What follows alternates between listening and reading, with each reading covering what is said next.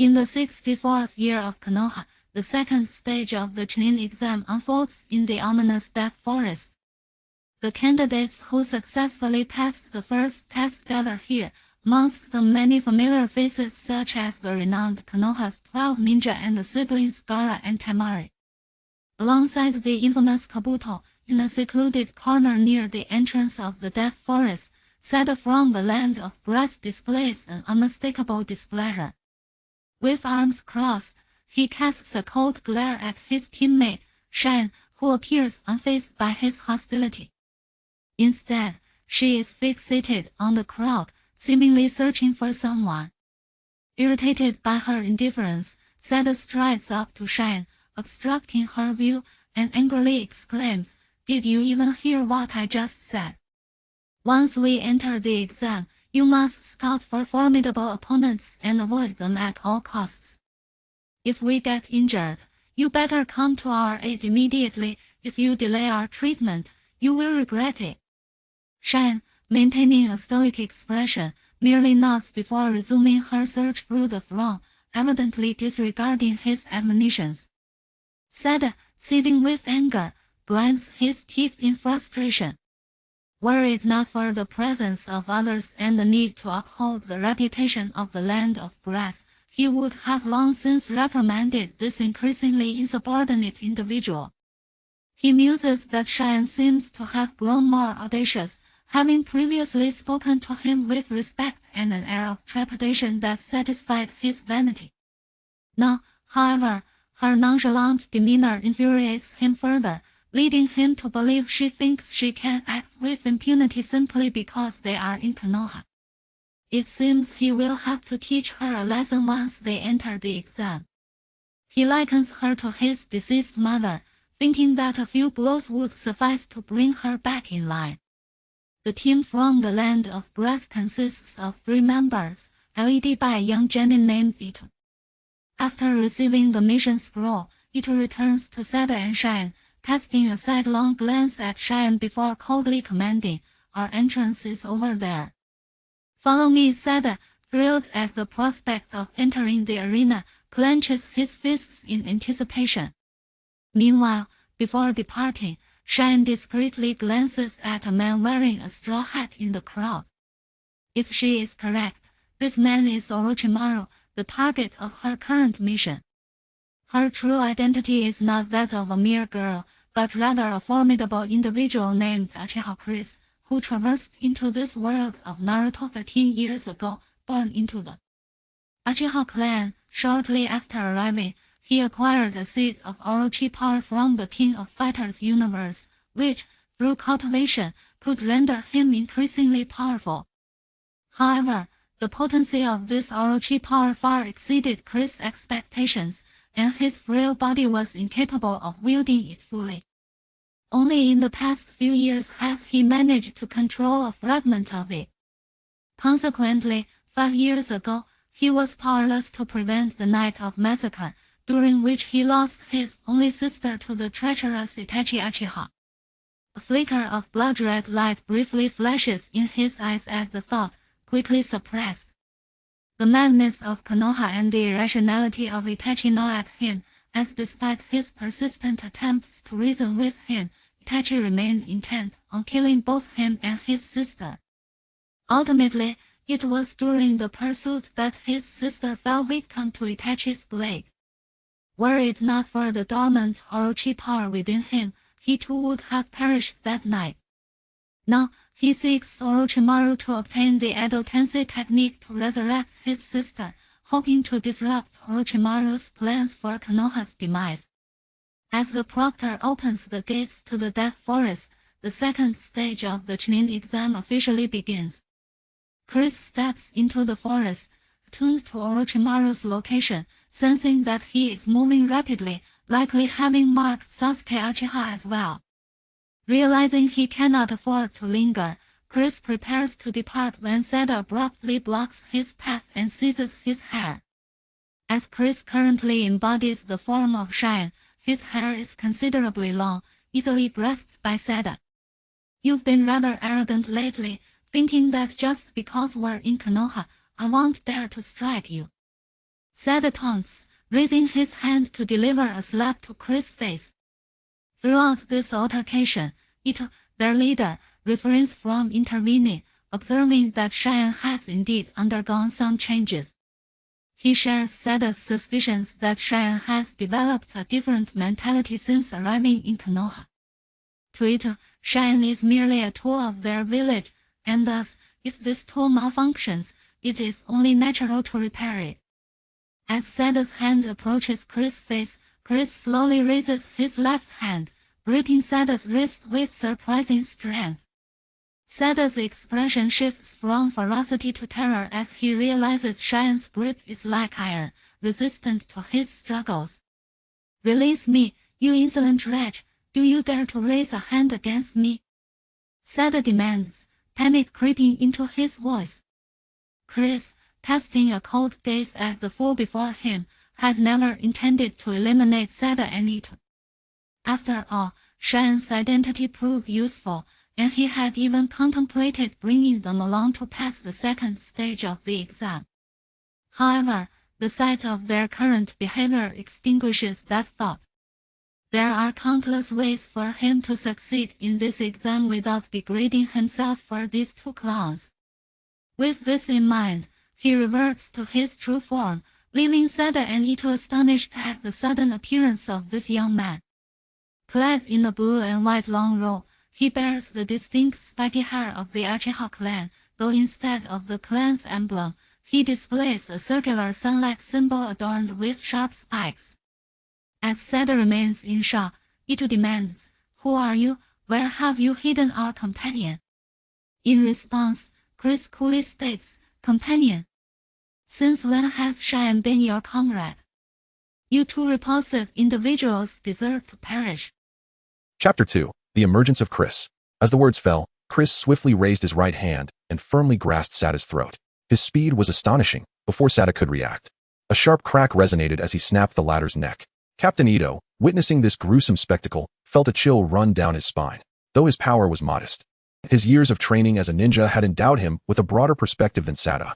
The moment Chris struck, he realized he was no match for this newly appeared youth, whose strength was at least that of a CH Nin. No, more accurately, at least that of AJ Nin. Faced with such formidable prowess, he had little chance of survival. If he did not flee now, when would he? Yet, just as he turned to escape, darkness enveloped him. A shuriken, dark as night, pierced the back of his head, and blood dripped to the ground. With a thud, Ito collapsed, lifeless, while Chris, his expression impassive, lifted Sada's corpse and unceremoniously stacked it atop Ito's. A small orb of ethereal violet flame manifested at the tip of Chris's right index finger, the azure flame wielded by the illustrious Yagami Iori. Having initially grasped the power of Orochimaru, Chris had naturally awakened this ability. With a gentle flick of his fingertip, he cast the azure flame upon the two corpses. In an instant, the tiny ember completely consumed them, reducing their remains to mere charred earth. After approximately 20 seconds, the bodies had utterly disintegrated into ash. Had one not witnessed the event, they would never have believed that two vibrant lives had once occupied that space. Having dealt with these bothersome nuisances, Chris turned and sprinted towards Orochimaru's direction. His movements were exceptionally agile, and along the way, he encountered several teams of genin participating in the exam. However, these lower-ranked ninjas remained blissfully unaware of the presence of a stranger passing by. As Orochimaru's aura grew increasingly distinct, Chris halted and concealed himself behind a large tree. Not far from his hiding place, a battle unfolded between Uchiha Sasuke and a rain ninja clad in a tight white suit with a breathing apparatus. It appeared that Orochimaru had yet to make his entrance and was, like Chris, observing Sasuke from the shadows. Upon catching a glimpse of Sasuke's face, Chris's gaze shifted to a more perilous intensity. It was Uchiha Itachi who had slaughtered the entire Uchiha clan, even mercilessly executing his own 6-year-old sister. Yet, he had struck a deal to spare his younger brother and Appo's life, a life bought at the expense of the other Uchiha and Appo's. Contemplating this, Chris clenched his fists, his eyes turning a deep crimson, 3 tomos spinning incessantly. Ultimately, he exhaled deeply, sealing the activation of his Sharingan, which had flared up due to his emotional turmoil. A small lapse in patience could lead to disastrous consequences. Sasuke played a crucial role in the upcoming plan, and he could not afford to act recklessly and kill him. At that moment, the clash between Sasuke and the Rain Ninja reached its conclusion, with the latter fleeing in defeat. Sasuke then discovered Naruto, who had been captured, hidden behind a tree. Sakura emerged after the enemy's defeat, engaging in her usual routine of reprimanding Naruto for being the laggard and subsequently fawning over Sasuke. However, amidst this, a brief incident occurred. As Sasuke rescued Naruto, a faint chakra presence emanated from Orochimaru's direction. Sasuke sensed this aura but remained silent, while Chris furrowed his brow, realizing that Orochimaru intentionally set the stage to test Sasuke. With his skills, Orochimaru could easily remain hidden from a genin like Sasuke, suggesting a certain chivalry in his approach, offering a signal before launching an ambush. If detected, they would advance. If not, he would strike with lethal intent. After the Rain Ninja's ambush, Sasuke proposed that the three of them establish a secret code known only to themselves for identity verification. Sakura, ever the sycophant, had no objections, while Naruto voiced his dissent but was silenced by a swift punch from Sakura. In the end, Sasuke suggested a long and convoluted code that was quite difficult to remember. Sakura listened intently and quickly memorized it. Though the length posed a challenge, it was manageable for her. Naruto, however, crossed his arms and shook his head, displaying an expression akin to that of Elbu when he claimed to have attained enlightenment, clearly bewildered. Just as they finalized their code, Orochimaru's wind release technique surged forth, scattering the three in different directions. Chris's lips curled into a slight smirk. Finally, Orochimaru had revealed himself. As in the original narrative, Sakura and Sasuke quickly recognized each other thanks to the code, while Orochimaru's disguise as Naruto was instantly unmasked by Sasuke. Orochimaru, shedding his transformation, regarded Sasuke with a chilling smile. You know that blonde brat would never decipher such a lengthy code. Why choose this particular one? Clutching a kunai, Sasuke confidently replied, I had already sensed your hidden gaze. I merely sought to draw you out using this method. Orochimaru licked his lips, a satisfied smile gracing his features. Although he was considerably weaker than Uchiha Itachi, this preliminary assessment was passable. Next would be the advanced and challenging tests, but first, he needed to draw out another individual. He turned his gaze toward Chris's hiding spot, licking his lips with a grin. No need to hide. Come forth as well. Chris, taken aback, had initially planned to ambush Orochimaru during his use of the cursed seal on Sasuke, but he had inadvertently revealed himself. He recalled that his emotional outburst had activated his Sharingan, likely the source of the chakra disturbance that betrayed his presence. Since he had already been exposed, there was no need for subterfuge. He stepped out from behind the tree and addressed Orochimaru. I merely released a hint of my chakra, and you detected it. Truly, you are the legendary Sannin, Orochimaru. Orochimaru, slightly surprised, had not anticipated that the one hiding would be a mere child. The young one's concealment skills were exceptional. Had he not slipped earlier, he might never have noticed. Moreover, how did this child discern his true identity? He was currently utilizing someone else's visage. And even his disciple, Mitarashi Anko, had not recognized him. It suddenly dawned on him that before entering the Forest of Death, a red-haired grass ninja had been secretly observing him, likely a guise of this very child. It seemed the boy's target was none other than himself. How intriguing. At the moment Chris revealed himself, Sasuke became acutely vigilant, having been entirely oblivious to Chris's presence until Orochimaru's reminder. Moreover, there was something familiar about this individual, as if he had encountered him somewhere before. Chapter 3. Never compromise in the face of enemy threats. Sasuke and Chris had indeed crossed paths before, but at that time, Chris was merely an inconspicuous member of the Uchiha clan, while Sasuke was the legitimate son of the clan leader. Furthermore, Chris had never attended the Ninja Academy. Thus, despite their few encounters, they had no meaningful connection. Chris might have taken notice of Sasuke, but Sasuke certainly did not regard Chris as anything more than a mere background character. At this moment, Sasuke felt a hint of pressure. He was now confronted by two adversaries, and the situation had grown somewhat precarious. Just then, he noticed someone tugging at his sleeve, and, with a sidelong glance, he spotted the pale-faced Sakura. With a disdainful snort, he remarked, if you're frightened, you can flee alone. Sakura, startled by his words, shook her head vigorously and replied, no. Sasuke-kun, did you not hear what that boy just said? Finding Sakura a bit bothersome, Sasuke briefly recalled Chris's words, and his mouth fell agape in horror as he gazed at Orochimaru. Seeing the expression on Sasuke's face, Orochimaru felt a twinge of disappointment. He had intended to test Sasuke's talent under the guise of a candidate, but now that his identity was revealed, Sasuke had likely lost the confidence to confront him directly. With this thought, Orochimaru's demeanor instantly turned cold as he addressed Chris. Now that you are aware of my identity, state your purpose. Who is behind you? And what do they seek from me? Chris, feeling a surge of excitement at Orochimaru's gaze, realized that he had not engaged in combat for years and was uncertain of his own strength. However, he estimated that he was at least of elite Jonin caliber, though he could not ascertain whether he had reached the level of a Kage. Thus, Orochimaru presented an excellent opportunity to gauge his strength. If he truly could not defeat him, he still possessed special means to ensure his survival. Nonetheless, as ninjas valued harmony, he decided to adopt a courteous approach before escalating matters. I have yet to introduce myself, Chris stated. My name is Chris. I am not here on anyone's orders. Rather, I have come to seek your assistance. I wish to obtain a jutsu from you. If you grant me this request, I shall leave immediately and will not disrupt your subsequent plans. Orochimaru's expression turned incredulous, and a sinister grin crept across his lips. Haha, young Chris. How bold you are to approach me seeking jutsu, without any preamble. Such youthful audacity. Orochimaru remarked with a teasing tone. Even Sasuke and Sakura were taken aback by Chris's audacious demeanor, exchanging incredulous glances. How could he dare speak so casually to Orochimaru, one of the legendary Sannin? Did he not fear that he might be killed in a fit of rage? Orochimaru was a figure of legend, one of the 3 proud students of the 3rd Hokage. Renowned since the Second Shinobi World War, how could Chris be so audacious? Upon realizing that he stood before Orochimaru, one of the Sannin, Sasuke's resolve to fight diminished. Before understanding his opponent's identity, he had considered facing 2 foes. Now, knowing Orochimaru's identity, he merely wished to escape with Sakura and report the situation to the proctor of the Chunin exams. Chris, undeterred by Orochimaru's disdain, pointed at Uchiha Sasuke and said, "Your target is this individual, is it not?" Orochimaru's smile faded as he fixed Chris with a chilling gaze. Chris continued, "Your objective is Uchiha Itachi's younger brother, Uchiha Sasuke, and there are also plans for revenge against Konoha. If you provide me with the Edo Tensei technique, I will leave without interfering with your plans. However, should I not receive the jutsu, neither your revenge plans nor your objective concerning Uchiha Itachi's brother will come to fruition." Orochimaru's expression darkened at these words. How dare this mere child threaten him, one of the Sannin?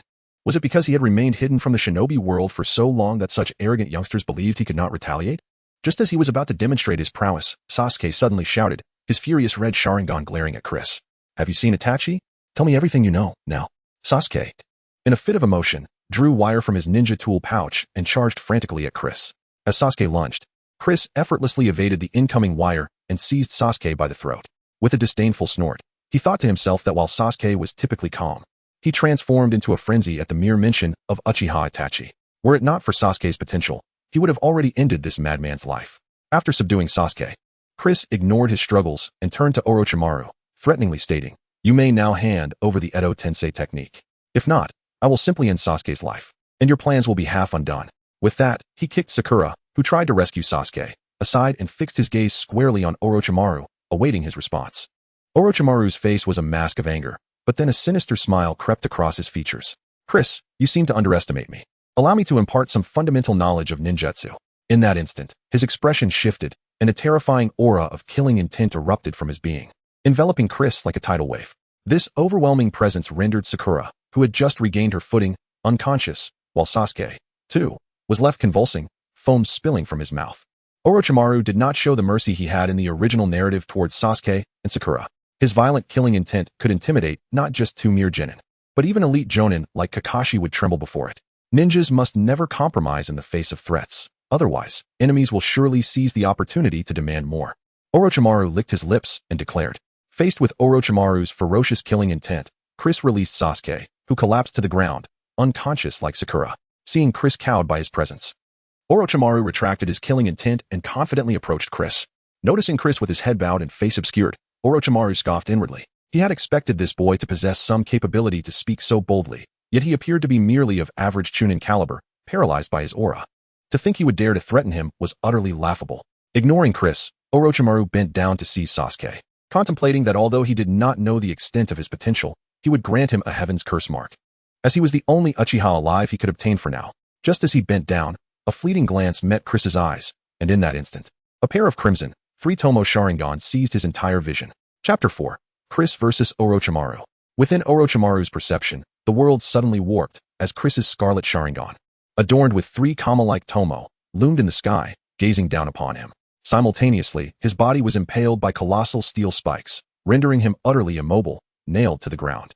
With great difficulty, Orochimaru lifted his gaze towards the hovering Sharingan, incredulously exclaiming, "You possess the 3-tomo Sharingan.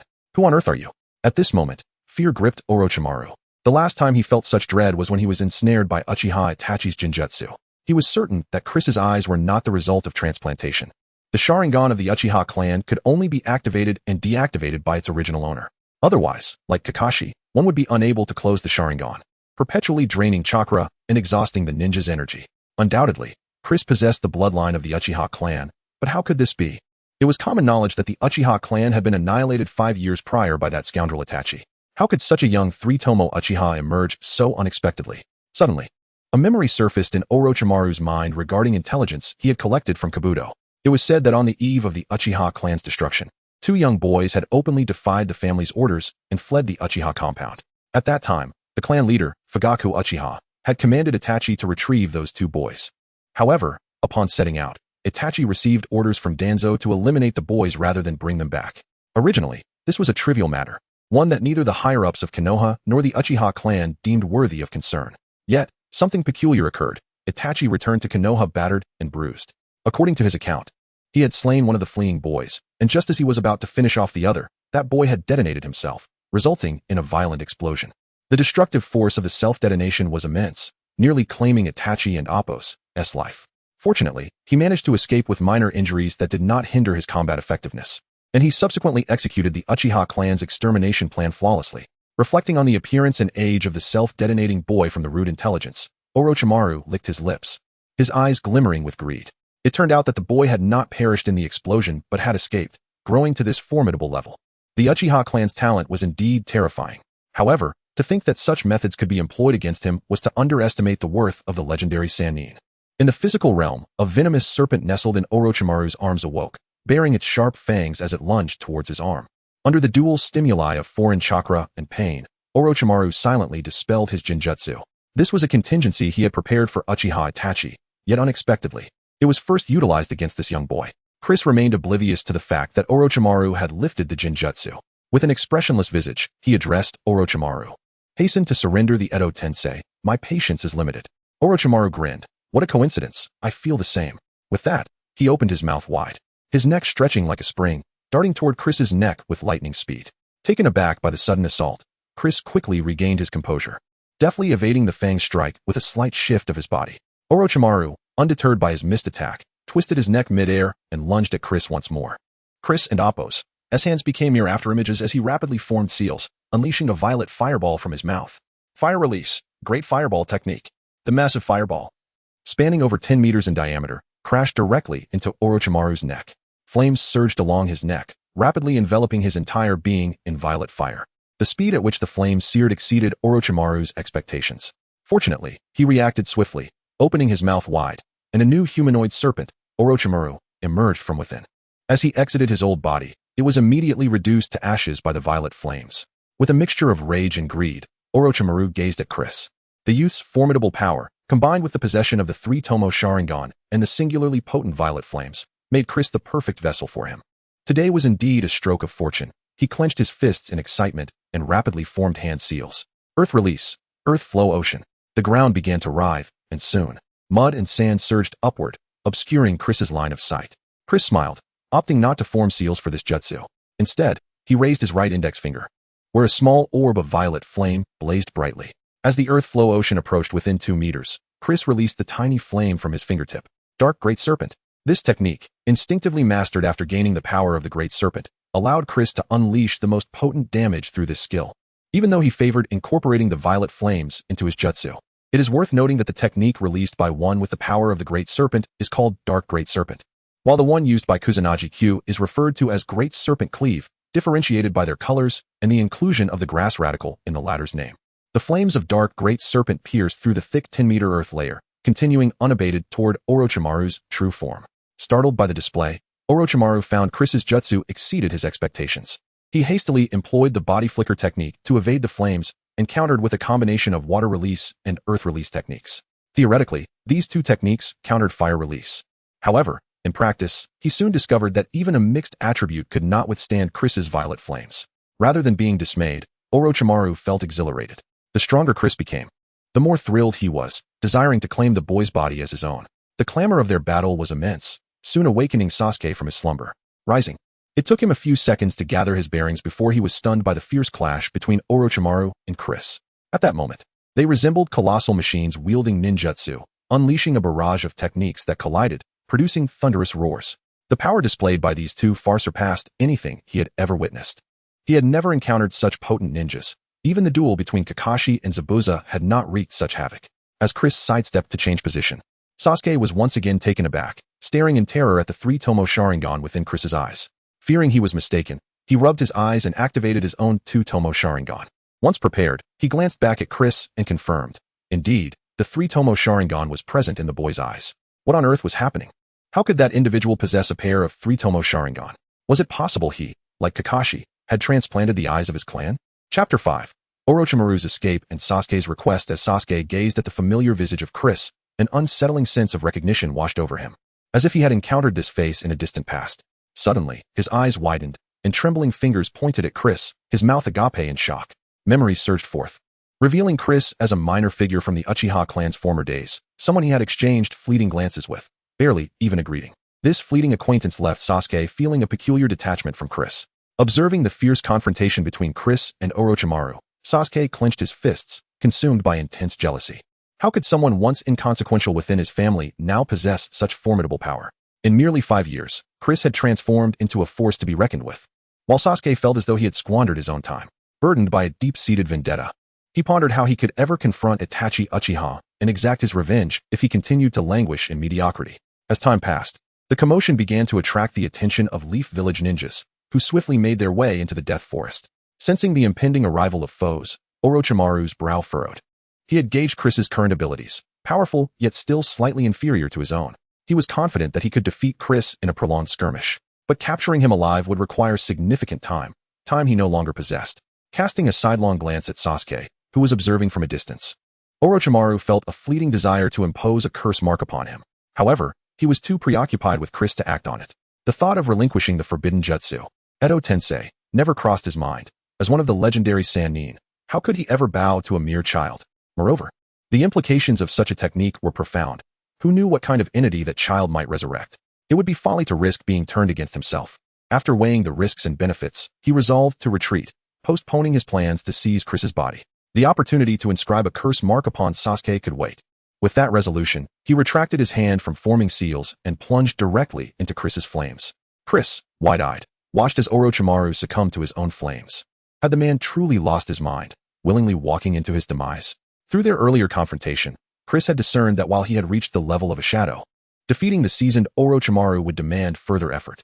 Just as he contemplated whether to transform and eliminate Orochimaru, the latter had unexpectedly thrown himself into Chris's inferno. Though Chris's flames could not sustain themselves like Amaterasu, their burning intensity was undeniably formidable.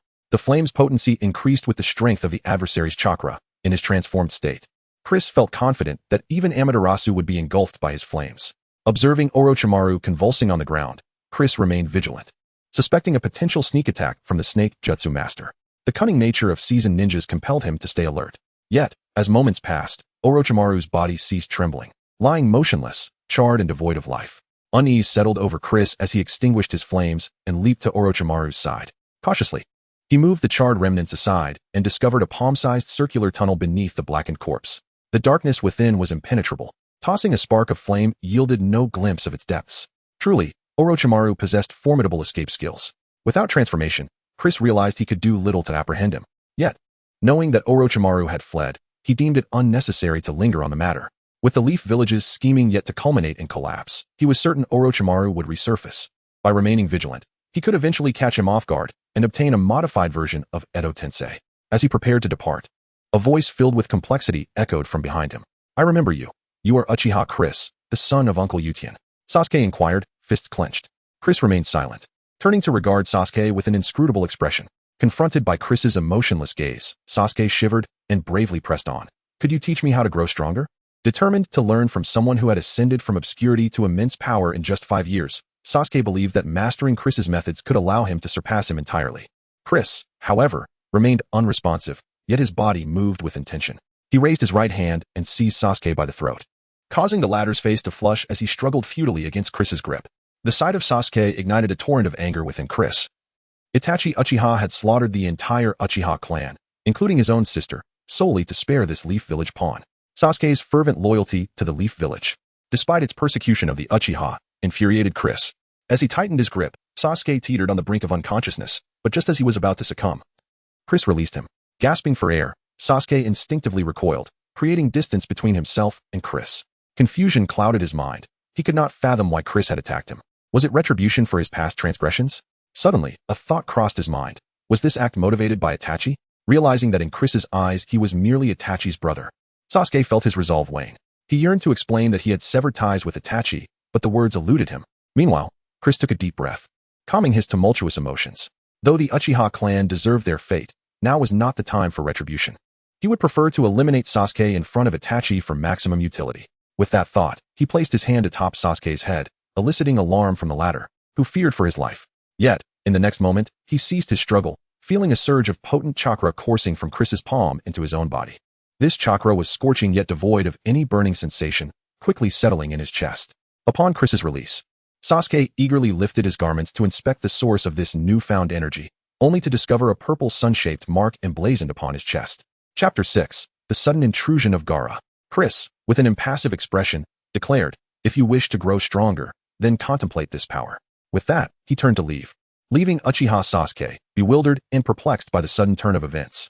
He had bestowed upon Sasuke the mark of the serpent flame, an emblem that granted its bearer a fraction of the serpent's might. This act was not born out of altruism.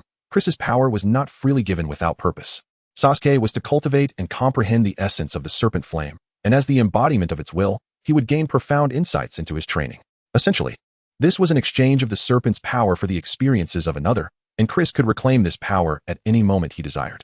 Once Sasuke had mastered the serpent's might to a sufficient degree, Chris could effortlessly absorb all of Sasuke's strength in one fell swoop, leaving Sasuke's vitality to wither away like that of a Jinchuriki stripped of their tailed beast. As one of the two protagonists in the world of Hokage, Sasuke's innate talent was indisputable. He was undoubtedly among the elite of the shinobi realm. Lending his power to another was a deal that promised immense gain with minimal risk. Just then, Chris sensed an approaching presence, and to his surprise, Naruto Uzumaki appeared atop a nearby tree.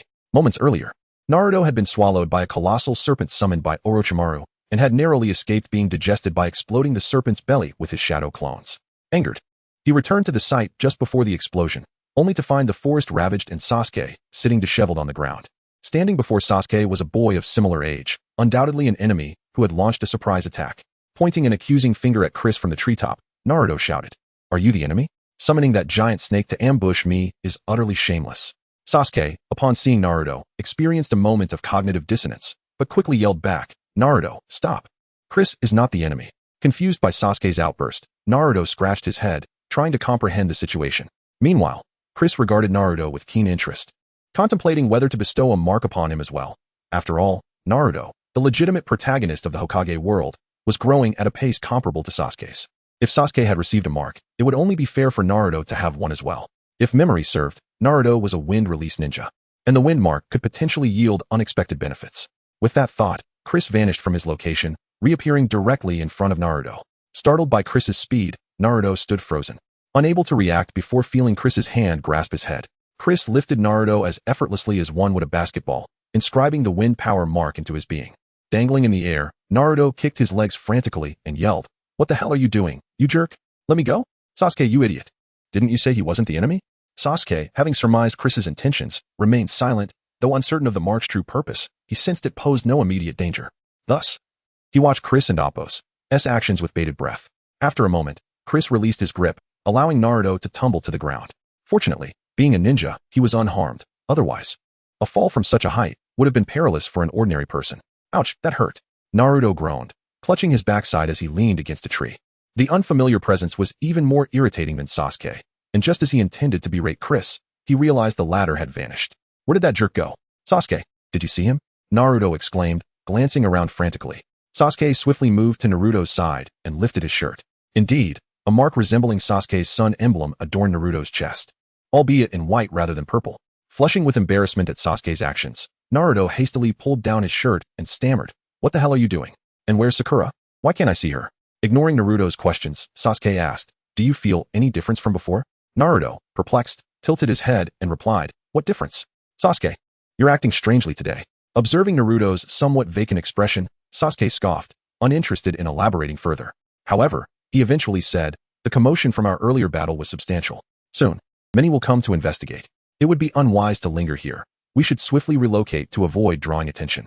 Though Naruto was not the sharpest tool in the shed, he complied with Sasuke's directive, and together they retrieved the unconscious Sakura from the nearby thicket before taking a concealed path through the woods to escape the scene. Meanwhile, Chris, having bestowed the marks upon both Naruto and Sasuke, continued his search through the forest. He sought to employ the same tactic again, aiming to find a genin candidate to assume an alternate identity for the Chunin exams. He harbored no particular interest in the Chunin title.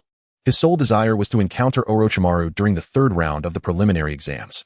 Given their previous encounter, Orochimaru would likely regard Chris with newfound respect, granting him the leverage to negotiate, whether as an ally or an adversary. His sights were set on 3 genin from the Sound Village: Dosu, Zaku, and Kin. These 3 were not particularly noteworthy among the candidates, and neither Konoha nor other nations' ninjas paid much attention to the small Sound Village, making them ideal for Chris's covert plans. Just as he contemplated how to approach Orochimaru, a claw made of sand suddenly shot out from the shadow of a tree where he had landed. With a diameter of 2 to 3 meters, the sandy claw rushed toward Chris, threatening to ensnare him. With narrowed pupils, Chris swiftly pivoted, striking the edge of the sand with his palm, using the force of the impact to escape its grasp and land on the ground.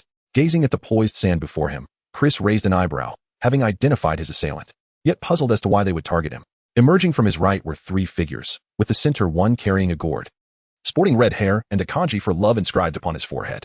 This individual was none other than Gaara, the son of the 4th Kazekage. The other 2 were his siblings, Kankuro and Temari. Chris furrowed his brow, recalling that the trio had entered the Forest of Death from a location far removed from here. How had they ended up in this vicinity? Chapter 7. Freeing Gaara, targeting the Sound Ninja Trio. The Sand siblings were naturally drawn to the fierce battle between Chris and Orochimaru. The devastation caused by their clash was immense, echoing throughout the Death Forest, catching the attention of all candidates and examiners present. The examiners, along with the Leaf Village ninjas, were compelled to investigate such an extraordinary occurrence, while the candidates harbored a contrasting mindset. A display of such formidable destructive power suggested that both combatants were at least of jonin rank. Many candidates chose to distance themselves from the chaos, adopting a philosophy of avoiding unnecessary trouble. Only a handful, confident in their own abilities, approached the scene. Among them Gaara's team. Kankuro, stroking his chin, scrutinized Chris, noting his ability to evade Gaara's sand attacks, indicating impressive taijutsu skills. However, he mused, no matter how strong the physical techniques, they would be futile against Gaara. With a wry smile, he remarked, "Today is indeed fortuitous.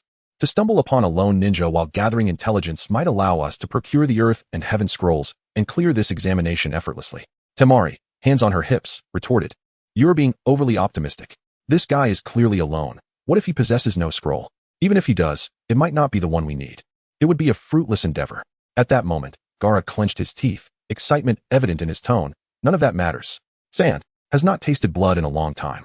Noticing Gaara's unsettling demeanor, Temari and Kankuro quickly tempered their casual banter, offering him forced smiles of reassurance. "There's no need to be so eager.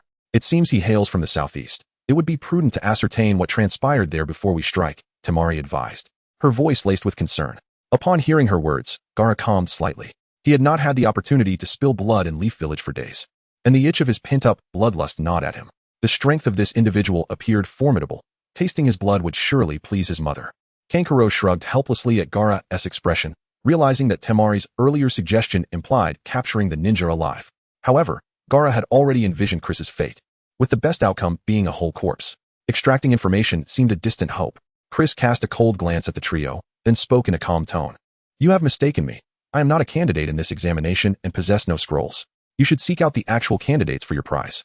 With that, he turned to depart, but the ground began to writhe, and a storm of sand obstructed his path. He turned back, his gaze icy upon Gaara, who had made his intentions clear. Gaara, arms crossed and expression impassive, inquired, "Are you implying that you are not a candidate, but rather an examiner for this test? If so, produce your Leaf Village forehead protector and proof of your chunin status. If you cannot." As he spoke, Gaara licked his lips, seemingly relishing the anticipation of Chris failing to provide evidence. Chris, however, had no such forehead protector or chunin credentials, having left the Leaf Village at a young age. He had never served as a ninja. Furthermore, he had no intention of wasting time with this lunatic. He needed to locate the Sound Ninja team, and engaging in idle chatter was not on his agenda. In the full attention of the Sand siblings, he vanished in a flash. Their expressions froze in disbelief. The man had just disappeared? Gaara's eyes widened in shock as he searched frantically in all directions, while Temari and Kankuro readied themselves for a potential ambush. Moments later, they confirmed Chris had indeed left, and Temari and Kankuro breathed a sigh of relief, thankful it was merely a false alarm. Yet, the levity of earlier had dissipated. They had not anticipated Chris's remarkable speed. Based solely on this velocity, it was evident that he was far superior to a mere genin, and even surpassing many chunin in swiftness. They exchanged glances, swallowing hard. Could he possibly be of the same caliber as their teacher, the Jonin Maki? Gaara's excitement surged as he recalled Chris's visage.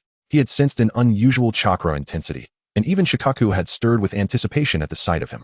The battle to the southeast likely involved this very individual.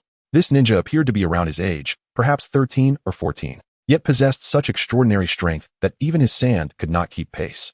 Moreover, Chris claimed he was not a candidate, leading Gaara to speculate that he might be a Jonin from the Leaf Village, or even a member of a covert division like the Umbu. The thought sent shivers down his spine. If he could offer this ninja's blood to his mother, it would undoubtedly bring her immense joy.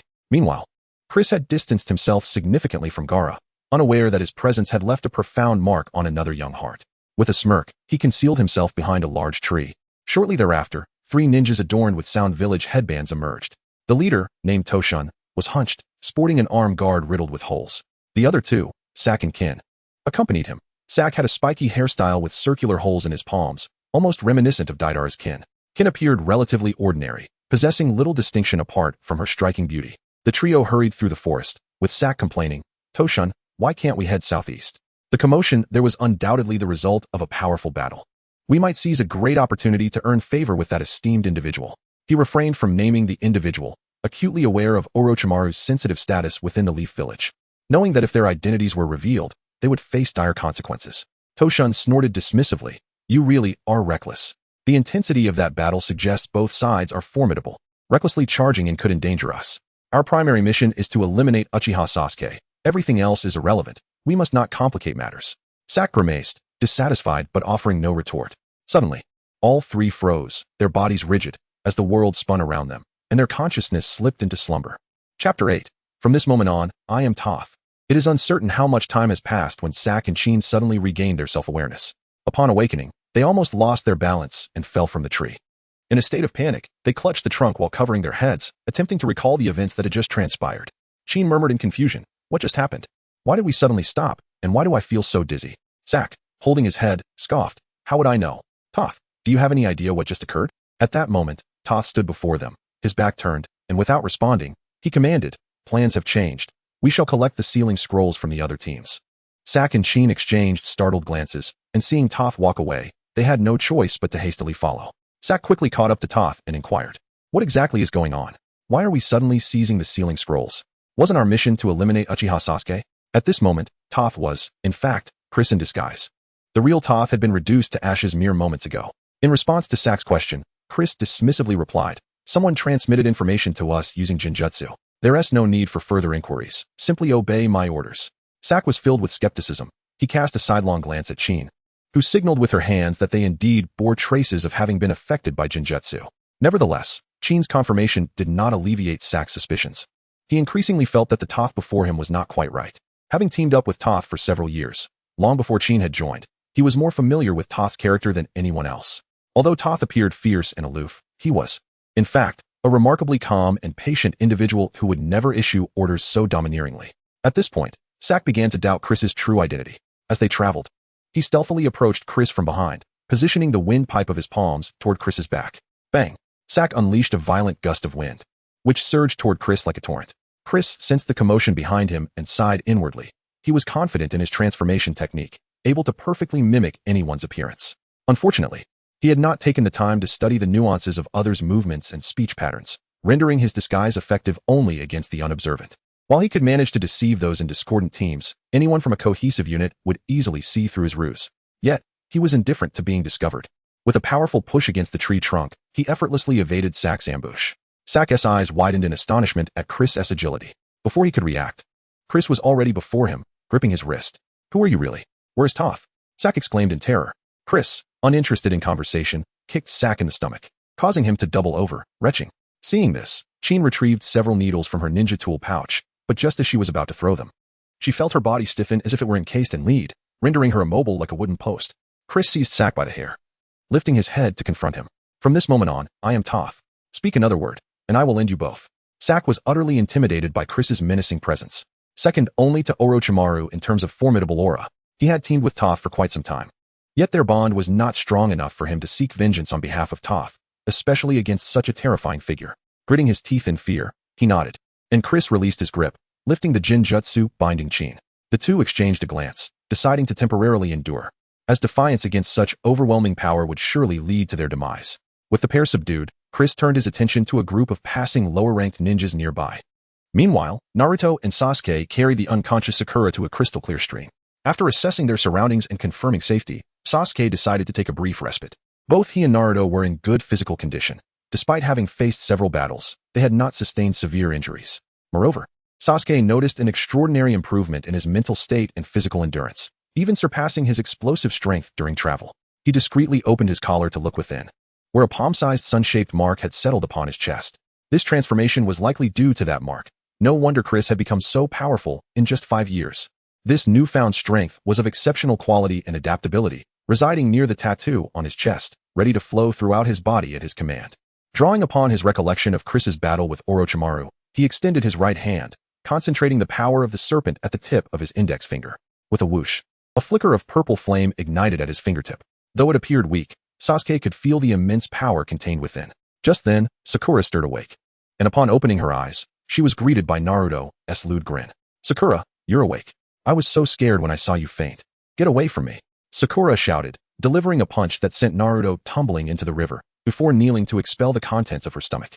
Naruto's lascivious expression was too potent. She feared it would leave her with a psychological scar for life. Their playful banter caught Sasuke's attention, prompting him to retract his flame. His expression sour as he observed the two.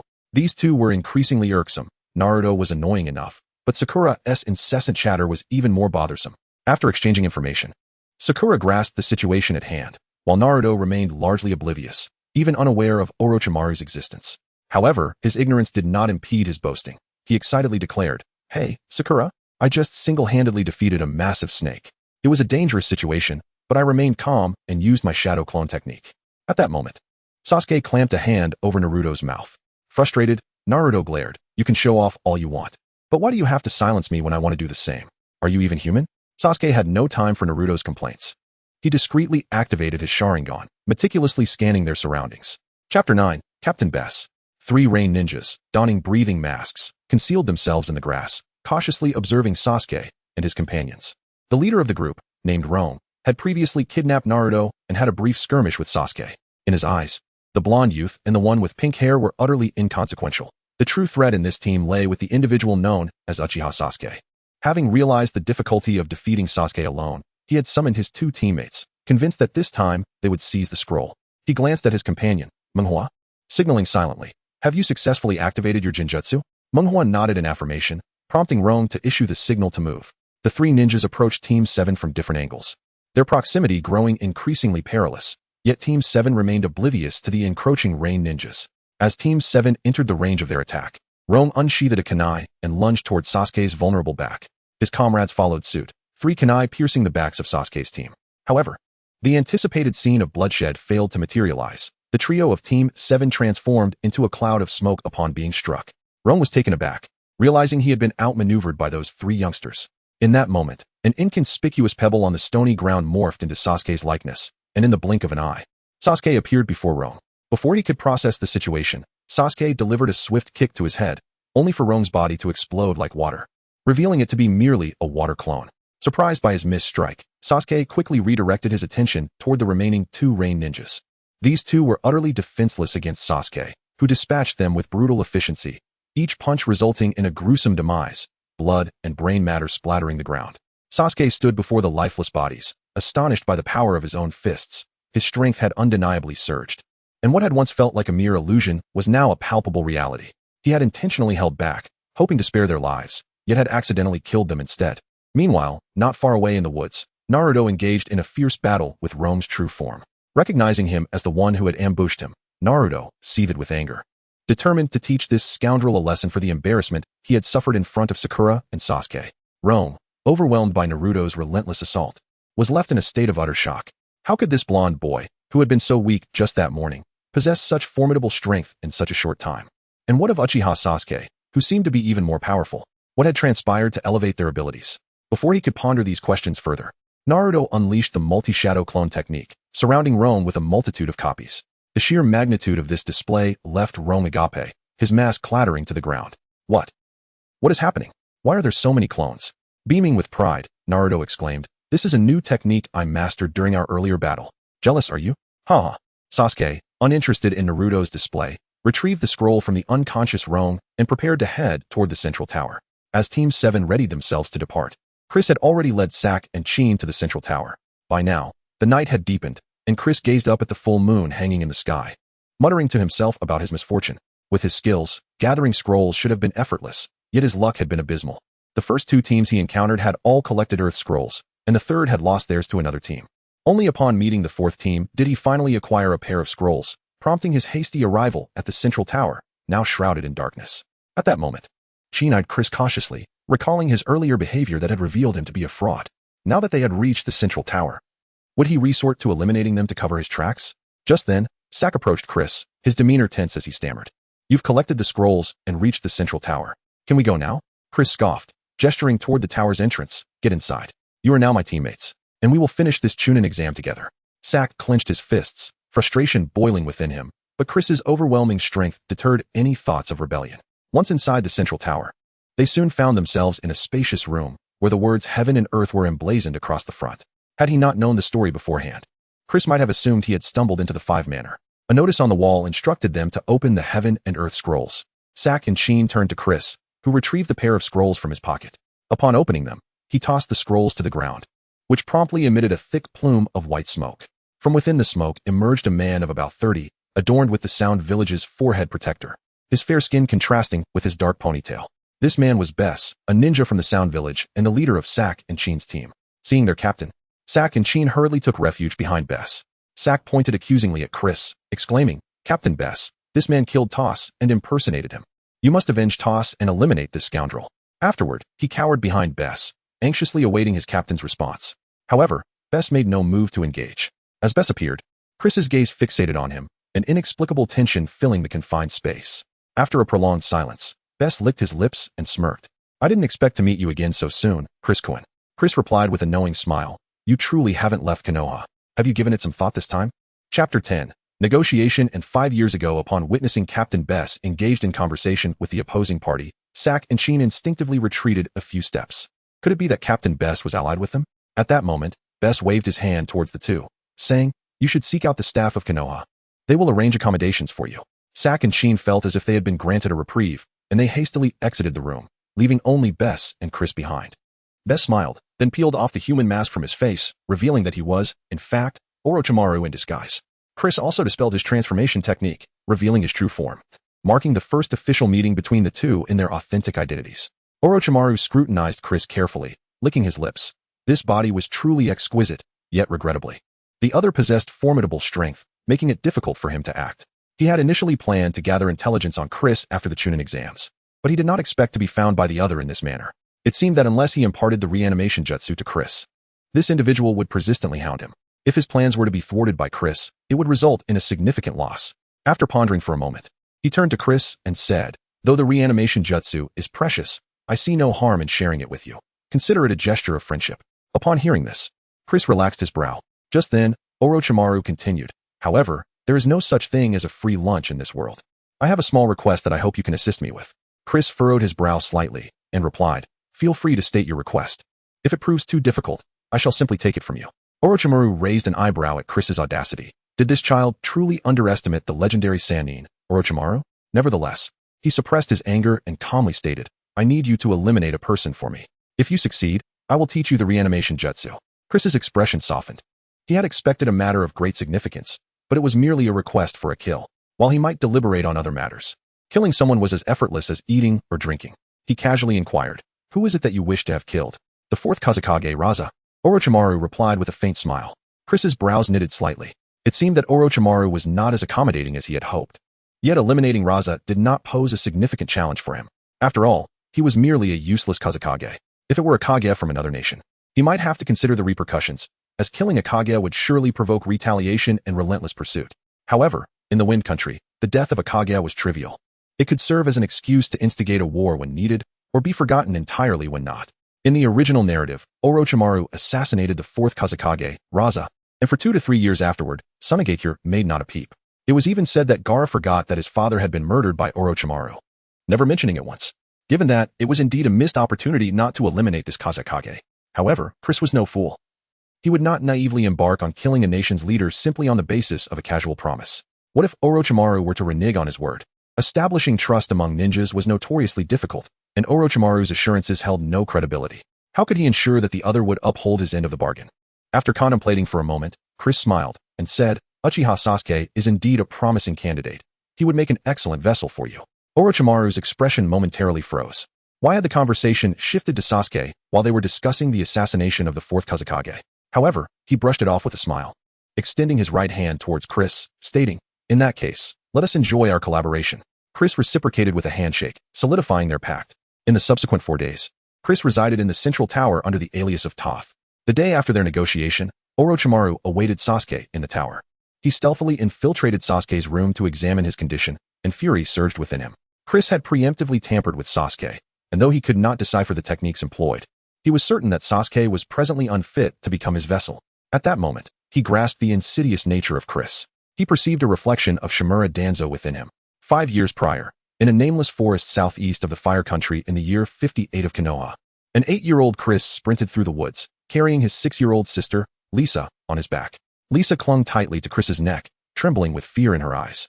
Recently, clan leader Fugaku had issued an edict forbidding any Uchiha clan members from leaving their territory, yet Chris had defied this command and taken Lisa away.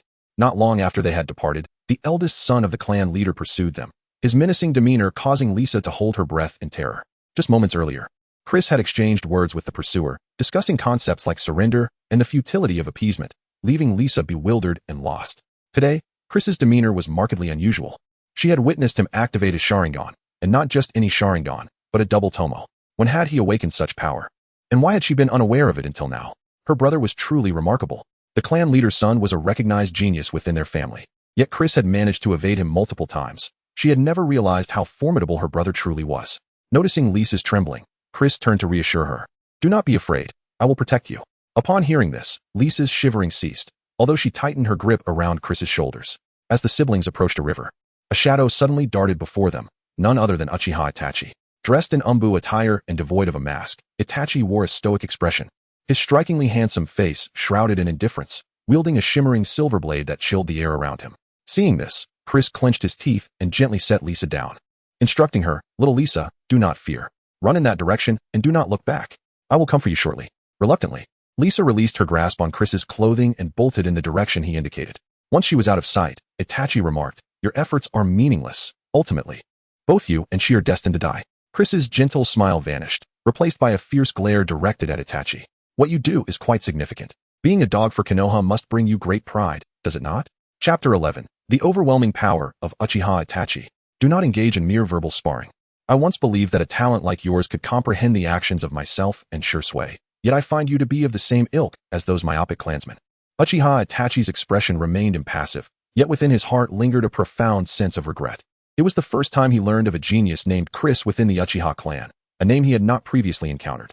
Initially, as he pursued his opponent, he merely noted the swiftness of their speed. It was only after their brief skirmish that he recognized the depth of their strength. Firstly, there was the Sharingan. Judging by Chris's age, he appeared to be of a similar stature to Sasuke, around 8 or 9 years old, surely not exceeding a decade. To awaken the double Tomo Sharingan at such a tender age was an exceedingly rare feat in the annals of the Uchiha clan. Even Itachi, a prodigy in his own right, had only achieved a single Tomo at that age, let alone the extraordinary prowess of Chris's double Tomo. Although Itachi wielded the 3-Tomo Sharingan, it was imperative to acknowledge that his strength far surpassed that of an ordinary 3-Tomo J-Nin. No common Uchiha J-Nin could evade his relentless pursuit, especially not a small girl. Chris's capabilities transcended his wildest imagination. This reminiscence drew Itachi back to his own 8-year-old self, who had proudly graduated early from the ninja academy and embarked on missions with his comrades. Yet, during one such task, they encountered the formidable masked man, who mercilessly slaughtered his companions and instructor, sparing only him. Had he possessed Chris's extraordinary strength at that time, he might have at least ensured the survival of his comrades and teacher, rather than witnessing their total demise. As he contemplated this, Itachi lamented Chris's remarkable talent, pondering why such a gifted individual would harbor the distorted mindset typical of ordinary Uchiha clansmen. Chris, meanwhile, sensed a peculiar tone in Itachi and Appo's words. Yet he had no interest in delving into the emotional intricacies of the Uchiha. Since his adversary seemed inclined to converse, he willingly engaged in the dialogue as a means to stall for time. "I concur with your assessment of the Uchiha as short-sighted individuals. Yet such myopia is not a capital offense. If the Uchiha elite conspire for a coup, it would suffice for Konoha to eliminate them without necessitating the execution of every ordinary clan member. Konoha's objective is to eradicate the Uchiha entirely. If you cannot grasp even this, then our discourse is futile." Itachi understood Konoha's intentions and fell into a contemplative silence. Chris was content to remain there, buying time. For each passing second granted Lisa a greater chance of survival. After a brief moment, Itachi raised his gaze, resolute. The Uchiha are no match for the village. Even if a coup were to unfold, the ultimate outcome would merely be the obliteration of the clan, branded forever as a traitorous family. Instead, I shall bear the weight of all sins. Thus, the family's reputation may endure. A wave of nausea washed over Chris. He found himself repulsed by such a foe who would not resist in the face of overwhelming power.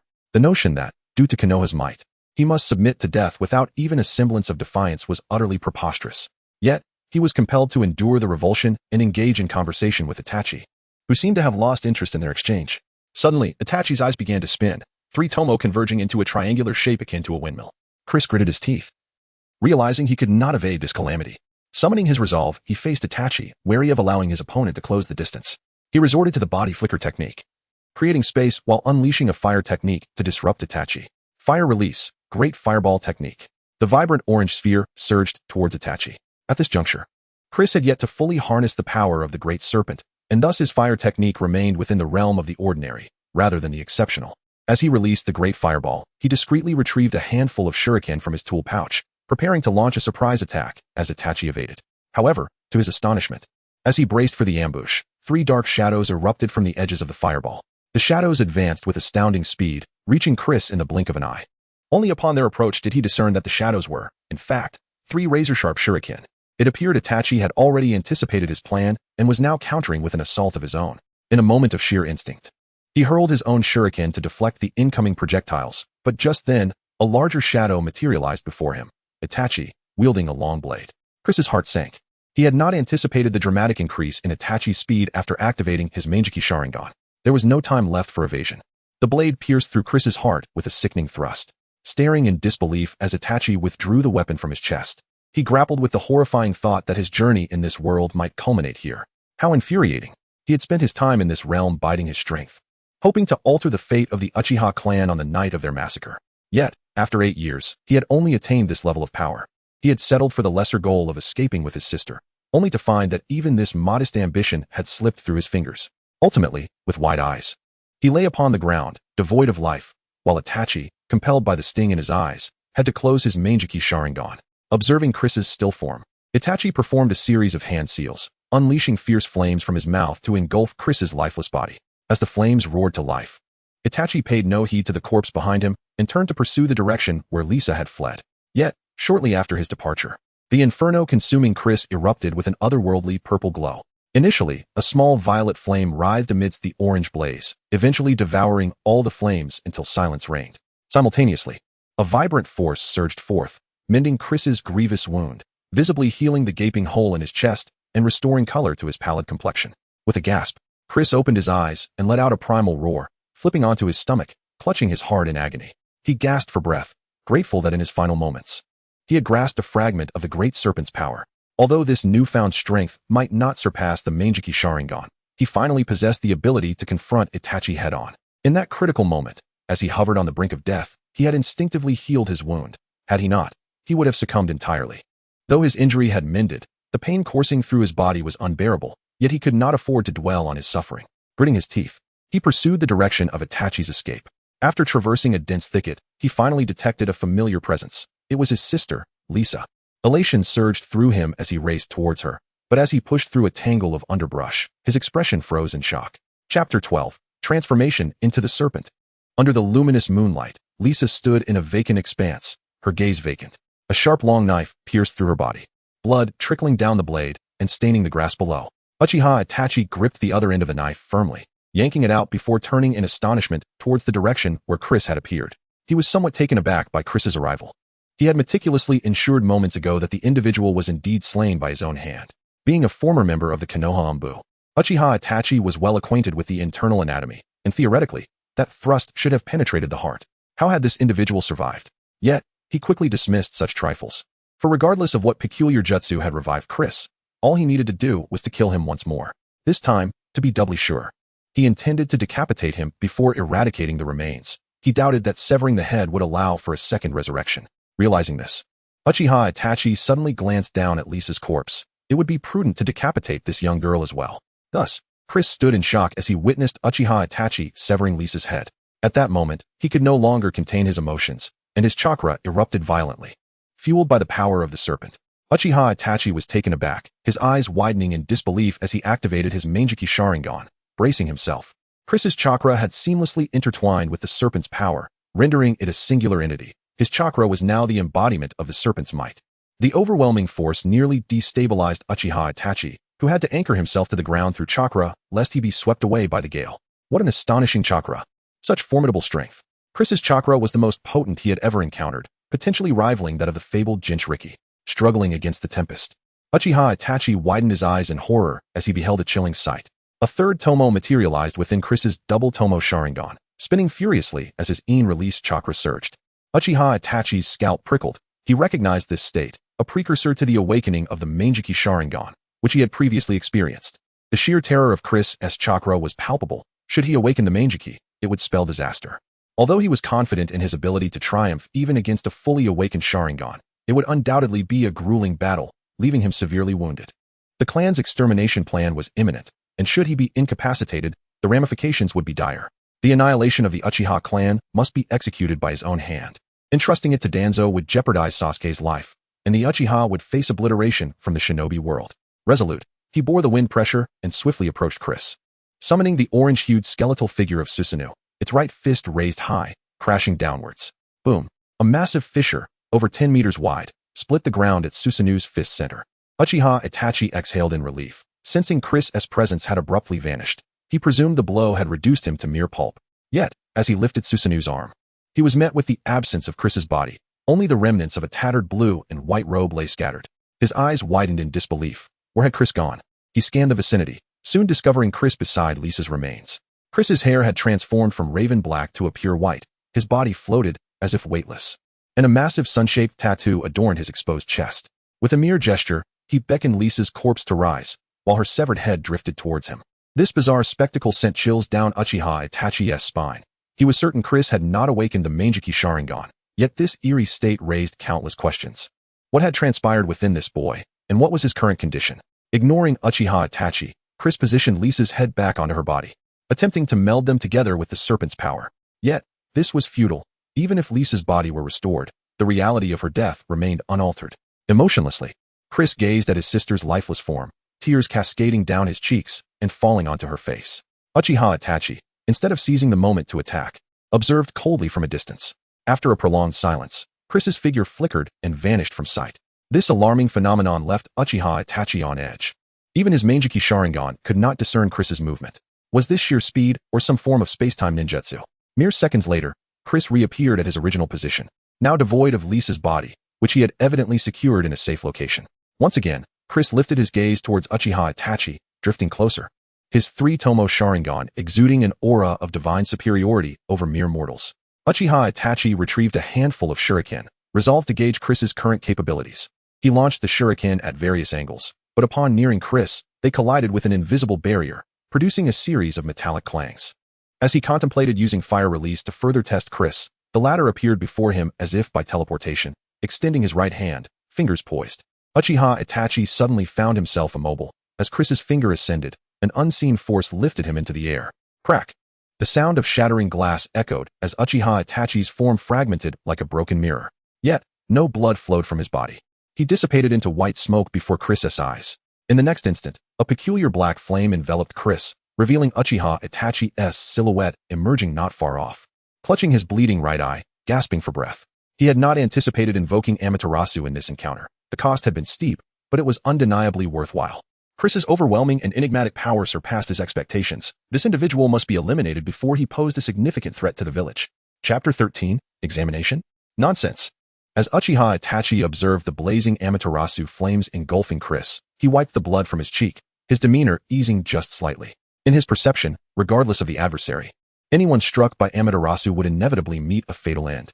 This was an eternal inferno, a hellfire that could never be extinguished. No one could escape its grasp. At that moment, however, Itachi's expression abruptly froze.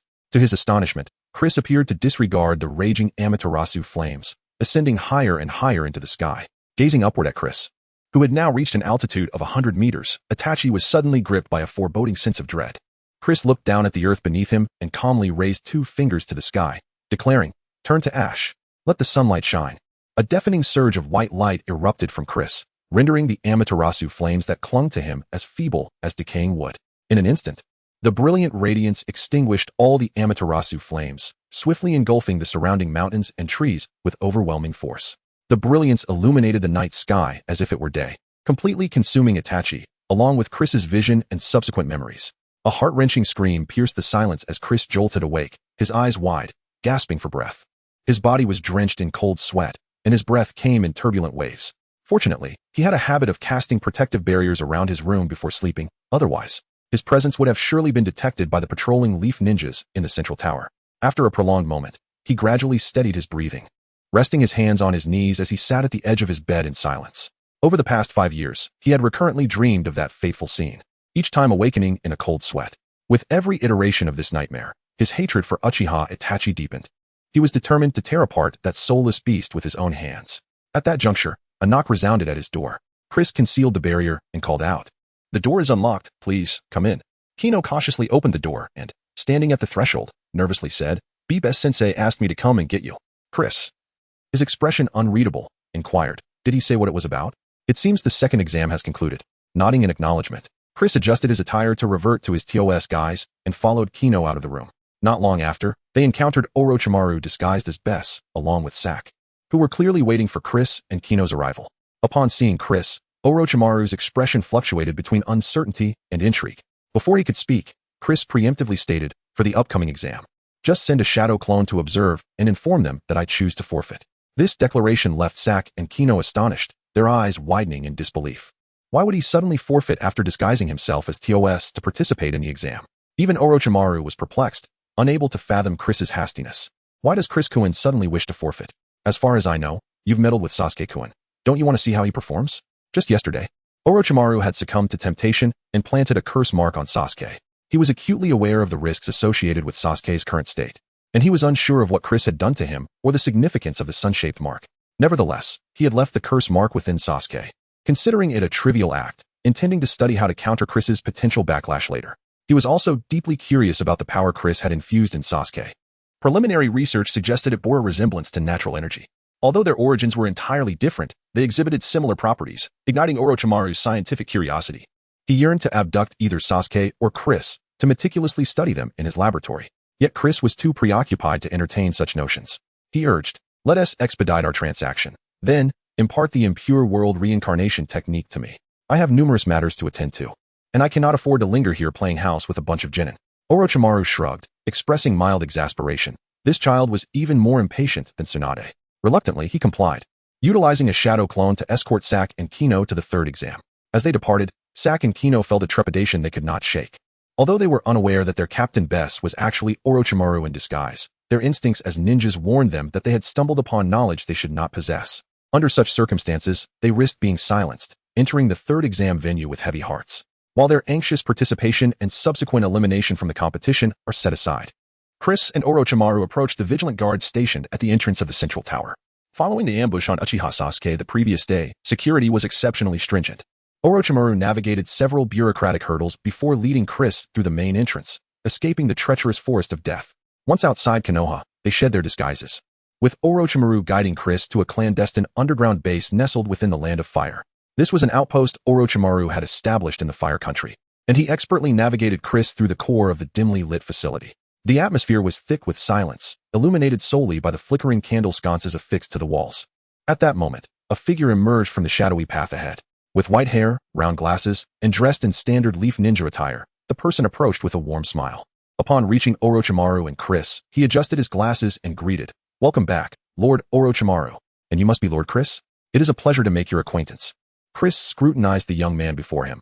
He was none other than Yakushi Kabuto, the master of dreams who had fulfilled the wishes of countless individuals on the battlefield of the Fourth Great Ninja War. Chris pondered the implications of Kabuto's intelligence-gathering prowess and Orochimaru's trust in him. Surely, he possessed knowledge regarding the usage of impure world reincarnation.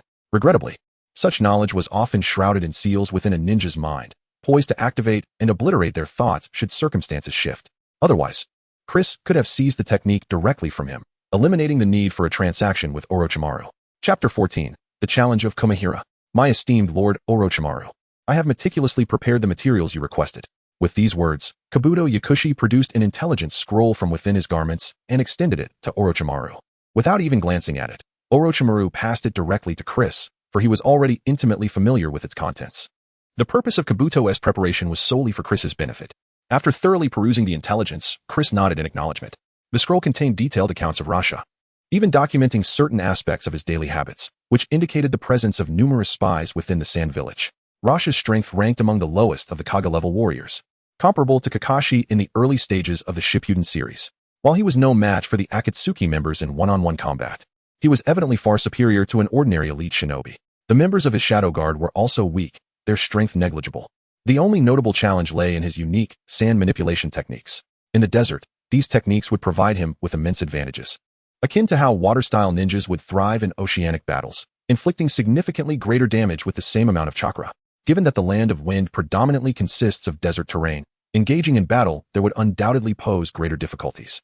Conversely, initiating combat in the Land of Fire could risk exposing their plans, as it is far more populous and densely inhabited, thereby increasing the likelihood of information leakage due to the higher ninja density compared to the Land of Wind.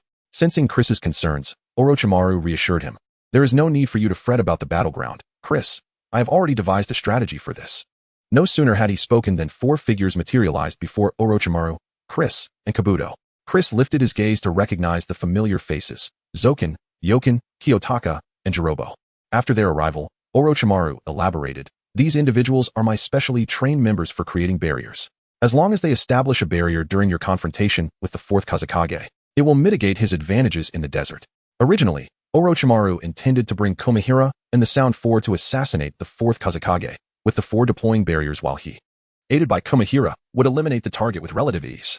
However, with Chris willing to engage, he was pleased to conserve his strength. After all, Komihira's condition was deteriorating daily. Each time he refrained from combat would grant him more time to accomplish vital tasks. As for the Sound Four, he deemed them inconsequential, merely barrier operators who need not partake in frontline battles. Moreover, he had prepared contingencies. Should Chris be defeated, he would intervene to eliminate the fourth Kazekage and seize Chris. Conversely, if Chris emerged victorious, he would act according to circumstances. If the opponent sustained severe injuries, he would still intervene, but if the foe retained substantial combat capacity, he would abide by their agreement to transfer the Edo Tensei technique. As he contemplated his forthcoming plans, a deep voice resonated from the hallway's end. Lord Orochimaru, allow me to engage in a fair duel with this individual. The group turned to see a young man with long white hair, clad in a white robe, adorned with a purple sash and two red dots upon his brow, emerging from the shadows. The assembled crowd immediately recognized him as the last scion of the Kagaya clan, Komihira. Upon his arrival, the Sound Four tensed, retreating a step to grant Komihira passage. Kabuto adjusted his glasses, his eyes reflecting an inscrutable gleam. Previously, when Orochimaru had tasked him with gathering intelligence, he had discreetly informed Komihira about Chris. When Chris entered the underground base alongside Orochimaru, he relayed this news to Komihira, albeit characterizing Chris not as Orochimaru's partner, but as someone of significant interest to him, likely intended as a new vessel. The ensuing events promised to be most intriguing, and he was curious about Chris's true capabilities. When he had first heard Orochimaru speak of Chris's prowess, it had seemed like an enigma.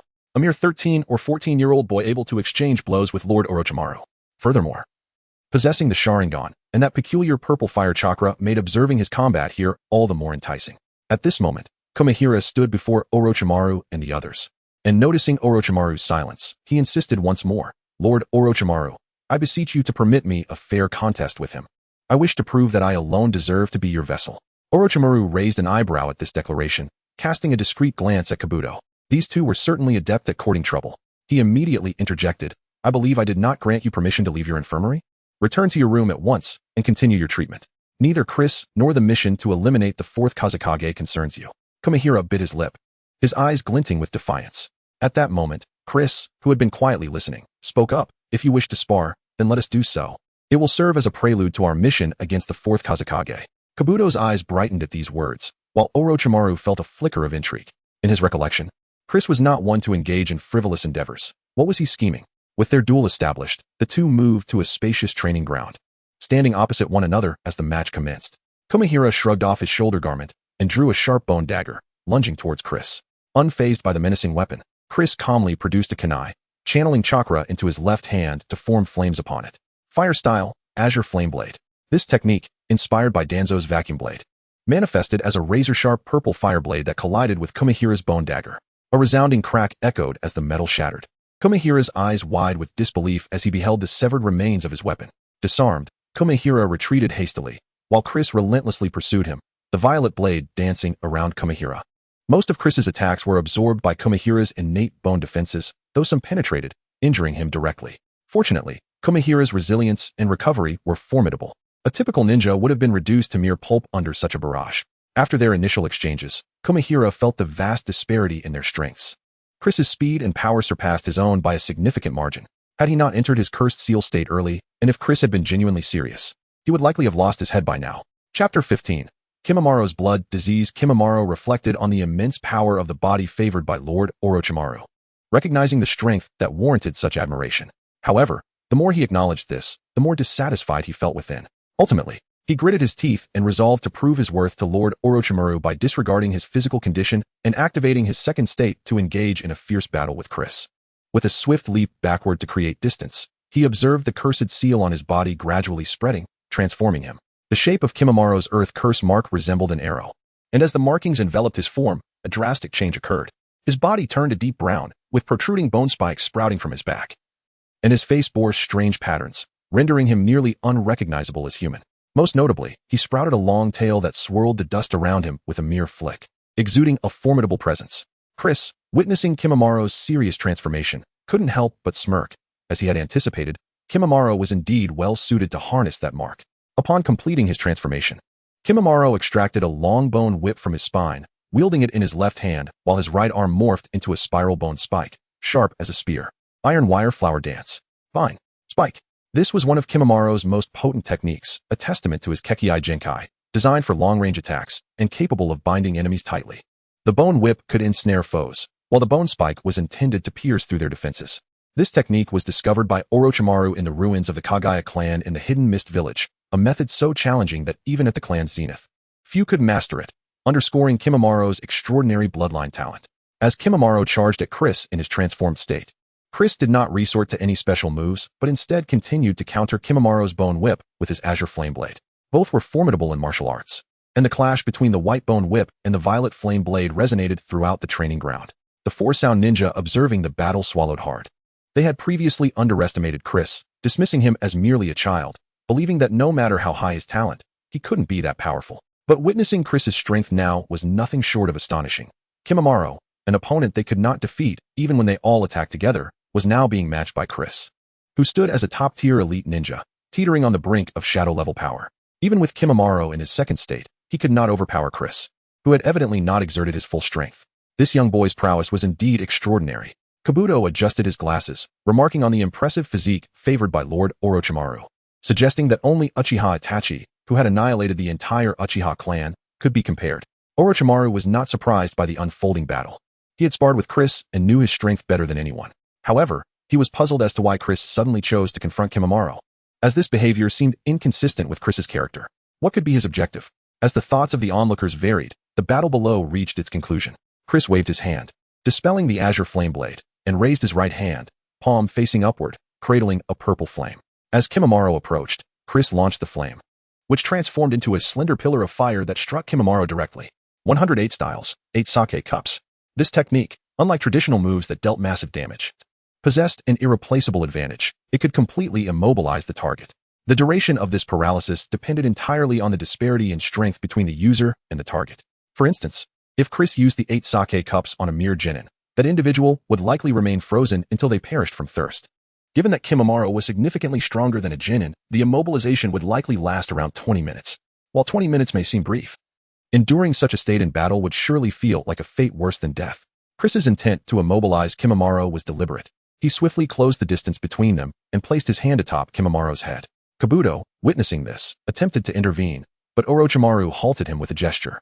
Orochimaru had surmised Chris's intentions and watched with wide eyes, filled with curiosity about the unknown. In mere seconds, Chris withdrew his hand, and Kimamaro dispelled his second state, revealing a palm-sized sun-shaped mark on his chest. Chris nodded in satisfaction at the mark, which was a portion of the beast power imprint from his serpent strength.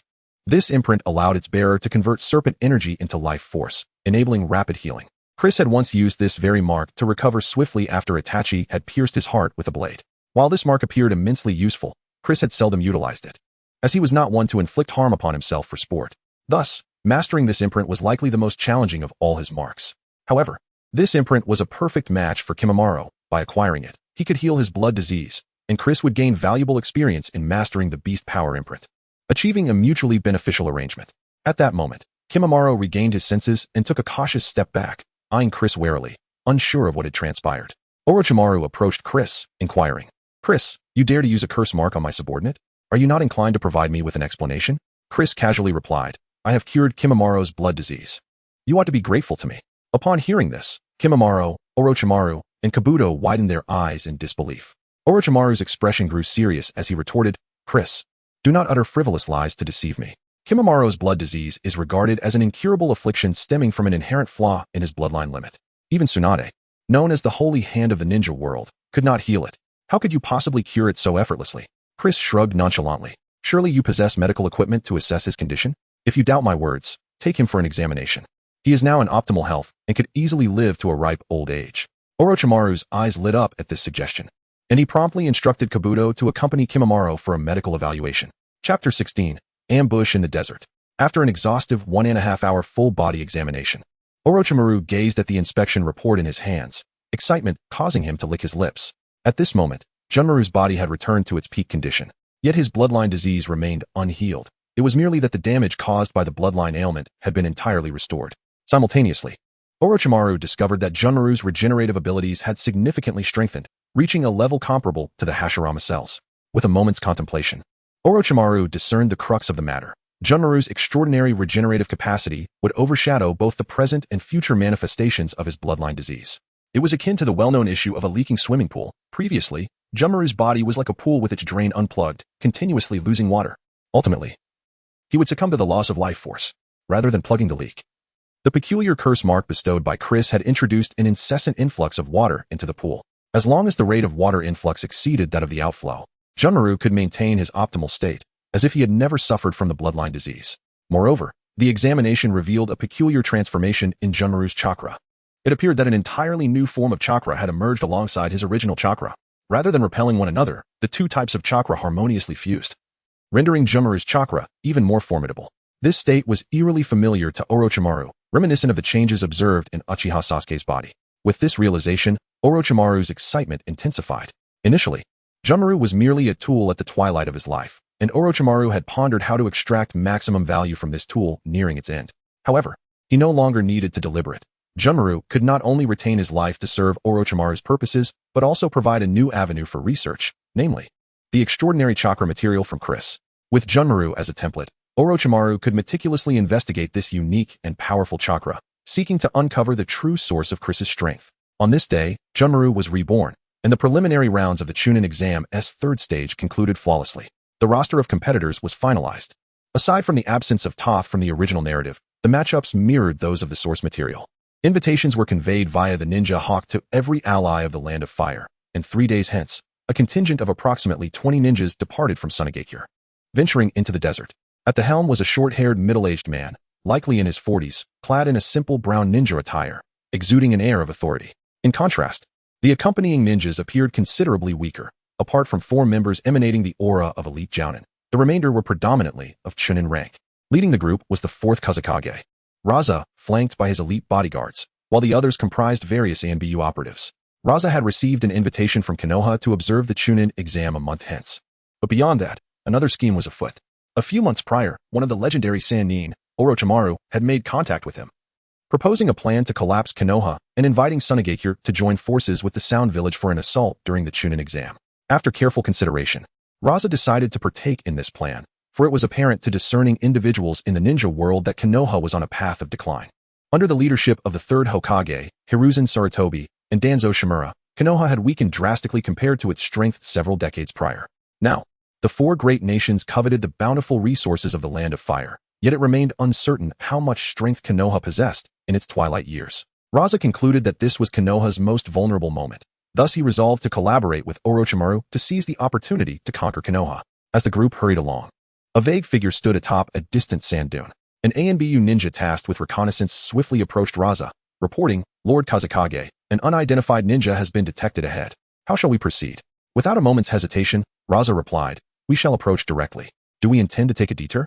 Casting a scornful glance at the ANBU operative, he questioned the necessity of yielding to another ninja in the desert. The ANBU, chastened by Raza's glare, retreated as the team pressed forward, unyielding in their pursuit of Chris. As they closed within 100 meters, four figures suddenly emerged from the surrounding sands. The Sunagakure contingent was startled and promptly halted. The four sound ninjas wasted no time, forming hand seals and summoning the four violet flames formation, ensnaring everyone within its confines. Upon witnessing the formation, Raza realized it had been specifically devised to target him. He remained composed, ascending into the air and addressing Chris. Who are you? Why have you chosen to assault us? He did not underestimate Chris merely due to his youth. Every ninja in the realm possessed unique skills, and even seasoned leaders could find themselves in peril against unfamiliar abilities. Thus, he aimed to gauge his opponent's strength and extract valuable intelligence. However, Chris showed no inclination for conversation. Upon the formation's completion, he activated his 3-tomo Sharingan and strode towards the Sunagakure team. Raza understood that Chris had no intention of engaging in dialogue, signaling to his subordinates. They promptly unsheathed their weapons, encircling Chris in formation. As the Kazekage, Raza would not be the first to engage. He was aware that only a rare few, like Naruto Uzumaki and the Fourth Raikage, would rush headlong into conflict. Faced with the encirclement of a dozen Sunagakure ninjas, Chris drew a kunai, summoning a weapon formed of chakra in his other hand. This time, however, it was not the previous Azure Flame Blade but a wind blade wreathed in white energy. Wind release, Gale Blade. The wind chakra emitted a piercing hum as Chris prepared to experiment with an elemental force he was less familiar with. After all, the nature of Orochimaru's power was multifaceted. Mastering only the fiery aspect felt like a waste of its potential. Despite their surprise at the Gale Blade in Chris's hand, the Sunagakure ninjas did not falter. As an ANBU operative was the first to hurl a kunai, the battle commenced. Chris swiftly dodged the thrown weapon, closing the distance to the ANBU operative. With a gentle sweep of the Gale Blade, he severed the opponent's ninja blade, and the ANBU's head soared into the air, blood splattering across the desert sands. Chapter 17. Naruto Uzumaki must strive to ascend. The severed head of an Umbu ninja plummeted to the ground, the mask that had adhered to his face rolling aside to reveal an unremarkable visage. This shocking scene left everyone astounded. The Sand Village ninjas had never anticipated that their comrade would perish so swiftly. In a mere encounter, his head had been cleaved off, demonstrating an extraordinary level of strength from the assailant. Chris, however, was not inclined to ponder the thoughts of those around him. With a light tap of his toes, he swiftly positioned himself before another individual. The Umbu ninja, taken aback, clasped his hands together, attempting to form a seal, only to have his head severed by Chris's blade before he could complete the gesture. Yet, this time, the expected spray of blood did not ensue. Instead, the decapitated head of the Umbu ninja twisted in midair, and from his mouth erupted a long steel needle aimed directly at Chris's back. Chris raised an eyebrow, recognizing it as a technique of the Sand Village's puppet jutsu. This was his first encounter with a puppet ninja, dodging the piercing attack with a swift movement. He found himself surrounded by a peculiar formation of Sand Village ninjas. This formation was both offensive and defensive, with several ninjas skilled in genjutsu in the rear, continually disrupting Chris's line of sight. Noticing the situation, Chris's eyes glimmered with a crimson light as he activated his Sharingan, causing a profound shock among the Sand ninjas. Could it be the Sharingan? Wasn't he the Uchiha clan eradicated? How can there still be a wielder of the Sharingan? Is he perhaps Itachi Uchiha? No, that cannot be right. Itachi is not this young. Could he be Sasuke Uchiha? Disregarding the astonishment of the Sand ninjas, Chris assessed their positions. He then concentrated his chakra in his right hand, expanding the wind blade into a massive form, gripping a colossal wind dragon that stretched dozens of meters in length. With a gentle wave of his hand, he unleashed a tremendous storm, obscuring the vision of all present with swirling sand and dust. The wind dragon, imbued with lethal force, swept away the nearest Sand ninjas.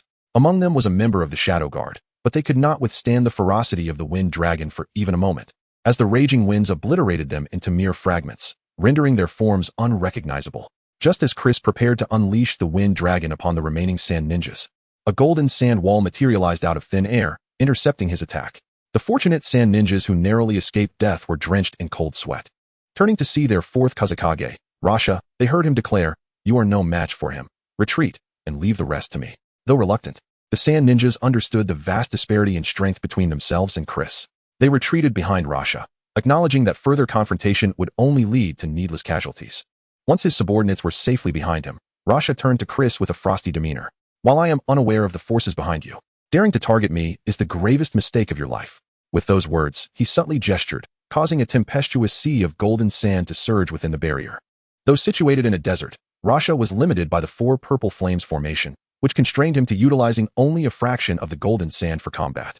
Nevertheless, he was confident that this small amount would suffice to eliminate the youth before him. Having battled Uchiha ninjas before, he knew that the only significant threat they posed was their genjutsu. As long as he avoided direct eye contact, he had little to fear. As the sea of sand surged toward him, Chris retracted the wind blade, realizing that the ensuing battle would not necessitate cold weaponry. With his right hand open to the sky, a small whirlwind materialized in his palm.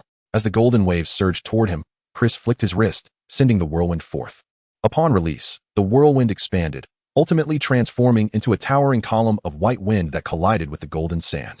With a thunderous roar, the entire barrier erupted into chaos, obscuring all visibility.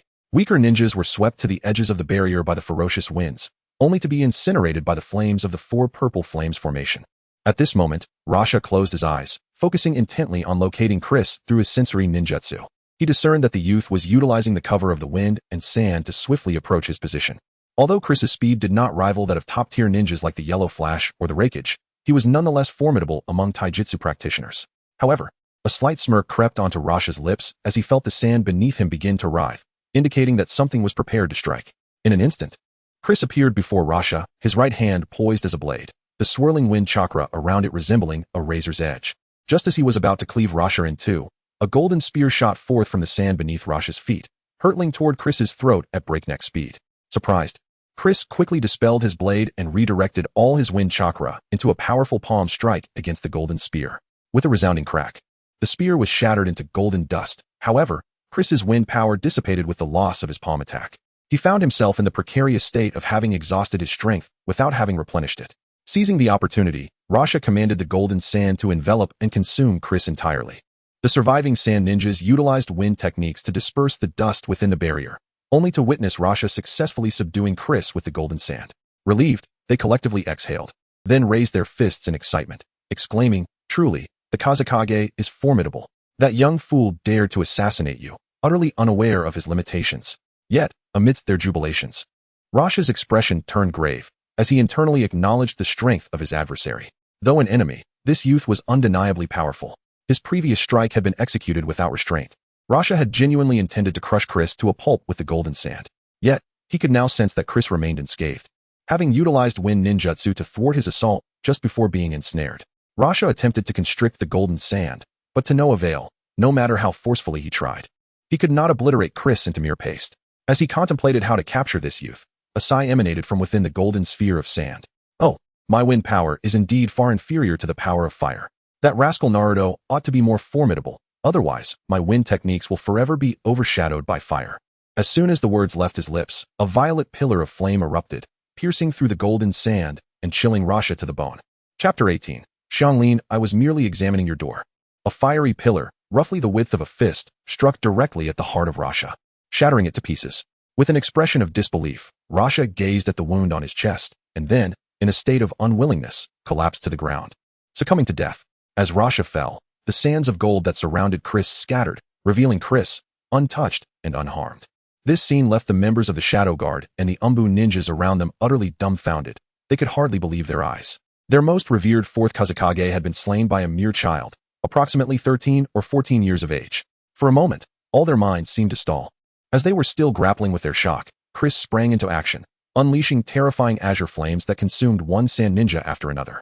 Once the last sand ninja was reduced to ash, the crimson and violet flames subsided, and tranquility returned to the battleground. The four sound ninjas, who had been observing the entire ordeal, swallowed hard, their eyes reflecting deep-seated fear. This individual named Chris truly deserved his reputation for effortlessly defeating Kimimaro. The fourth Kazekage was a formidable leader of a village. While Orochimaru might mock his prowess, to these ordinary ninjas, he was a pinnacle of strength. Yet, this formidable figure had been effortlessly vanquished by Chris, who now appeared to them as an even more monstrous and terrifying entity than Kimimaro. At that moment, one of the sound ninjas, Zuijin, suddenly realized that Chris was looking directly at him. Instantly, he was gripped by fear, cold sweat forming on his brow as he pondered what Chris intended to do. Chris furrowed his brow and commanded, "What are you still standing there for? Hurry and release the barrier. I need to get out." Upon hearing this, Zuijin sighed in relief, thinking that Chris was not as deranged as he had feared. As the barrier was lifted, Kabuto Yakushi appeared before Chris, clapping his hands as he approached with a smile. "Your strength is truly remarkable. I never expected the fourth Kazekage, Rasha, to be so easily dispatched by you." It's astonishing that such a genius ninja has emerged in the world of shinobi. Chris, somewhat displeased, thought that Kabuto was wasting time with trivialities instead of addressing the matter at hand. He scoffed, "Stop with the flattery. Where's Orochimaru? I want what I came for." At this, Kabuto ceased his empty compliments and, with a hint of reluctance, retrieved a scroll from his pocket. "Lord Orochimaru is currently in the laboratory, studying, and he instructed me to deliver this to you." Chris took the ninjutsu scroll directly and began to examine it on the spot. Although he had never practiced the reanimation jutsu, discerning the authenticity of a ninjutsu scroll was not a challenge for someone of his caliber. After a thorough inspection, he confirmed it to indeed be the reanimation jutsu. Storing the scroll safely, he declared, "You may handle the rest as you wish. We shall meet again at the Chunin exams in a month." With that, he vanished before Kabuto and the Sound Ninjas, leaving Kabuto to ponder the implications of Chris's words. It seemed Chris intended to participate in the plan for Konoha's downfall, a notion that had not been mentioned by Lord Orochimaru. Would this intrusion affect Orochimaru's plans? However, he quickly dismissed the thought, realizing that it was not his concern. He had a more pressing task at hand. With a series of hand seals, he transformed into the likeness of the fourth Kazekage and instructed the Sound Ninjas, "Let us clean up this battlefield. Now, let us shift our focus entirely onto Chris." After parting ways with Kabuto and the others, he hastened to a secluded valley in the Land of Grass. This valley, known as the Wild Valley, led him swiftly to the entrance of a natural underground cave. Descending straight down the cave, he eventually arrived before a colossal stone door. After fleeing from danger, Chris had established this secret base here. He had invested considerable effort into constructing this underground sanctuary, using transformation techniques to conceal his identity and commissioning a team of ninjas from the grass village to assist in its construction. Naturally, once the base was completed, he had disposed of that very team, even using their own hands to dig their graves. Truly a case of reaping what one sows. Placing his hand upon the towering stone door, it shimmered momentarily before slowly opening. The seals on this door had been inscribed using the power of Orochimaru, ensuring that only those with sufficient strength could breach it. Otherwise, it could not be undone by conventional means. As the door swung open, Chris was about to step inside when he suddenly locked eyes with Vortex Xianglin, who sported red hair and framed glasses. "Ah, hi. I found the sealing technique on this door rather intriguing and wanted to study it," she chuckled awkwardly. Chris squinted, instinctively knowing that she was attempting to figure out how to unlock the door. It was precisely because of her that he had employed Orochimaru's power for the seal, fearing she might attempt to escape. He had no desire for further conversation and swiftly seized her shoulder, gently yanking her back into his secret base. As he entered, the stone door began to close, leaving Xianglin to gaze back in despair. Chris dragged Xianglin into the main hall and said, "You're quite restless, aren't you? Were you trying to pry the door open to escape?" Xianglin contemplated offering a defense, but upon seeing the serious expression on Chris's face, she swallowed her words. Chris, uninterested in further banter, got straight to the point. "I have some matters to attend to in the coming days. Once I resolve them, I will set you free. Go wherever you wish. Returning to the grass village is of no concern to me." At this, Xianglin shook her head vigorously. Compared to the hellish existence of the grass village, she would rather remain imprisoned here. Moreover, she did not trust that Chris would release her easily. In her eyes, he was no different from the others in Grass Village. Perhaps he coveted her unique ability to facilitate rapid recovery, or worse, he might even desire her physical form. The mere thought filled her with despair. Having just escaped from one den of wolves, she had unwittingly stumbled into another. Why was her fate so cruel? Chapter 19, Lisa's Resurrection. Chris, disinterested in Xianglin, retreated to his private training room to delve into the art of impure world reincarnation. His innate talent for ninjutsu was rather average among the Uchiha clan members. In terms of understanding ninjutsu and adapting his body to its demands, he found himself without any distinct advantages. His strength was primarily derived from the enhancement provided by Orochimaru's power. Yet this advantage proved futile when it came to mastering the impure world reincarnation technique. This particular ninjutsu did not require extensive chakra manipulation or vast reserves of chakra. Rather, it depended entirely on the fundamental skill of rune inscription. Fortunately, Chris had devoted years to studying the foundational principles of chakra, making the intricacies of rune inscription a challenging yet surmountable task for him. After several days of diligent effort, he finally mastered the rune inscription for the impure world reincarnation technique. Following the theoretical knowledge he had acquired, he proceeded to put it into practice. He ventured outside and captured a dozen bandits for experimentation. After a month of study and practice, Chris successfully resurrected his sister, Lisa, using impure world reincarnation. As the earth enveloped one of the bandits, it twisted and transformed, ultimately revealing a young girl with long black hair and wearing a pink outfit before Chris. Lisa blinked, her eyes filled with confusion as she took in her surroundings. Although resurrected, her memories were still gradually returning. However, Chris was unconcerned with the details. He rushed to her side and embraced her tightly. "I'm sorry, Lisa. I failed to keep my promise to protect you. It's all my fault. His voice choked with emotion. He could no longer hold back his tears. In that moment, Lisa regained all her memories. At merely 6 years old, she had yet to fully comprehend the reality of her death, but upon witnessing her brother's tears, she clumsily sought to console him. Brother, please don't cry. You are the strongest genius in our clan. If others see you crying, they will surely mock you. And why did you suddenly grow taller overnight? I remember you only being a little taller than me, but now I can't even reach your shoulders. Clearly unaware that 5 years had passed since her demise, Chris felt an even deeper pang of guilt, holding her tightly and unwilling to let go. After some time, he finally managed to compose himself, wiped his tears, and smiled at Lisa. I swear, from this day forward, I shall ensure that no one harms you again. Lisa nodded, her body currently in the state of impure world reincarnation. Otherwise, she would surely join Chris in weeping. Once her emotions stabilized, she curiously inquired, Brother, why do your eyes look peculiar? Peculiar? Yes, they resemble the Sharingan. But Lisa pondered, tapping her chin, unsure of how to articulate her thoughts. Chris gazed into her eyes, and from her pupils, he caught a glimpse of his own Sharingan. At that moment, his Sharingan had transformed into a unique cross pattern, with a hollow black circle at the center, reminiscent of the ocular traits of the Otsutsuki clan. Upon realizing he had awakened the Manjiki Sharingan, Chris was taken aback. For years, he had tried various methods to activate it, yet all his efforts had been in vain. Wasn't it said that one must endure immense suffering to awaken the Manjiki? Yet, filled with joy at seeing Lisa, he felt no pain whatsoever. Nevertheless, these concerns soon faded from his mind as he immersed himself in exploring the capabilities of his newly awakened eyes.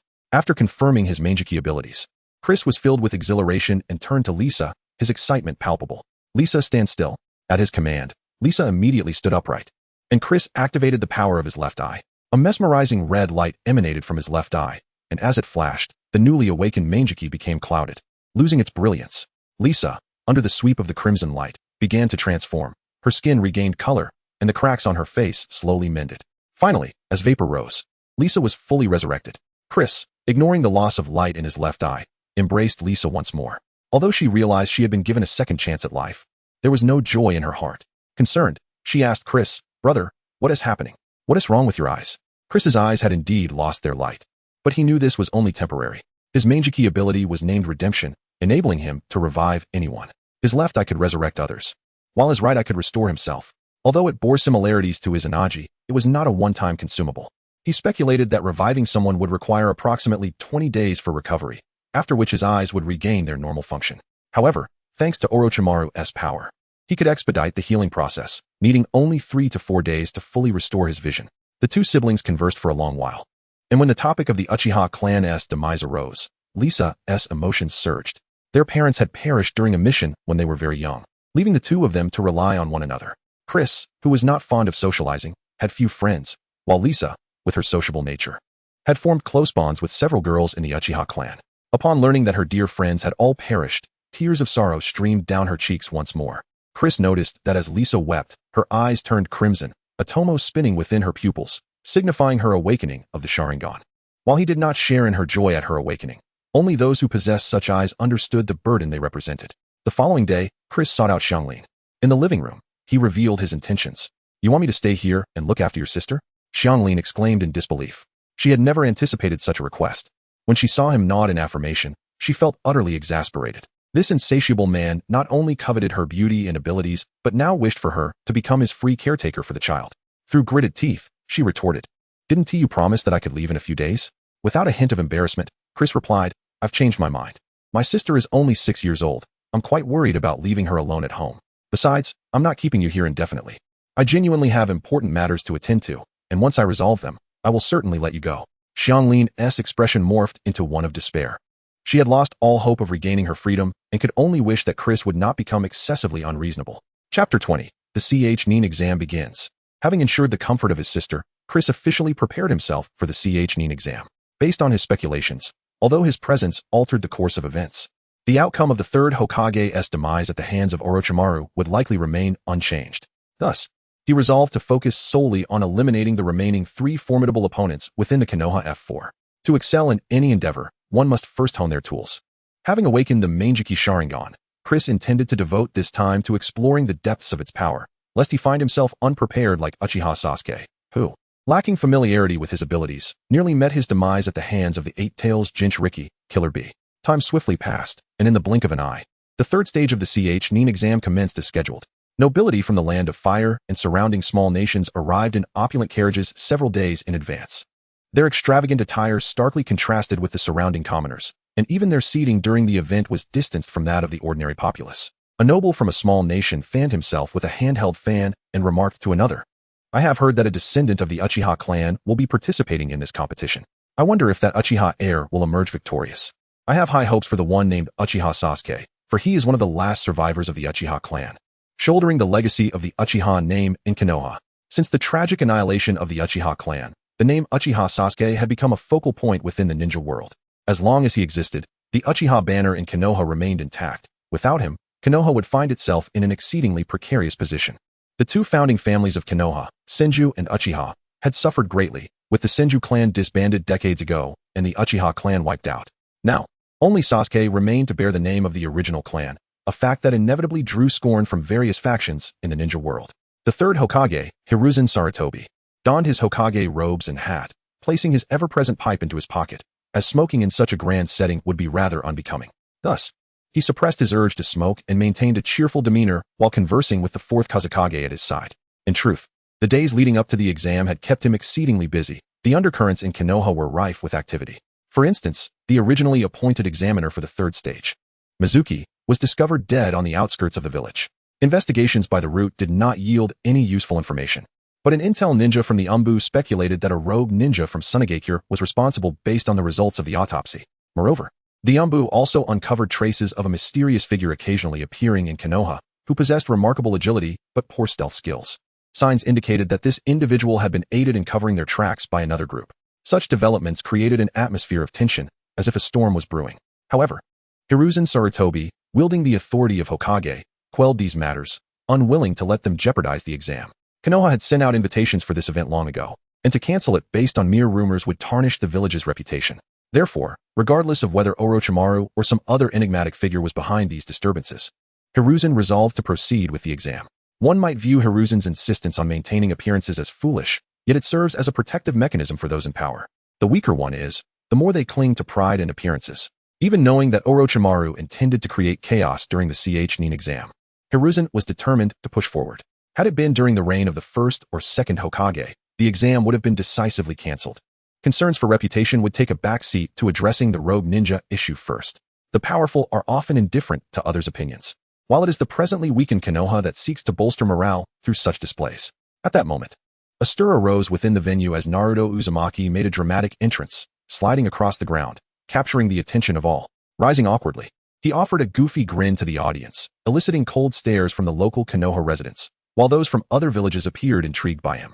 Uchiha Sasuke, it seemed, had inherited a tendency for tardiness from Kakashi, as he had yet to arrive with the match about to commence.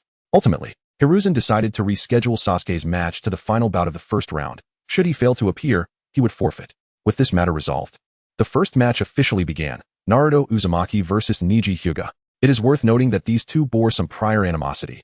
Neji had severely injured Hinata during the preliminaries, prompting Naruto to vow publicly to defeat Neji. Thus, upon their encounter, tensions flared, with neither showing any camaraderie as fellow Konoha ninjas, both prepared to fight fiercely. As the referees signaled to start, Naruto charged directly at Neji, causing Sakura and others in the audience to facepalm in disbelief. Did he not realize that Neji excelled in gentle fist techniques and was attempting to engage him in close combat? Was he not merely setting himself up for disaster? Neji, undeterred by Naruto's advance, utilized the gentle fist-s striking technique to deflect the incoming attack, swiftly countering with a precise jab aimed directly at Naruto's chest. This technique was quick and fierce, capable of overwhelming even some of the more ordinary Nin. However, an unexpected twist occurred as a sudden gust of wind surged between Naruto and Neji, propelling both combatants backward and rendering Neji's strike ineffective. After regaining their footing, Neji regarded Naruto with a newfound seriousness, stating, "Is that another one of those formless wind release techniques? You truly are a troublesome opponent." Naruto clenched his fists, sensing the surge of newfound power within him. This wind release technique could manifest at his will, perfectly suited for a ninja like him, who struggled with hand signs and ranged attacks. Sasuke's friend had proven to be quite resourceful, providing him with such a formidable technique. He vowed to treat him to ramen next time they met. Yet, he quickly pushed thoughts of Ichiraku ramen aside, as Neji now took the initiative to attack. The two engaged in a thrilling display of taijutsu, captivating the audience with their exhilarating combat. At that moment, the advisors of Konoha, Mito Gate, and T-Rin Kamachi, arrived in a forested area behind the venue. Chapter 21. Danzo Shimura. You have always been under my control. The two advisors did not arrive at the back mountain alone. They were accompanied by 8 ENBU ninjas. Among these 8, there were 2 Jonin and 6 elite Chunin. As esteemed elders of Konoha village, Mito Gate In and Uchiha Koharu held significant influence within the ANBU.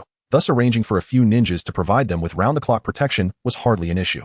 The reason for selecting these particular individuals was not solely due to their prowess, but rather because they were members of the Mito and Uchiha clans. Having family members assigned for protection assured them that even if some secrets came to light, they would not fear betrayal. However, unbeknownst to everyone, one of the ANBU members assigned to protect the advisors harbored a gaze that was exceedingly cold. In recent days, Chris had been secretly probing the location of the root base, seeking to find Danzo Shimura and eliminate him personally. Yet, to his dismay, his extensive search yielded no results. He had not even been able to distinguish between ANBU and root ninjas. In the realm of animation, different masks were assigned to ANBU and root ninjas to help the audience differentiate between them. However, reality is not akin to animation. Root ninjas are not foolish enough to wear conspicuous masks that would deliberately reveal their identities. Despite not locating the root base, during his infiltration of Konoha, Chris uncovered a piece of information. Mito Gate In and Uchiha Koharu had been invited to seek refuge within the root base. Elated upon acquiring this intelligence, Chris impersonated an ANBU ninja and infiltrated the two advisors' vicinity, aiming to draw closer to Danzo Shimura and eliminate both advisors in the process. Yet, to his surprise, Danzo was cunning enough to dispatch Mito Gate In and Uchiha Koharu to one of the root bases without making an appearance to meet them. As Chris pondered whether to eliminate these two and pursue a different strategy, an invitation from a root ninja beckoned them to meet Danzo Shimura. Finally, after much effort, he was on the verge of encountering the notorious Danzo. Upon arriving in the forest, no root ninja awaited their arrival. However, Mito Gate In led the way confidently to a massive tree with a diameter exceeding 2 meters. After a brief exploration of the tree's surface, he soon revealed a hidden entrance. At this juncture, the protective mission of the ANBU should have concluded, yet Mito Gate In and Uchiha Koharu chose not to dismiss them. Instead, they insisted that the 8 ANBU ninjas accompany them into the root base. Chris smirked inwardly, suspecting that these two seasoned advisors feared Danzo might strike them from the shadows, hence their reluctance to send the ninjas away. With Mito Gate In and Uchiha Koharu leading the way, the group seamlessly entered the core of the root base. Upon arriving at a vast underground hall, Chris finally laid eyes upon the elusive leader of Root, Danzo Shimura. The man appeared to be a frail old man in his 50s, yet in reality, he was over 70 years of age. Dressed in a white kimono and black trousers, the right side of his face and hand were wrapped in bandages, giving him a particularly sinister aura. Upon their meeting, Mito Gate In spoke first. Danzo, what is the meaning of this? Why have you cast us aside in another underground base and refused to meet us? Danzo scoffed in response. I have been quite busy. I hardly have time to meet with you. There are numerous matters to attend to within Root, including consolidating forces to avoid encounters with sand ninjas and preventing any leaks that could cause chaos. Suddenly, applause echoed through the hall, drawing the attention of the group towards its source. Chris reverted to his original appearance and proclaimed, how fitting for the advisors of Konoha. It seems you were already aware of Orochimaru's plan to collapse the village. Is this a scheme to deliberately eliminate you, Hokage? Having endured the charade for days, the moment he encountered Danzo, his excitement led him to drop his disguise. Mito Gate In and Uchiha Koharu were taken aback. They had not anticipated that among the ANBU ninjas they brought with them was a spy from another village. The chilling realization that they could have been assassinated at any moment sent shivers down their spines. However, a more pressing concern eclipsed their fear of assassination. The knowledge that their plans to ensnare Hiruzen could be exposed. This was far more terrifying than death. Should their scandal be revealed, it would tarnish their families, possibly leading to their downfall. In light of this, they momentarily forgot to confirm Chris's identity and urgently commanded the remaining 7 ANBU ninjas. What are you waiting for? Quickly eliminate this infiltrating spy. Just as the 7 ANBU ninjas prepared to spring into action, Chris was engulfed in purple flames, which instantly consumed them. Before they could even draw their weapons, they were reduced to mere ashes by Chris's fire. The demise of the 7 ANBU ninjas left Mito Gate In and Uchiha Koharu utterly shaken. They could not fathom how their elite protectors had fallen so easily before their adversary. Notably, Chris had activated his Sharingan during the confrontation. Given his strength, he could have dispatched the elite Chunin-level ANBU without resorting to his eyes, but the thrill of encountering his nemesis Danzo had caused him to unconsciously activate them. In the dimly lit underground chamber, Chris's red eyes glimmered with a bizarre light, capturing the attention of the 3 elders. Their expressions varied upon witnessing Chris's eyes. Mito Gate In and Uchiha Koharu were horrified, completely unprepared for the revelation of his Sharingan. Danzo, on the other hand, remained relatively composed. exhibiting no sign of surprise at Chris's sudden appearance. However, a glint of greed flickered in his gaze as he regarded Chris's eyes. Chris turned to Danzo, his voice laced with menace. You appear unfazed by my awakening of the Sharingan. Did you already know my identity? Danzo scoffed, his demeanor indifferent, as if regarding a mere insect, and replied, as the leader of Root, I am acutely aware of every tremor within the ninja world. You, boy, have been under my control since you faked your death all those years ago. My inaction was merely to grant you an opportunity. Should you choose to remain hidden, I might have spared your life. But if you insist on opposing Konoha, do not blame me for my ruthlessness. With that, Danzo unfurled the bandage covering his right eye, revealing a shuriken-shaped Manjikyu Sharingan. Chapter 22. Chris vs. Danzo. The eye known as Kodo Amatsukami, a Manjiki Sharingan, was originally taken from Uchiha Shursui during Danzo's assault. The Manjiki ability of Kodo Amatsukami allows its wielder to completely hypnotize the enemy and implant a false memory, leading the victim to unwittingly accept the fabricated memory as truth, ultimately altering their personality and thoughts entirely. Upon activating Kodo Amatsukami, Danzo eagerly withdrew the bandages, commanding Chris, from this day forth, you shall be the sharpest blade in my hand, and your mission shall be to obey my every command. Danzo's arrogant laughter echoed through the underground hall, awakening Mito Minyin and Tsunade Koharu from their shock. Mito Minyin, with a serious gaze fixed on Danzo, inquired, You've known all along that there was a spy among us, haven't you? And that little brat must be a survivor of the Uchiha clan. Why have you never mentioned this to us before? Is that eye of yours, the Kodo Amatsukami, from Uchiha Shursui? How many secrets are you still hiding from us? Mito Minyin and Tsunade Koharu were filled with rage, realizing that their alliance, the Konoha F4, had always been based on mutual trust, yet Danzo had kept so many secrets from them. Danzo, having just activated Kodo Amatsukami, appeared fatigued, letting out a cold snort and refusing to explain his secrets to his companions. The claims he made about understanding Chris were mere fabrications. Had he known of Chris's existence, he would have already brainwashed him or turned him into a test subject, rather than allowing him to linger. Just as he contemplated his next words, an overwhelming sense of dread overtook him, and his eyes widened in horror.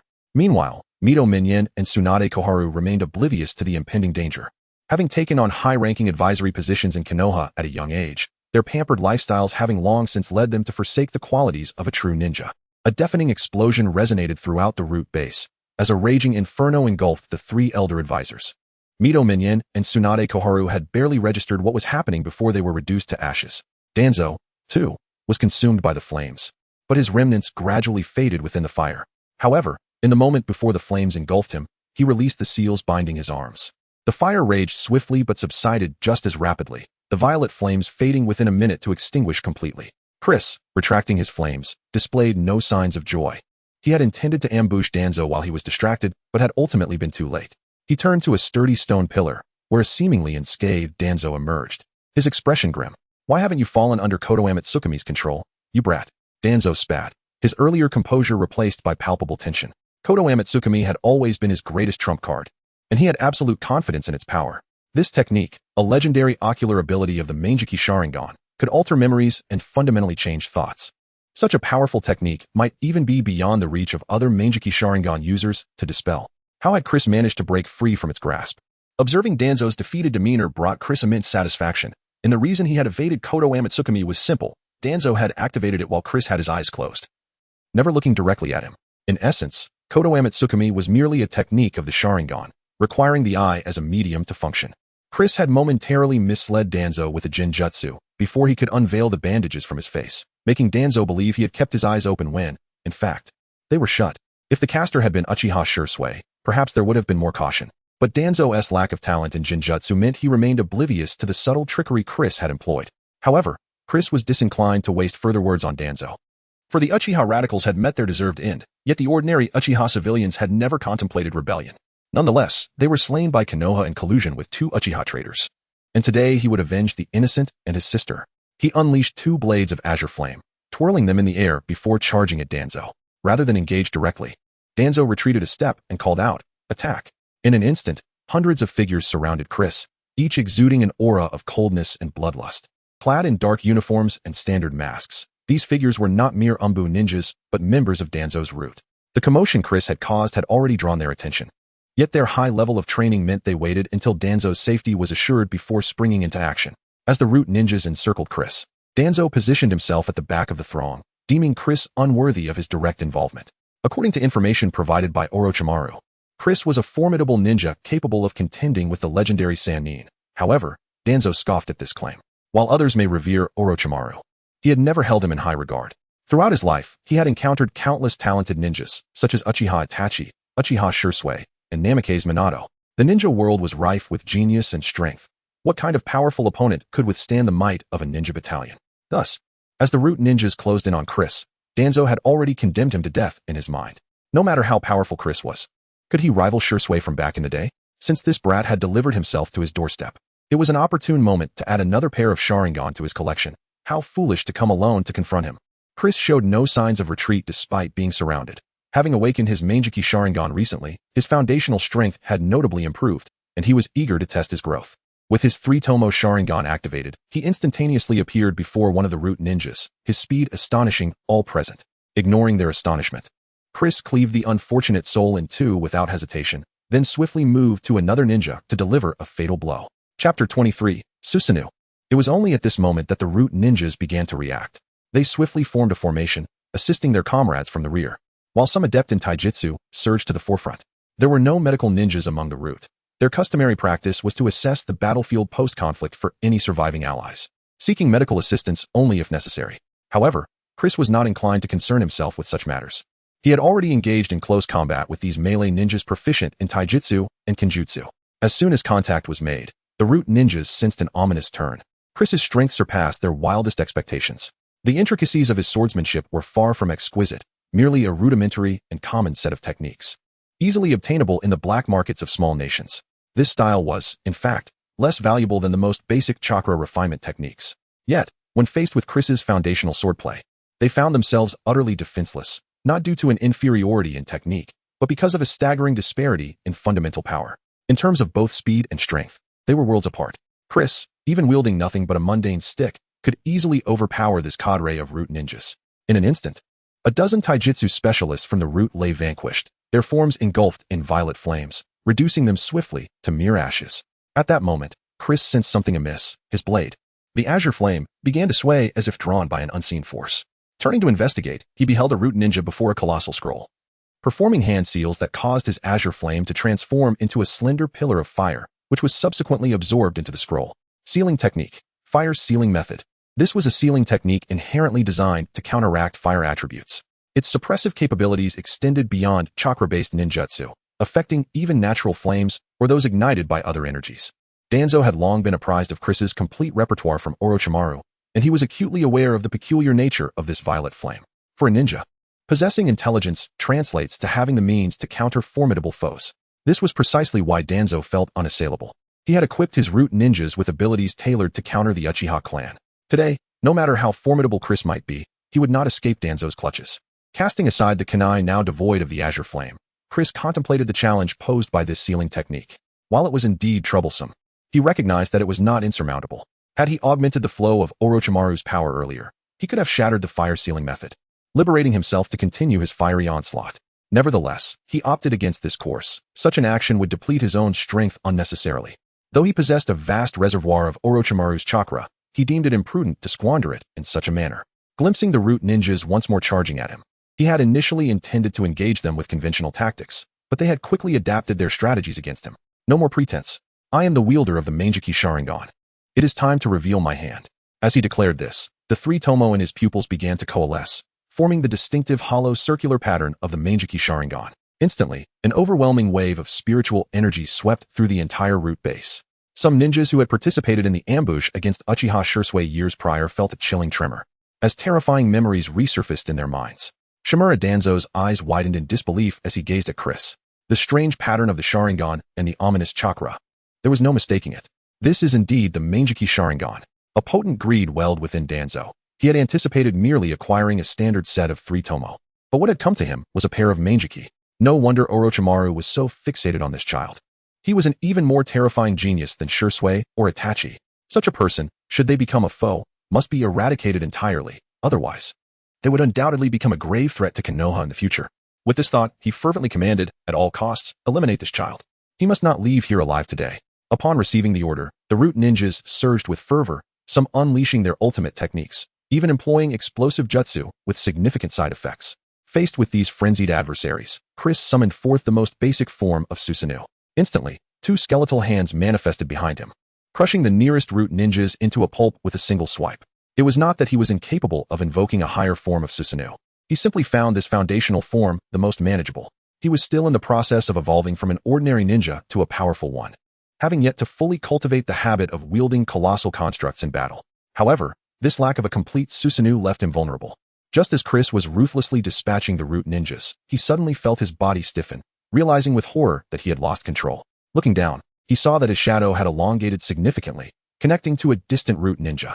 He immediately understood that this was the Nara clan's shadow possession technique. In his focus on the enemy before him, he had overlooked the ambush from another. As the surrounding root ninjas seized the opportunity, they unleashed a torrent of elemental ninjutsu, burying Chris beneath a veritable deluge of smoke and debris. Witnessing their adversary enveloped in their jutsu, a collective sigh of relief washed over the root ninjas. They surmised that no ninja could possibly survive such a dense onslaught. At last, they had subdued this troublesome child. However, just then, a beam of black light flashed through the chaos, as a 40-meter-long great sword cleaved through the crowd, dispatching a significant number of root ninjas in its wake. Those further away from the blade's arc were struck with terror, instinctively leaping aside to gaze upon its wielder. Before them stood a 30-meter-tall black half-giant, clad in ebony armor, wielding two massive swords. Adorned with a crown reminiscent of the Monkey King, he exuded an aura of unmatched authority. The root ninjas, confronted by such a formidable chakra construct, were gripped by fear. One exclaimed, "What manner of being is this, to wield such concentrated chakra? This must be the Uchiha Susanoo. It is said that Uchiha Madara forged his fearsome reputation through this very power. How can we possibly contend with such a monstrous force?" Chris, standing amidst the visage of Susanoo, spoke with an air of indifference to all present. "The entertainment segment has concluded. It is time for me to get serious."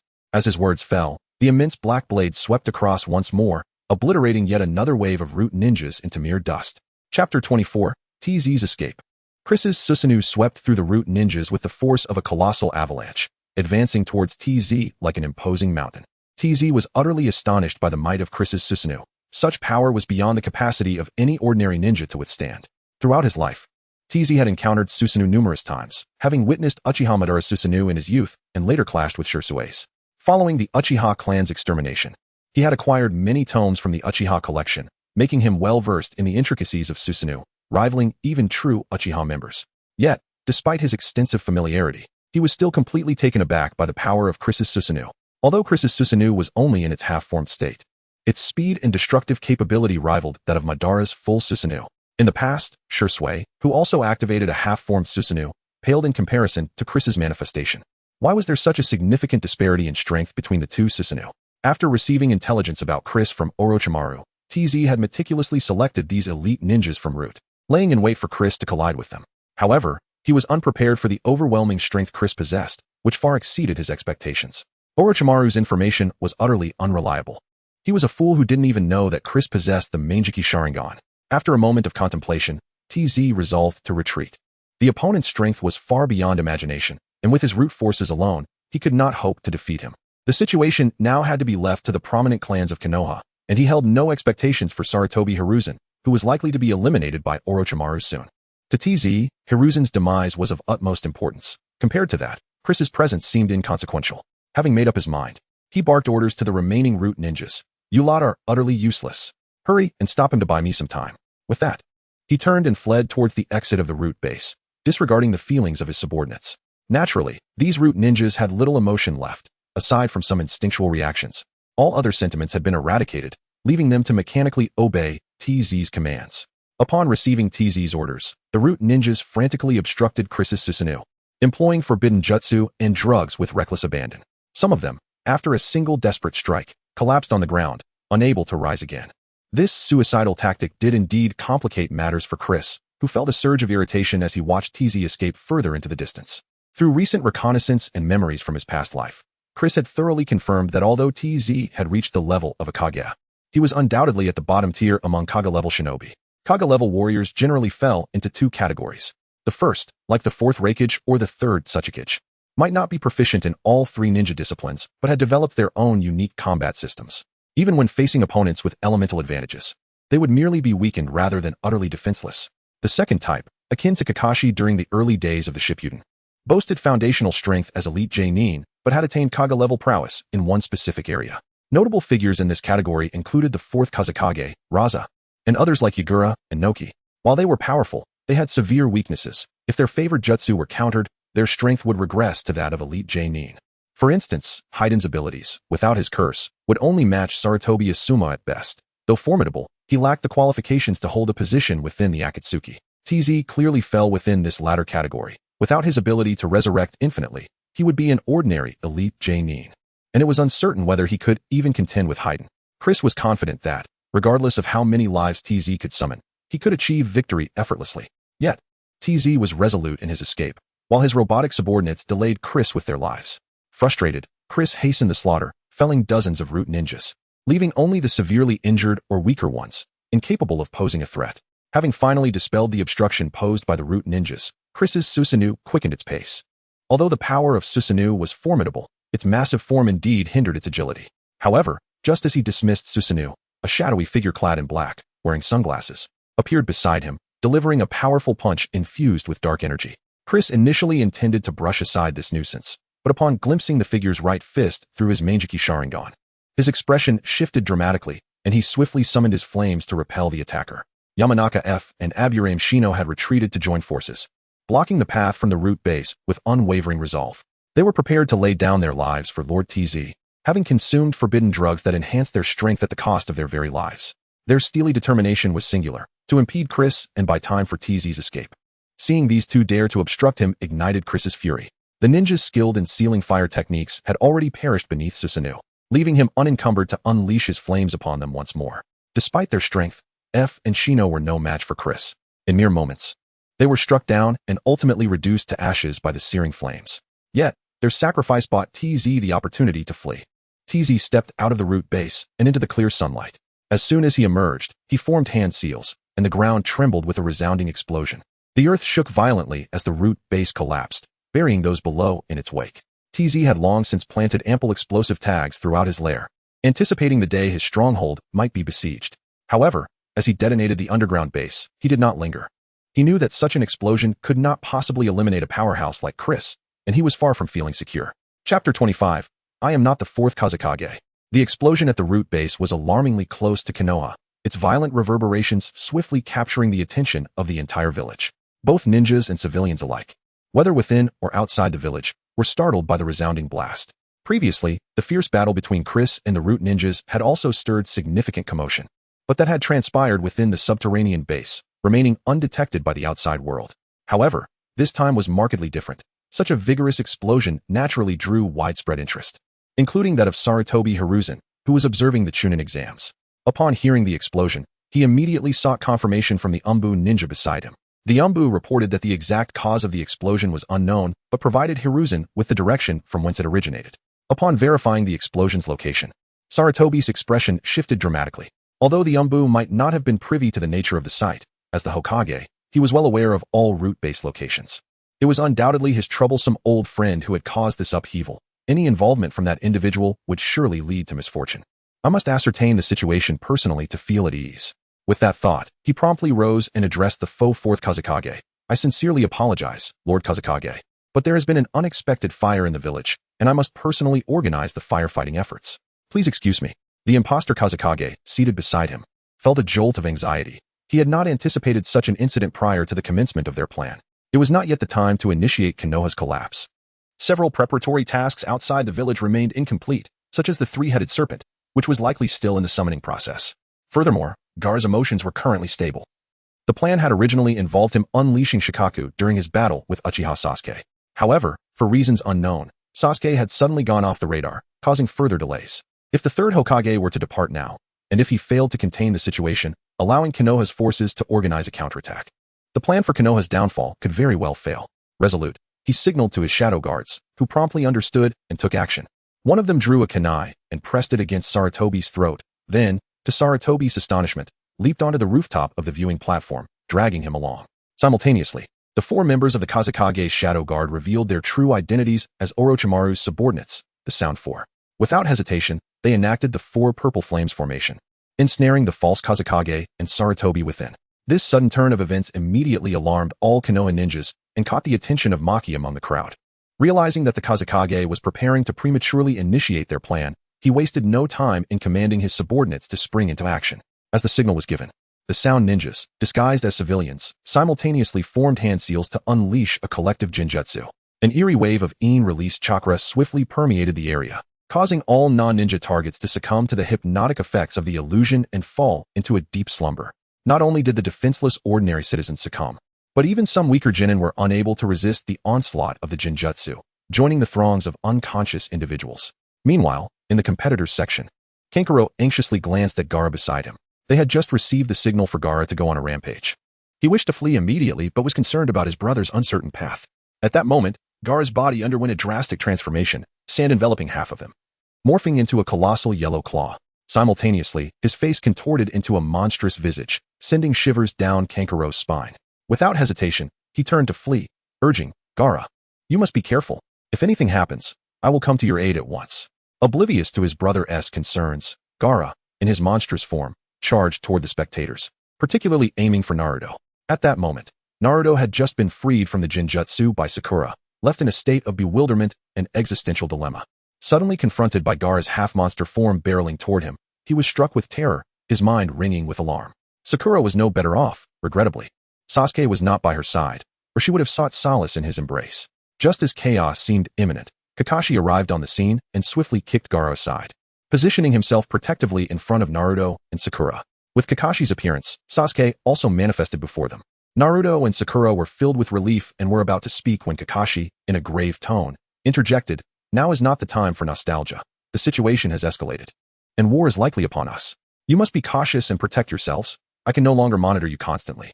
The trio nodded in understanding, and Kakashi, alongside Might Guy and others, charged toward Gaara, intent on subduing him. As Gaara gradually released his own seals, he engaged in battle with the elite ninjas of Konoha. Observing the flames of war engulfing Konoha, Sarutobi lamented, "Kazekage, are you aware of the consequences of such actions?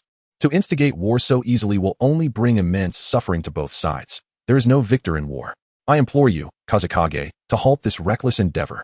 As the third Hokage of Konoha, I assure you that if you cease hostilities now, I will not hold you accountable for any damage to Konoha." The foe Kazekage merely scoffed, then indeed released Sarutobi.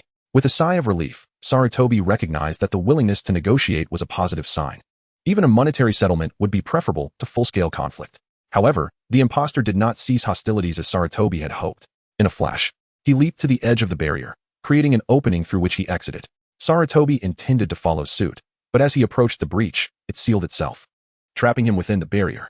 Now outside the barrier, the foe Kazekage exhaled deeply, remarking, "That was quite terrifying. Disguising as the Kazekage while capturing the Hokage is indeed a perilous task." With that, he stripped away his disguise, revealing not Orochimaru, as one might expect, but rather Kabuto Yakushi. Sarutobi's eyes widened in disbelief as he recognized Kabuto. He was well aware of his identity and even recalled his previous servitude to Danzo. However, he had not anticipated that Kabuto would impersonate the fourth Kazekage to ensnare him. Observing Sarutobi's expression, Kabuto offered a sly smile and apologized, "My sincerest apologies, Hokage. I am not the fourth Kazekage you believe me to be. Moreover, a certain acquaintance of yours is currently attending to other matters, and once he has concluded his tasks, he will personally come to see you. So, I kindly ask for your patience." Chapter 26. The Onslaught of Orochimaru. Within the forest at the outskirts of Konohagakure, the impeccably dressed Shimura Danzo was frantically fleeing for his life. Despite his seemingly pristine appearance, he exuded an air of utter disarray. His clothing was intact, and his body bore no wounds, yet his pallid complexion and sweat-drenched brow betrayed the terror he had recently endured. Hot on his heels, Chris was engulfed in violet flames, gleefully wielding his blade in relentless pursuit. The recent explosion at the root base had not harmed Chris. Endowed with the power of Susanoo, he had simply emerged from the ground and commenced his chase after Danzo. Initially, Danzo had resolved to counterattack, but after being bested multiple times by Chris, he was forced to confront the harsh reality. The might of Chris, bolstered by Susanoo, was far beyond what he could contend with alone. His wind-based jutsu failed to inflict any damage, even against some of the forbidden sealing techniques. Even the Dream Eater, the Nightmare, he summoned to battle Chris, was swiftly incapacitated by a single strike from the latter's Susanoo, returning to the spirit realm in grievous condition. At this juncture, Danzo was wholly unconcerned with retaliation. His singular focus was to escape the clutches of this formidable adversary. Gazing down at the Sharingan embedded in his right arm, he noted that he had originally possessed 10 Sharingan. However, after the recent skirmishes, only 3 remained functional, the other 7 having been expended through the use of his Izanagi. With the 3 usable Sharingan on his arm, combined with the Manjiki Sharingan in his eye socket, he realized he could only resurrect himself 4 more times. Against a typical ninja, such an opportunity would facilitate a counterattack. However, facing Chris, the activation of Susanoo rendered even 100 revivals futile. This was untenable. He needed to locate Konoha ninjas for assistance post-haste. Yet, whether by ill fortune or some other misfortune, he had encountered not a single Konoha ninja along his path, but rather a plethora of Sunagakure and Otogakure shinobi. Just as he was lamenting his misfortune, a chilling voice echoed ahead, piercing through the forest. "You appear to be in quite a predicament, Elder Danzo." The voice sent a shudder through Danzo's body. He looked up to behold the pale, bloodless visage of Orochimaru. In any other circumstance, encountering Orochimaru would have filled him with dread, as he was merely a rogue ninja despite his notorious reputation. Even during their previous collaborations, Danzo had always regarded him with a sense of pity, never truly viewing him as an equal partner. Yet now, the sight of Orochimaru brought him unexpected relief. Although a rogue, Orochimaru had some history with him, and he could now offload the troublesome Chris onto him. In an instant, he appeared before Orochimaru and exclaimed, "What a fortuitous encounter. I never anticipated finding you here, however." He abruptly halted mid-sentence, questioning how Orochimaru had come to be in this location. Meanwhile, Chris had also arrived, taken aback by Orochimaru's presence. Surely, he should have been at the Nin exam venue, attempting to assassinate the third Hokage, yet here he was. Orochimaru cast a sidelong glance at Danzo, disinterested in offering explanations. His gaze then fell upon Chris' pair of Manjiki Sharingan, first sparking surprise and then a glimmer of excitement as he licked his lips. Just as he had surmised, Chris had awakened the ultimate state of the Uchiha clan's bloodline limit. After their previous encounter, he had suspected Chris possessed the Manjiki Sharingan, but had refrained from utilizing it during their battle. Now, with confirmation of his hypothesis, Orochimaru's desire for Chris's body intensified. Chris, with his young age and potent lineage, was an ideal candidate for Orochimaru's vessel. In comparison, even Itachi Uchiha, the genius who had once bested him, paled in significance. Initially, Orochimaru had intended to target Itachi for body replacement, even orchestrating a team-up with him for that purpose. Yet, to his surprise, he found himself thwarted by Itachi's genjutsu, resulting in the loss of an arm shortly after his own body swap. He had been compelled to undergo another body transition to regain his full strength. Nevertheless, such setbacks did not deter Orochimaru from pursuing Itachi, for he was not one to shy away from challenges. If a prospect held value, he was willing to embrace the associated risks. However, upon collecting a sample of Itachi's blood during their encounters, his spirits plummeted.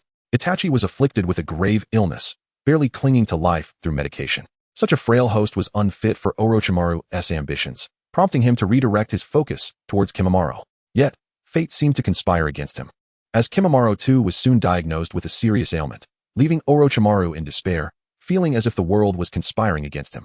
It was only upon encountering Chris that hope flickered anew. The youth possessed formidable bloodlines and harbored a multitude of secrets, alongside an unknown power. In his previous studies of Kimimaro, Orochimaru had grown increasingly enamored with Chris's abilities. The mere fraction of power he had extracted from Chris exhibited remarkable potential. Securing such a flawless vessel would not only extend his life, but also catalyze breakthroughs in his experiments. Compared to the assassination of Sarutobi, his thoughts were consumed solely by Chris. All else paled in significance. As Chris observed the avaricious expression on Orochimaru's face, he instantly grasped the latter's intentions. With a disdainful scoff, he retorted, "We can discuss our affairs later. Right now, I intend to eliminate Shimura Danzo. Do you plan to impede me on behalf of this man?" Chris was unperturbed by the prospect of facing Orochimaru. He had already secured the means of summoning his sister back to life through Edo Tensei. To him, Orochimaru had lost his utility, and he held no interest in recruiting the rogue for his own faction. Should Orochimaru dare to obstruct him, Chris would not hesitate to eliminate him as well, thereby averting any potential future complications. Upon hearing Chris's words, Orochimaru merely chuckled, for Danzo was a vital ally within the Land of Fire, and preserving him would yield considerable resources. Just then, a colossal wooden vine, as thick as a meter, slithered forth from the earth like a venomous serpent, advancing towards Chris. Chapter 27. Enhanced Impure World Reincarnation. The speed of the wooden vines was astonishing, and their angles were particularly devious, launching an attack precisely from the blind spot of Chris's Sharingan. It was only when the wooden vine was a mere 5 meters behind Chris that he became aware of the impending threat. He swiftly turned around, raising his dual blades parallel to his chest, unleashing 2 horizontal slashes that sliced through the robust wooden vine into countless fragments. However, the shattered portion constituted merely a small segment of the vine. Soon, new vines sprouted from the remnants, winding towards Chris. Observing this, Chris evaded the attack with several agile jumps, then furrowed his brow as he gazed toward the source of the wooden vines. There stood a tall middle-aged man, his long black hair cascading over his shoulders, clad in crimson armor reminiscent of the Warring States period, with his hands clasped together as if forming a seal. His face bore the cracked marks of impure world reincarnation, unmistakably indicating that he was a resurrected corpse. It was the first Hokage, Senju Hashirama, and it seemed that Orochimaru intended to employ a strategy against him similar to that used against Sarutobi Hiruzen. Chris narrowed his eyes, feeling no surprise at the appearance of the first Hokage. Although Orochimaru possessed formidable power, he was not particularly distinguished among the veteran Kage-level shinobi. Despite his extensive repertoire of techniques, few could be effectively utilized against true masters, making him suitable for bullying weaker opponents, yet largely ineffective against strong adversaries. Thus, it was entirely logical for him to deploy impure world reincarnation against Chris. However, Chris furrowed his brow slightly, for the power of this impure world reincarnation was considerably stronger than he had anticipated. Despite having only exchanged one blow, the clash of their chakra had provided him with a substantial understanding of his opponent's strength. According to his recollections, the impure world reincarnation during this era was typically limited to the prowess of seasoned Kage-level shinobi, allowing the first and second Hokages to barely triumph over Sarutobi Hiruzen. Yet, this particular incarnation exuded a feeling of super Kage-level strength, though it paled in comparison to the first Hokage at his peak. It undoubtedly matched the capabilities of the second Hokage from the various major nations. As if divining Chris's thoughts, Orochimaru licked his lips and explained, "To confront you, Chris, I specifically elevated the grade of the sacrifice. Initially, I would employ ordinary nin as sacrifices for this technique, which, while diminishing the strength of the impure world reincarnation, allowed for more precise control. However, I surmised that such an incarnation would be utterly inadequate against you, Chris, given your unfathomable power. Should you possess any hidden trump cards, it could spell disaster. As I suspected, you indeed concealed the Manjiki Sharingan. Fortunately, I endured the pain of utilizing nin as the sacrifice to summon the first Hokage.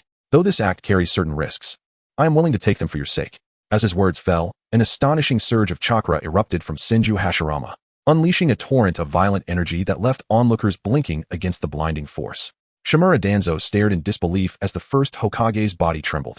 Although he had seen Hashirama in his youth, he had only witnessed the aftermath of the battle between the two legendary ninjas during Uchiha Madara's assault on Konoha. The terrifying chakra from that encounter remained vividly etched in his memory. Though he had transplanted Hashirama's cells, he had not inherited the overwhelming chakra of the first Hokage. The cells merely augmented his own chakra reserves rather than granting him direct access to Hashirama's power.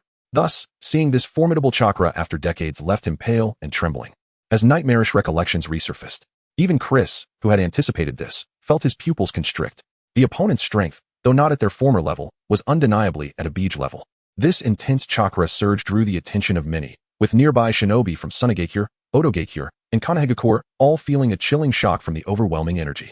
Meanwhile, Sarutobi Hiruzen, trapped within the nin exam venue, felt his heart skip a beat upon sensing the chakra. His eyes widened in disbelief as he gazed toward the source, certain that it was indeed the chakra of Lord Hashirama. Although its intensity was diminished compared to his youthful encounters, there was no doubt about its origin. What on earth had transpired? Why was Lord Hashirama's chakra resonating? Anxiously, he struck the barrier of the four purple flames formation with his Rui Jingu Bang. The situation had spiraled beyond his control. Shikaku had been fully released, and the Konoha shinobi were banding together to combat it. With even powerful genin like Naruto and Sasuke joining the fray, the outer walls of Konoha had been breached by a colossal three-headed serpent, undoubtedly a ploy by Orochimaru. Coupled with the chakra emanating from Lord Hashirama, the sudden influx of events left Sarutobi Hiruzen agitated and restless, intensifying the force of his Rui Jingu Bang. The quartet of sound ninjas maintaining the four purple flames formation began to sweat profusely, for Sarutobi Hiruzen's strength was formidable. Each of his strikes caused cracks that demanded immense chakra to mend. Had the battle been solely between two powerful figures within the barrier, they would not have expended such vast amounts of chakra. However, with the third Hokage focused on dismantling the barrier, their resolve faltered, and thoughts of retreat began to surface. Returning to Chris, after a brief moment of astonishment, he gradually regained his composure, preparing to confront the Super Kage-level Senju Hashirama. Yet, at that moment, he caught sight of Shimura Danzo, who was turning to flee. Witnessing this, Chris's pupils constricted. He resolved that the old man must die today. There was no way he could allow this old dog to continue living. With this thought, he gritted his teeth and activated Susanoo, a sharp pain surging through his eyes. Lacking the eternal Manjiki Sharingan, each use of his ordinary Manjiki was accompanied by significant agony. Furthermore, excessive use could lead to diminished vision and eventual blindness. But the ability to harness the power of the serpent to heal his eyes allowed him to wield Susanoo without excessive trepidation. Even Orochimaru, witnessing the colossal black Susanoo, licked his lips in excitement. He had only encountered records of Susanoo before, making this his first time witnessing it in reality. Chris's half-formed Susanoo swung its black sword, unleashing a wave of lethal energy toward Danzo, who screamed in terror as he was cleaved into oblivion, only to find the Sharingan in his arm, sealed once more upon his resurrection. Chapter 28. Transforming into the Great Serpent after 5 years. Although Susanoo's strike had vanquished Danzo once, it simultaneously exposed its own vulnerabilities to Hashirama Senju. Wood Release, Wood Dragon Technique. With hands forming seals, Hashirama summoned an enormous wood dragon that rose from the earth, coiling around Chris's Susanoo like a constricting serpent, rendering him immobile. Chris, attempting to manipulate Susanoo to break free from the wood dragon-esque grasp, soon realized the dragon possessed immense strength and was persistently siphoning his chakra. Swiftly, he utilized the power of the great serpent to lock down his chakra, halting the ravenous absorption by the wood dragon. Orochimaru observed with astonishment as Chris exhibited no fear toward the wood dragon's chakra-draining capabilities. This was the first time he had encountered a ninja capable of resisting chakra absorption.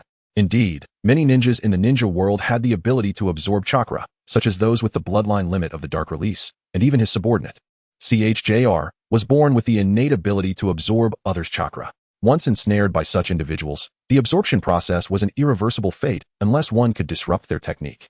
However, Chris astounded him by demonstrating such remarkable control over chakra. Yet, after a brief moment of surprise, Orochimaru smirked. After all, Chris was merely a young man with relatively limited combat experience. You are still too young, Chris-kun, struggling against the wood dragon's confinement. Chris's gaze was drawn to a palm-sized emblem on the dragon's body. It resembled a double-pronged insignia, reminiscent of the Senju clan's crest. At that moment, a figure with white hair suddenly appeared before the emblem, clad in blue armor and wearing protective gear, his shoulders draped with white fur, exuding an aura that rivaled Hashirama's. This individual was Tobirama Senju, the second Hokage. As he materialized, he swiftly formed hand seals. Water release, water dismemberment. A slender, high-pressure water jet erupted from his palms, piercing through Susanoo and breaching Chris's abdomen. Chris, taken aback by Orochimaru's ambush, coughed up blood, realizing that his lack of combat experience had cost him dearly. Yet, despite this, his fighting spirit remained unyielded. Gritting his teeth, he raised his right fist and unleashed a powerful 8 sake cups toward the gap in Susanoo. Tobirama, quick to react, evaded the attack using the Flying Thunder God technique, reappearing a short distance away. Although he dodged Chris's strike, the massive wood dragon could not escape its fate. Upon impact, the great wood dragon let out a roar, and purple light coursed through its body, rendering it immobile, transforming its once gray form into a vivid purple. Seizing the opportunity, Chris wielded Susanoo's dual blades and reduced the wood dragon to mere splinters. After dispatching the dragon, he utilized the power of the great serpent to heal his wounds while casting his gaze towards the first and second Hokages. Initially, he believed that Orochimaru's summoning of the formidable Hashirama would be a significant risk, yet he was astounded to discover that Orochimaru dared to summon Tobirama as well, retaining their full powers from their living days. With the strength of both Hashirama and Tobirama, their retention of such formidable abilities could easily lead to them reclaiming dominance over their bodies. Orochimaru had indeed gone to great lengths to capture him, clearly valuing his presence. Meanwhile, Shimura Danzo had revived and was already retreating without a glance back. Chris felt a surge of anxiety as he watched Danzo distance himself. During their initial confrontation, he had marked Danzo with a seal, one created using the power of the great serpent rather than chakra. Even if Danzo were aware, he would be unable to remove it, sealing his fate to be pursued and ultimately slain. However, each time Danzo employed his Anaji, he could reset his physical state, causing Chris's mark to vanish, rendering long-range tracking impossible. What if he missed this opportunity? In the vast ninja world, where could he possibly search for Shimura Danzo again? Hashirama and Tobirama did not grant him a moment to ponder. Seizing the chance while Chris was injured, they launched a relentless assault.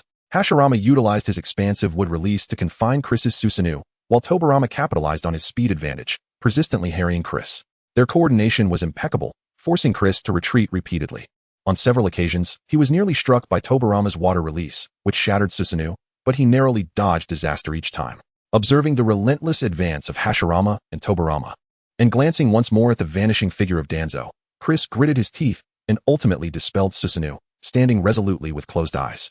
Seeing Chris's unusual behavior, Orochimaru chuckled ominously, remarking, "Has Chris-kun surrendered? It seems you understand the inevitability of your fate. Fear not. My Ito Tensei will occupy your body but will not obliterate your consciousness. Your awareness will persist within, though you will lose control over your form. Soon, your body will serve my will, and you will witness how I utilize your perfect vessel." Orochimaru was exhilarated by Chris's apparent capitulation, having expected a fierce struggle, even bracing for the worst, Chris destroying his own body in a desperate bid. Yet, He was taken aback by Chris's voluntary surrender, a delightful surprise indeed. However, to be prudent, he did not approach Chris directly. Caution was the hallmark of a seasoned ninja. He directed Tobirama to swiftly move beside Chris, extending his hand to seal away Chris's chakra. Everything proceeded smoothly. Chris made no effort to evade or resist as Tobirama's hand reached for his shoulder. Just as Orochimaru anticipated, a surge of dread washed over him, causing even the normally unthinking Tobirama to instinctively retreat a step away from Chris. Suddenly, Chris's hair transformed from a deep black to a pure white, and a blue luminescence enveloped him, lifting him into the air. Orochimaru sensed a profound and heavy aura emanating from Chris. Unlike the explosive force of the first and second Hokages, it resembled a mountain, imposing and indifferent, looming before him. What was transpiring? What had occurred to Chris? Chapter 29. The Serpent Mode and the Emotionally Detached Deity. The transformation of Chris stirred an unsettling anxiety within Orochimaru. On the surface, there appeared to be no alteration in his chakra signature, which remained comparable to that of his black-haired self. Yet, for reasons unknown, Chris emanated an aura of profound danger, a sensation that even the first and second Hokage could perceive as a spiritual oppression, leaving Orochimaru momentarily uncertain about proceeding with his intentions. At that moment, Chris, hovering in the air, glanced at him, causing Orochimaru's hair to bristle with trepidation. He quickly summoned the first and second Hokage to his side, eyeing Chris with palpable vigilance. To his surprise, Chris did not seek confrontation. Instead, he vanished without a trace. Orochimaru widened his eyes, cautiously attuning himself to the surrounding changes, and after a brief moment, he confirmed that Chris had not attacked him, allowing himself a slight sigh of relief. The oppressive feeling Chris exuded was overwhelming, and he found himself drenched in cold sweat. Meanwhile, several miles away, Chris suddenly materialized before Danzo, who was taken aback by this unexpected appearance. Instinctively, Danzo attempted to form hand seals, only to have Chris seize him by the throat and lift him into the air. The terror in Danzo's eyes was palpable, for Chris had undergone a significant transformation since their last encounter. While he was not particularly concerned about the superficial changes, after all, many ninjutsu could alter one's appearance. What truly horrified him was the frigid aura that surrounded Chris. It was not the ferocity of a predator like Orochimaru. Rather, it bore the weighty oppression akin to mountains or oceans. In the presence of such an entity, even without hostility, one would instinctively feel fear, reminiscent of the dominance of a superior life form over an inferior one. As he felt the pain in his throat and the suffocating sensation of asphyxiation, Danzo did not relinquish his struggle. Instead, he formed hand seals to unleash his most adept wind release technique. However, the jutsu that could shatter stone met Chris as if it were merely a gentle breeze. It inflicted no harm whatsoever, leaving not even the slightest abrasion on his skin. The more Danzo fought, the more despair consumed him, and he ultimately resorted to using his kunai, only to see it shatter upon contact with Chris's form. With a sharp crack, Chris snapped Danzo's neck and gently released his grip. Danzo's lifeless body thudded to the ground, one of his Sharingan eyes closing forever. Mere seconds later, he revived, just as Orochimaru arrived with the two Hokage.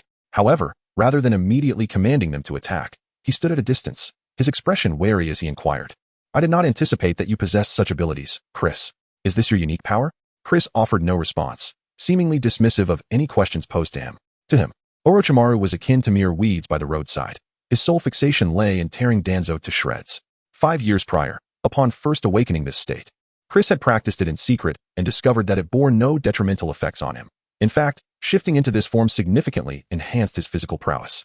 Each transformation bolstered his foundational strength, perhaps due to the mode's facilitation of his body's absorption of serpentine energy. He dubbed this transformation Serpent Mode.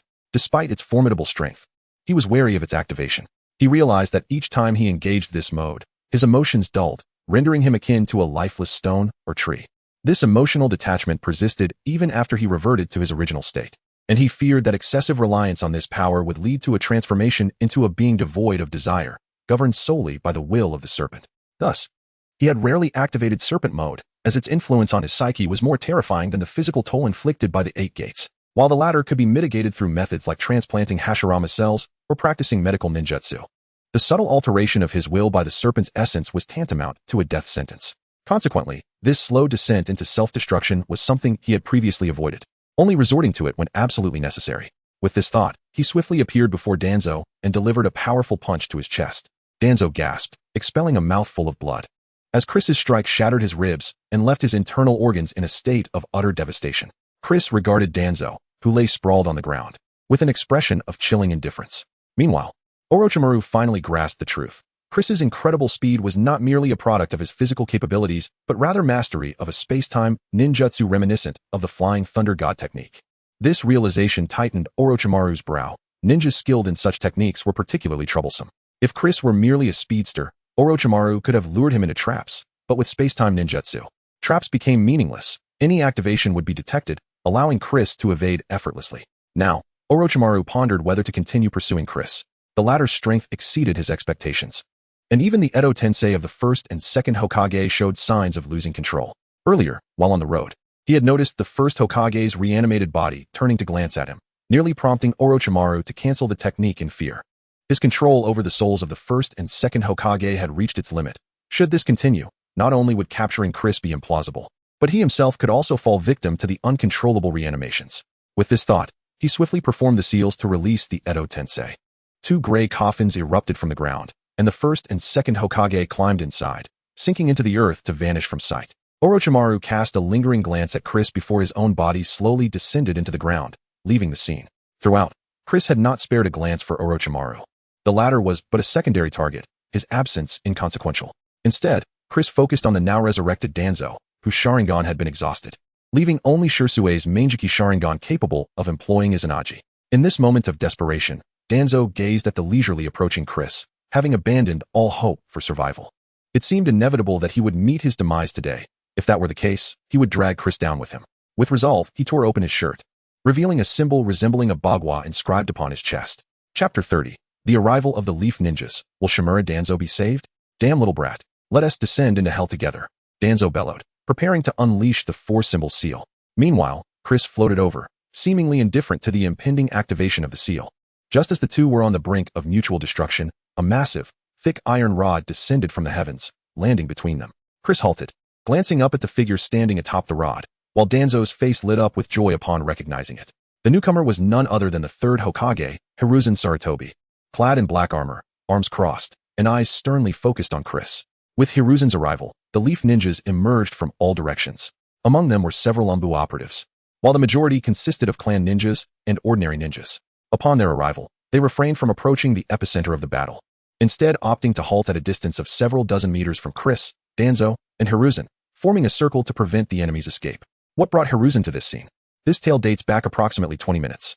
About 20 minutes prior, Hiruzen had finally used his mighty staff to breach the barrier, prompting the Sound Four, terrified of confronting the Hokage, to flee. After breaking free, Hiruzen chose to disregard the fleeing Sound Ninjas, focusing solely on the clash between Chris and the first and second Hokages. Previously, he had only sensed the presence of the first Hokage, but now he could also feel the chakra of his own mentor, Tobarama Senju. The commotion from the battle was immense, dwarfing even the presence of Shikaku, which seemed as gentle as a domestic cat in comparison. Observing the fierce battle involving Shikaku, Hiruzen resolved to entrust the ongoing conflict to Kakashi Hatake, while he and the recently arrived clan ninjas ventured outside the village to ascertain the situation. The sudden appearance of these clan ninjas expressed their frustration. In recent days, the clan leaders had sensed changes in Konoha, with spies reporting large troop movements near the Wind Country's borders.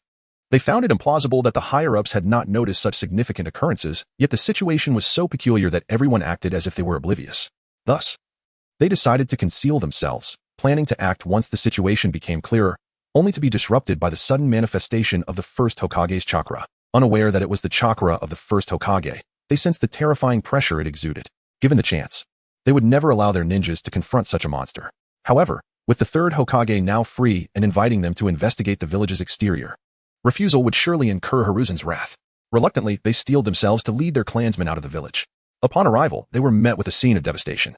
The ground marred by craters and scars from a massive battle. Yet, what astonished them most was Danzo's intention to unleash a forbidden technique to perish alongside his adversary.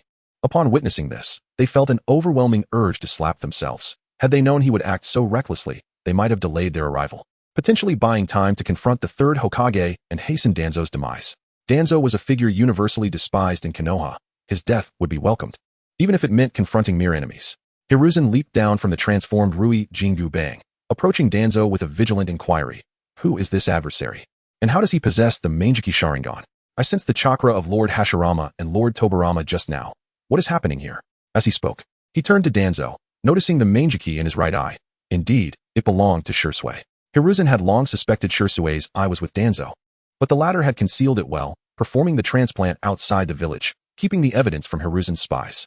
Now that Danzo had revealed his Mangekyou Sharingan, Hiruzen formed a conjecture regarding the situation. He believed Chris to be an experimental subject from Root, possibly possessing an artificially synthesized Mangekyou Sharingan. Previous intelligence from his spies in Root had hinted at similar experiments, indicating that Danzo had lost control of his subject, leading to the current turmoil.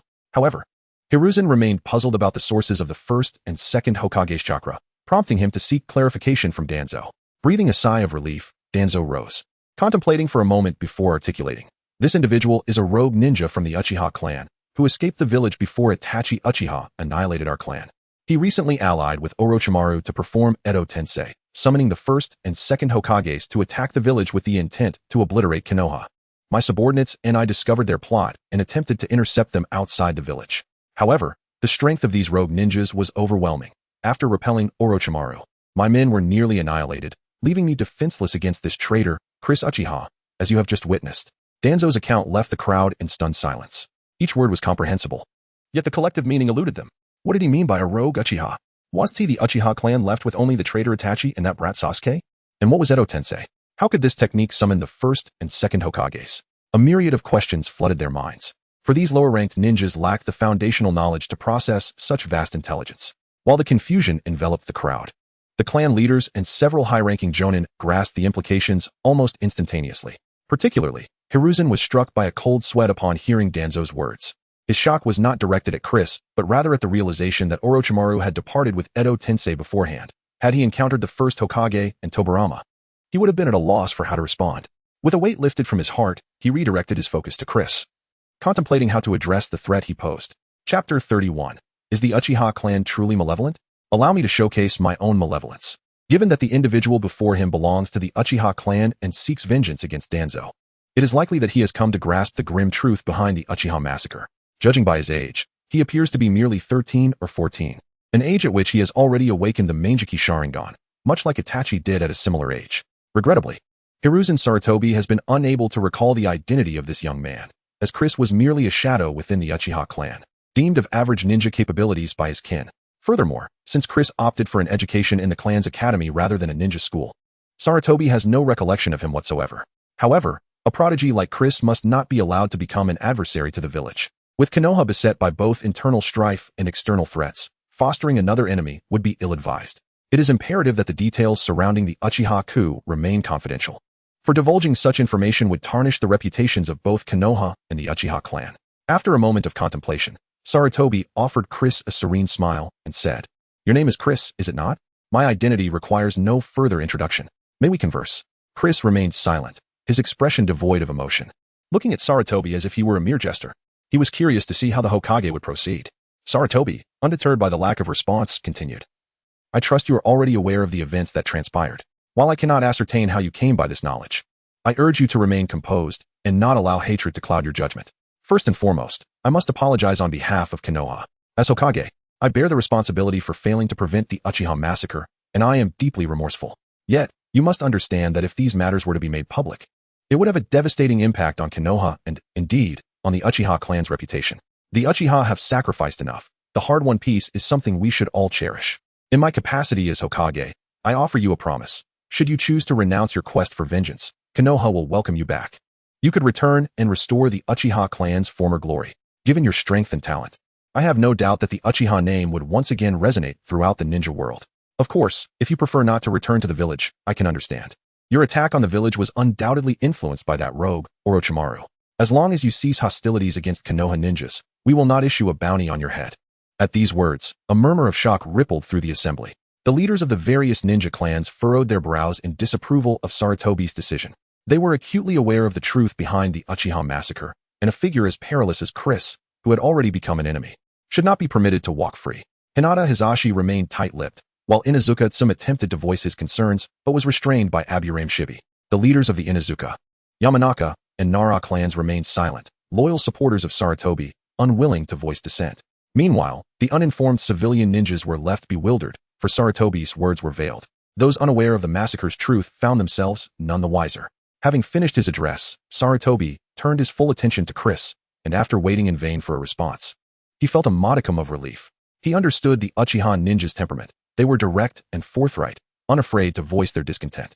Chris's prolonged silence seemed to indicate his acceptance of Sarutobi's proposal. Just as Sarutobi began to lower his guard, Chris abruptly vanished from sight. Startled, Sarutobi scanned his surroundings, only to be met with a blood-curdling scream from behind. Turning, he discovered that the scream had emanated from a member of the Umbu, who had just experienced a brutal blow to the chest delivered by Chris. As the mask fell away, it revealed the face of Danzo Shimura. Simultaneously, the Danzo standing beside Sarutobi dissipated into smoke, a ruse made possible while the attention of the gathered crowd was diverted. After shattering Danzo's chest, Chris reached into the cavity and extracted a luminous blue orb, which he held aloft before crushing it in his grasp. This orb, the essence of Danzo's soul, was now in Chris's possession, empowered by his transformation into the Sage of Serpents, granting him the ability to seize souls directly. As the orb shattered, Danzo's body stiffened, succumbing to death before he could even invoke his Anaji. Chris seized Danzo's lifeless form and proceeded to remove his Mangeki Sharingan, although he found little value in it. It was a trophy worth taking, whether for personal use or merely as a decorative piece at home, rather than allowing it to fall into someone else's hands. This spectacle left the onlookers in utter astonishment. They had not anticipated that Chris would dare to slay Danzo Shimura before their very eyes, and even more astonishingly, that he would succeed. What accounted for his extraordinary speed? Had he employed some form of space-time ninjutsu? However, the Konoha ninjas reacted swiftly upon witnessing Chris's audacious act. Those lacking proficiency in taijutsu distanced themselves, leaving only the more skilled martial artists to probe Chris's capabilities. The closest was Hinata Hisashi, who assumed a gentle fist stance and struck at Chris with formidable force, sending a gale of energy in his direction. Yet, Chris brushed him aside nonchalantly, meeting his strike with one of his own. The sound of their palms colliding echoed ominously, and to the horror of the gathered crowd, the esteemed leader of the Hyuga clan, Hisashi, found his right arm shattered in an instant. Racked with excruciating pain, he retreated, cradling his injured limb, creating distance between himself and Chris. The spectators admired Hisashi's fortitude. Despite suffering such grievous injury, he refrained from uttering a single cry, demonstrating a composure far superior to that of Danzo, who had screamed like a slaughtered pig. Upon witnessing Danzo's death, Sarutobi's fury ignited. Danzo had been his companion for decades. Despite their many disagreements, he had consistently aided Sarutobi in overcoming challenges. Now, witnessing the demise of his ally before his eyes, Sarutobi could no longer contain his rage and confronted Chris, exclaiming, "Why did you kill Danzo? Could you not set aside past grievances for the sake of peace?" Chris turned to Sarutobi, casting a cold gaze upon him before surveying the menacing ninjas surrounding them. In a different state of mind, he might have espoused grand philosophies or chastised them to their embarrassment. Yet, his emotions were calm, and he had no desire to berate anyone. Instead, he stated matter-of-factly, "The Uchiha clan is inherently malevolent. As a member of the Uchiha, it is my nature to commit acts of violence. Thus, my actions against him are entirely justified." Chapter 32. A decimation of ruthless carnage. Upon hearing the words, Sarutobi Hiruzen's expression darkened instantly. He had never encountered someone as unpredictable as Chris. Typically, when confronted with accusations of malevolence, a person would either swallow their pride or retaliate, yet Chris boldly acknowledged the claim, displaying no shame but rather a sense of pride. This left Hiruzen momentarily speechless. The notion that the Uchiha clan was inherently evil had been a concept deliberately perpetuated by the higher-ups of Konohagakure. As the saying goes, those who wrong you are often most aware of your innocence. Hiruzen understood well that the Uchiha were not a clan born of wickedness. However, there was no opportunity to convey this truth to Chris, nor was there any necessity to do so. Having provided him a chance at mercy, Hiruzen felt no regret in eradicating this remnant of the Uchiha. He commanded all the Konoha shinobi. "Chris Uchiha has assassinated Elder Shimura Danzo. I hereby declare a formal bounty on Chris Uchiha as an S-rank rogue ninja. Kill him on sight." With that, he swung a dark iron staff and charged forward, followed closely by a throng of Konoha shinobi, who were jolted from their astonishment at Danzo's demise. Despite Danzo's unpopularity, he was formally an advisor elder of Konoha, and publicly slaying him was a blatant affront to the integrity of the Konoha shinobi. Realizing this, the ninjas surged forward, joining Hiruzen in a fierce assault. The black iron staff descended from above, aimed squarely at Chris's head, with the intent to crush him into a bloody pulp. Chris, however, did not flinch. He raised his right hand, extending his index and middle fingers toward the descending staff. The formidable weapon, which had been plummeting with great force, suddenly halted midair, leaving Hiruzen wide-eyed in astonishment. His once mighty staff was stilled by mere fingers that had not even made contact. What kind of jutsu was this? As he pondered, the iron staff began to crack, followed by a harrowing scream emanating from it. "Run, Hiruzen!" With a thunderous explosion, the staff shattered like glass, sending shards flying in all directions. Hiruzen was struck by the fragments, bloodied and thrown back to the ground, where he stared in horror at the multitude of wounds adorning his body. Had the legendary Sarutobi fallen to this bizarre technique? How could this be possible? As he lifted his gaze, the scene before him was no longer a battlefield but a horrific slaughter. Chris moved through the throng as if unchallenged, delivering devastating punches to the chests of any ninja who crossed his path. Those struck were torn asunder before they could even utter a cry, their torsos obliterated into a macabre display of carnage. The sheer power displayed exceeded the imagination of all present. Even Tsunade, one of the 3 legendary ninjas, could not so effortlessly reduce an opponent to such a state. People often perceive ninjas as high-attack, low-defense warriors, yet this notion is fundamentally flawed. A ninja's defensive capabilities are not inherently weak. Rather, they typically do not maintain chakra defenses at all times, rendering them susceptible to ambushes. It is common to reference the deaths of characters like Yeiko and Conan, but those instances involved one being ambushed and the other neglecting chakra defenses entirely, thus lacking relevance. For instance, when Kakashi was ambushed by Kakazu, he merely sustained damage to his attire despite crashing into several trees, demonstrating that being in a state of chakra defense does not diminish a ninja's resilience compared to that of a warrior. Now, the gathered ninjas witnessed a monstrous figure capable of such strength, and some of the less resolute among them began to waver. At this moment, Nara Shikaku urged the Konoha shinobi, everyone, remain calm. Do not let the enemy's overwhelming presence intimidate you. No matter how powerful he appears, he is but one man. That space-time jutsu akin to the flying thunder god must consume an immense amount of chakra. If we can hold out. Before he could finish, Chris teleported in front of him and delivered a punch that obliterated Shikaku's body into fragments. Yet, unlike the others, Shikaku did not split into 2. Instead, his form transformed into a shadowy, ink-like substance that enveloped Chris. Shadow Prison Technique. This was a jutsu that ensnared the enemy by using oneself as bait. He then turned to face the incoming jutsu, casually pointing his finger. A particle resembling a black hole shot forth. Others followed suit, their backs turned to Chris. He paid them no mind, instead appearing before the leaders of the Inuzuka, Nara, and Akimichi clans. Shikaku sighed in resignation, shrugging as he snapped the necks of the 3. As for the leaders, anyone who encountered him could sense his formidable nature, a man whose very essence embodied strength. In stark contrast, Chris exuded a chilling indifference to life. Perceiving all as mere insects beneath his heel, he cared not for the thoughts of others and regarded even his enemies as mere nuisances to be disposed of without a second thought. Hiruzen's spirits sank to their lowest ebb. Had he known the true extent of Chris's terrifying power, he would have sought alternative methods of confrontation, rather than resorting to half-hearted threats as he had moments earlier. Yet it was too late for regrets, for Chris had once again positioned himself directly in their path. Observing the anxious and fearful expressions of the Umbu ninjas, Chris wasted no time. He teleported before them and dispatched each one with a single blow. After eliminating these foes, he seized Hiruzen by the throat with such speed that even the seasoned master of taijutsu could scarcely comprehend the motion. The disparity in their strengths was akin to that of clouds and mud. Even without the advantage of teleportation, Chris's velocity surpassed Hiruzen's understanding.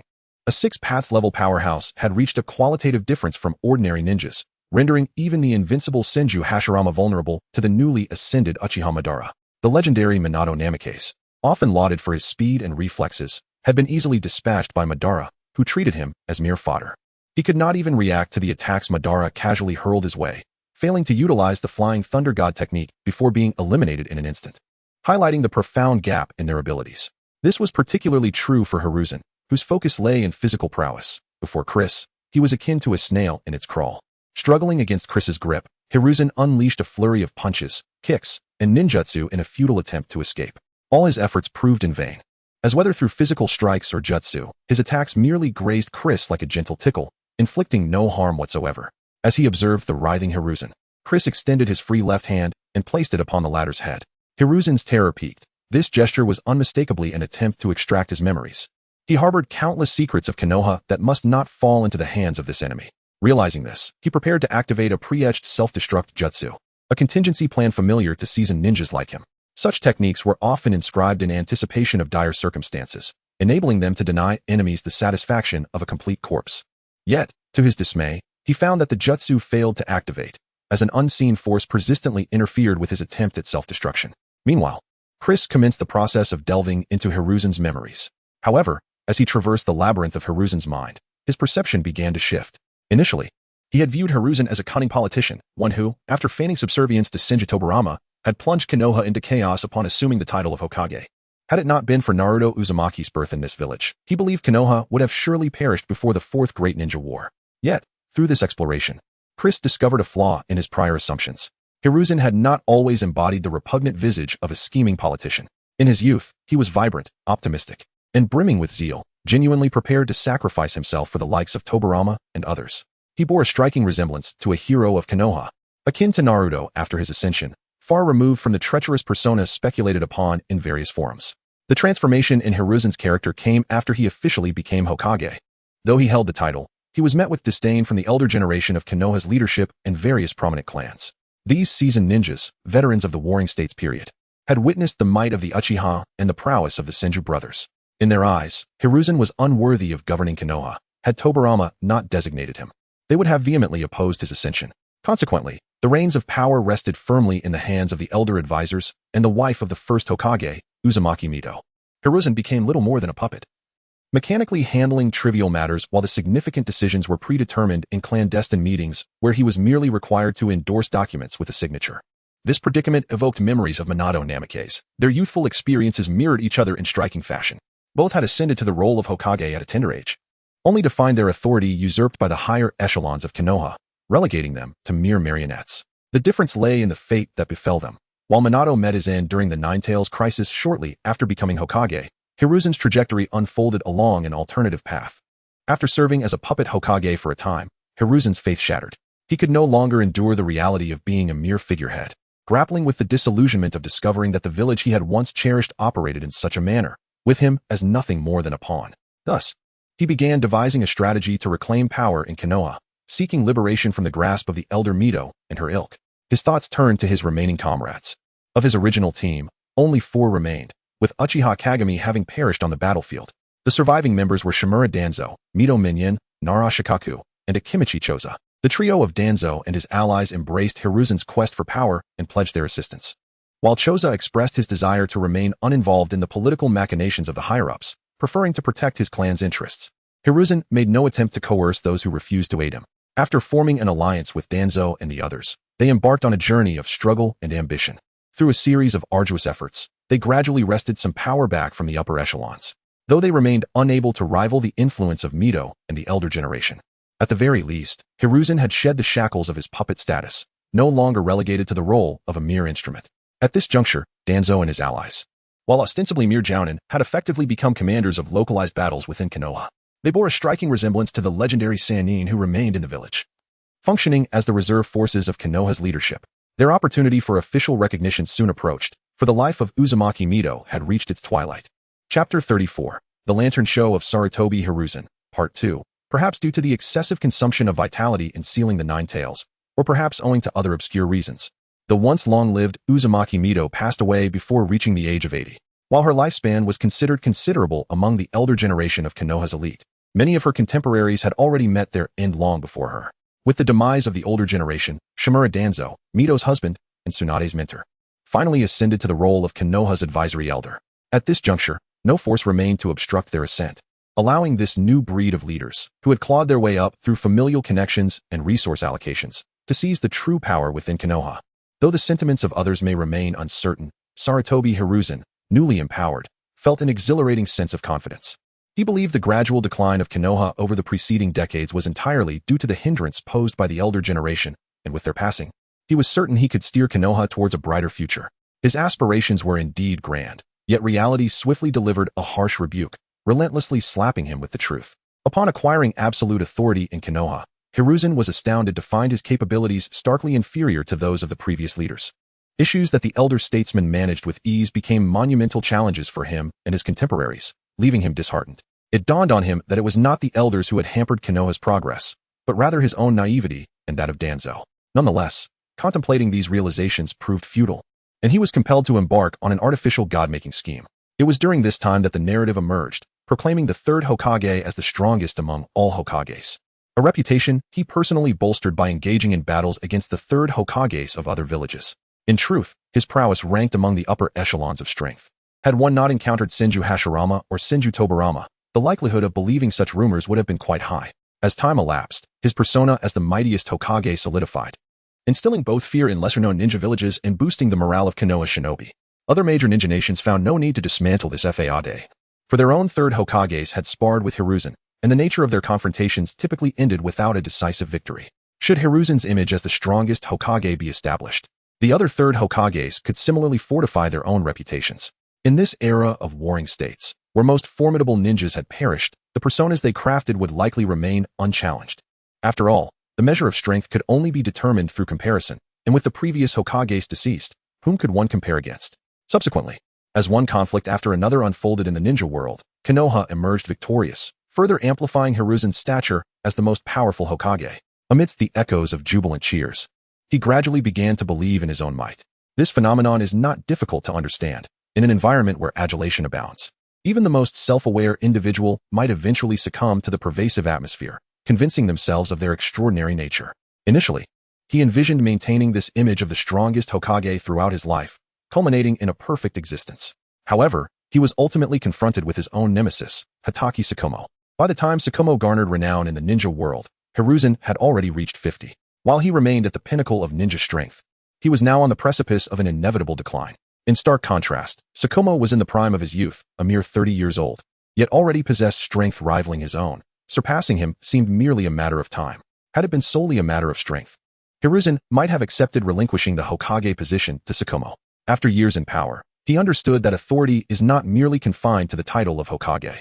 Was it so naive to believe that stepping down would strip him of his influence?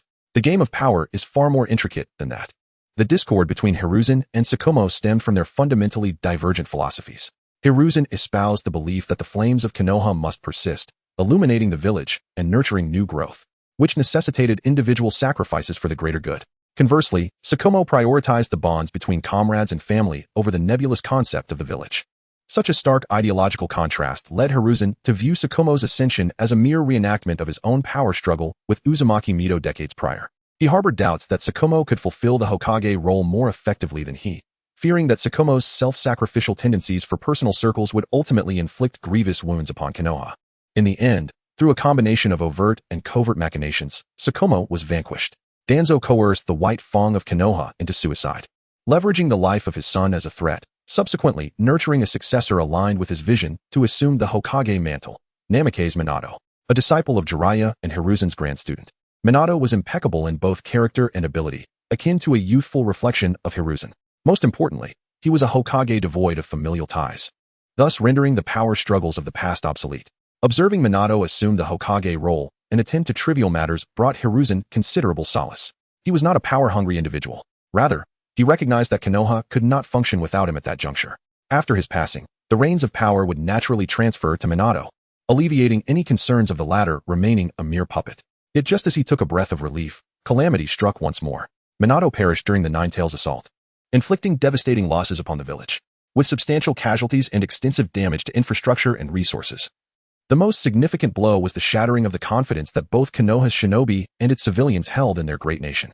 Without a means to rekindle unity, Konoha faced the peril of ideological collapse.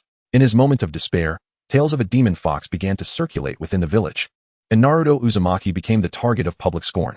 Hiruzen was acutely aware that Danzo orchestrated this diversion to refocus the villagers' grievances and restore a sense of cohesion. Though it felt unjust to Minato, after weighing the pros and cons, he chose to tacitly endorse Danzo's strategy. Ultimately, he could only mutter an apology to Minato in his heart, then proceed to fulfill his duties as Hokage with a semblance of normalcy. Chapter 35, The End of War. As time returns to the present, the memories of Sarutobi Hiruzen flash through Chris's mind like a slideshow. The sheer volume of recollections overwhelms even Chris, filled not only with the numerous secrets of Konoha, but also countless forbidden techniques and bloodline limit ninjutsu. Although Sarutobi Hiruzen himself could not wield these bloodline limit techniques, the intricate seals and chakra flows are vividly recorded in his memory. However, extracting all this vast knowledge would likely leave him mentally incapacitated. Even the original owner, Sarutobi Hiruzen, could not possibly recall every detail of his life at all times. After contemplation, Chris decided to create an independent database in his mind, transforming Hiruzen's memories into books stored within this repository. Henceforth, he could access this knowledge whenever needed and when unnecessary. It could remain tucked away in the recesses of his memory without impact. After processing Hiruzen's memories, Chris gazed at the waning figure of Sarutobi Hiruzen before him. Having witnessed the entirety of Hiruzen's life, Chris felt a complex mix of emotions. It was a tale of a passionate youth gradually transformed into a cunning politician by the harsh realities of life. For a moment, he struggled to evaluate this man's existence.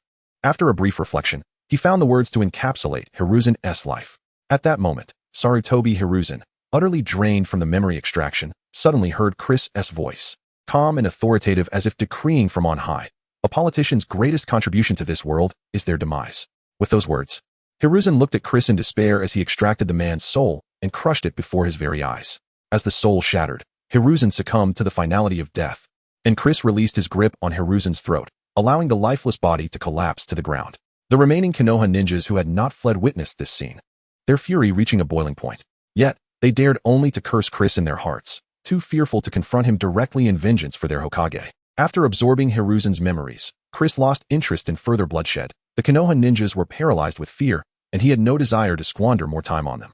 In a mere flicker, he vanished from the spot, reappearing outside Konoha's territory, leaving the unfolding events of the village behind him. As Chris departed, the Konoha ninjas collectively exhaled in relief. The preceding ordeal had been akin to a nightmare. In their minds, Chris's gaze, reminiscent of a deity surveying mere insects, instilled a terror akin to that of the devil. However, after a lengthy wait, when it became evident that Chris would not return, some Konoha ninjas mustered the courage to approach Sarutobi Hiruzen. The Hokage is dead. He was slain by the traitorous ninja, Chris. This exclamation awakened the Konoha ninjas from their stupor, and they swiftly regained their composure, proceeding to recover the bodies of Hiruzen and Danzo Shimura. Although the third Hokage and several clan leaders had perished at Chris's hands, this did not significantly alter the course of the ongoing war. Konoha, despite its decline, possessed deep-rooted strength, and the war unfolded within its own territory. After a brief moment of panic, the Konoha ninjas quickly stabilized their front lines and pushed back against the allied forces of Tsunegekure and Odogekure. The battle was overwhelmingly one-sided, with the allied forces proving utterly ineffective against Konoha's full might. Meanwhile, Gaara, now completely transformed into the One-Tail, was defeated and reverted to his original form by Naruto and Gamabunta. Gaara, battered and exhausted, found himself in a dire state, while Naruto, though injured, fared considerably better. The surrounding Sand ninjas, upon witnessing Gaara's defeat, went into a frenzy, desperate to rescue their Jinchuriki, who must not fall into Konoha's hands. Yet, Might Guy, Asuma Sarutobi, and other elite Nin staunchly blocked their path. Ultimately, the Sand ninjas had no choice but to retreat, leaving Gaara behind. Sasuke observed Naruto's prowess with a tumultuous heart. Before Gaara fully transformed into Shikaku, he felt he could still contend with him. However, once Gaara became that monstrous creature, he would lose all capacity to fight back. Jealousy surged within Sasuke as he reflected on Naruto's growth. He had just learned that such summoning techniques were taught to Naruto by Jiraiya, one of the legendary Sannin.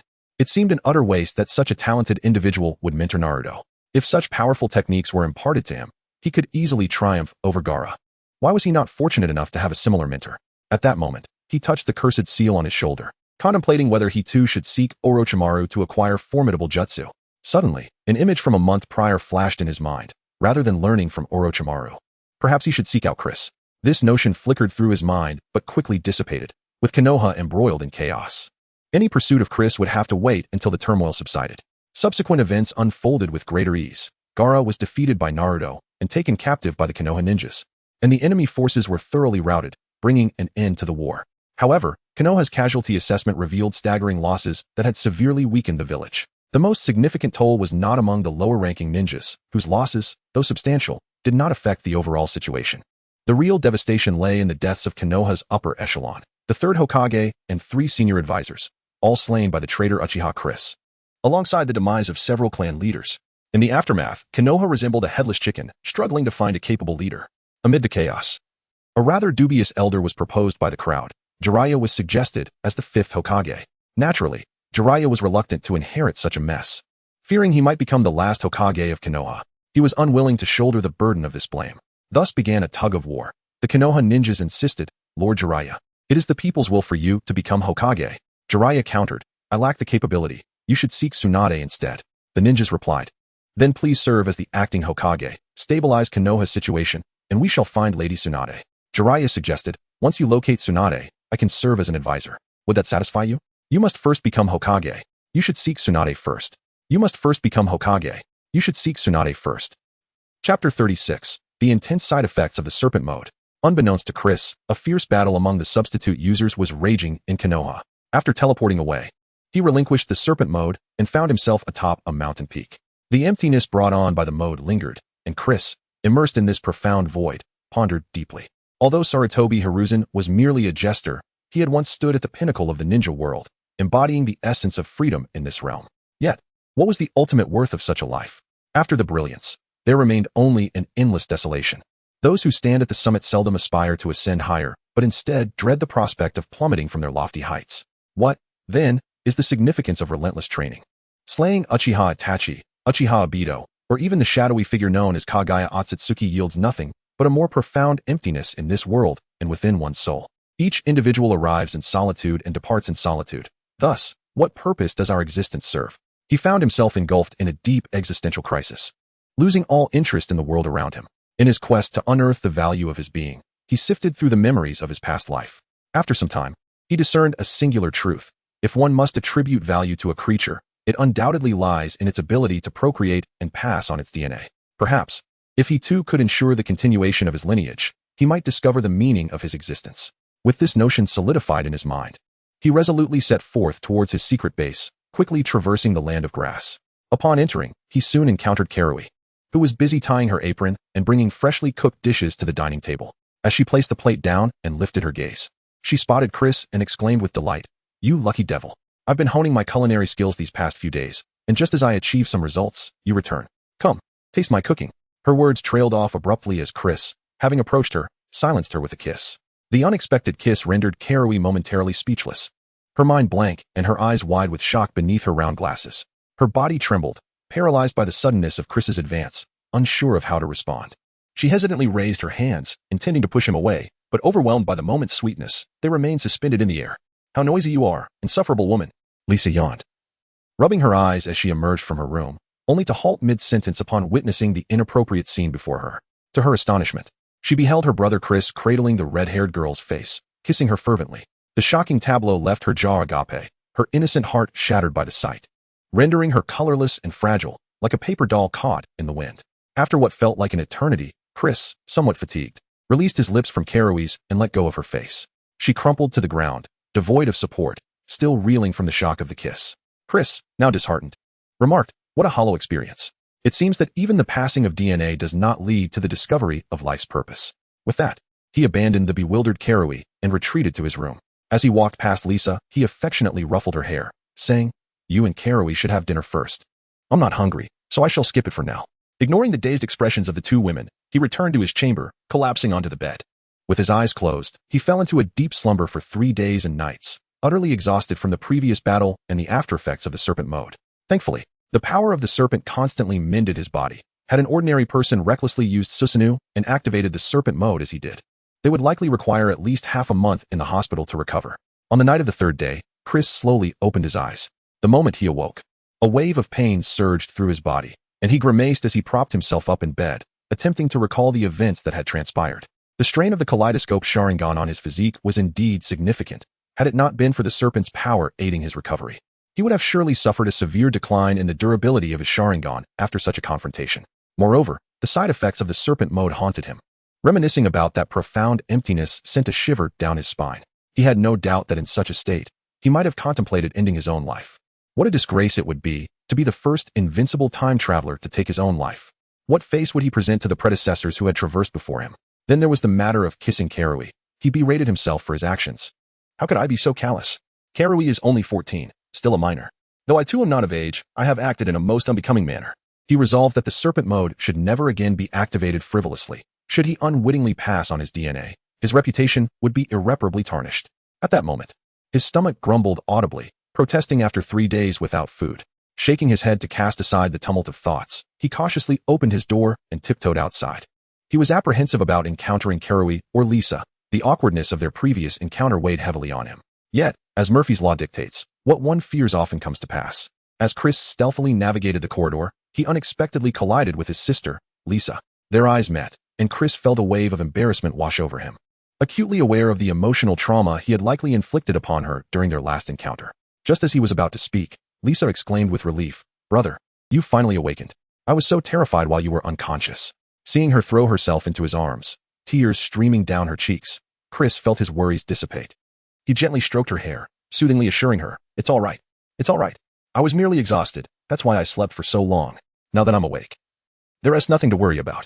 After considerable effort, he managed to calm her down, feeling a profound sense of relief and gratitude. In this dark and grim world, the concern of even one person rendered his struggles worthwhile. At that moment, Chris felt entirely healed by his sister's presence, the emptiness from the serpent mode evaporating entirely. However, just then, Lisa, having dried her tears, shifted to a serious demeanor and declared, "Brother, I do not approve of this marriage." Chapter 37. How can such an absurd treatment method exist? Chris nearly choked on his own breath. Lisa's unexpected remark caught him off guard, almost causing him to gasp. He could easily deduce what she meant by marriage given her earlier misconceptions, likely stemming from his peculiar behavior days prior, which had led her to believe he was romantically involved with Cheyenne. He shook his head in resignation and explained, "That day was not my intention. I acted strangely due to the side effects of my jutsu, which caused a loss of will." Lisa tilted her head, her expression peculiar, as if to say, "Do you think I'm a child who can be easily deceived?" Seeing her disbelief, Chris sighed and said, "I am not lying. With your brother's discerning eye, how could he possibly be attracted to that bespectacled woman?" Lisa nodded in agreement. "That's true. That woman named Cheyenne is as foolish as a pig. Her clumsy nature and carefree disposition make her utterly unworthy of my brother. How could someone as brilliant as him ever take an interest in such a dim-witted woman?" Chris couldn't help but twitch his lips at Lisa's comments. Indeed, children in the world of Hokage matured far too quickly. Just as Lisa continued her tirade against Cheyenne, a figure with red hair suddenly leapt around the corner, seizing Lisa's head and exclaiming, "How dare you call me clumsy? You little brat. You leave all the household chores to me and then have the audacity to blame me for being clumsy. Do you think I'm easy to bully?" Caught off guard, Lisa momentarily froze before swatting Cheyenne's hand away and retorting, "How shameless can you be? I'm still just 7 no, 8 years old. Can you really expect an 8-year-old to do household chores? Is being 8 a great achievement? I was doing chores at 7, unlike you, lounging around like a lazy bum." The two women bickered like a mother and daughter, leaving Chris feeling dizzy and his head buzzing. It was clear that having too many women in the house led to chaos, making it difficult for someone like Chris, who cherished tranquility, to adjust. Yet, Cheyenne's sudden entrance alleviated some of Chris's earlier awkwardness, as he had been unsure how to face her after the incident a few days ago. After pondering for a long while, he decided he should apologize, for the fault lay with him, and he would feel uneasy if he didn't.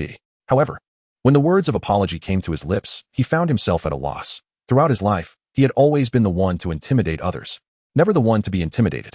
The thought of apologizing suddenly felt embarrassing. After much internal deliberation, he took a deep breath. It was merely a matter of losing face. And he was not one to shy away from that.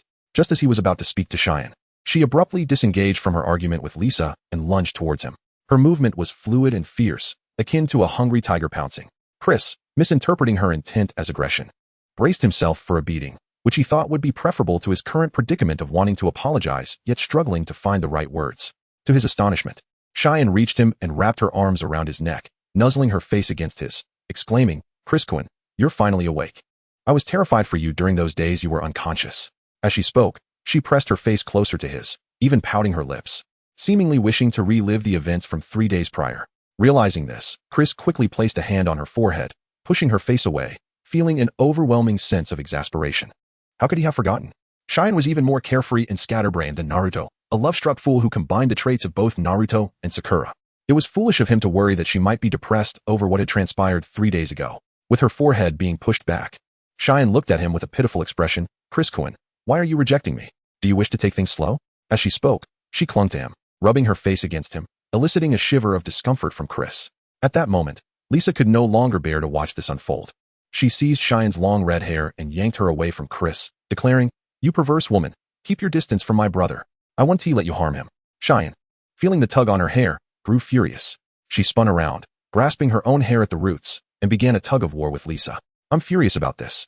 I wanted to treat Chris-kun's injuries countless times over the past few days, but each time, you interrupted me, ruining my chances." Lisa, pulling with all her might, retorted, "You perverse woman, how can you even say that? I've never heard of a medical ninja who bites their patients as a method of treatment. Do you really think I'm naive enough to be fooled by your absurd claims? How could such a bizarre treatment method even exist?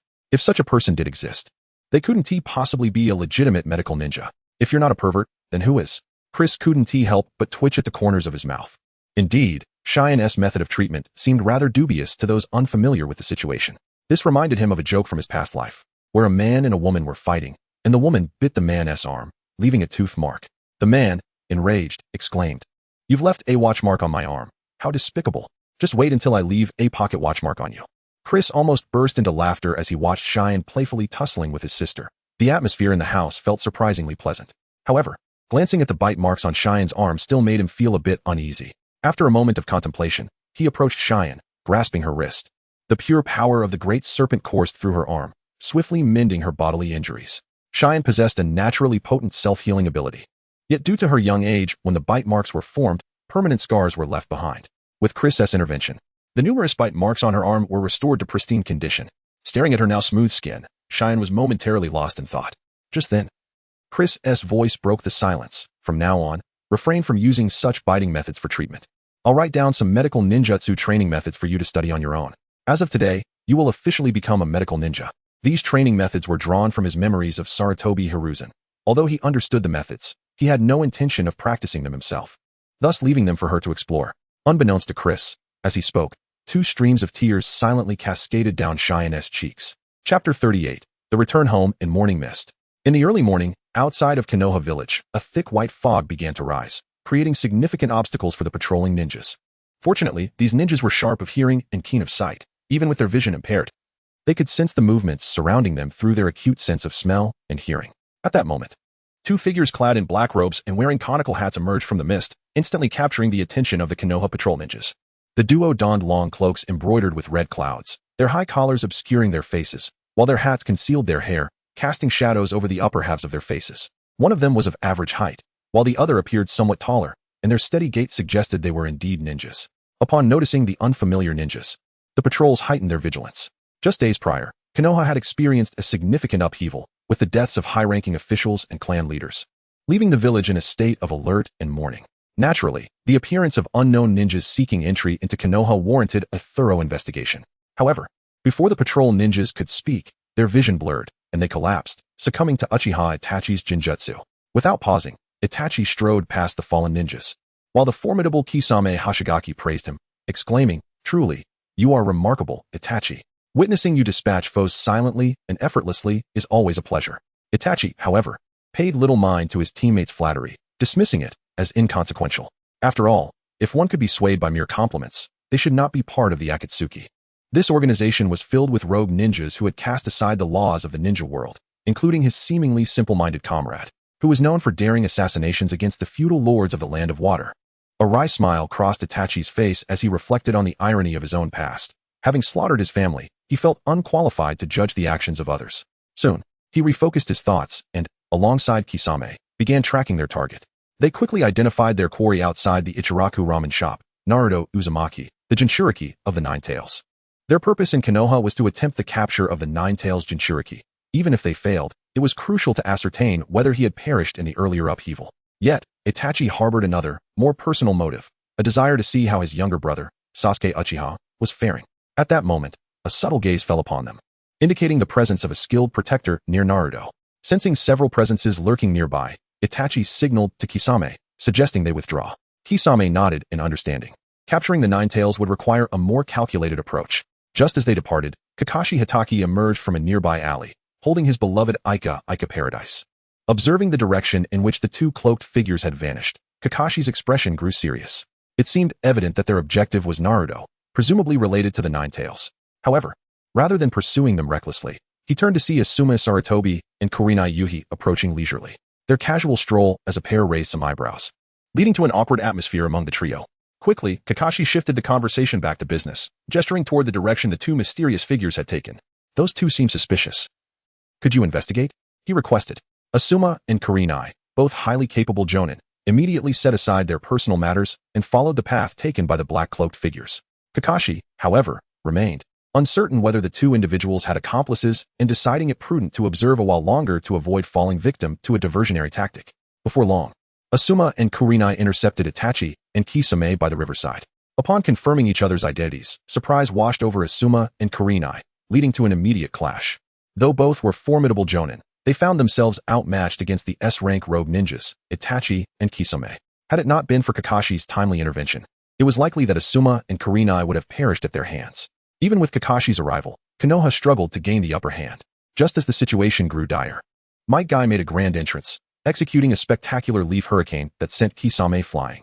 Standing confidently before the group with his distinctive bowl haircut and bushy eyebrows, he radiated an aura of self-assurance. The appearance of Guy instilled a sense of caution in Itachi and Kisame. They were well aware of the reputation of the Blue Beast of Konoha. Yet, their concerns differed. Itachi feared the emergence of more skilled adversaries like Guy, which could entrap them in Konoha, while Kisame's apprehension stemmed from the legacy of Guy's father, Might Due, known as the original Blue Beast, who had single-handedly decimated 4 of the 7 ninja swordsmen during their assault on Konoha in the Third Great Ninja War. After a moment of contemplation, Itachi decided to retreat. Having confirmed that the Nine-Tails Jinchuriki was still alive, they had completed a significant portion of their mission. There was no need to engage in a protracted battle with Konoha's ninjas. With that decision made, the two vanished in an instant, leaving Kakashi to collapse onto the water's surface. Guy and the others promptly took Kakashi to Konoha Hospital. Upon regaining consciousness, Kakashi appeared drained, and the atmosphere in the hospital room grew heavy with silence. Since the massacre of Konoha's higher-ups, the burden on these elite jonin had increased significantly. Some had even suggested selecting new leaders from among their ranks, but they had collectively rejected the notion, fully aware of their insufficient qualifications. Even if they were to assume the roles of elders, they would struggle to command respect. Fortunately, Jiraiya had recently agreed to help find Tsunade, willing to return as the 5th Hokage if she accepted the position of advisor. Although Konoha's leadership would consist of just 2 individuals, that was sufficient to maintain basic operations. The 2 bureaucratic elders, Mito Gate and Tazuna Koha, could be temporarily replaced by other administrative ninjas, allowing their positions to remain vacant until Kakashi and his peers could prove their worth. At that moment, Sasuke Uchiha entered the hospital room. What happened to Kakashi? Why is he suddenly hospitalized? Chapter 39. Do as you are told. Why the excessive chatter?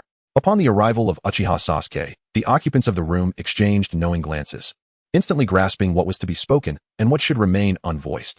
The sudden appearance of Uchiha Itachi was undoubtedly a significant revelation. They feared that Sasuke, in a moment of impulsiveness, would seek out Itachi for a confrontation. Kakashi, suppressing the trauma inflicted by the Jinjutsu, casually remarked, "It's nothing, just an unforeseen incident." Sasuke frowned, detecting the insincerity in Kakashi's tone. Yet, he cared little for the reasons behind Kakashi's injuries. Instead, he felt a twinge of disappointment, realizing that Kakashi would no longer be able to guide his training. Unbeknownst to him, Sasuke had begun to underestimate Kakashi. Although Kakashi was an elite jonin, his prowess was relatively lacking within the ninja world. Previously, he had suffered at the hands of Orochimaru and had not distinguished himself during the encounter with Gaara.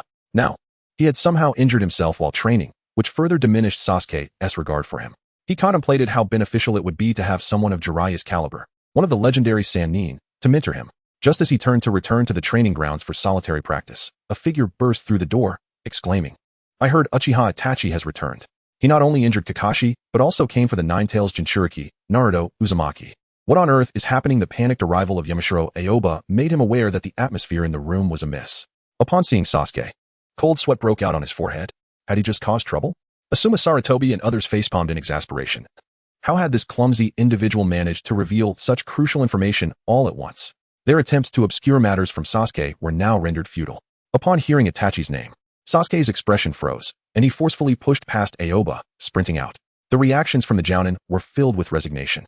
It seemed Sasuke was intent on confronting Itachi without giving them a chance to explain. Inside, the group exchanged glances, and finally, Might Guy sighed. "You all stay here to tend to Kakashi. I will go." Sasuke soon arrived at Naruto's home, only to find it empty. Inquiring with those around, he learned that Naruto had left the village with Jiraiya, one of the Sannin. Upon discovering their direction of departure, he disregarded the formalities required for leaving the village and slipped past a guard, escaping from Konoha. At that moment, his expression was frenzied, consumed with rage. That scoundrel Itachi had dared to return. This time, he was determined to kill him with his own hands. As he raced forward, he suddenly noticed another figure running towards him. However, he paid little heed to the approaching individual, as long as they did not provoke him. He had no intention of engaging. They brushed past each other, exchanging fleeting glances. Sasuke halted, while Chris also stopped, frowning at Sasuke. To encounter Uchiha Sasuke here meant that Itachi had indeed left Konoha. Chris had originally planned to wait for Itachi after Orochimaru had slain the 3rd Hokage. He was certain that after the 3rd's demise, Itachi would return to Konoha to check on Sasuke.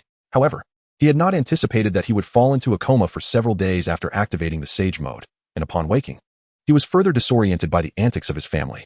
After finally managing to eat and change his clothes, he rushed to Konoha, only to arrive too late. Itachi had already departed. Nevertheless, the situation was not entirely bleak. By following Sasuke, he believed he would eventually locate Itachi. Just then, Sasuke, mustering his courage, inquired, "Uchiha Chris, what brings you here? And why did you attempt to assassinate the 3rd Hokage and the 3 elder advisors?" His tone was complex, a mixture of joy at seeing a fellow clansman and fear of a rogue ninja. Chris's name had circulated throughout Konoha, spreading rapidly across the ninja world. After all, a rogue ninja who dared to assassinate the 3rd Hokage and 3 elder advisors could not be kept under wraps. Aside from Sasuke and Itachi, The existence of a third survivor from the Uchiha clan shocked those who were privy to the information. Unbeknownst to them, the fear of being dominated by the Uchiha resurfaced in the minds of the villagers, and even Sasuke, who had done nothing wrong, faced hostility from the villagers. Now, there were 3 survivors from the Uchiha clan, 2 of whom had turned rogue and were considered egregiously villainous. Under such circumstances, it was hardly surprising that the citizens and ninjas of Konoha regarded Sasuke with disdain. Moreover, with Konoha in disarray and no one to speak up for him, Sasuke experienced hostility even more intense than Naruto had previously endured. Fortunately, Sasuke had become a formidable ninja. The lower-ranked shinobi dared not confront him as they had with the younger Naruto. Upon hearing Sasuke's question, Chris raised an eyebrow and replied, "Those matters are inconsequential. Take me to Uchiha Itachi." The mention of Itachi's name darkened Sasuke's expression. He was instinctively sensitive to Itachi. Anyone who dared to utter that name would instantly provoke his fury. With a fierce glare, he fixed his gaze on Chris, speaking each word with deliberate intensity. "I will personally kill Uchiha Itachi. You are not to steal my prey." Chris frowned at Sasuke's demeanor. Indeed, this boy was the type who provoked conflict. Given the disparity in their strengths, a mere passerby ninja would not dare speak to him so boldly. Furthermore, Chris merely sought to meet Itachi, yet Sasuke erupted in anger, shouting at him and demanding he relinquish his claim to Itachi as prey, an audacious demand indeed. It seemed that speaking to Sasuke with kindness was futile. He would only respond to force. With this realization, Chris swiftly appeared before Sasuke, moving so quickly that Sasuke, even with his Sharingan activated, could not perceive his afterimage. Then, before Sasuke's horrified gaze, Chris seized his arms and dislocated his shoulder. "Ah!" Sasuke cried out in pain, collapsing to the ground. Sweat soaking his hair as excruciating agony shot through his shoulder, causing his body to tremble uncontrollably. Chris placed a foot on Sasuke's head, his voice icy. "Do you not understand human speech? I instructed you to take me to Uchiha Itachi. Just do as I say without all this unnecessary chatter. I give you one last chance. Lead the way, or next time, it will be your head that I sever." Chapter 40. Naruto Uzumaki is not a fool. The pain radiating from his shoulder momentarily calmed Sasuke. Typically, when he lost his temper, others would instinctively distance themselves. Even Kakashi, his nominal mentor, would merely offer counsel during his fits of rage. However, Chris's actions jolted him out of his reckless state. The outcome of lacking strength against an adversary was starkly evident. Unlike Sakura, Naruto, or Kakashi, no one would tolerate his temper. Finally, gritting his teeth, he managed to utter, "I will take you to find Itachi. Return my shoulder." Observing Sasuke's willingness to converse calmly, Chris refrained from unnecessary chatter and promptly reattached Sasuke's arm to his shoulder, using the power of the serpent to mend his injuries. As Sasuke tested his shoulder's mobility, he cast a wary glance at Chris. This individual was a ruthless maniac, unworthy of further provocation. Acknowledging this, he begrudgingly led Chris in search of Naruto and Jiraiya, awaiting the moment when Uchiha Itachi would approach him. At last, he comprehended that Chris had never considered him an ally, dispelling the last remnants of his illusions. Despite sharing a clan, harmonious coexistence was impossible. Merely being Itachi's brother guaranteed that Chris would never extend him a friendly demeanor. Resolving to abandon his efforts to curry favor, Sasuke recognized that their acquaintance was superficial. Had they not been from the same Uchiha clan, he would not have instinctively sought to connect with Chris. The duo traversed to a bustling town in silence. Sasuke furtively glanced at Chris, noting that they had traveled for 2 to 3 hours. Throughout their journey, Chris's demeanor had struck him as peculiar. Logically, given Chris's formidable prowess, he should have been well-versed in tracking techniques for information gathering. Yet, he seemed utterly ignorant of such skills, relying solely on brute force to navigate through the trees, lacking the finesse typical of a seasoned ninja. Unbeknownst to Sasuke, Chris had never practiced such techniques. His training focused exclusively on direct combat, with little emphasis on assassination or the nuanced skills of a ninja. While Chris had opportunities to learn, he found no reason to study such theoretical knowledge, dismissing the need to compete for the title of Hokage or engage in useless pursuits. Instead, he preferred to simply seize a nearby ninja to guide him to his target and eliminate them once the objective was attained. Realizing Chris's shortcomings brought Sasuke a modicum of satisfaction. Despite Chris's strength, he resembled a mindless beast, lacking the foundational skills of a ninja. This fleeting sense of superiority soothed his vanity. Just as he intended to inquire about Jiraiya and Naruto's whereabouts in a nearby inn, Chris interjected, halting him. "You need not ask around aimlessly. Leave the next steps to me." With that, he strode toward an inn around the corner, where Naruto Uzumaki was likely to be found. Chris could sense Naruto's presence through the wind power mark he had imprinted on him, as long as they remained within the same town. Naruto was as discernible as a candle in the darkness. Meanwhile, Naruto was engaged in chakra extraction training with foreshadow clones, oblivious to the fact that training alongside his clones would yield exponentially greater results. He had merely summoned them out of boredom to keep him company. Suddenly, he heard the sound of a window opening. Had the lecherous sage returned? That old pervert had no regard for anyone but himself. Moments ago, he had abandoned Naruto for a beautiful woman who beckoned him, proving that the legendary Sannin were utterly unreliable. However, when he turned to look out the window, he was taken aback. The figure before him was not Jiraiya, but someone he found vaguely familiar yet could not place. Who are you? This room belongs to me and the perverted sage. You're in the wrong place. Naruto shouted at Chris. Chris leaped through the window, and upon seeing Naruto still there, nodded in satisfaction. Itachi had not yet arrived. Hey, I'm talking to you. Didn't you hear me? By the way, why do you seem so familiar? Just as Naruto was about to continue, he suddenly froze, his eyes narrowing with fury as his chakra surged, igniting his rage. He shouted at Chris, I remember now. You are the Uchiha Chris who killed the third Hokage. Why did you betray the village and murder him? Chris disregarded Naruto's outburst, casually finding a spot to sit and wait for Itachi. The indifference only fueled Naruto's anger further, and as he prepared to strike Chris, a familiar figure appeared and intercepted him. Sasuke seized Naruto's fist, his expression grave. Calm down, Naruto. Our strength pales in comparison to his. Do not provoke him. Startled by Sasuke's sudden appearance, Naruto was confused but momentarily set aside his questions. His focus remained on Chris. With red-rimmed eyes, he gritted his teeth and shouted. That guy killed the third Hokage. He was revered by everyone in the village. I will avenge him and beat this guy. Sasuke mentally chastised Naruto for his foolishness. Chris was capable of easily dispatching the third Hokage.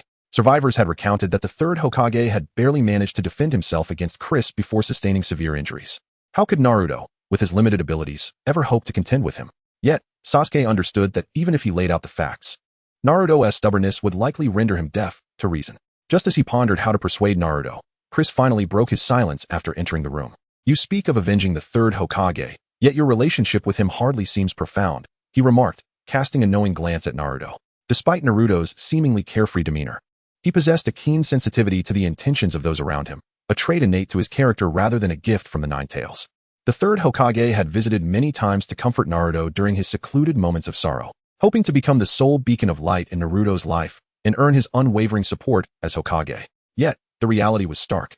Naruto appeared to grasp the third Hokage's true nature, recognizing that he was not as benevolent as he seemed.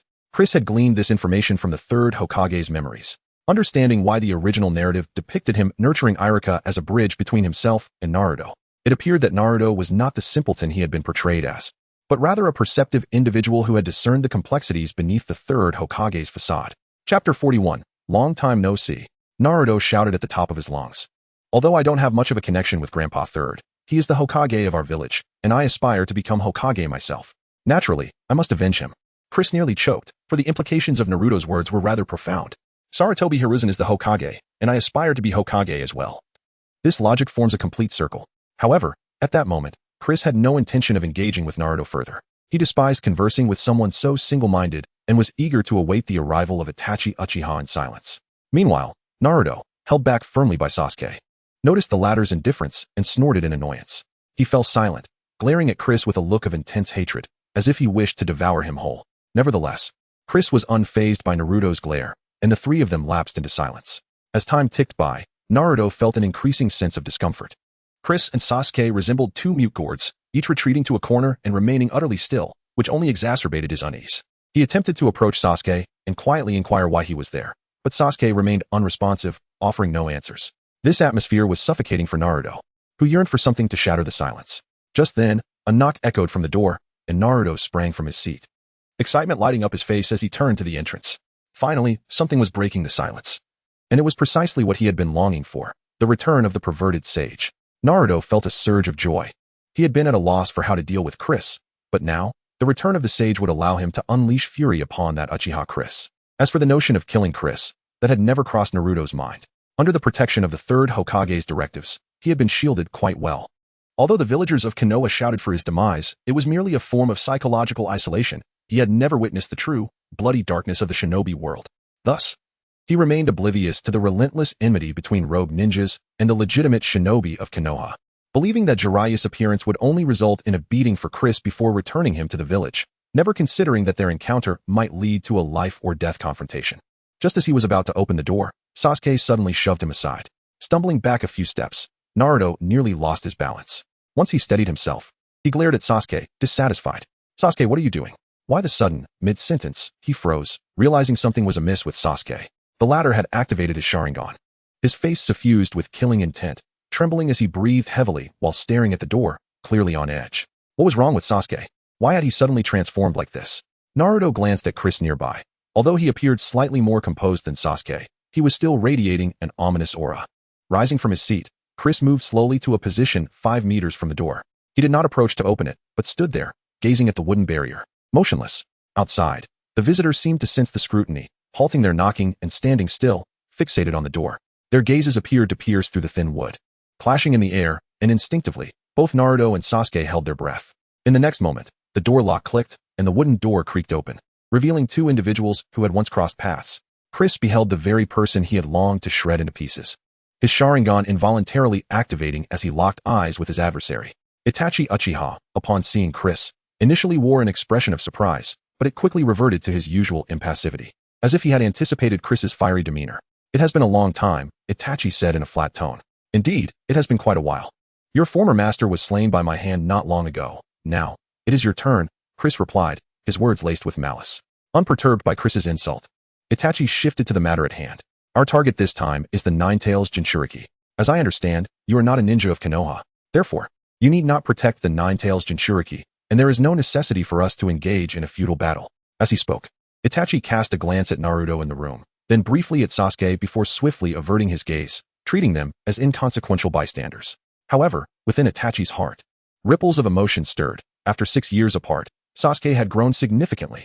He had activated his Sharingan, and his presence radiated power, suggesting he was nearing the strength of a Nin. Regrettably, in Itachi's eyes, this progress was still somewhat sluggish. His body could not endure for long, and he needed to compel Sasuke to grow stronger swiftly, allowing him to kill Itachi and unlock his Mangekyou Sharingan. At that moment, Itachi's gaze fixated on Chris. During his intelligence gathering, he had learned that Chris was still alive, and he was astonished that this individual had returned to Konoha, stirring such significant turmoil. 6 years prior, during the explosion instigated by Chris, Itachi had failed to locate his body and reported to Danzo that Chris had likely perished in a self-detonation. Given the magnitude and intensity of the explosion centered around Chris, Itachi believed there was no possible way he could have survived. Afterward, Danzo dispatched root ninjas to thoroughly investigate the scene, and upon witnessing the devastation, even Danzo, who was notoriously suspicious, concurred with the assumption that Chris had died. However, they were unprepared for the revelation that Chris had not only survived but had returned, more powerful than ever, to slay the 3rd Hokage and the elder advisors. Had it been the Itachi of 6 years ago, he would have spared no effort to eliminate this enemy of Konoha, just as he had deliberately lured Orochimaru to strike down that rogue ninja. Yet now, Itachi had completely abandoned any concern for Konoha or the peace of the shinobi world. He had succumbed to despair, no longer wishing to involve himself in such chaotic matters. His body was nearing its limits, and had it not been for the drugs he was using to sustain himself, he would have perished long ago. The youthful naivety he once possessed had vanished. He no longer considered himself a genius or a savior. Instead, his mind was consumed by a singular thought: to ensure that Sasuke possessed the means to protect himself in the impending chaos of the shinobi world. The leader of the Akatsuki was a perilous figure. Although he had never explicitly stated it, a confrontation between the Akatsuki and the 5 great nations was inevitable. In such a scenario, even the Itachi of his prime might not be able to safeguard himself, let alone Sasuke, who lacked even the Mangekyou Sharingan. It was imperative that he compelled Sasuke to grow stronger without delay. Chapter 42. Dare to absorb my chakra? In response to Uchiha Itachi's remarks, Chris's reply was rather straightforward. Suddenly, a purple flame erupted from his palm, and he fixated on Uchiha Itachi with an excitement that suggested he was ready to strike at any moment. At that moment, Kisame, standing behind him, chuckled ominously. It seems Mr. Itachi is having a delightful conversation with his companion. Is this someone he knows well?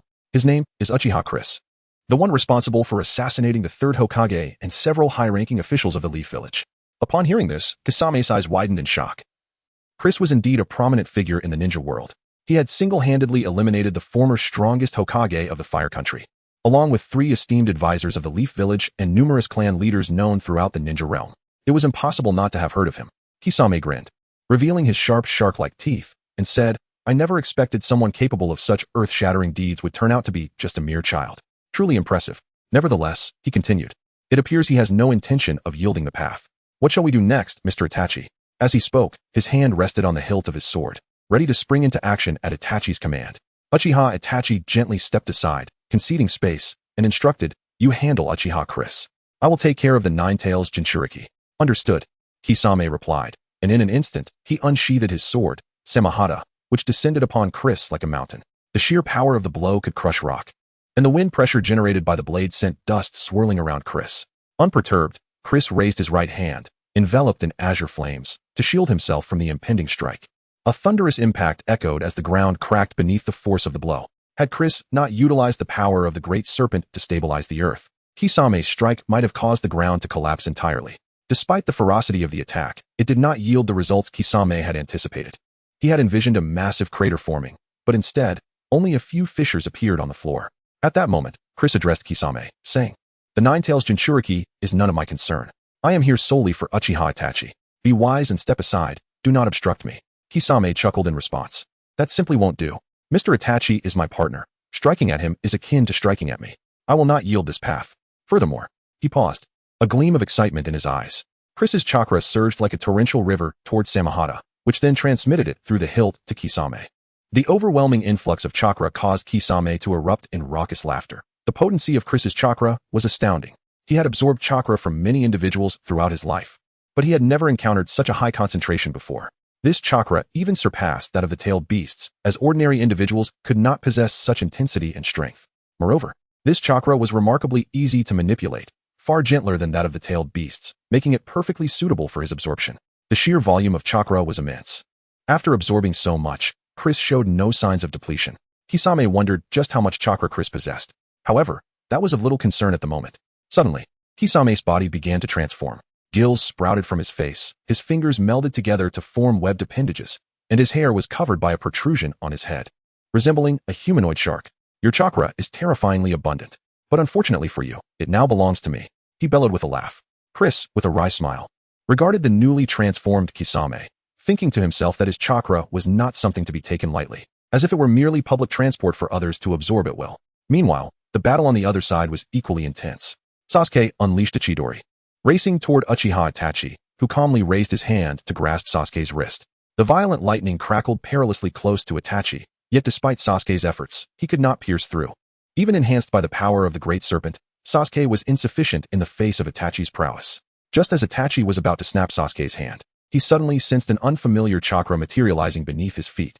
A whirlwind erupted from the ground, surging toward Itachi. Recognizing the danger, he released Sasuke and leaped back to evade the oncoming vortex. As Sasuke sought to regain his momentum and attack again, Naruto intervened, his face clouded with confusion. "Sasuke, you haven't explained what's going on. Who are these people? Why did they suddenly attack? And that individual possesses the Sharingan too. What is happening?" Naruto was utterly bewildered. After entering, the discussion had barely begun when the shark-faced man attacked Chris, and Sasuke had suddenly shouted something about killing him to survive, charging at the other Sharingan wielder. What was going on? Sasuke clenched his fists, his voice hoarse as he yelled, "That man is Uchiha Itachi, the bastard who slaughtered the entire Uchiha clan." Naruto's eyes widened in shock. He had not anticipated that Itachi was the one responsible for the massacre of the Uchiha clan. However, Itachi's words left him even more stunned. He is also Sasuke's brother. "If you are wise, follow me, Uzumaki Naruto. Capturing you is the supreme mission assigned to the Akatsuki organization I serve. Complying will spare you some physical suffering." With this revelation, Naruto finally grasped the situation, and a portion of the Nine-Tails chakra erupted from within him. Clenching his fists, he declared to Itachi, "There is no way I will simply surrender. If you have the courage, come and defeat me, you bastard." At that moment, Naruto had mastered the power of one-tailed beast's tail, thanks to Chris's wind power seal. This seal effectively mitigated the Nine-Tails' influence on his mind, allowing him to perfectly control its power while remaining within the limits of a single tail's chakra. As a result, Naruto's strength had surpassed Sasuke's to some degree.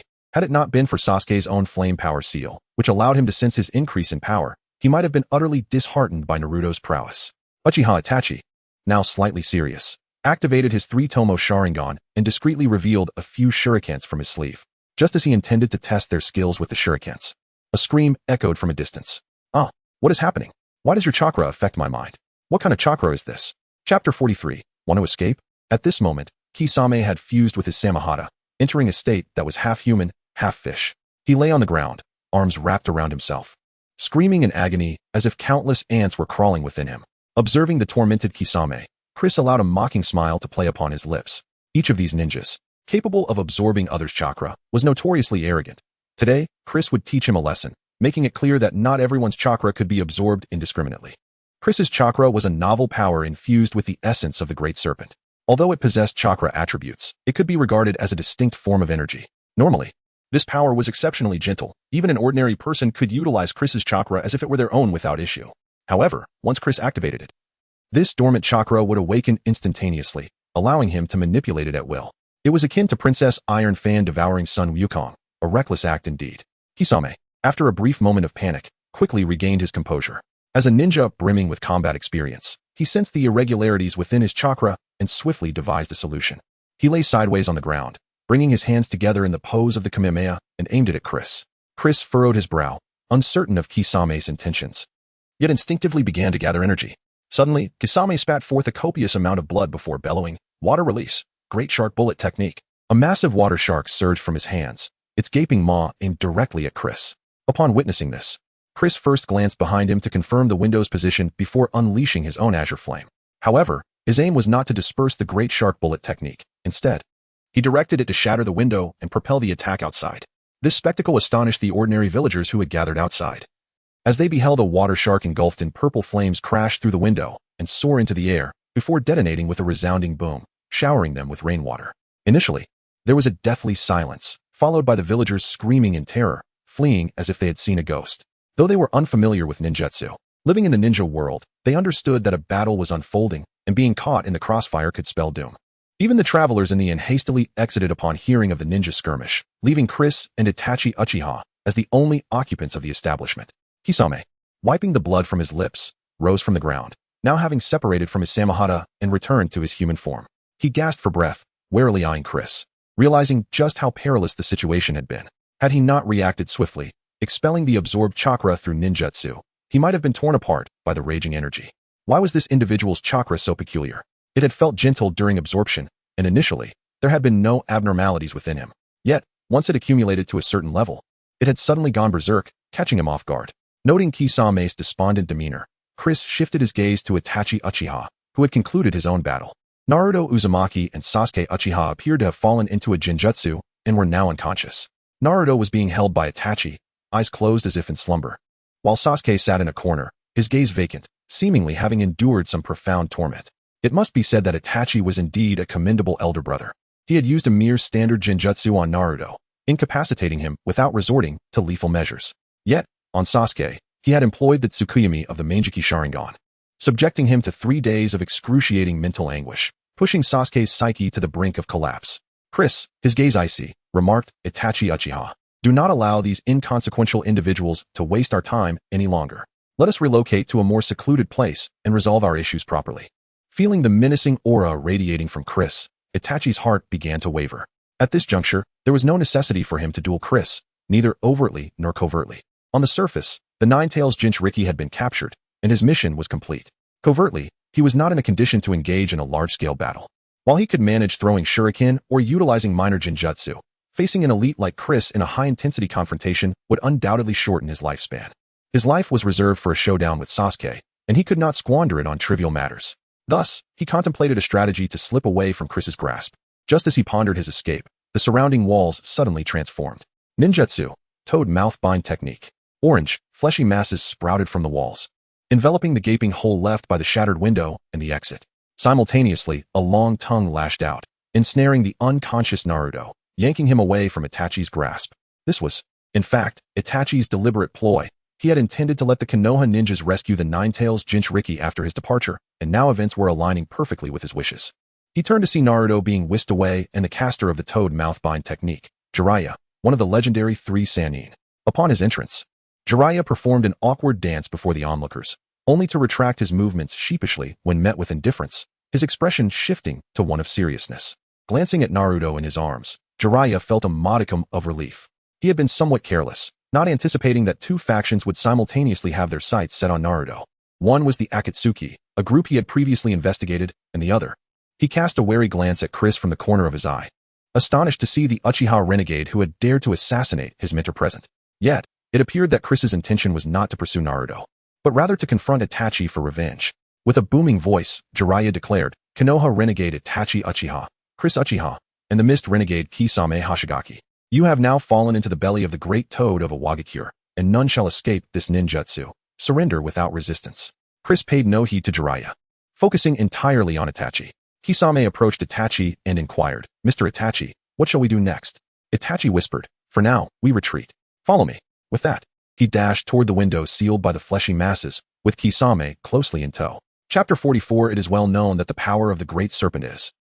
Upon witnessing Uchiha Itachi and Kisame Hoshigaki attempting to flee, Jiraiya let out a hearty laugh and declared, "Do not waste your efforts. You find yourselves within the belly of the Iwagama toad, a fortress more formidable than steel. Escape is utterly impossible." Before he could finish his sentence, Uchiha Itachi's Sharingan, with its 3 tomo, began to interlink, ultimately transforming into an eerie triangular windmill pattern. Amaterasu. Suddenly, black flames erupted from the wall, which was covered in flesh, and in an instant, the so-called impenetrable stomach of the Iwagama toad was burned open, creating a gaping hole. Uchiha Itachi leaped through the opening, closely followed by Kisame, and in a mere flicker, they vanished from Jiraiya's sight. Jiraiya's mouth fell agape. He had yet to finish his grandstanding before being slapped in the face by the unexpected turn of events, leaving him feeling quite awkward. The peculiar black flames were indeed unsettling. It was common knowledge that the Iwagama toad could spit fire itself, and its stomach would not succumb to ordinary flames. It seemed to be a powerful fire release technique with a singular elemental nature. This reminded him of the intelligence regarding Uchiha Chris's flames, said to possess an intensely burning purple hue. Now, Uchiha Itachi had unleashed a black flame. Truly, the Uchiha clan was a master of fire. However, Itachi and Kisame's departure was a blessing in disguise, as it allowed him to focus entirely on confronting Uchiha Chris. He turned to look at Chris's location, only to find his expression freeze in shock. He was gone. When had Uchiha Chris left, and why had he not sensed it at all? Just as Jiraiya was still grappling with confusion, Chris had already pursued Itachi and Kisame to a hilly area outside the town. With his speed, he could have intercepted them long ago, but being confined within the town had restricted his movements. Now, in this open expanse, he could finally unleash his full potential. In an instant, he appeared directly in front of Itachi and Kisame, startling them with his astonishing speed. They had thought Chris's speed was comparable to theirs, but they were taken aback to discover that he could move so swiftly when fully unleashed. Both of them frowned simultaneously, and Itachi turned to Kisame and inquired, "Have we received a response from the leader?" He had instructed Kisame to communicate their situation to the leader using a special ring, hoping for reinforcements from the Akatsuki. To his dismay, Kisame shook his head and replied helplessly, "The leader said that Kakazu and Haiden, the closest to us, will take at least 2 days to reach here. There is simply no way for them to assist us." In truth, they had another matter to consider. While Pain could not send aid, Uchiha Madara could. Madara possessed space-time abilities, allowing him to arrive at any location in the ninja world in an instant, and his subordinate, Black Zetsu, was spread throughout the ninja realm. If they were to come to their aid, they could arrive at the scene in less than 10 minutes. However, Madara's whereabouts were notoriously unpredictable, and whether he would choose to assist them remained uncertain. Weighing the pros and cons, Itachi sighed. It seemed there was no evading this impending confrontation. After this battle, his lifespan would undoubtedly diminish significantly, and he wondered if he would live to see Sasuke grow strong. With this thought, he steeled his weary body and activated his Manjiki Sharingan once more, fixing his gaze firmly on Chris as he spoke. "Uchiha Chris, I acknowledge your formidable strength. You are indeed a genius who rivals my own. We harbor significant animosity between us, and while I would not shy away from meeting my end by your hand, I have a request to make of you. Please, grant me this favor." Kisame was taken aback, staring at Itachi in astonishment. It was the first time he had witnessed Itachi so humbly plead with someone. Even when facing the leader of the Akatsuki, or the one who called himself Uchiha Madara, Itachi had never exhibited such a tone of submission before. Yet, Chris's response was straightforward. A surge of black chakra enveloped him, and a massive black skeletal frame rose from the ground, swiftly transforming into a colossal half-armored monstrosity. Seeing this, Itachi concealed the Kuratsuchi he had hidden in his sleeve, intending to seize the opportunity to control Chris with the Kuratsuchi while he was distracted. The duel between Manjiki Sharingan was not easily won through Jinjutsu. For such techniques to take effect, the opponent must be caught off guard. However, he did not anticipate Chris's unwavering resolve to activate his Susanoo, rendering his Jinjutsu ineffective. Reluctantly, Itachi also summoned his Susanoo and instructed Kisame, "I will take the lead to hold him off. You should look for an opportunity to strike at the foundation of his Susanoo." Kisame, snapping back to reality upon hearing Itachi's command, was amazed to witness the legendary Susanoo, and not just one, but two. Nevertheless, he steadied his mind, distancing himself with agile movements, preparing to support Itachi with his water release techniques. The black and red Susanoos swiftly converged, drawing their swords and raising them high to strike down upon the black Susanoo. With a thunderous roar, the black Susanoo raised its left-hand blade defensively above its head, while its right-hand blade lunged with tremendous force toward Itachi's corporeal form. Yet, this strike proved futile. The red Susanoo conjured a circular shield that appeared from thin air, perfectly positioned to intercept the black Susanoo's blade. The clash echoed violently. The impact of the black blade meeting the Yata mirror causing the ground beneath them to crack open with immense fissures. The shockwave radiated outward, disrupting the nearby forest and sending birds scattering, creating a scene reminiscent of an apocalyptic disaster. The commotion of their battle quickly attracted the attention of numerous shinobi. However, aside from a few tasked with gathering intelligence, the remaining passerby ninjas hastily retreated from the battlefield. Such a tremendous uproar indicated that the combatants were either numerous or exceedingly powerful, and these lesser ninjas dared not approach to spectate. Chris glared at Uchiha Itachi, who had blocked his attack, his brow furrowing. He had forgotten that his opponent wielded those two divine tools. The shield that had deflected his strike was known as the Yata Mirror, reputed to withstand all forms of assault with its remarkable durability. The other divine tool, the red Susanoo, bore a gourd at its waist, which appeared to be a simple gourd but was, in fact, a sword capable of sealing anything it struck within. However, Chris was not afraid of mere sealing techniques. After all, he was the man who possessed the power of the Great Serpent, notorious for its weight. The power of the Great Serpent is reputed to be particularly susceptible to sealing, isn't it? Chapter 45. Regrettably, just a short-sighted Uchiha. Chris was drenched in cold sweat as he abruptly recalled that the power of Orochi possessed significant weaknesses. Within the narrative of the King of Fighters, the power of Orochi had been sealed by the three sacred artifact clans, which were merely ordinary people. Nevertheless, they managed to seal a being akin to the will of the world using relatively inferior sealing techniques, highlighting the formidable counteractive nature of sealing arts against Orochi's power. In the world of Naruto, sealing techniques were even more formidable. This was a realm where nothing was beyond sealing, limited only by one's imagination. Even the so-called mother of chakra, Kagaya Otsutsuki, was sealed by her two sons, whose strengths at the time were merely standard sage level. Nevertheless, they managed to jointly seal Kagaya, who was already at the pinnacle of sage power, demonstrating the extraordinary efficacy of sealing techniques in this world. Contemplating this, Chris cast a wary glance at the gourd hanging from the waist of the red Susanoo. He was neither the gold horn nor the silver horn, nor the progeny of the sage of six paths. If he were sealed, there would be no lousy or sage of six paths to plead for his release. The thought of being eternally trapped within the 10-fingered sword sent chills down his spine. However, with a swift shift of thought, he devised a method to contend with the 10-fingered sword, and he gradually tempered the ferocity of his black Susanoo's assault. This moment of relaxation granted Itachi Uchiha a much-needed respite. He stood within his Susanoo, gasping for breath, wiping away the blood and tears from his face. His expression gravely serious. Chris's might far exceeded his expectations. Initially, he perceived their Susanoo as equal in size, believing their strengths to be comparable. Yet, upon engaging, he realized that his opponent's Susanoo possessed a significantly greater power. Their weapons clashed, and his sword was severed multiple times, barely restored to its original form through the continuous infusion of chakra. In contrast, the black blade in his opponent's hand remained unscathed. Had it not been for the formidable shield of the 8-span mirror, his Susanoo would have been reduced to mere fragments. Continuing in this manner was untenable. At this rate, not only would he fail to preserve his strength until Sasuke matured, but his very survival was at stake. At this juncture, he noticed Chris's actions. The latter's offensive had evidently slowed, seemingly wary of something. Itachi shifted his gaze to the gourd at Susanoo's waist. Could it be that Chris was apprehensive of his 10-fingered sword? Realizing this, Itachi furrowed his brow. He had not intended to reveal his possession of the 10-fingered sword before outsiders. However, given the life-and-death circumstances and the apparent awareness of Chris regarding his weapon, there was no longer any necessity to conceal it. He felt the ring upon his finger and directed a portion of his focus to summon Kisame Hashigaki. The latter, who had been persistently harassing from the periphery with water techniques, received Itachi's message. Itachi instructed, "In a moment, use your water jutsu to target Uchiha Chris's feet. Do not seek to defeat his Susanoo. Merely disrupt his balance to prevent him from unleashing his full might." Kisame comprehended the intent immediately.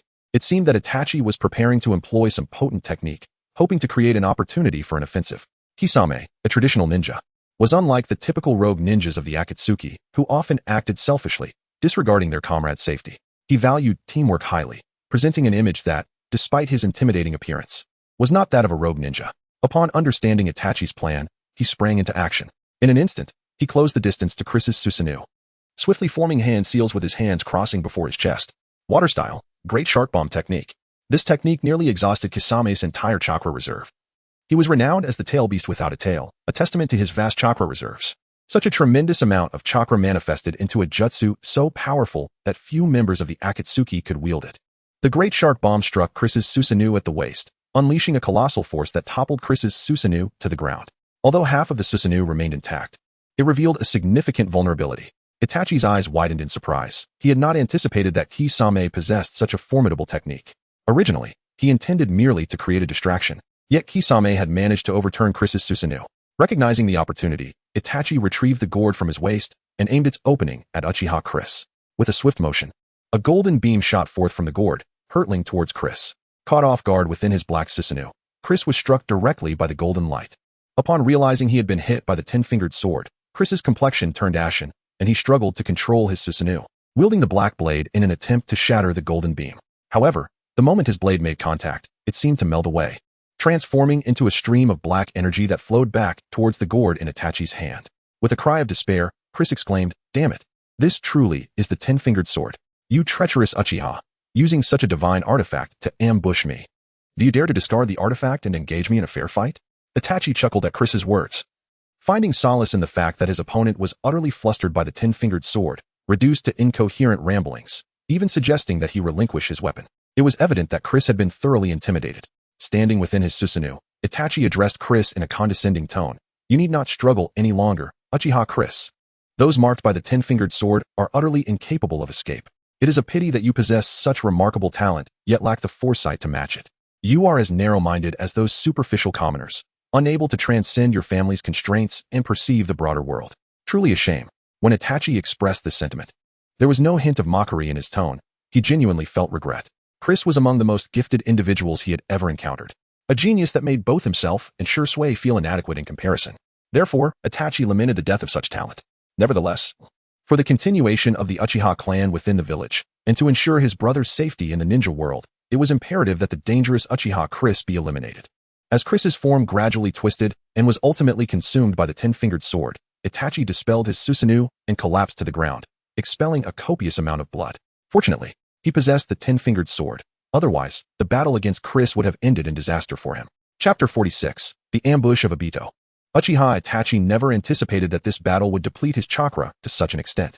After a moment of contemplation, he realized that even with the aid of medication, he could only sustain himself for a few more months at most. This was far from sufficient. If this continued, he would perish before Sasuke matured. He needed a means to prolong his life for just a few more years. Unfortunately, the medical ninjas he was acquainted with were mostly mere quacks, capable of treating minor injuries but utterly incapable of life-prolonging techniques. The renowned medical ninjas of the 5 great nations could undoubtedly perform such feats, but as a rogue ninja, seeking their aid would be tantamount to courting death. He dared not approach Tsunade, the legendary healer of the ninja world, as she was the granddaughter of the first Hokage and would never treat a rogue like him. Upon careful reflection, he realized that his only recourse was to seek out Pain, the leader of the Akatsuki organization. Of course, he did not intend for Pain to treat him personally. He knew Pain was not a medical ninja. Instead, he hoped to leverage Pain's connections to find a ninja from Iwagakure to assist him. The Akatsuki had privately accepted numerous commissions from Iwagakure, and despite the nature of their relationship, Pain would still have some influence. With great effort, Uchiha Itachi staggered to his feet and wearily murmured to himself, "It seems I must take the path of the leader and seek assistance from Iwagakure." Just then, a familiar voice resonated from behind him, startling Itachi to his core. He turned to see his right arm severed and blood gushing forth like a fountain.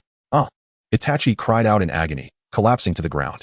As he attempted to cover the wound on his right arm, he noticed purple flames emanating from it, instantly cauterizing the injury and halting the bleeding. He glanced back with his peripheral vision and indeed confirmed his suspicion. The speaker was none other than Uchiha Chris. But how could this be? He had witnessed Chris being sealed by the Tenseigan. How was he here now? With a pallid complexion, Itachi weakly inquired, "What is happening? How are you not sealed by the Tenseigan?" Chris, gripping the blade of Tsongyen, replied with a mocking grin, "What you sealed was not my true self, but merely a shadow clone." Taking advantage of Itachi's momentary distraction, Chris had substituted himself with a shadow clone and concealed his true body until Itachi exposed an opening. However, Itachi was resolute in his disbelief, asserting, "That is absolutely impossible. A shadow clone is far too fragile to contain the chakra of Susanoo, let alone control it in combat. Furthermore, I pierced your body with the Tenseigan. If it were merely a shadow clone, it should have dispersed, not been sealed." Chris chuckled, "Uchiha Itachi, you truly have an inflated sense of self-worth. Just because you cannot achieve something, does not mean others cannot. Not only can a shadow clone activate Susanoo, but it could also utilize as an Aji. I simply choose not to for the sake of purpose." Hearing this, Itachi's expression dimmed. Just because he was unable to accomplish something did not imply that others were equally incapable, especially when faced with a talent as exceptional as Chris. This realization left him with a sense of self-mockery. In the past, others had marveled at his accomplishments, yet now he found himself astonished by another's prowess. Indeed, times had changed. He resigned himself, stating, If it is for your sister and the Uchiha clan, then go ahead and kill me. Chris shook his head, teasingly replying, how could I allow you to die so easily? You, who have never valued the lives of others nor your own, would find no meaning in your death. It would only grant you a sense of relief. I shall not permit you such an easy escape. Before you perish, you must pay for your deeds. Itachi understood that Chris sought to prolong his suffering rather than grant him a swift demise, a characteristic most fitting of the Uchiha clan. At that moment, he felt his eyelids growing heavier. His chakra had been nearly exhausted, and the pain from his severed arm had brought him to the brink of unconsciousness. In his final moments, he pointed to his severed arm and said, Shirsue's eyes. Before he could finish, his eyes rolled back, and he succumbed to darkness. Chris then recalled that Itachi still possessed one of Shirsue's Meijiki Sharingan. He bent down to retrieve the severed arm and located the eye, which was currently embedded in the eye socket of a raven. Without hesitation, Chris extracted the eye and incinerated the raven with Sanyan. Just as he intended to leave with Itachi, he noticed the air behind him begin to warp, forming a spiraling vortex.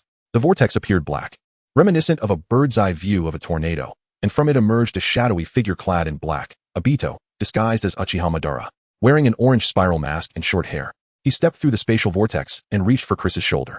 He had been lurking near the battlefield for some time, searching for the opportune moment. Initially, upon witnessing Chris sealed by Itachi's Tensigen, he contemplated retreating, but he soon realized Chris was merely feigning death. Now, with Itachi incapacitated and Chris distracted, it was the perfect opportunity for his ambush. Thus, he decisively struck, using his Kimui Meijiki to launch a surprise attack. As long as he could ensnare Chris in the Kimui dimension, he would be invincible. He extended his hand cautiously towards Chris's shoulder, wary of the wind pressure that might alert his opponent to the impending danger. Chris appeared completely oblivious to the threat behind him, engrossed in inscribing a sealing technique on Itachi. Obito's lips curled into a smirk beneath his mask. Soon, he would acquire yet another Meijiki Sharingan. No, it should be 3. He had not anticipated that Shirsue's eye would fall into his possession. Having long heard of the might of the heavenly deity, he was eager to claim this strongest of Jinjutsu eyes for himself. At the very moment Obito's hand grazed Chris's shoulder, a surge of purple flames erupted from his fingertips. Startled, Obito quickly withdrew his right hand, but the flames spread too swiftly, searing his arm. Chris turned to face Obito, a grin on his face, relishing the unexpected turn of events. Chapter 47, No Need to Pretend. Chris had long since uncovered the concealed presence of Obito nearby. Ever since he activated his Orochimaru mode, his fundamental strength had undergone a tremendous enhancement, amplifying his sensory abilities manifold. Even amidst combat, he could perceive the hidden auras surrounding him. The commotion caused by his battle with Itachi Uchiha was so substantial that weaker ninjas had long since fled, and even the intelligence operatives dared not approach. Merely observing from a distance with their sensory jutsu, realizing that those daring to witness the spectacle were certainly no ordinary individuals. Just as he had surmised, the individual covertly observing nearby was none other than the madman whose infatuation had led to the world's potential destruction. After dealing with Itachi, Chris had intended to seek out this very person, and now Obito had conveniently presented himself. Truly a stroke of fortune. After a brief moment of panic, Obito quickly regained his composure.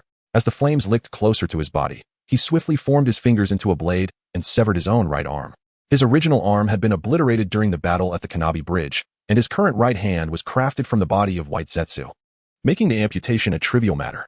After severing his arm, he retreated several steps, maintaining a wary distance from Chris as he observed him cautiously.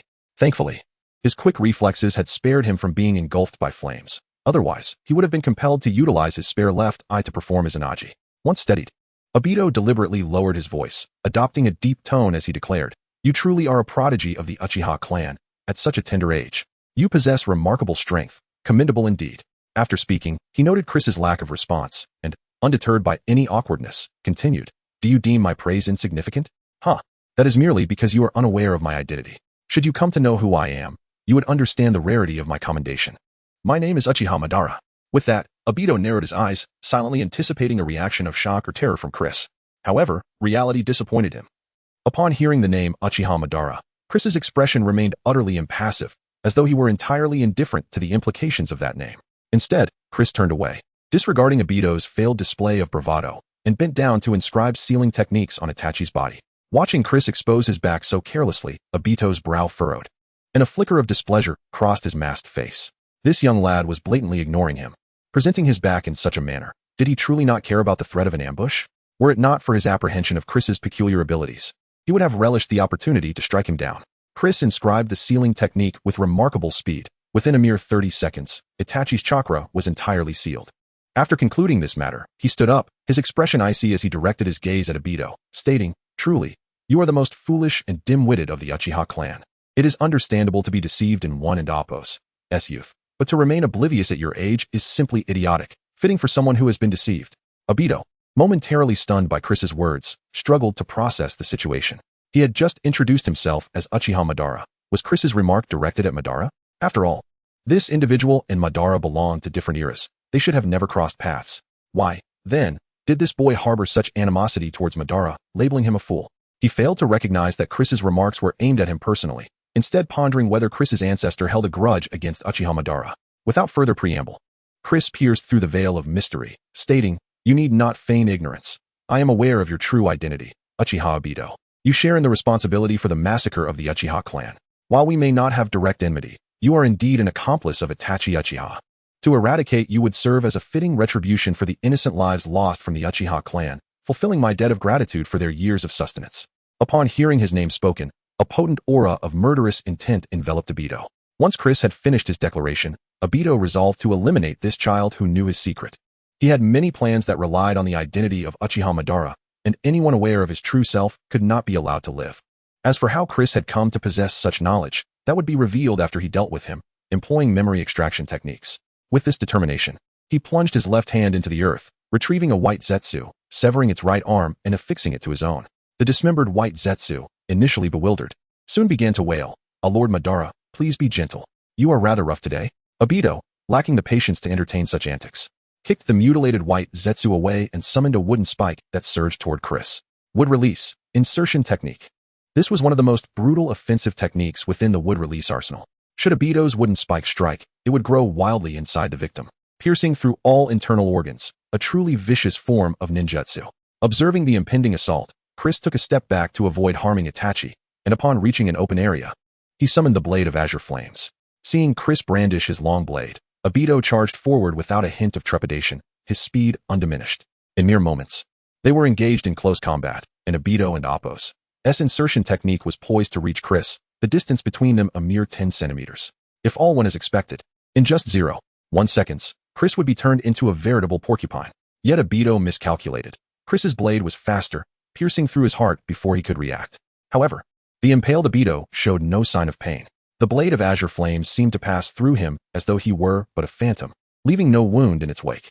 Turning to face Chris, Obito's eyes gleamed with contempt. This was the ability of his Mangekyou Sharingan, known as Kemui, which allowed him to enter a phantasmal state during battle, transporting any struck part of his body to a dimension known as the Kemui space, thereby evading all attacks. With such a cunning ability, he felt invincible within the ninja world. Even without the ability to manifest Susanoo, it held no bearing against him. It was merely a cumbersome ornament in his presence. Chapter 48. The Flaw of Kemui. Chris furrowed his brow as he observed Obito, realizing that the prowess of Kemui's Sharingan was indeed quite formidable. Earlier, he had intentionally exposed a weakness to lure his opponent into an attack, intending to counter at the moment of strike to dismantle Kemui.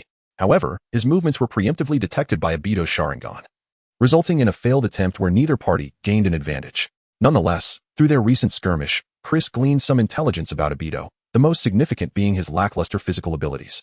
Both his speed and reflexes were merely at the level of an elite J-nin, comparable to Kakashi Hatake at best. Were it not for the overwhelming phasing ability of Kemui, Obito's strength would at most align with that of the fourth Kazekage, struggling even against Sarutobi Hiruzen. It seemed that the focus of the battle should revolve around dismantling Kemui. However, this posed a dilemma for Chris.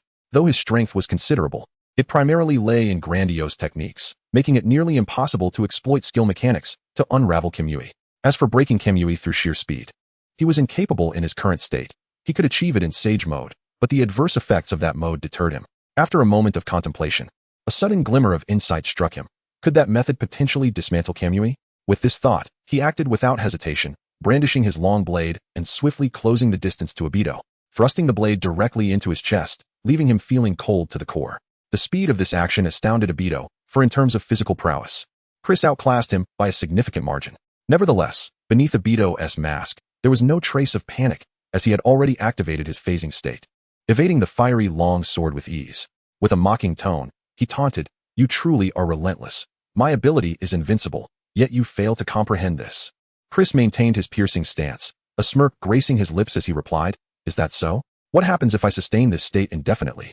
Upon hearing this, Obito was initially perplexed, but as he noticed that Chris was not withdrawing the fiery long sword, maintaining its position piercing through his body, cold sweat dripped from his forehead. He realized Chris's intention, to hold this position until the time limit of Kamui expired. How could his opponent be aware of the temporal limitations of Kamui? Where had he acquired such precise intelligence?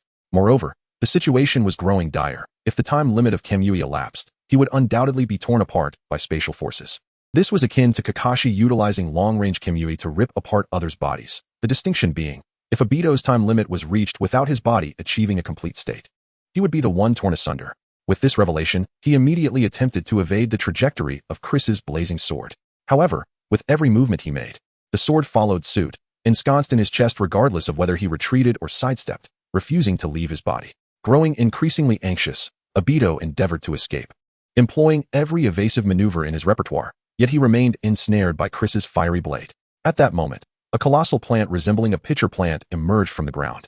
The enormous plant split open, revealing a peculiar face, half black and half white, speaking in two distinctly different voices, as if possessing dual personalities. The white half, White Zetsu, surveyed the chaotic battlefield and remarked, "We were fortunate to have kept our distance. The Battle of Susanoo is indeed terrifying." Conversely, the black half, Black Zetsu, chastised, "Enough with the lamentations, let us complete our mission and depart swiftly."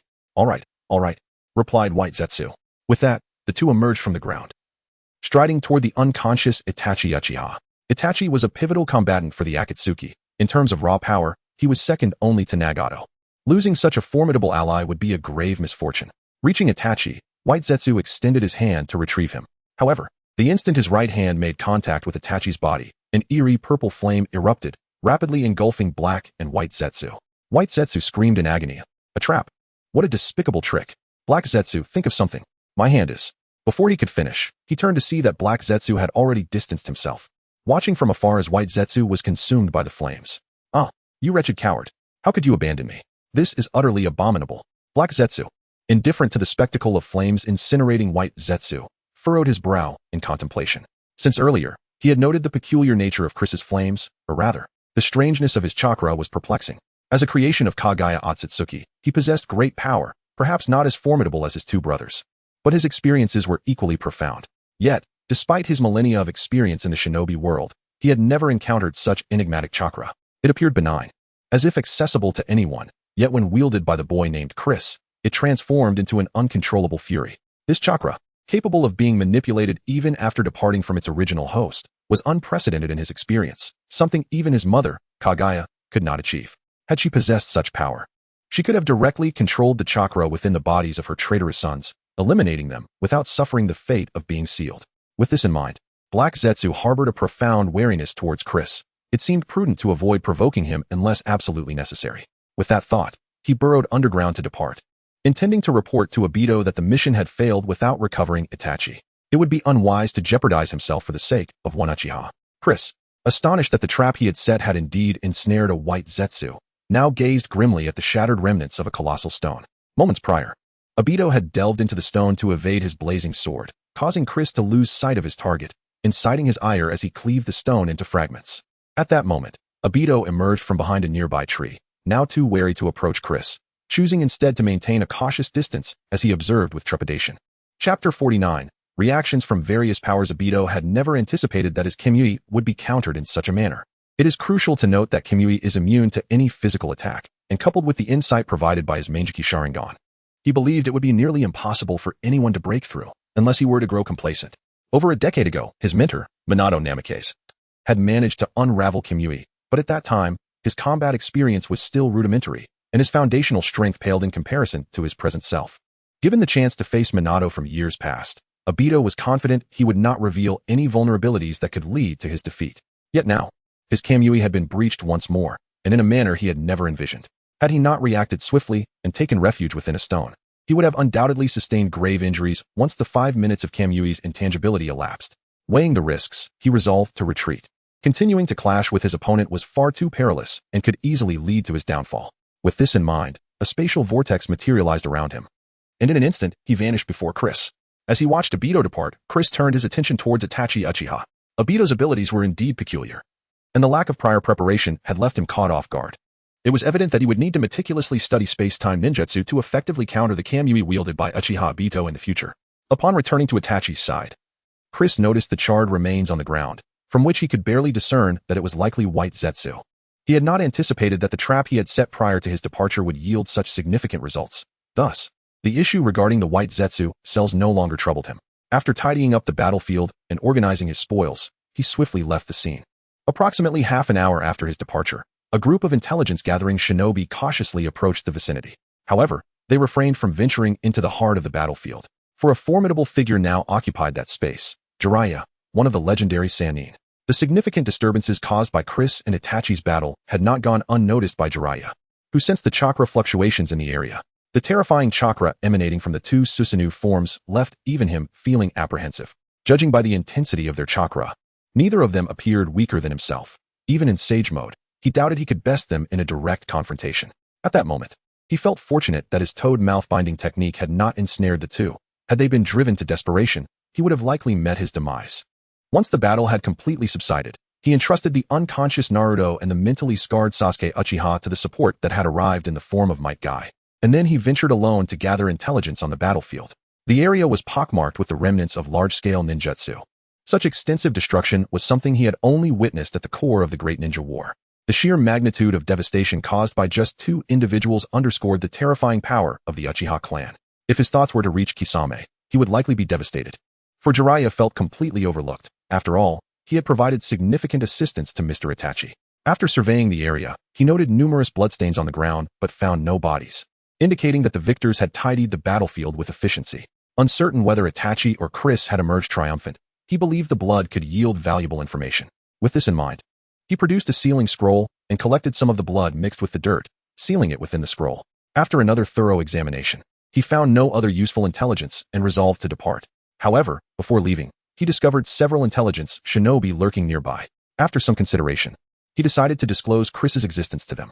He called out to those around him, declaring, "One of the combatants is named Uchiha Chris, a rogue ninja who faked his death 5 years ago to escape from Konoha.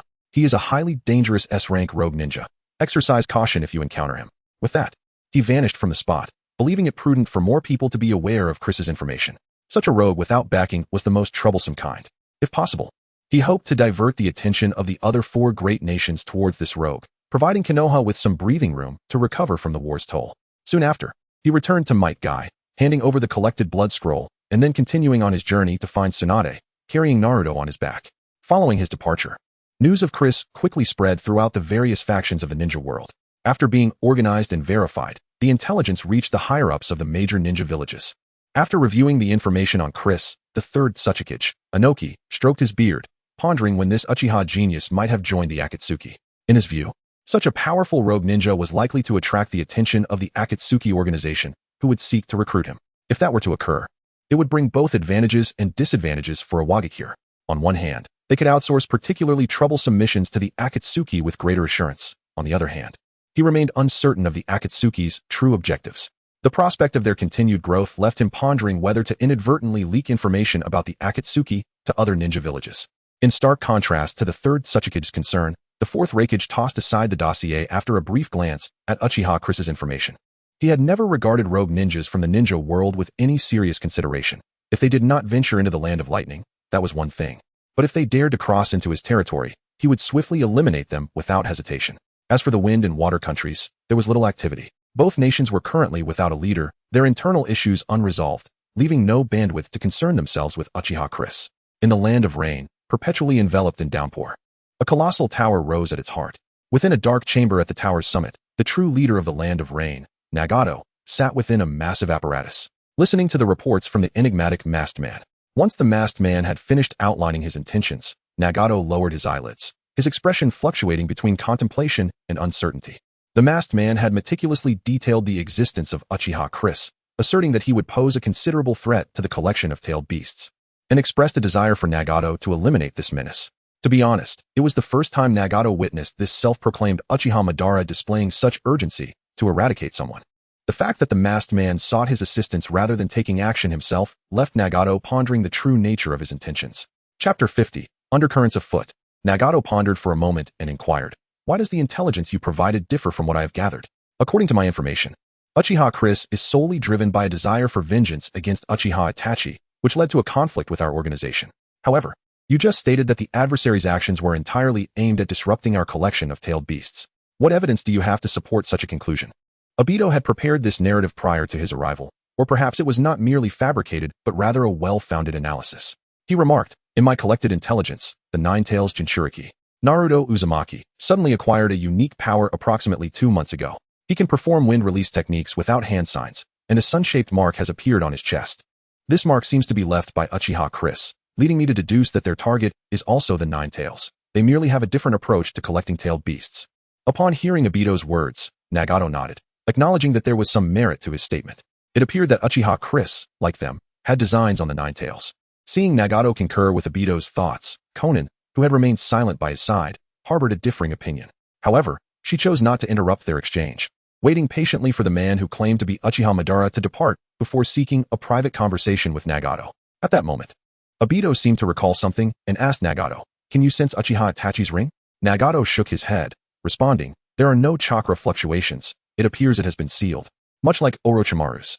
Obito sighed in resignation. "In that case, we can only resort to a crude method of human search. Once I locate the adversary's whereabouts, I will inform you." Having concluded their discussion on Chris, they turned their attention to the matter of collecting tailed beasts. Information regarding the Jinchuriki of tailed beasts was a closely guarded secret among the major ninja villages. Relying on White Zetsu to gather such intelligence was exceedingly perilous. It could easily expose White Zetsu and nullify the Akatsuki's advantage in information. Concerned about White Zetsu's potential exposure within the ninja world, and doubtful of Obito's intentions to retain control over Jinchuriki data, Nagato decided that the task of collecting intelligence would be assigned to Akatsuki members. Consequently, all gathered intelligence would ultimately be directed to Nagato. He stated, "We have nearly completed the collection of information regarding the various tailed beasts. The situation with the three tails of the Mist Village is somewhat troublesome. Not long ago, the fourth Mizukage perished. His death, being the Jinchuriki of the three tails, signifies the demise of the beast itself. For the next few years, it will be in a revival cycle, thus we cannot collect it for the time being." Obito's expression tightened upon hearing this news. This delay in collecting tailed beasts was not only troubling, but also stirred up memories of the three tails he was familiar with. The object of his unrequited love, Rin Noera, had been forcibly made a host for the three tails by the Mist Village, leading to her eventual death. In retaliation, he had manipulated a new Jinchuriki for the three tails, controlling the fourth Mizukage, Yagura Karatachi, and subsequently seizing control of the entire Mist Village. After taking control, he initiated a bloody era in the mist to avenge Rin's death at the hands of that cursed village. However, about 2 or 3 years ago, Yagura unexpectedly broke free from his Jinjutsu, escaping his grasp. With this, Obito devised a plan to regain control, deliberately arranging for Uchiha Itachi to encounter Yagura's partner. CHJR. The outcome had been satisfactory. Itachi severely wounded the fourth Mizukage, and Obito was prepared to reassert his control. Yet, he had not anticipated that Yagura would be far more cautious this time. Utilizing his space-time ninjutsu, Kamui, he scoured the entirety of the Mist Village without success in locating Yagura. Even employing White Zetsu to incite internal strife among the various factions in the mist yielded no results, as Yagura remained elusive like a turtle retreating into its shell. Ultimately, he had no choice but to abandon this pawn, and not long ago, he received word of Yagura's death from severe injuries. This development posed a significant setback for the Akatsuki's efforts to collect tailed beasts. The collection of tailed beasts from various villages must be executed with swiftness and decisiveness to catch the major nations off guard. Therefore, it was imperative to ensure all tailed beasts remained alive, with the time frame for collecting from the first to the last not exceeding 1 year. Otherwise, the 5 great nations would unite to launch a counteroffensive against the Akatsuki. Though the Akatsuki was formidable, they could not withstand a combined assault from the 5 great nations' ninja forces. Thus, in recent years, they had been compelled to remain dormant, awaiting the revival of the three tails to act in unison to swiftly gather all tailed beasts. After deliberating on the specifics of their operation, Obito utilized Kamui to depart from the central tower where Nagato and Konan were situated. Following his departure, an extended silence enveloped the tower.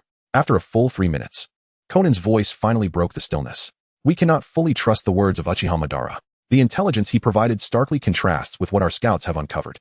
It is said that Uchiha Chris's sister perished at the hands of Uchiha Itachi. His grievances with Itachi are purely personal and unrelated to the Nine-Tails Jinchuriki."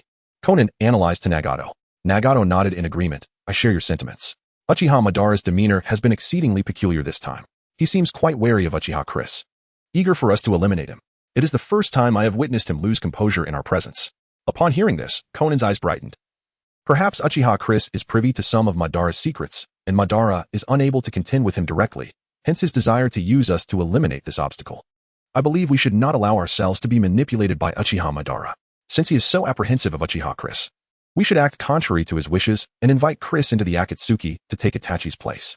Regardless of what secrets Chris knows about Madara, we now possess leverage to counter him, no longer remaining in a passive position before him. Nagato contemplated this and subsequently concurred with Conan's perspective. His relationship with Uchiha Madara was merely one of cooperation. He had never been a subordinate of that elusive figure.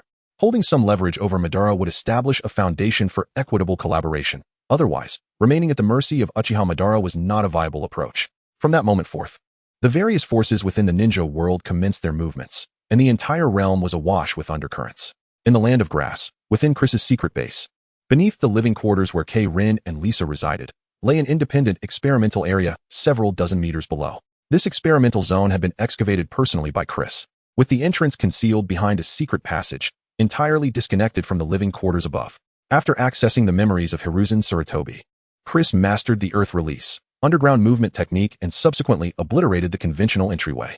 Thus, from that point onward, anyone wishing to access this experimental area must employ earth release techniques to infiltrate, as there was no standard entrance to access it normally. Chapter 51, Atonement. In the pitch-black confines of a dungeon, Uchiha Itachi gradually roused from slumber. Instinctively, he attempted to open his eyes to survey his surroundings, but a sharp pain surged from the very sockets where his eyes once resided. It was then that he realized, with a jolt, that his eyes had been gouged out, leaving only empty hollows beneath his eyelids. His awareness swiftly returned, and a cascade of memories flooded his mind. The loss of his eyes did not evoke any surprise. Uchiha Chris, though young, possessed a ruthlessness that made such brutality seem almost expected. He attempted to stretch his limbs, only to find himself utterly immobilized, his body bound tightly. Additionally, his chakra was completely sealed, rendering him incapable of sensing the environment around him. At that moment, he heard a voice nearby, unmistakably belonging to Uchiha Chris. With a weakened tone, he inquired, "What are you doing? How do you intend to deal with me?" Chris, squatting on the ground and inscribing intricate patterns, nonchalantly replied, "There's no need to rush. You'll soon discover what I am doing." Continuing his work, Chris remained focused on the arcane symbols before him, the dim candlelight failing to illuminate the entirety of the dungeon. Time passed, and after what felt like an hour, Chris clapped his hands and stood up, declaring, "At last. It is finished. You wished to know what I was doing, didn't you? Now you shall experience the fruits of my labor." He approached Itachi, positioning himself about 2 meters away.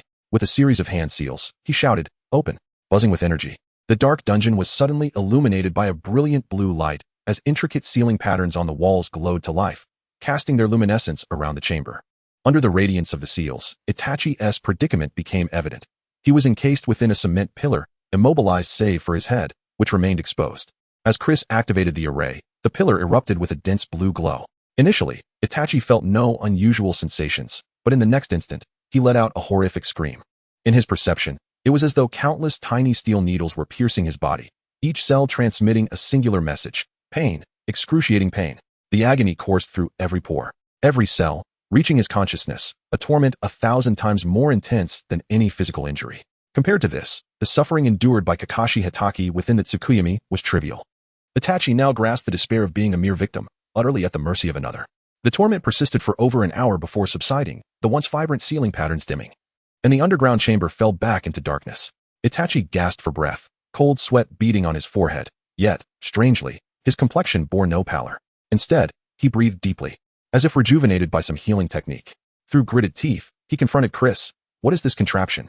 Chris appeared elated, explaining, "This is a perfected instrument of torture, the culmination of my extensive research. The concept has long been with me, but until now, I lacked the means to realize it.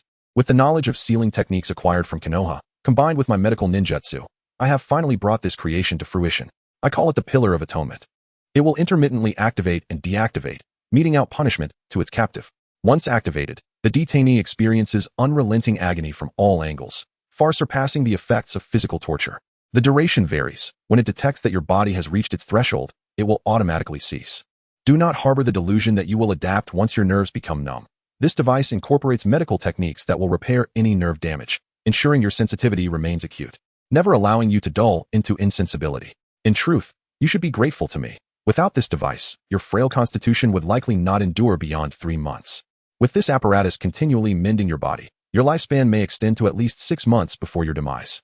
I am not a heartless villain. I do not seek to prolong your suffering endlessly. Simply endure within this device for half a year, and when your life reaches its conclusion, the multitude of your crimes against the Uchiha clan will be atoned for.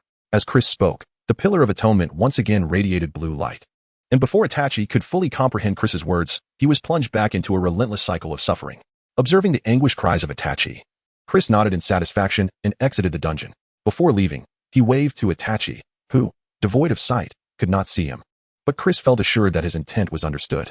Upon emerging from the dungeon, he circled back to the experimental area. Although many of the white Zetsu cells he had obtained were incinerated, a few remained viable, nurtured through techniques gleaned from the memories of Hiruzen Sarutobi. Having concluded his tasks, Chris lifted his gaze to the ceiling. After days of intense research, it was time to return to the living quarters for a respite.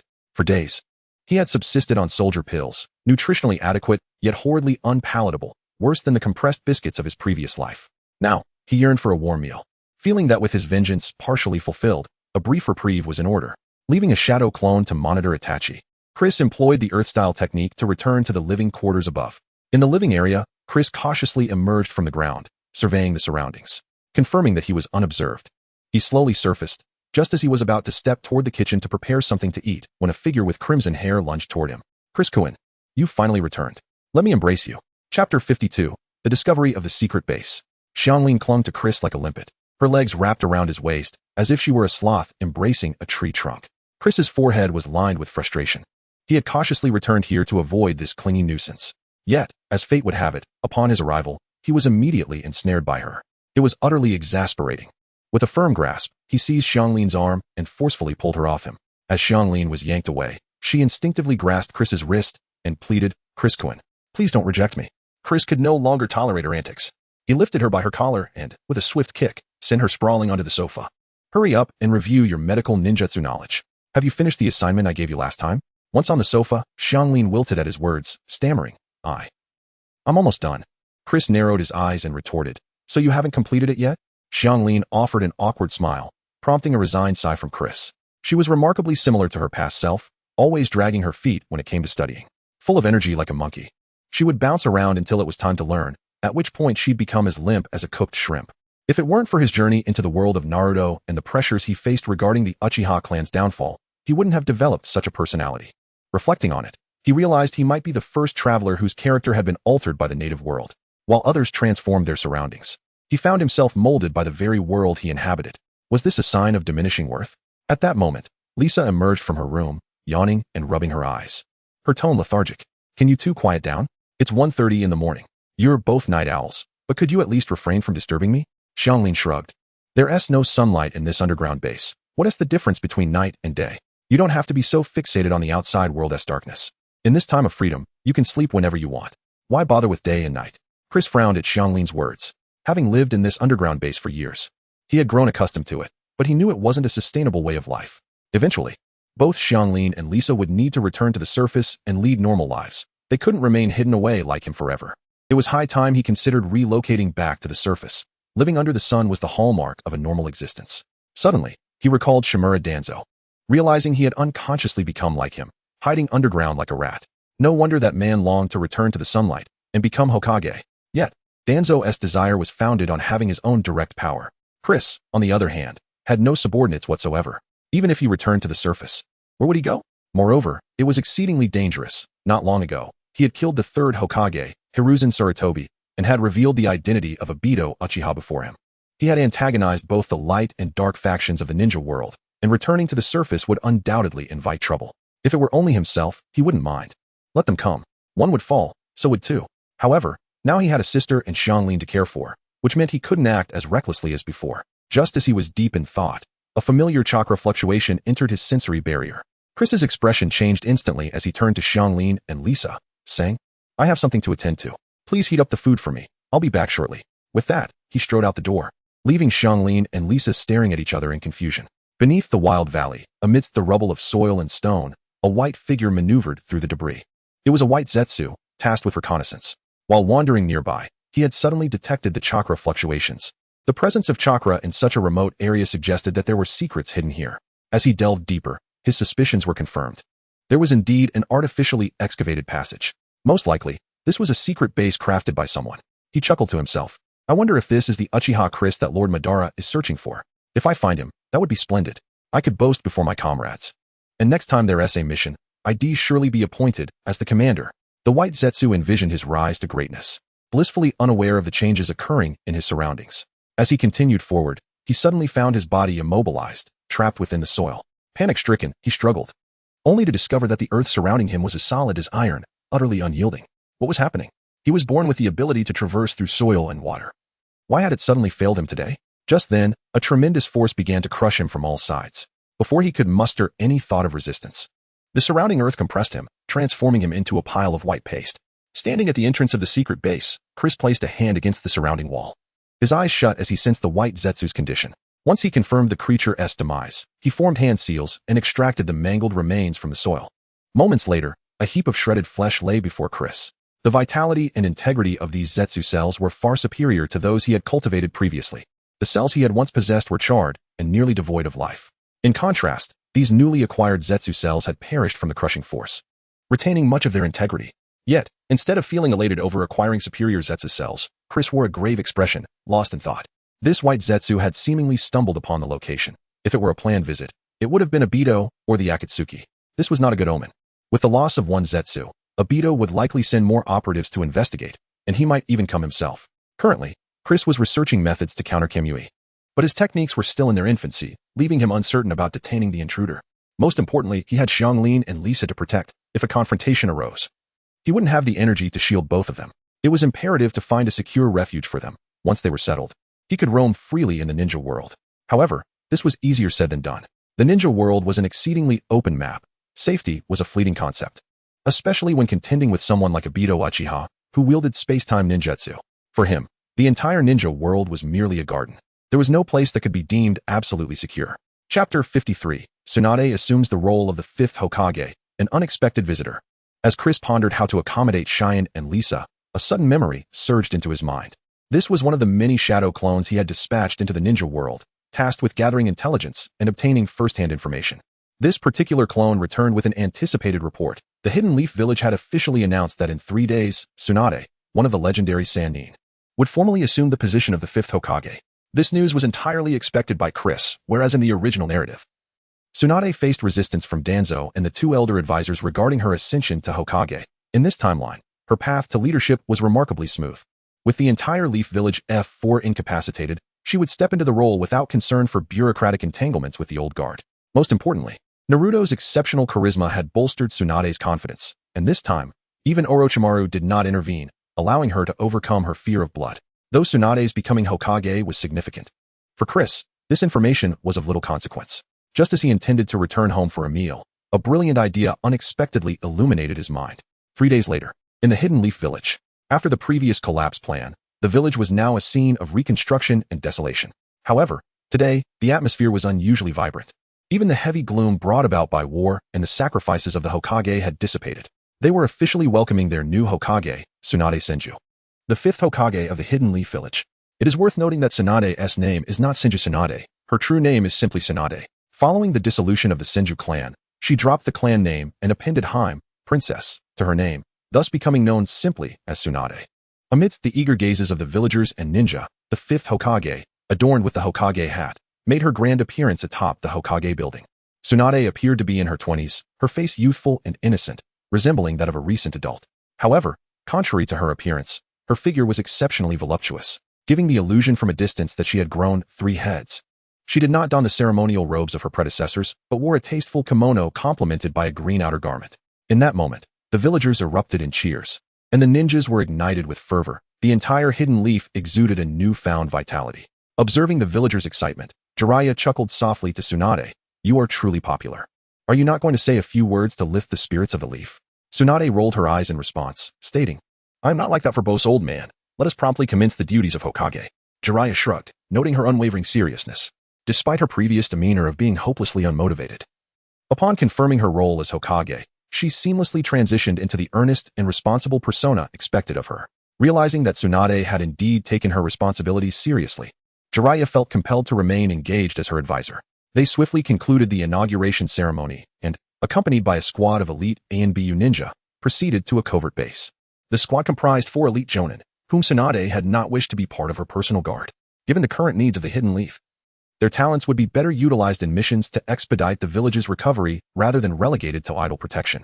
However, other ministers in Jiraiya opposed her view, asserting that safeguarding the Hokage was more critical than completing additional A or S rank missions. Reluctantly, Tsunade acquiesced to their counsel. During their journey to the Yanbiyu base, Tsunade engaged Jiraiya in conversation about Chris. As Tsunade listened, her frown deepened. She had not anticipated the Uchiha clan producing yet another prodigious talent. In recent years, Uchiha geniuses had emerged like mushrooms after rain. Uchiha Shursui, Uchiha Itachi, and Uchiha Chris. Each of these individuals possessed strength that ranked among the very best in any era of the ninja world. Tsunade could hardly believe that they had all surfaced during her absence from the village. Jiraiya lamented, "That boy, Uchiha Chris, is exceedingly dangerous. He has undoubtedly awakened the legendary Manjiki Sharingan, and according to subsequent investigations by our ninja, it appears he emerged victorious in his previous confrontation with Uchiha Itachi. If he continues to grow unchecked, he could very well become the next Uchiha Madara. Yet now, the hidden leaf lacks a first Hokage to restrain him." Tsunade's brows furrowed deeply, her expression shifting between contemplation and concern. As she pondered, Jiraiya suddenly grasped her arm, nearly causing her to stumble. She turned to glare at him, ready to question his behavior, but noticed his eyes widened in astonishment, staring ahead as if witnessing something extraordinary. Not only him, but the 4 Yanbiyu ninjas following them exhibited similar expressions of alarm, their hands instinctively reaching for their weapons.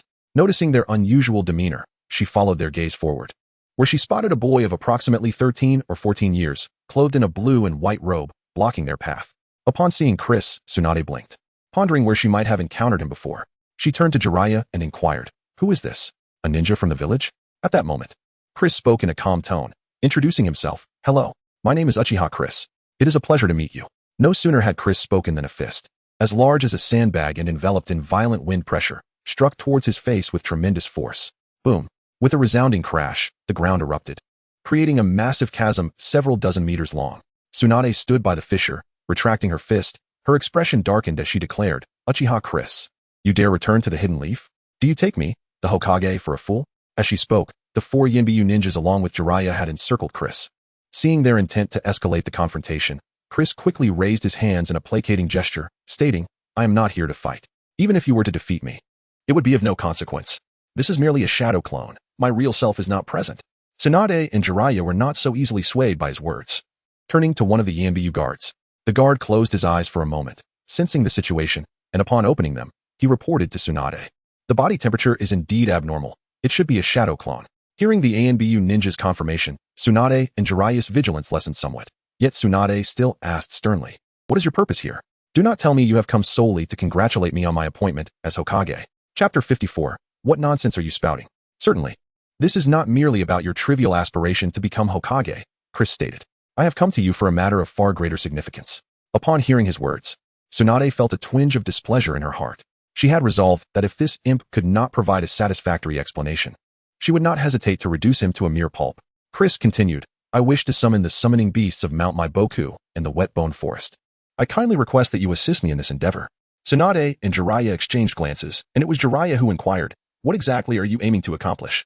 "I seek to establish a summoning contract with either Mount Maiboku or the Wet-Bone Forest, thereby becoming one of their contract holders," Chris declared. However, his words plunged the room into an uncanny silence. Everyone was momentarily baffled. Had this individual truly sent a shadow clone back to Konoha solely for this purpose? Tsunade and Jiraiya were naturally skeptical of Chris's ostensibly simple motives. Jiraiya, with a wary tone, asked, "What are you scheming? Are you planning to turn against either Mount Maiboku or the Wet-Bone Forest?" Chris sighed, sensing that he would have to expend considerable effort to elucidate his intentions. Shaking his head, he replied, "Why would I turn against them? I harbor no animosity toward them. I genuinely wish to form a summoning contract. So please summon the beast for me to converse with." Tsunade's anger flared, her tone sharp as she retorted, "What are you dreaming about? An S-rank rogue ninja who dared to assassinate the Hokage and the Elder Advisors dares to seek a summoning contract through us? You must be delusional to think we would allow you to sign a contract with either Mount Maiboku or the Wet-Bone Forest." Chris wagged a finger, asserting, "Firstly, neither Mount Maiboku nor the Wet-Bone Forest is under your command. You are merely contract holders and lack the authority to make decisions for these 2 sacred lands. Furthermore, even if I were to kill the Hokage and the Elder Advisors, it would not automatically make me an enemy of the 2 great sanctuaries. Thus, as long as I meet the necessary conditions, they are unlikely to refuse me." Tsunade and Jiraiya found themselves momentarily at a loss for words. Indeed, as Chris pointed out, they were merely contract holders and not the masters, lacking the authority to decide whether to enter into a contract with him. Nevertheless, Tsunade still scoffed. Even so, why should Jiraiya and I recommend you? If you have the capability, go find the exact locations of these two sanctuaries on your own. Once you find them, you can naturally proceed to sign the contract. At this point, Tsunade's disdainful laughter echoed. The Uchiha clan is truly deranged. No wonder they ended up annihilated. Upon hearing this, Chris furrowed his brow briefly before suppressing his indignation and replied, You, as the 5th Hokage and elder advisors, should be well aware of the reasons behind my actions against Sarutobi Hiruzen and Shimura Danzo. The notion that the Uchiha are inherently evil is utterly meaningless here. I killed Sarutobi Hiruzen and Shimura Danzo to avenge their betrayal of the Uchiha and their deliberate orchestration of the Uchiha massacre. Beyond that, I harbor no excessive hostility towards Konoha. We should just discuss matters without getting entangled in this issue.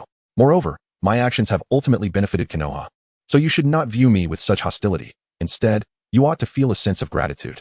As Tsunade and Jiraiya listened to the initial part of his speech, they found some semblance of reason in his words. However, by the end, they were nearly driven to the brink of rage. What nonsensical drivel was this imp uttering? To claim that killing Konoha's 3rd Hokage and 3 elder advisors was for Konoha's benefit and to expect our gratitude. Do you hear yourself? Noticing their displeased expressions, Chris wasted no time in clarifying. You must be more aware than I of the state Konoha has fallen into under Sarutobi Hiruzen and his associates.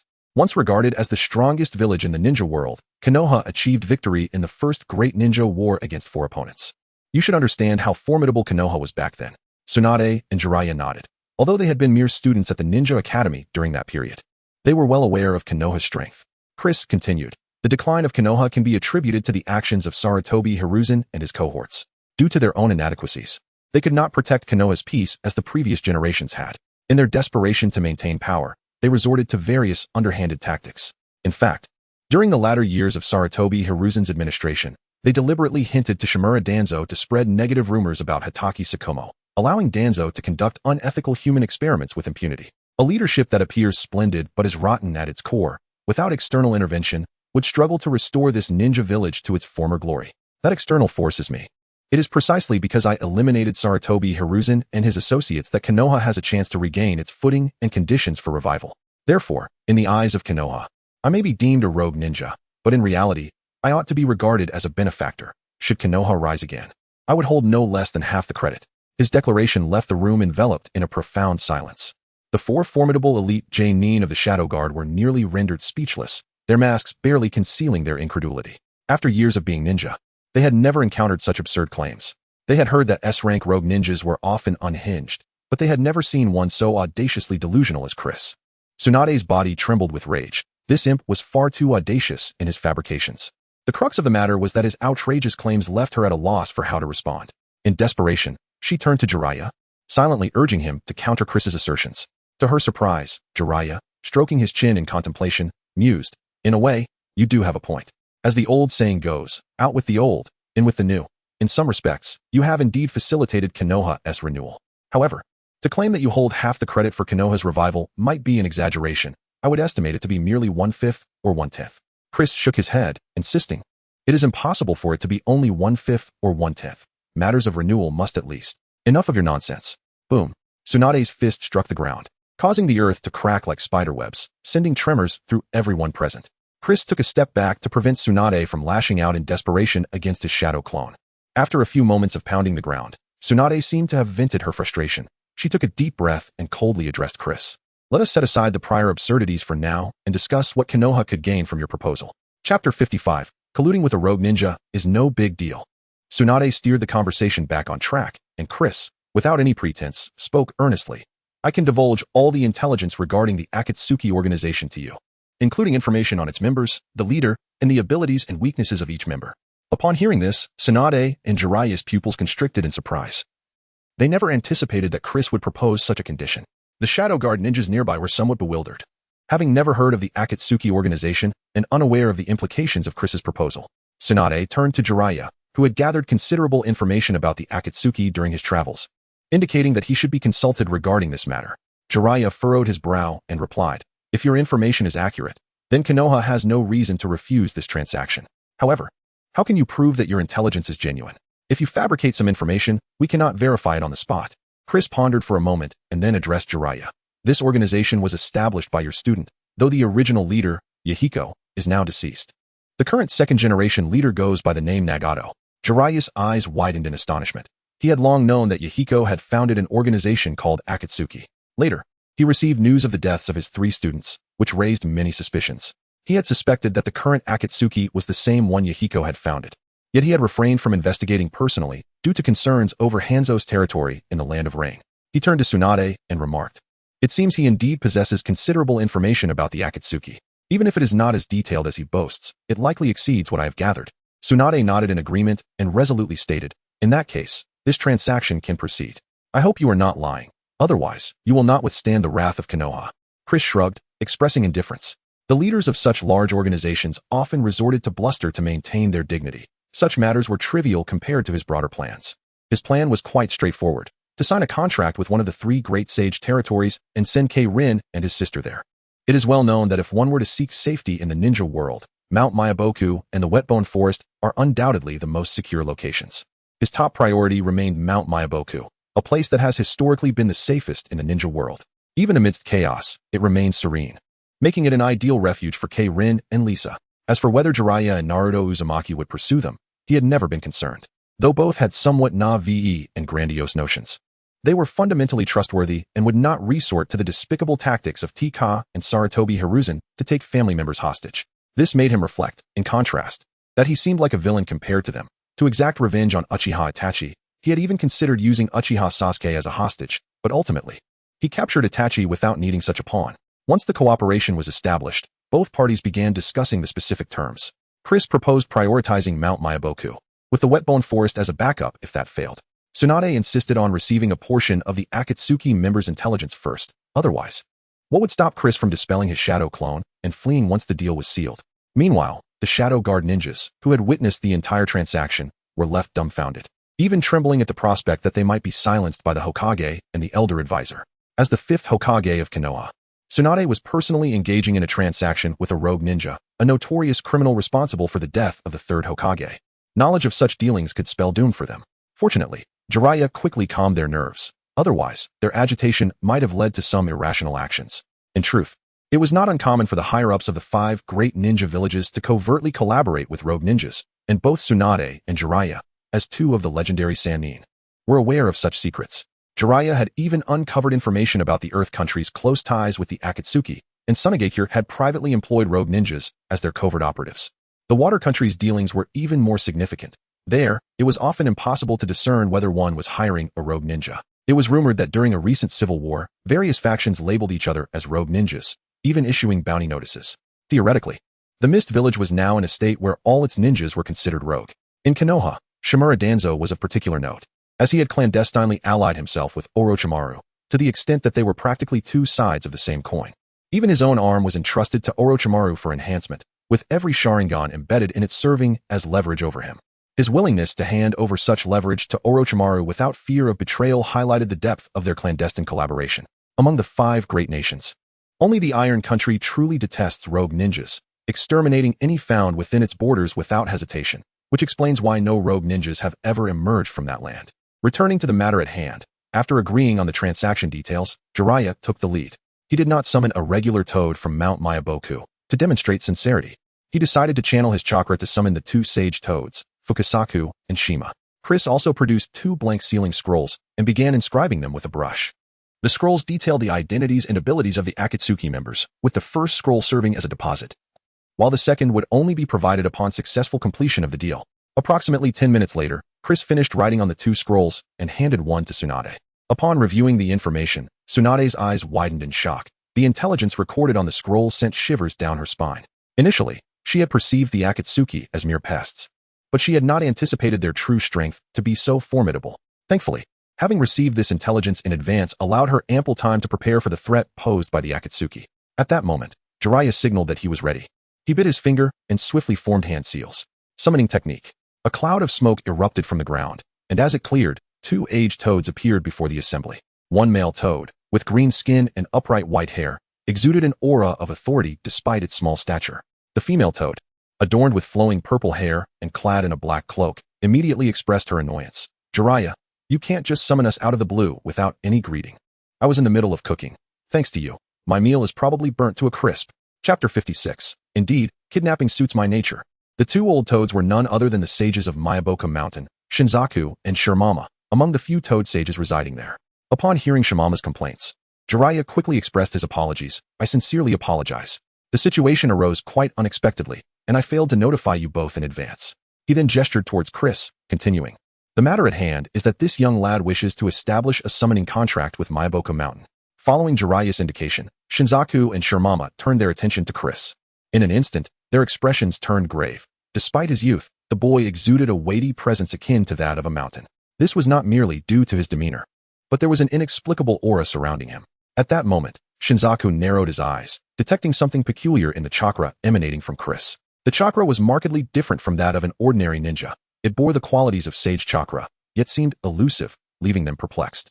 As Shinzaku and Shirmama scrutinized Chris, he stepped forward and greeted them with a smile. Greetings, sages Shinzaku and Shirmama.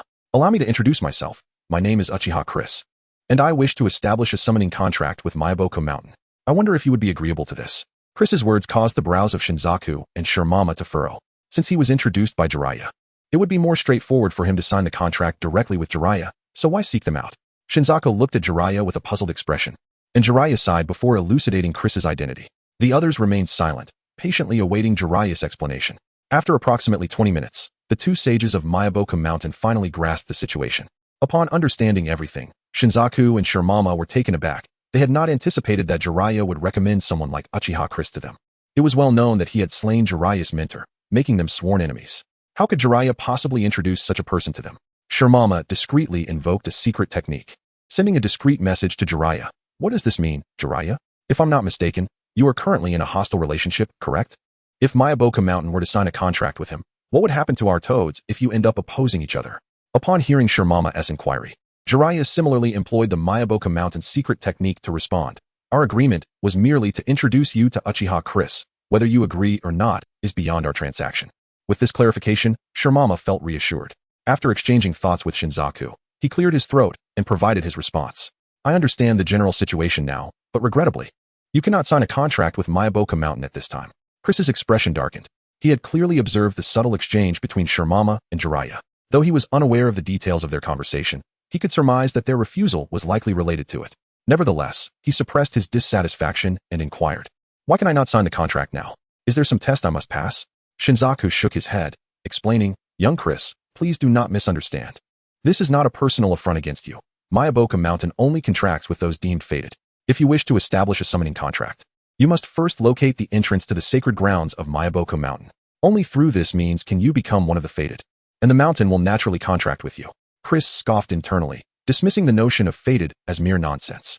It was well known that individuals like Naruto Uzumaki and Minato Namikaze received special treatment without such conditions. Not only was he currently disinclined to search for the entrance to Mayaboka Mountain, but even if he found it, he suspected they would concoct some other excuse to deny him.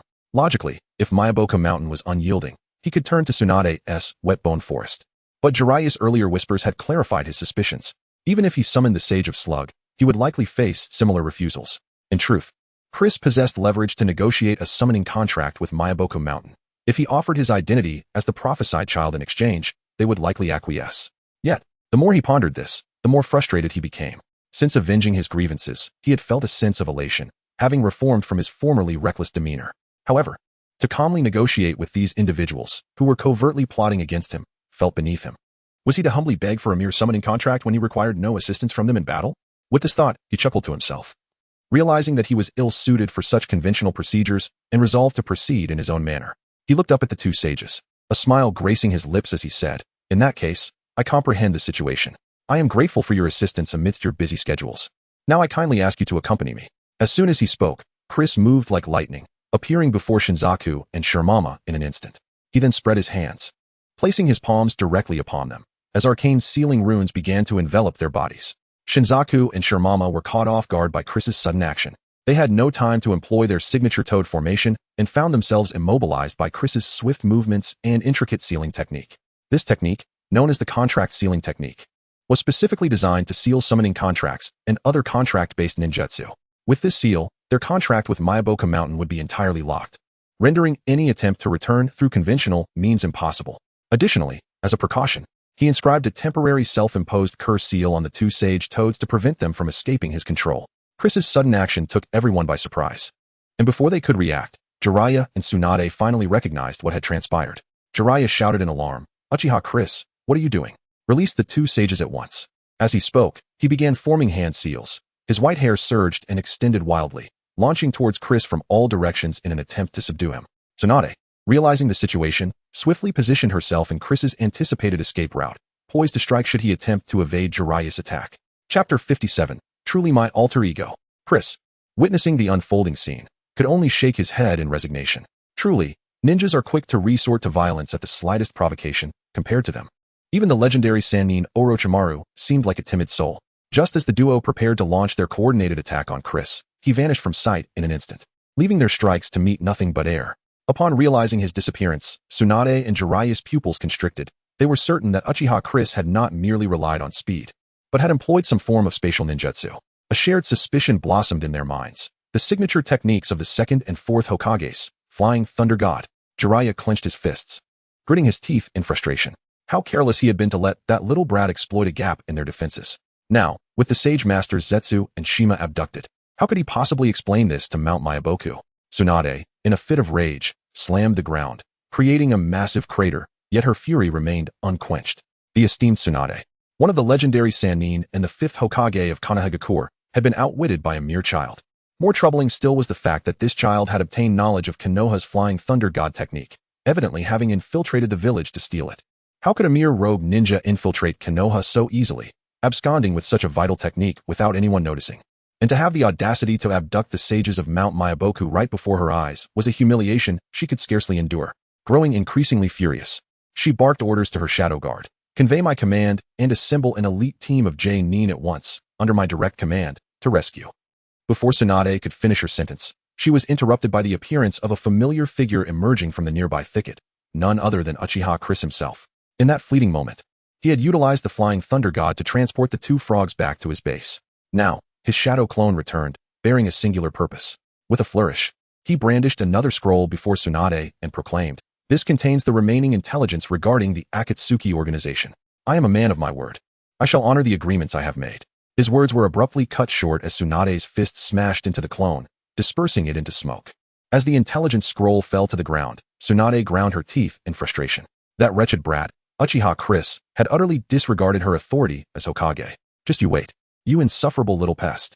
Meanwhile, in Chris's secret base, his true self stared blankly at the immobilized sages, Zetsu and Shima, pondering his predicament. He had merely sent a clone to Konoha to negotiate with Tsunade and Jiraiya, yet somehow, he had ended up with these two being held hostage. Moreover, the clone had used the Flying Thunder God technique to bring them here and left without uttering a single word, leaving him completely bewildered about the events that had transpired. Just then, as the shadow clone was destroyed, the memories of its actions flooded into Chris's mind. After processing the recent events, a wry smile crept across his face. Truly, his clone was a reflection of himself, quick to resort to force and abduction when negotiations faltered, a perfect mirror of his own tendencies. However, since the clone had already brought the two sages to him, the next steps would be considerably easier. With that thought in mind, he prepared to take the two elderly frogs to the experimental area. He was currently in the living quarters, and using his Sharingan to control them into signing a summoning contract would require a delicate approach. It was not something he could do in the open. Just as he rose to his feet, Lisa unexpectedly emerged from her room. Having spent nearly a month in confinement, she was on the verge of madness. Turning to Chris, she exclaimed, "Brother, it's so boring here. Is there anything interesting to pass the time?" Chris sighed at his sister's restlessness and replied casually, "Soon. You'll be able to live in a spacious area. Just wait a little longer." At that moment, Lisa's gaze fell upon the immobilized Zetsu and Shima, who lay motionless like two dolls on the table. Her eyes sparkled with curiosity as she rushed over, lifting Zetsu in her hands. "What exquisite dolls. Did you buy these for me, brother?" Chris, seeing the predicament of the hapless Zetsu, took him from Lisa's grasp, loosening the sealing technique just enough for him to speak. Upon regaining his voice, Zetsu burst out indignantly, "You two wretched little brats have gone too far. I never said Mount Myaboku wouldn't sign a summoning contract with you. Yet you simply snatched us away like common thieves. And could that little girl show some respect for her elders? I am older than your great-great-grandfather. And you treat me like a toy, nearly pulling out my beard. This is utterly disgraceful." Zetsu, usually good-natured, was taken aback by Chris's audacity. To attack him, an ancient sage, without warning, was unconscionable. Yet, Zetsu's tirade did not provoke any ire from Chris or Lisa. Rather, Lisa's eyes sparkled with excitement as she turned to Zetsu. "Grandpa, you are a summoning beast, aren't you? I've heard that some summoning beasts in the ninja world can speak." I've heard there are many talking ninja cats in the land of cats, but I've never seen one before. Today, I finally meet a talking summoning beast. Will you be my summoning beast, Grandpa? Zetsu, taken aback, ceased his outburst, realizing that Uchiha Chris was the one responsible for his abduction, not this innocent little girl. It was indeed unfair to unleash his frustrations upon her. However, he did not respond to Lisa. Instead, he shot a glance at Chris and said, "Chris, boy, quickly undo the seal on me. We can sit down and converse properly." Chris crossed his arms and smirked. "Do you intend to brush me off with irrelevant conditions? You lack even the most basic sincerity. What is there to discuss?" Hearing this, Zetsu inhaled deeply, acknowledging that he could not maintain his seniority given his current predicament. Reluctantly, he confessed, "I'm not trying to dismiss you. It's just that your identity could easily put you at odds with young Jiraiya in the future. Any conflict between you two would inevitably involve Mount Myaboku. If both of you summoned our beasts to battle, it would lead to chaos among our own ranks." Only then did Chris grasp Zetsu's concerns and nodded in understanding. "You could have just said that. Instead of trying to evade the issue, you should have sought a solution. It's no wonder you ended up being captured." Chapter 58, Visiting Myaboku. Now that matters have been clarified, the issues at hand have become considerably easier to address. Chris is not one to act without reason. Since the other party harbors concerns regarding Myaboku's stance, it stands to reason that alleviating their apprehensions would pave the way for a contract. He released the chakra seals binding Sinin Fukasaku and Sinin Jiraiya, granting them their long-awaited freedom. Upon regaining her liberty, Jiraiya was eager to take action, but Fukasaku intervened, admonishing her, "Calm yourself, my dear. The fact that they are willing to lift our seals suggests a readiness to negotiate. Let us first hear what they have to say before making any decisions." Though Jiraiya was somewhat vexed, she recognized the gravity of the situation. Moreover, even united, they might not stand against Uchiha Chris. Thus, she crossed her arms, seething silently beside Fukasaku. Having pacified his partner, Fukasaku turned to Chris and inquired, "So, young Chris, how do you intend to ensure that the conflicts with Konoha do not embroil Myaboku?" Chris pondered for a moment, then instead of rushing to respond, he directed his gaze toward Lisa and asked, "Lisa, are you truly serious about signing a summoning contract with Fukasaku?" Lisa nodded resolutely, affirming, "I genuinely wish to establish a summoning contract with them." Having confirmed his sister's intentions, Chris addressed Fukasaku. "In that case, let my sister sign the summoning contract with Myaboku. Although she is my sister, she will largely remain uninvolved in my disputes, and I have no intention of dragging her into my battles. Thus, my conflicts with Konoha shall not implicate Myaboku." Fukasaku nodded in response. While the shinobi world does not uphold the notion that misfortune befalls family, it was evident from his observations that Chris held his sister in high regard, making it unlikely he would use her as a pretext for breaching the agreement. With the negotiations concluded, Chris lifted the contract seals for both individuals, and Fukasaku and Jiraiya upheld their end of the bargain, swiftly signing the summoning contract. From that moment on, Uchiha Lisa officially became a contractor of Myaboku. However, her chakra was still quite meager, and her Sharingan had yet to awaken. Even with the contract, she would only be able to summon weaker toads. Nonetheless, Chris was unfazed by these limitations. Once the contract was finalized, he stated, "Now that my sister has become a contractor of Myaboku, could we arrange for her and a friend of mine to reside here? To prevent any misunderstandings," he added, "my friend is merely an ordinary genin. My intention in sending them to Myaboku is to shield them from the turmoil of the shinobi world. Once there, they will not require your special care, as they can manage on their own." Upon hearing this, Jiraiya, who had remained silent, instinctively began to refuse. After all, Myaboku had been home to the Toad clan for generations. How could they accommodate two humans long-term?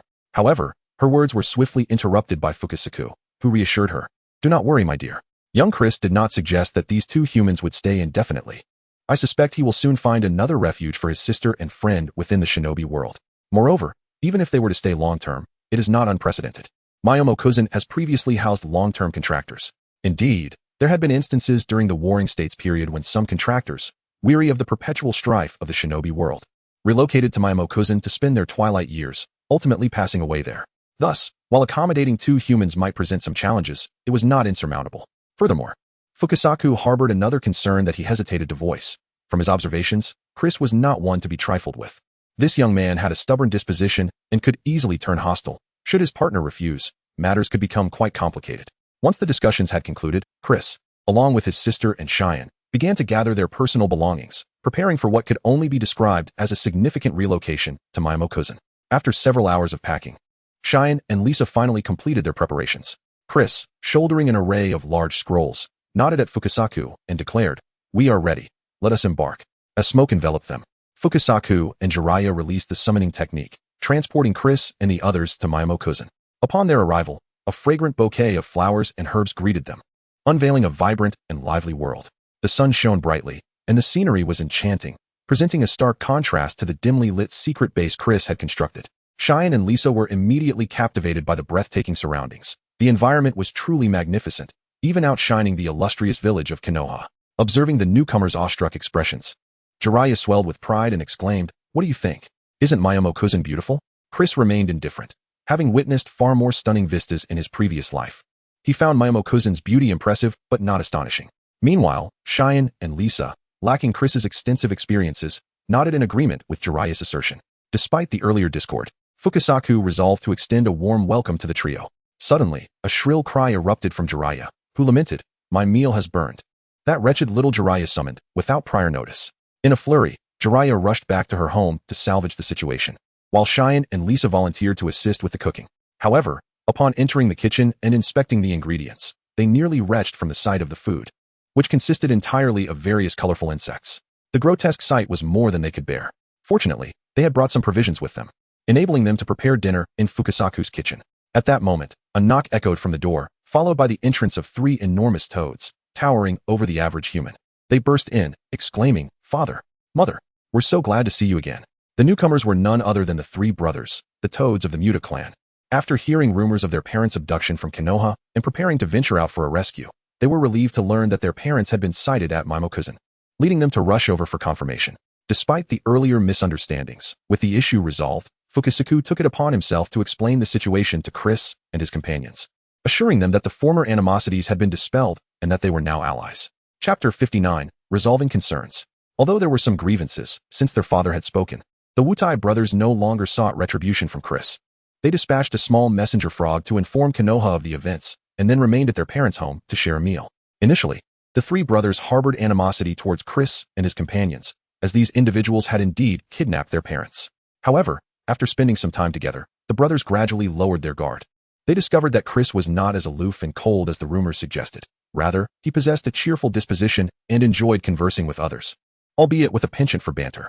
Upon receiving intelligence from Maiboka Mountain, Tsunade, in a fit of rage, smashed her office desk. The air within the Hokage building was filled with thunderous curses, directed, of course, at the rogue ninja Chris Uchiha. After a prolonged tirade, Tsunade finally regained her composure, retracting the mission to hunt down Chris and disbanding the special task force to focus on the reconstruction of Konoha.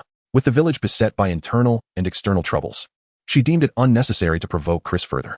Nevertheless, she resolved that should the opportunity arise in the future, she would personally capture this rogue and imprison him within the Umbu-S dungeon. Unbeknownst to Chris, who was still at Maiboka Mountain, he decided to embark on his journey back to the ninja world after satisfying his hunger. Lisa and Shikuro were temporarily safe at Maiboka Mountain, and once he returned to the ninja realm and eliminated all ambitious individuals, he could confidently retrieve them. Before leaving, he urged Lisa and Shikuro to live peacefully and await his return until he had dispelled the dangers of the ninja world. Tearfully, Lisa expressed her reluctance, while Shikuro clung on to Chris, unwilling to let go. Amused yet exasperated by their dramatic farewell, Chris reassured them, stroking Lisa's head, "Live well here. I shall return to fetch you before long. Practice the great serpent power I imparted to you. It encompasses all attributes. Focus on the one you feel most attuned to, and I shall review your progress upon my return. Should you fail to meet expectations, I will impose penalties." Lisa nodded in understanding, wiping away her tears. However, as she lowered her hand and reopened her eyes, the crimson single-tomo Sharingan appeared within her gaze. Chris was taken aback, sighing in resignation. He had hoped to prevent his sister from awakening the Sharingan, for it significantly influences one's mental state, often altering personality traits. Moreover, while it holds some utility during early ninja confrontations, its relevance diminishes in later stages, particularly against top-tier warriors who rely more on raw speed than the Sharingan's illusions or enhanced reflexes. Rather than cultivating this bloodline limit with considerable side effects, it would be more beneficial for her to develop the great serpent power he had taught her, which also boasts a high ceiling, but with fewer drawbacks. Nonetheless, since his sister had awakened her eyes, there was little to be done. Once he concluded his affairs in the ninja world, he would instruct her on how to wield the Sharingan. After addressing Lisa's situation, he turned his attention to Shikuro, who was still tightly embracing him. Unlike her usual behavior, today Shikuro clung to him with both arms, tears brimming in her eyes, clearly reluctant to part. "I am a medical ninja. I can assist you. Why not take me back to the ninja world with you?" she implored. Caught off guard by her question, Chris found himself at a loss for words. Ultimately, he sighed. Deciding that words were insufficient and opting for a more direct approach, he gently lifted Shikuro's chin and, gazing into her astonished eyes, leaned down to kiss her. Frozen as if struck by a spell, Shikuro remained motionless until Chris waved her farewell. She stood stunned, still processing the moment. As a cloud of smoke enveloped him, Chris returned to the ninja realm. Lisa wiped her tears and turned to Shikuro, her frustration evident. Humph, silly woman, why are you still standing there? My brother has already left. Hey, silly woman, hey. After calling out several times without receiving a reply, she curiously poked Shikuro, who lay stiff as a plank. Her cheeks flushed, blood gushing from her nose, and her eyes rolling back as she fainted. Chris arrived back at his secret base, which was now eerily quiet and desolate. Sitting back on the sofa, he gazed at the ceiling, feeling the absence of company after months of companionship. Indeed, humans are social creatures. Suddenly being alone felt peculiar. However, after a brief reflection on life, he returned to his training. Since transforming into the Great Serpent mode, he had sensed a substantial enhancement in his basic strength. Yet, during the time spent with Lisa, he had squandered too much time in her and Shikuro's company, leading to a slackening in his training. Now, seizing this opportunity, he resolved to elevate his strength, thoroughly familiarizing himself with his newfound power before venturing to the Land of Rain. Though he was unaware of Obito's whereabouts, Nagato had consistently remained in the Land of Rain, and by going there, he could undoubtedly trace Obito's steps. Furthermore, he wished to preemptively address the threat posed by the Akatsuki, currently the greatest source of instability in the ninja world. With this in mind, he sprang from the sofa and made his way to the training ground, immersing himself in rigorous practice. Days flew by in a blur, and after 3 days, Chris's exclusive training area was bustling with activity. Hundreds of his shadow clones diligently practiced, some honing their taijutsu, others refining their chakra control, while others studied and inscribed ceiling formations on paper. Chris surveyed his clones with a long sigh. Previously, he had attempted to create 1,000 shadow clones for training. Initially, it was manageable, but when he dispelled them, he was nearly overwhelmed by the sudden influx of memories. It was clear that only someone like Naruto, with an empty mind, could wield shadow clones at will. For someone prone to overthinking like himself, such reckless use could lead to disastrous consequences. Just as he was preparing to retract his clones and assess his training progress, an extraordinarily powerful chakra suddenly manifested within his vicinity. Chapter 60. The onslaught of pain shocks Nagato. In the land of grass, within the wild valley, a peculiar bird soared hundreds of meters above the ground, circling the area. This avian creature was strikingly unusual. Unlike ordinary birds with their wings above and feet below, this strange bird flew upside down, its back facing the earth and its belly towards the sky, a truly bizarre sight. At this moment, 2 individuals clad in black robes adorned with cloud patterns stood upon the bird's belly. One was Konan, the Akatsuki's Commissioner of Morality and Minister of Finance, and the other was Pain, one of the 6 paths. Konan held a map in her hand, diligently comparing the terrain below, seemingly searching for something nearby. Impatiently, Beast Path Pain inquired, "Have you located the spot where the white Zetsu clone suddenly vanished?" Konan furrowed her brow and, with uncertainty, pointed below, stating, "If the intelligence from Madara is accurate, the place where the white Zetsu clone disappeared should be right there. However, that Madara has become increasingly arrogant. He expects us to personally investigate the disappearance of just a clone? Does he truly regard us as his subordinates?" Pain, upon hearing this, felt a flicker of dissatisfaction but refrained from voicing it, mindful of their ongoing collaboration. He controlled the giant bird to descend to the ground. Upon landing, Konan stowed the map and said, "Next, I will send a shadow clone to search the vicinity. If we find no trace of that suspicious underground passage, we need not waste time here and can return immediately." Just as she was about to form the hand seals for her paper clone, Pain raised a hand to halt her. Konan cast a puzzled glance at him, while Pain, undeterred, focused on a figure approaching in the distance. With his Rinnegan, he possessed exceptional vision and had already spotted Chris walking leisurely toward them. He turned to Konan and commanded, "Give me the photograph." Without hesitation, Konan retrieved a photo from her pocket.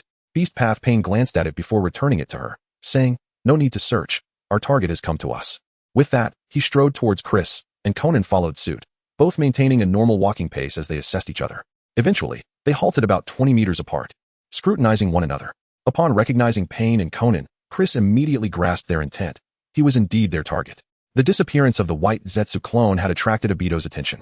Fortunately, he had already relocated Lisa and Cheyenne, allowing him to act without concern. He first appraised Beast Path Pain, realizing it was merely a corpse controlled by Nagato through the Rinnegan, part of the 6 paths. He then glanced to his left, sensing Nagato's true form several kilometers away, where 5 other Pains awaited. Feeling a sudden jolt of anxiety, Heavenly Path Pain wondered if Chris had uncovered the secret of his true body. Thankfully, Chris quickly shifted his gaze back to him, leading Pain to dismiss it as mere coincidence. After a brief inspection of one another, Pain initiated the conversation.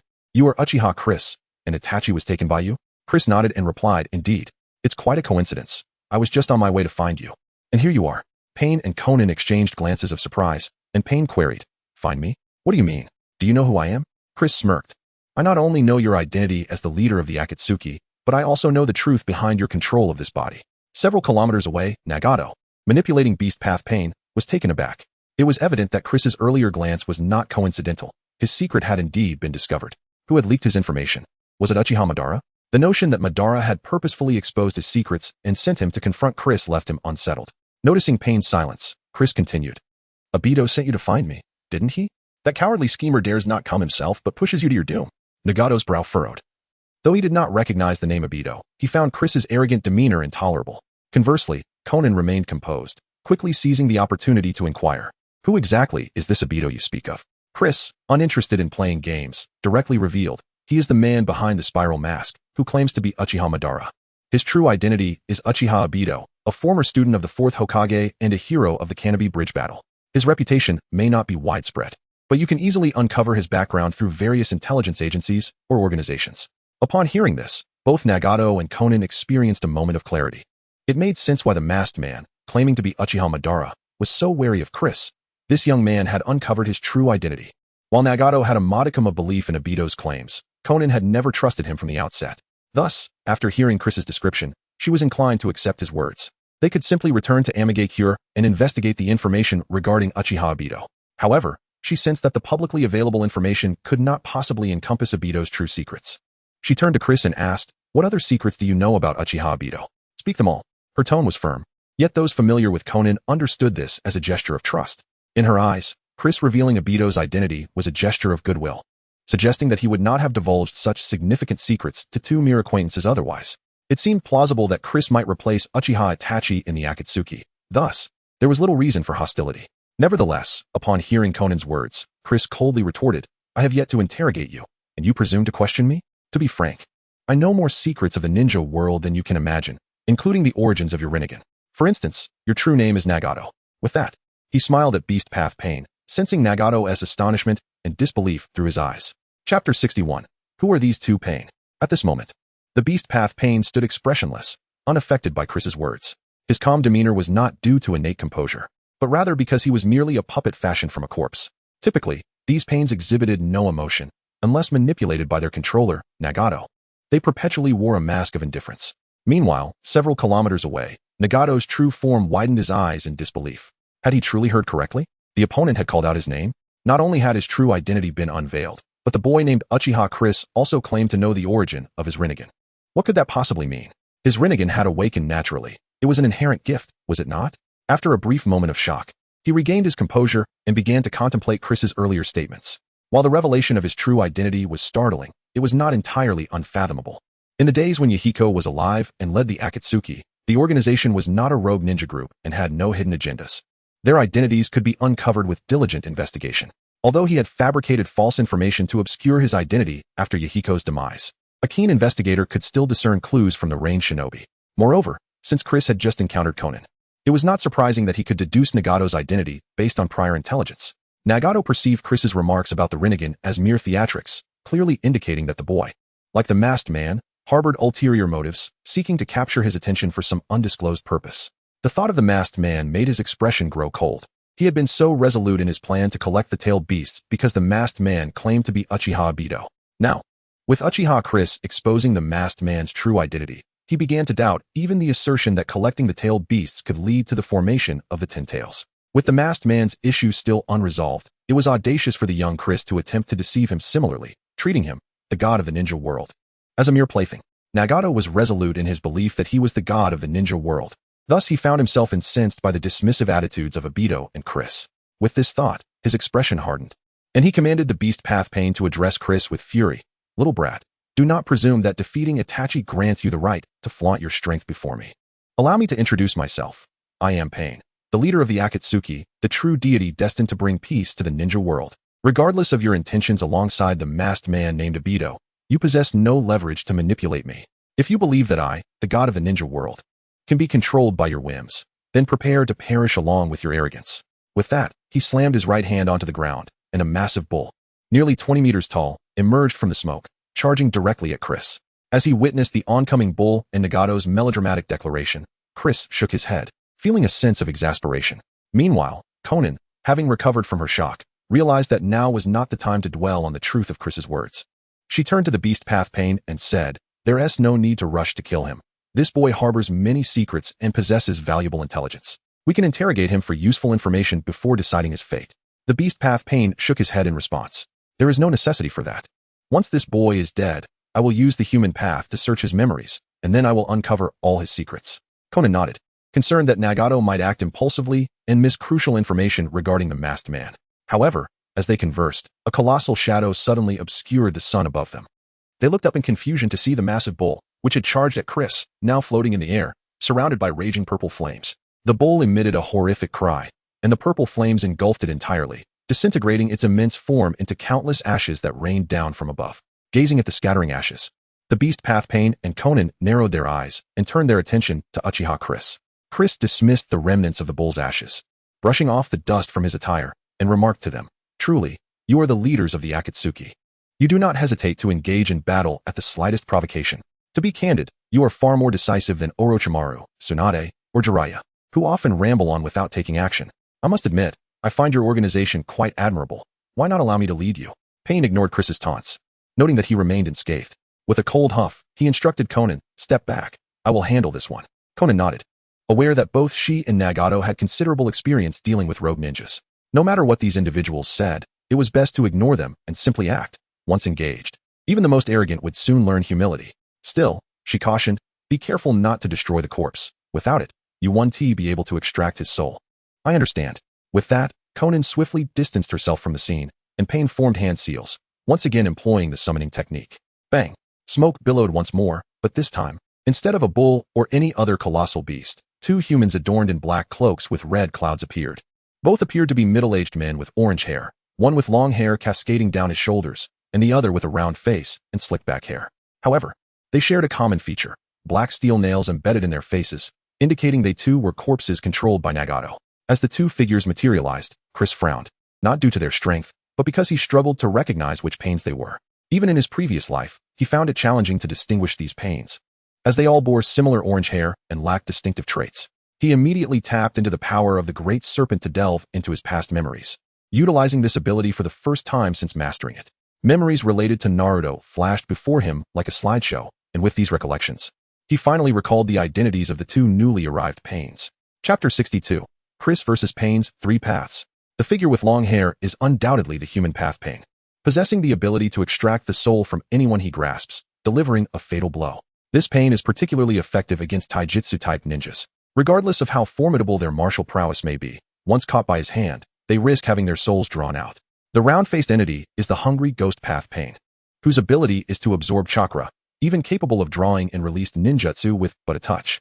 The hungry ghost Path Pain can be said to counter those adept in ninjutsu, rendering ninjutsu-type ninjas virtually powerless against him. One Pain restrains taijutsu ninjas, while the other counters ninjutsu users, creating a combination that would overwhelm even seasoned shadow-level shinobi, should they lack sufficient intel.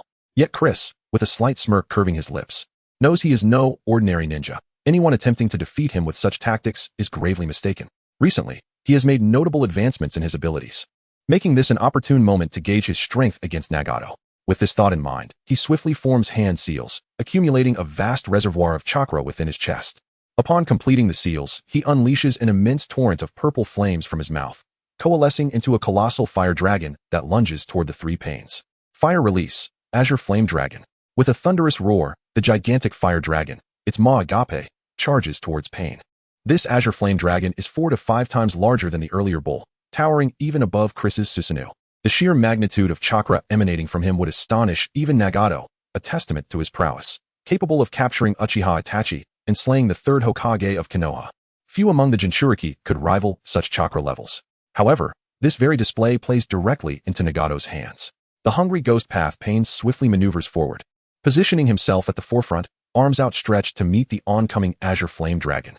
Observing the approaching inferno, Nagato scoffs inwardly, convinced that regardless of the opponent's jutsu or bloodline limit, the hungry ghost Path Pain serves merely as a conduit for chakra transfer.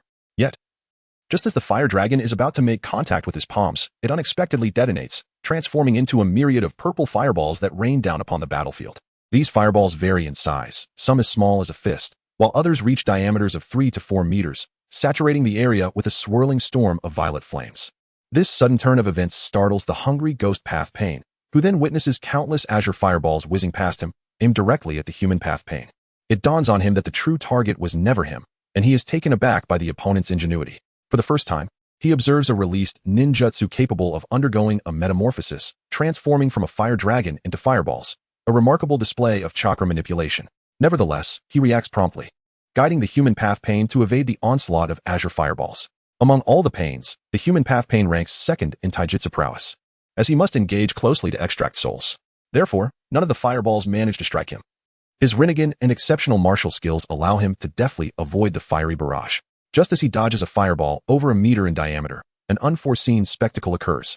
The fireball splits open, and Chris emerges, brandishing the azure flame blade, offering a wicked smile to the human Path Pain. The human Path Pain gasps in shock, but it is too late to flee. Chris, wielding the azure flame blade, cleaves downwards, bisecting the human Path Pain in one fell swoop. The severed halves of the human Path Pain gaze wide-eyed before collapsing lifelessly to the ground. Curiously, although the Pains are puppets crafted from corpses, one would expect them to remain operational even when cleaved. Yet, the human Path Pain falls as if a living being struck at a vital point. This suggests that Nagato's puppets do not possess the same efficacy as those of Sasori. Nevertheless, Chris remains unfazed, a smirk gracing his lips as he gazes at the fallen figure. Indeed, such large-scale ninjutsu could elude even the keen perception of the Rinnegan.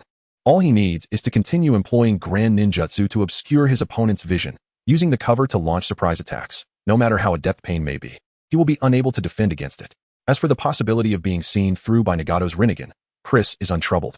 Even Naruto could obscure the Rinnegan's insight with a mere arm, let alone Chris, who possesses chakra infused with the formidable power of Orochimaru.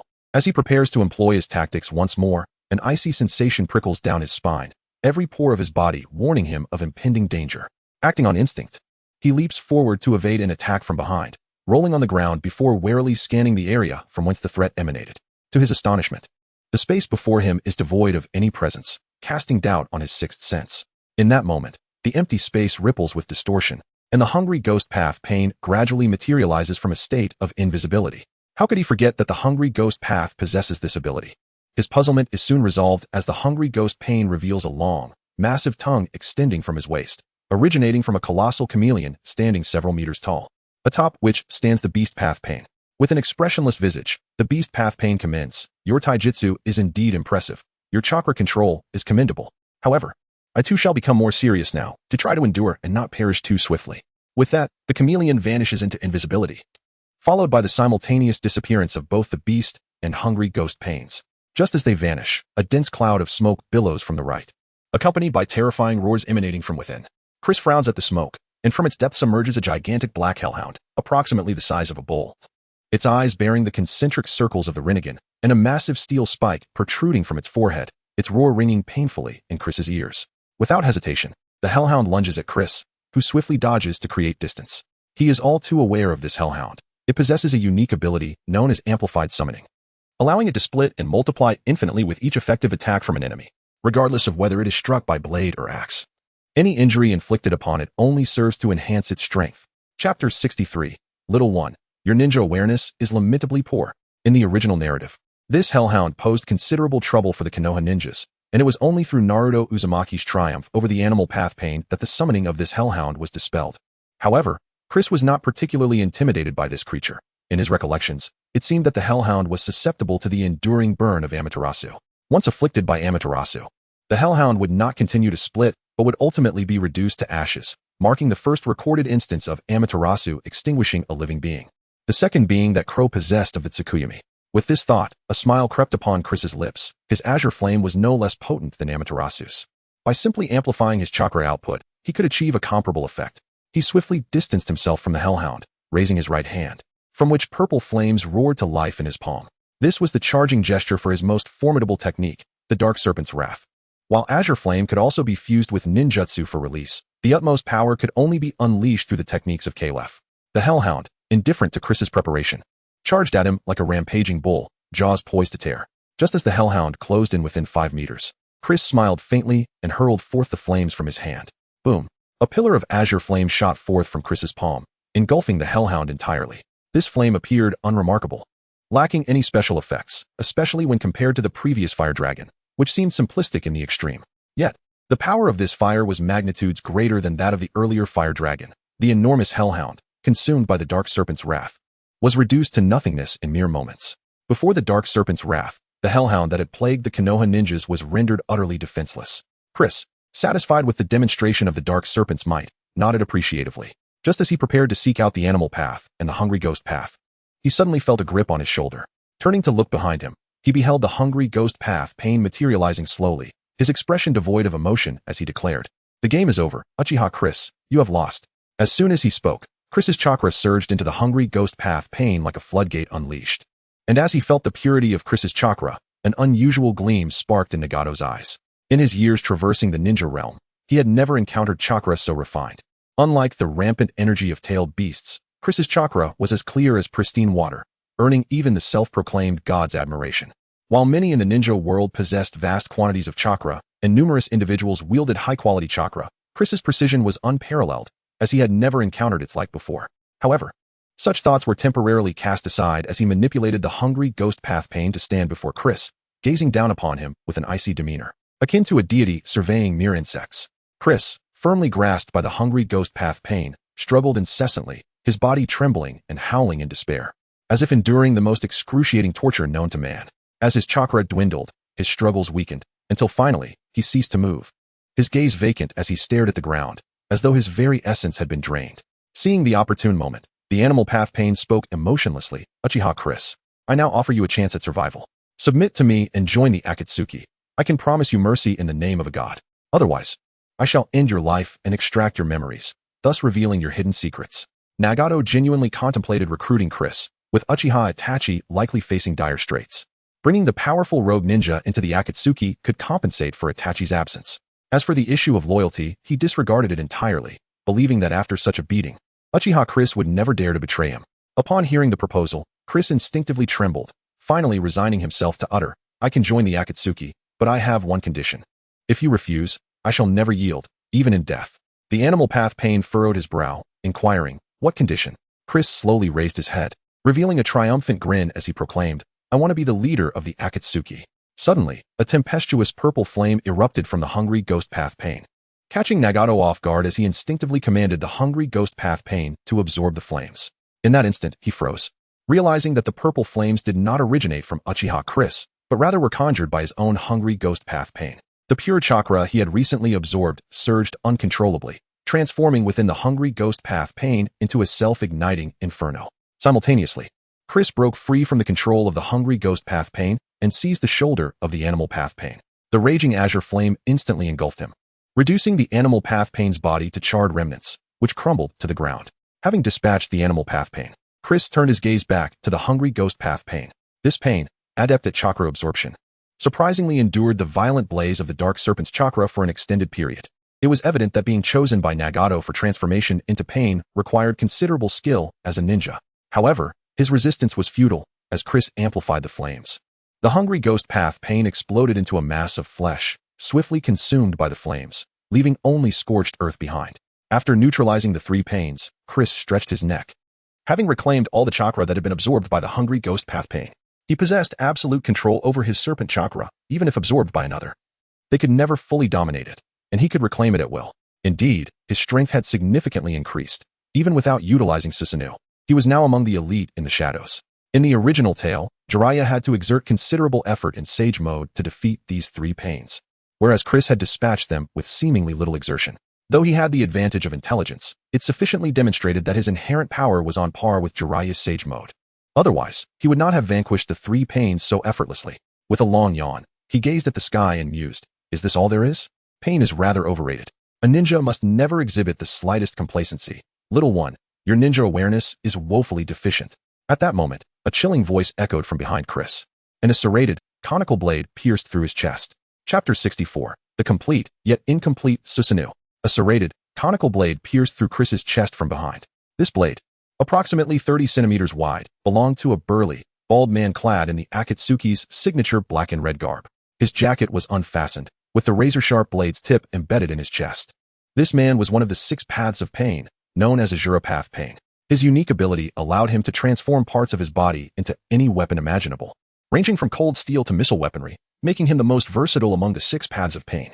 Nagato, observing through Azura Path Pain's perspective, regarded Chris, who had been impaled, with a disdainful snort. Ultimately, he was merely an inexperienced youth. Previously, he had employed the animal path, human path, and hungry ghost path merely to gauge Chris's strength and combat strategies. To his surprise, this young fool had relaxed after destroying 3 of his puppets. It was a pity that such brute force was wasted on someone of his caliber. As he prepared to retract the blade and reclaim Chris's lifeless body, an unforeseen event unfolded. Suddenly, vibrant purple flames erupted from Chris's wound, swiftly melting the Azura Path's weapon and spreading toward its source. Azura Path Pain was taken aback, quickly severing the blade from his body and retreating to avoid the encroaching flames.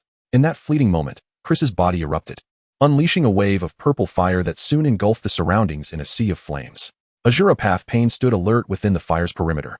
Realizing that he had only dispatched Chris's fire clone, it was not Chris's negligence but rather his own. This young fool's fire techniques were exponentially more powerful than ordinary fire jutsu, adeptly capable of setting traps that would incinerate any slow-reacting ninja. Just then, 5 figures approached him, a collective of Deva Path Pain, Hell Path Pain, Human Path Pain, Animal Path Pain, and Hungry Ghost Path Pain. With the arrival of all 6 pains, it was evident that Nagato had decided to end this tedious game. Chris extinguished the raging flames, and the charred ground suddenly cracked open. He emerged from the fissure, stretching his neck and declaring, "It seems you two have grown weary of this game. If so, allow me to showcase my true strength." With that, Chris and Appo's 3-Tomo Sharingan began to spin, transforming into the kaleidoscopic pattern of the Mangeki Sharingan. Having previously only activated the 3-Tomo form to test his capabilities, it was now time to reveal his genuine prowess. Upon witnessing Chris's Mangeki, Nagato's expression turned grave. The ominous and powerful chakra emanating from Chris instilled a sense of trepidation even within him, the god of the ninja world. Consequently, he resolved to strike first. Deva Path Pain raised his right hand, palm directed at Chris, and coldly proclaimed, "Universal pull." A sudden force surged toward Chris, compelling him to move toward Deva Path Pain's outstretched hand. Having read the original text, Chris was aware of this gravitational ability. And although he could resist by concentrating chakra beneath his feet, he envisaged a superior strategy and relinquished his resistance, allowing himself to be drawn closer. As Chris was drawn in, Deva Path Pain expressionlessly revealed a black iron rod from his sleeve, aiming its sharp end at Chris. The moment Chris was within reach, he would be pierced through. However, as they closed the distance to a mere 10 meters, black chakra erupted from Chris, and a dark skeletal figure materialized, swiftly forming Susanoo to shield him. Seeing Chris awaken Susanoo, Deva Path Pain furrowed his brow and attempted to use Shinra Tensei to repel him. Yet, to his astonishment, Chris remained immovable, as if he were a mountain, rendering Deva Path Pain's efforts futile. The principle of reciprocal force applied, as he could not budge Chris. The backlash of his own power began to affect him. Cracks formed beneath Deva Path Pain's feet as he was torn by the immense force, prompting Nagato to grow increasingly alarmed. If this persisted, Deva Path Pain risked being torn apart by his own strength. Thus, he released the chakra beneath Deva Path Pain, allowing the repulsive force to push him away, while the other 5 pains distanced themselves from Chris's Susanoo. With assistance from Azura Path, Deva Path Pain halted his retreat and cautiously observed Chris's Susanoo, which appeared to deviate from the intelligence he had received. The towering black half-giant, reaching a height of 50 meters, showed no signs of stopping. Rather, chakra continued to coalesce, elevating him further. First, a waist formed, followed by 2 powerful legs, until at last, knees and feet emerged, completing his humanoid form. However, upon achieving a human shape, Susanoo ceased its growth, ultimately standing at approximately 110 meters tall. This height was undoubtedly not the limit of Susanoo. Both Sasuke and Uchiha Madara's Susanoo could exceed 200 meters, while Chris's version barely surpassed 100. Enveloped within Susanoo, Chris shed blood tears from the corners of his eyes, revealing the vast disparity between ordinary Mangeki and the eternal Mangeki. Presently, he felt confident in overpowering Sasuke, who wielded the eternal Mangeki, but the height of his Susanoo, even at full force, only reached its current stature. It was essential to note that this was half the height of a complete Susanoo, placing him at a disadvantage from the outset. Moreover, this was achieved with the aid of the power of Orochimaru. Without it, even a stronger Susanoo would not attain a complete humanoid form. The qualitative difference between the ordinary Mangeki and the eternal Mangeki was stark. Without the latter, the true potential of Susanoo could not be realized. At that moment, he recalled Obito, who had been stripped of the 10 tails. The latter had utilized ordinary Mangeki to manifest a complete Susanoo, relying on the chakra of the 10 tails to augment his body. Perhaps he could follow a similar path to rectify the deficiencies in his Susanoo. However, Such considerations were for another time. The immediate priority was to subdue Nagato, the embodiment of a delusional villain. Wiping the blood tears from his eyes, Chris looked down and smirked. Why so silent? Are you afraid? Chapter 65, Victory. Nagato was indeed taken aback. Chris's Susanoo was unlike anything described in the intelligence he had gathered, leaving him somewhat unprepared. The intelligence indicated that the opponent's Susanoo was merely a half-formed entity, shorter than the tailed beasts. However, what unfolded before him was a towering giant, standing 100 meters tall, with a chakra intensity far exceeding his expectations. With his Rinnegan, he keenly sensed the might of the Susanoo. Even from several kilometers away, Nagato could distinctly feel the oppressive chakra emanating from it, without relying on Pain's eyes. Yet, being the well-versed leader of the Akatsuki, he quickly regained his composure and returned to his usual calm demeanor. Is this the courage that emboldens you to challenge a deity? I concede that this power is indeed formidable, but to think you can challenge the true god of the ninja world with such might is utterly delusional. As the words of Deva Path Pain echoed, he floated in midair, while the 5 Pains behind him arranged themselves, preparing to engage Chris's Susanoo in a fierce battle. The 6 Paths of Pain, with Deva and Azura as the offensive core and the other 5 as support, aimed to execute a combined formation to restrict Chris's movements.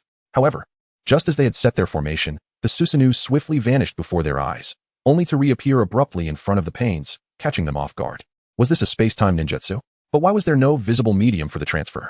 At that moment, Hell Path Pain suddenly noticed a subtle mark on the back of Human Path Pain. It was the mark of the Flying Thunder God technique, which Chris had secretly placed on Human Path Pain during their first encounter. However, it was too late to act upon this discovery. The colossal Susanoo swung its blade downward with incredible speed. The Pains farther away barely managed to evade, while Azura and Human Paths were cleaved into mere pulp by the direct strike. In a swift reaction, Hungry Ghost Path and Animal Path discarded their robes, fearing they too might bear the same mark and fall victim to a surprise attack. Yet, Chris no longer needed to utilize the Flying Thunder God technique for ambush. He swung his long blade towards Hell Path Pain amidst the crowd. This Pain possessed the ability to restore other Pains. Eliminating him would render the remaining puppets incapable of revival. However, Nagato anticipated this, and, just as the Susanoo's blade was about to descend, Deva Path Pain intervened, activating Shinra Tensei. A tremendous repulsive force impacted the entirety of Susanoo, as Deva Path directed all his energy towards Chris, exerting all his might to push Susanoo away. Nevertheless, the sheer strength of Susanoo was overwhelming. Even with all his effort, Deva Path could not budge an inch. At that moment, a sinister smile crept across Chris's lips, and Susanoo opened its mouth, unleashing a colossal fireball that hurtled toward the 3 Pains on the ground. Seeing this, Hungry Ghost Path leaped forward, attempting to absorb the blazing fireball. Yet, when the fireball approached within 5 meters of his palm, it suddenly exploded. The unforeseen turn of events caught Nagato off guard, and even Deva Path, who had been locked in a standoff with Susanoo, was sent flying. Chris was well aware that allowing Hungry Ghost Path to absorb chakra would be detrimental. Hence, he chose to detonate it in advance, utilizing the shockwave as an offensive measure instead of foolishly employing chakra ninjutsu directly. In the aftermath of the violent explosion, only the dismembered remnants of the 3 Pains remained.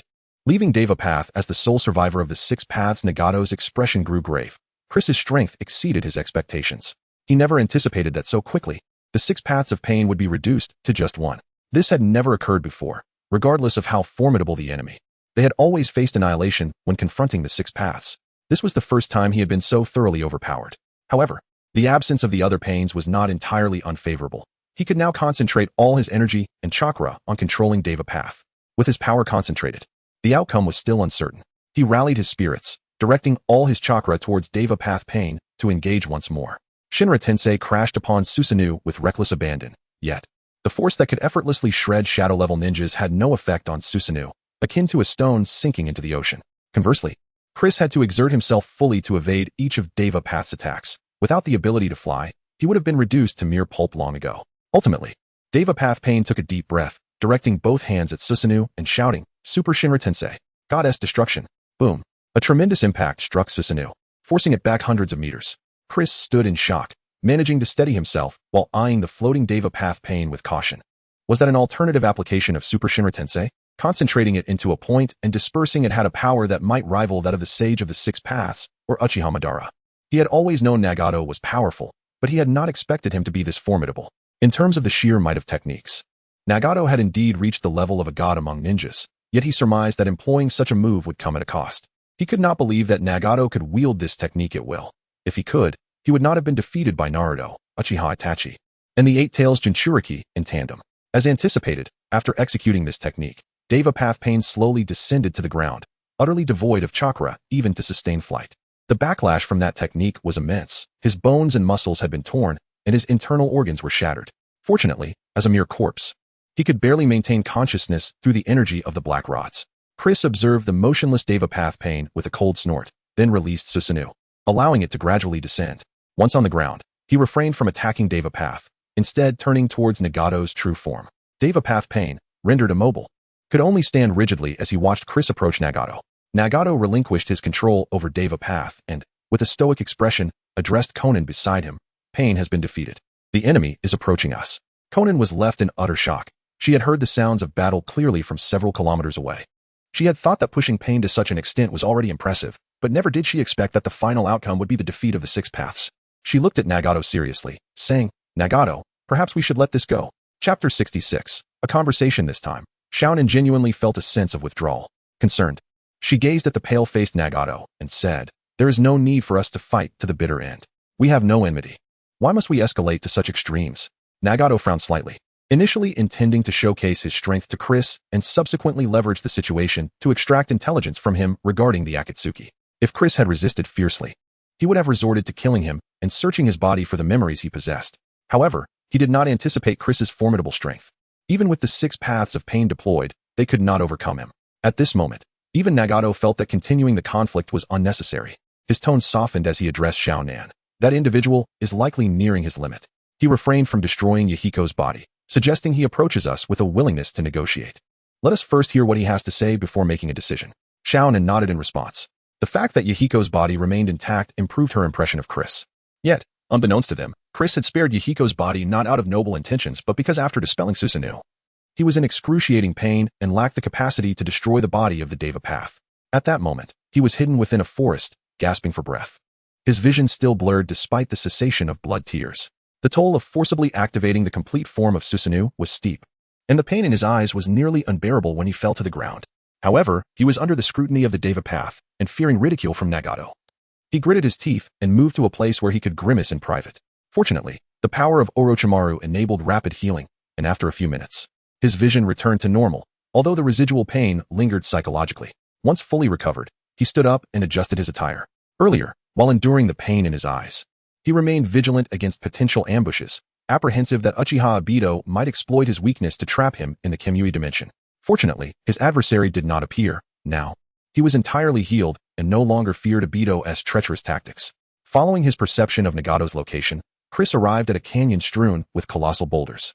He swiftly approached a cliff face and, with a wave of his hand, revealed a concealed scene behind a paper-mimicking wall. Inside stood a man and a woman, both watching him with impassive expressions.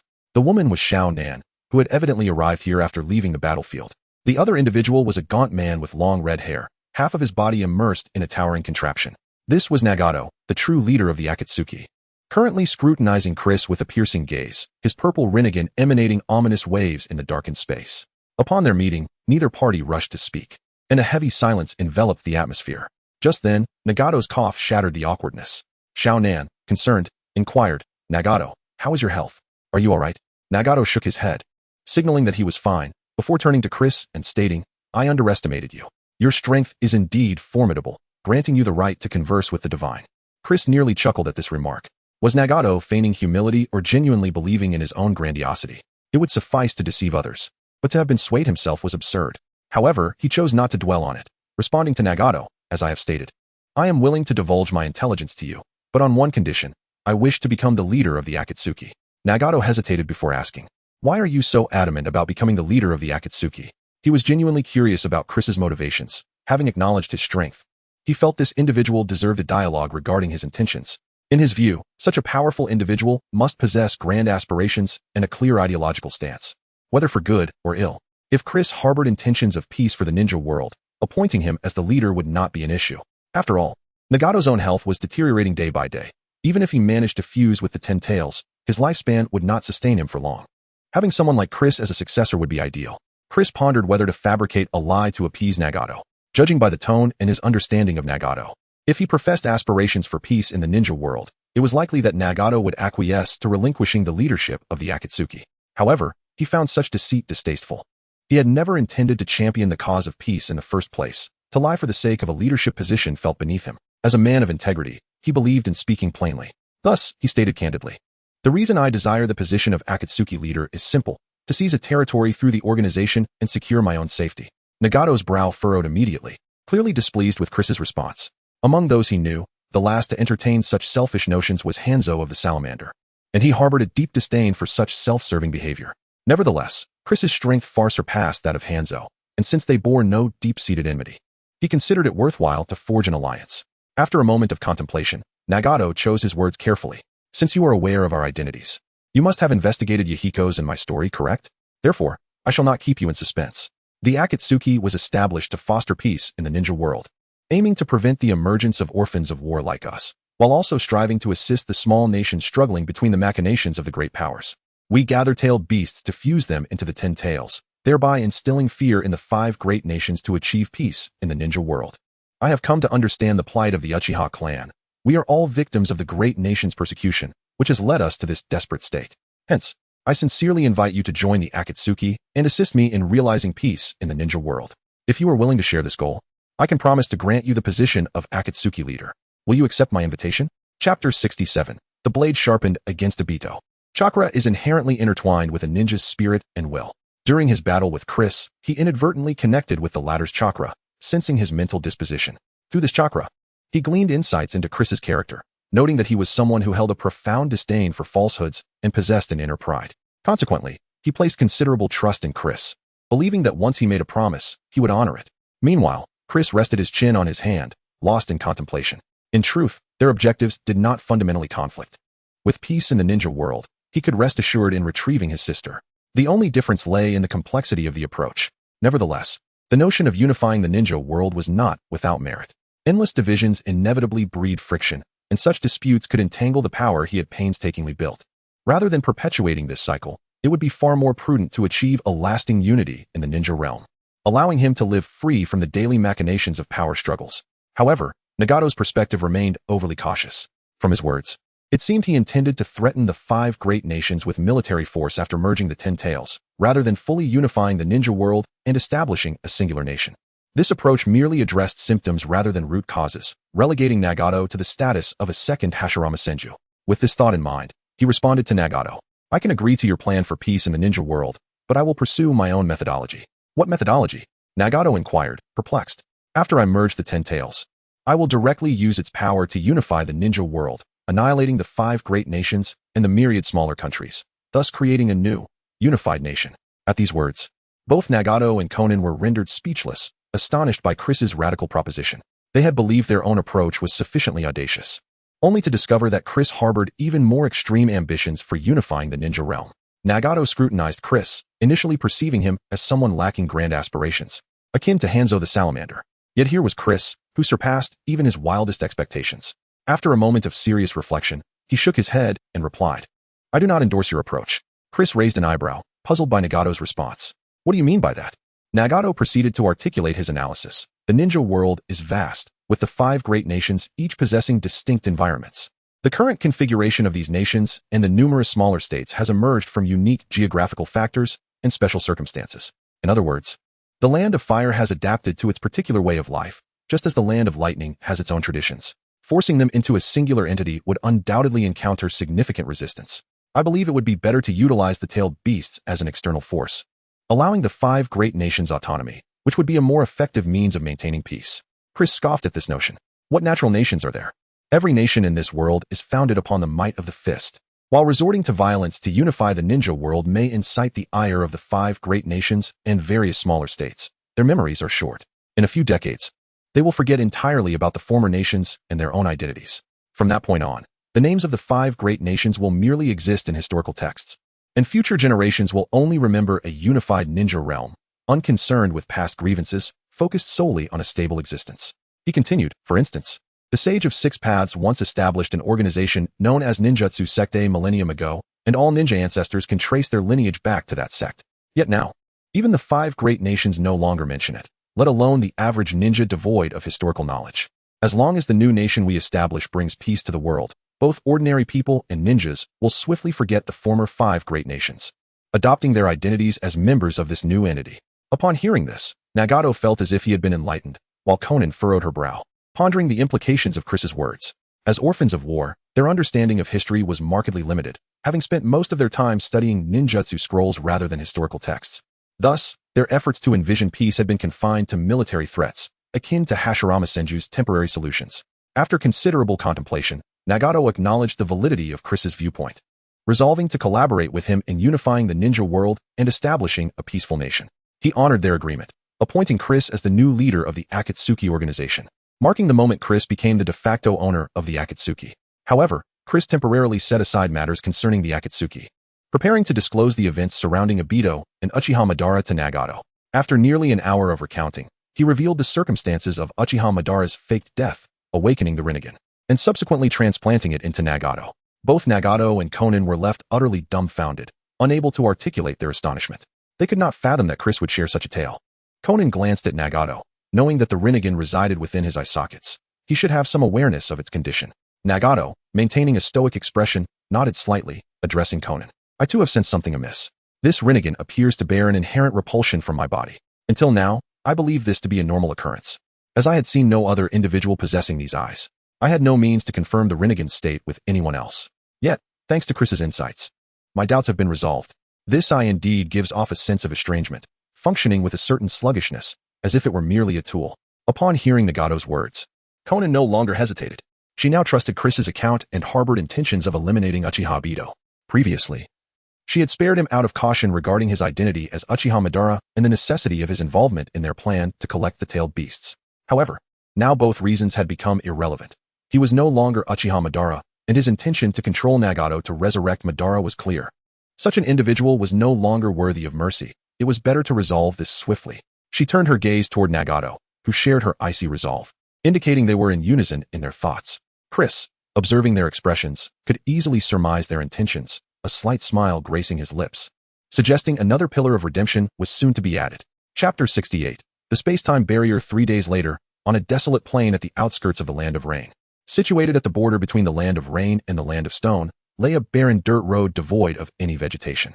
Suddenly, a dark vortex of space materialized in this desolate area, and Uchiha Obito, adorned with a single-eyed mask, appeared on the nameless dirt path. Upon his arrival, he surveyed the surroundings before proceeding along the road toward the Land of Rain. Not long ago, he had received word from Nagato that Uchiha Chris had been slain by Pain, and he was summoned to handle Chris's remains. This had been a prior arrangement with Nagato, as Chris's body, particularly his memories, were of utmost importance to him. Therefore, he had explicitly instructed Nagato not to probe into Chris's memories, insisting that the body be preserved for him without any unauthorized interference. As he advanced, he soon encountered Nagato and Konan, who stood side by side on the dirt path, a body bag resting at their feet, presumably containing the remains of Uchiha Chris. Upon approaching them, Obito's gaze lingered on the body bag for a moment before he inquired, "Is that indeed the body of Uchiha Chris?" Nagato stepped forward, his expression impassive, and affirmed, "Indeed. You had previously expressed your desire for the body, and I adhered to your instructions without examining the individual's memories. However, we scoured the valley in the Land of Grass, but found no trace of Uchiha Itachi. Perhaps he has perished without a trace." Obito's reaction was devoid of any emotional turmoil. While Itachi was undoubtedly a formidable talent, his demise posed little threat to his overarching plans. He approached the body bag, bending down to open it, intent on confirming the identity of the remains within. Yet, just as he was about to reach for it, he hesitated, retracting his hand to summon a white zetsu from the ground. Konan, witnessing Obito's command to the white zetsu to inspect the body, could not help but scoff derisively. "Your courage is quite lacking. Is a mere corpse enough to instill such fear in you?" Obito merely huffed in response, cautious of Chris's unpredictable methods, aware that even a lifeless body could harbor surprises. Furthermore, the tone of Konan's remarks stirred an unease within him. Although she typically bore him no goodwill, her words had never been so insolent, prompting a sense of foreboding. The white zetsu deftly unzipped the body bag and glanced back at Obito, stating, "It is indeed Uchiha Chris, Lord Madara." With no apparent danger, Obito stepped forward to inspect the remains. Upon seeing Chris's familiar visage, a heavy weight lifted from his chest. With Chris deceased, his own identity could remain concealed. He quickly dismissed Konan's peculiar behavior, reasoning that if Nagato and Konan were to discover his true identity, their reactions would not be limited to mere insubordination. Perhaps Konan was simply in a foul mood. He commanded the white zetsu to zip the body bag back up and prepared to transfer Chris's remains into the Kimui dimension.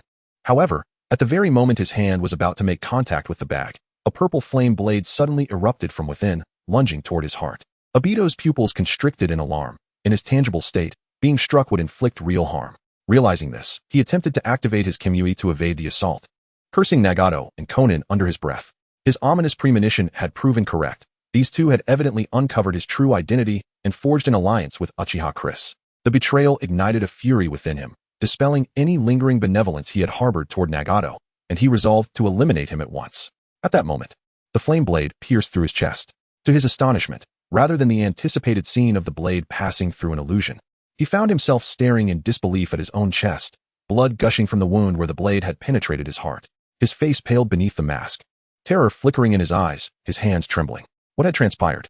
Why had his Kimui failed to activate? He hastily urged his right is Mangeki Sharingan, attempting to escape into the Kimui dimension, only to find himself gripped by a sense of despair. He could not sense his Kimui space. At that moment, Chris tore apart the body bag, grinning as he greeted Obito. What a coincidence. It seems we meet again. Suppressing the agony in his chest, Obito hoarsely demanded. What have you done? Why can't I activate my Kimui?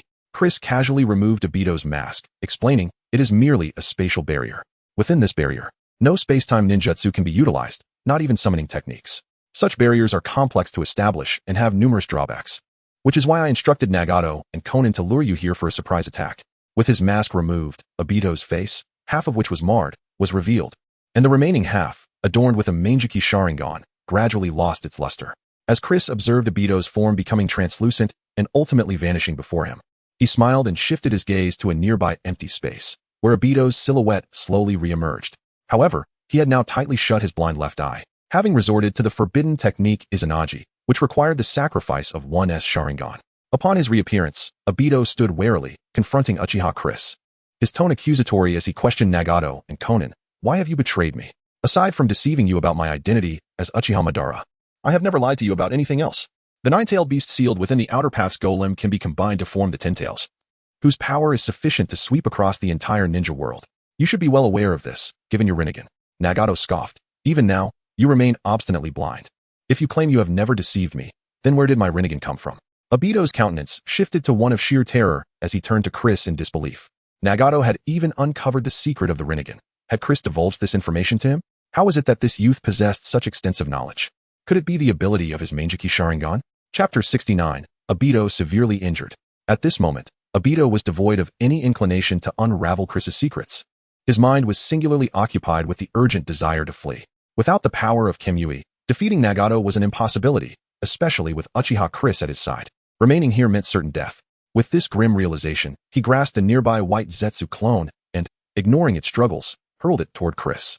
With a swift strike, Chris reduced the screaming white Zetsu to ashes. Seizing this moment, Obito turned and fled, covering several dozen meters in haste. Chris, however, did not pursue immediately. Instead, he cast his gaze upon Pain, who nodded and activated the pre-prepared barrier. From several hundred meters away, 4 Pain clones emerged, each representing a different path: Animal Path, Hungry Ghost Path, Human Path, and Azure Path. Upon their arrival, they simultaneously performed hand seals, and a crimson barrier flared to life behind them, isolating everything within several kilometers. As Obito beheld the rising 4 Red Suns barrier, despair engulfed him. Having inherited the legacy of Uchiha Madara, he was acutely aware of the formidable reputation of this barrier. While he might have been able to breach a lesser barrier despite his injuries, this one, conjured by 4 elite shinobi, was reputed to imprison even-tailed beasts with ease. His offensive capabilities were utterly insufficient to shatter it. Observing Obito's despondent expression, Chris lost his patience and appeared before him in an instant. Uchiha Chris, please wait, Obito exclaimed, raising his hand. My urging of Nagato to collect tailed beasts was for a grand plan. Before he could elaborate, Chris sheathed his blade and severed Obito's left arm. A scream of agony escaped Obito's lips as he clutched the injured limb, glaring furiously at Chris. It was crucial to note that his left arm was not merely a white Zetsu prosthetic. It was his original limb, with intact pain receptors. Thus, the excruciating pain surged through his mind, intertwining with Chris's taunts. Is the Eye of the Moon plan merely about making everyone dream together? To plunge the entire world into a collective slumber, leading to annihilation? Such a scheme is the epitome of folly. Chris mocked. Obito and Madara were either foolish or nefarious. If they truly believed in the Eye of the Moon, they were the very definition of imbeciles. Conversely, if they deemed the plan unreliable yet still chose to pursue it, it implied a genuine desire to obliterate humanity. In either scenario, both men were profoundly anti-human. In the original narrative, Naruto could forgive the madman who killed his parents and sought to destroy the world, but Chris possessed no such compassion. To him, Obito, capable of attaching explosive tags to the swaddled Naruto, belonged in a penitentiary for the rest of his life. As Chris raised the blade of flame to strike again, Obito gritted his teeth, enduring the searing pain, and formed hand seals with one hand. Would release Hell's Uprising. Upon completing the seals, countless trees erupted from the ground, engulfing Chris and burying him within an endless tangle of vines and thorns. Hell's Uprising was akin to another version of the God Tree's descent, albeit on a smaller scale with more concentrated power, both advantageous and disadvantageous. In the face of the overwhelming vine assault, Chris remained unfazed, unleashing flames that swiftly incinerated the trees like a wildfire consuming dry grass. Through the charred remnants, he spotted Obito's terrified form. Obito was utterly unprepared for the ease with which Chris dismantled his Hell's Uprising. Just as he was about to form more hand seals to employ another would-release technique, Chris had already closed the distance, standing before him. Chris's speed was astounding. Had Obito possessed Kimui, he might have evaded, but now, with his ability sealed, he was no match for Chris's physical prowess. With a swift motion, Chris's blade severed Obito's remaining right arm. However, the loss of this limb elicited little pain from Obito. It was a manifestation of white Zetsu, with all pain receptors long severed. Deprived of his arms, Obito could no longer resist. Chris delivered a powerful kick, sending him crashing to the ground. Despairing, he lay there, gazing at the sky, no longer inclined to struggle. He realized that his plans had unraveled completely. He sought only a swift end from Chris and Nagato. Yet, Chris remained vigilant, sealing Obito's chakra to prevent his escape. Meanwhile, Pain and Conan approached. Pain inquired, "What will you do with this one?" Chris stroked his chin, about to respond when he suddenly halted, his gaze fixating on the shadow beneath Obito. Pain, noticing the shift, also directed his attention to Obito's shadow, which had darkened ominously. Suddenly, a black hand emerged from the shadow, pulling Obito into its depths. Seeing this, Chris's pupils constricted as he thrust the blade of flame into the spot where Obito had been taken, but his strike met only air. Undoubtedly, it was Kagaya's Black Zetsu that had intervened. In his focus on capturing Obito, Chris had overlooked the presence of Black Zetsu lurking nearby, a grave oversight. However, Chris did not panic. Though Black Zetsu was adept at evasion, escaping the Four Red Suns barrier would not be an easy feat. He swiftly pursued the direction where he sensed Obito's presence, with Nagato and Conan close behind, determined to eliminate the threat Obito posed. At that moment, Black Zetsu had latched onto Obito, controlling him as they sped underground. Due to his severe injuries, Obito had succumbed to unconsciousness. Black Zetsu needed to stabilize his condition to prevent his demise while facilitating their escape. As they fled, Black Zetsu cursed Obito for his foolishness. The revelation of his identity was not a dire issue. Nagato learning of Obito's true nature would not jeopardize their ultimate plan. Yet, Obito's reckless provocation of Uchiha Chris, urging Nagato to confront him, had thwarted their efforts to collect tailed beasts. Reflecting on this, Black Zetsu nearly wished to strangle Obito for his stupidity. Why had Madara chosen such a successor? It was too late for regrets. The priority was to escape and devise a strategy to address the aftermath. Chapter 70. Fulfill your death wish. Black Zetsu raced through the earth like a flash of lightning. If one were to claim that anyone could surpass him in the art of slipping away, they would be met with disbelief. After all, he was a creation of the Otsutsuki Kagaya, a being of the Six Paths caliber. While his combat prowess was negligible, his ability to escape was unparalleled. Coupled with the existence of spatial barriers around, Chris found it exceedingly difficult to pursue him, as he could not employ space-time ninjutsu.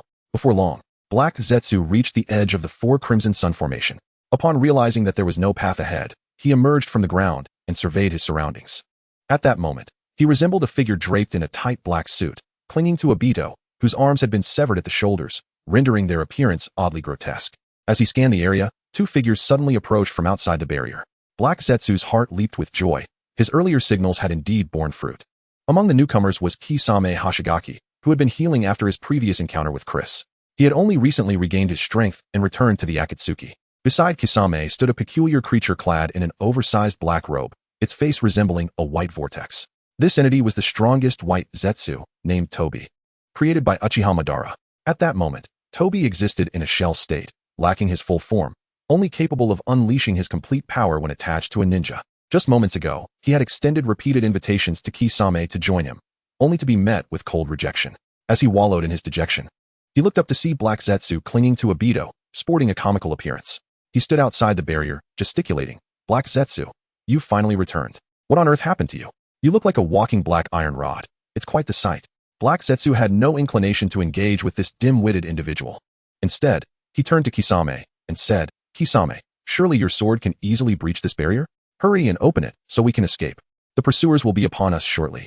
In stark contrast to Black Zetsu's urgency, Kisame stood outside the barrier, his expression grave. He had discerned Obito's identity beneath the mask, and as a skilled ninja from the hidden mist village, he quickly deduced that he had been deceived. When Obito had invited him earlier, he had claimed to be Uchiha Madara, regaling him with tales of the Eye of the Moon plan, rekindling his life's ambitions. But now, his spirits were dampened. He realized he had been fooled. Obito was not Madara at all, and consequently, the Eye of the Moon plan might very well be a fabrication. Observing Kisame's demeanor, Black Zetsu quickly surmised his thoughts and hastily clarified, Kisame, I understand you must be bewildered, thinking you were deceived, and that the Eye of the Moon plan is false, correct? Kisame remained silent, fixing his gaze intently upon Black Zetsu.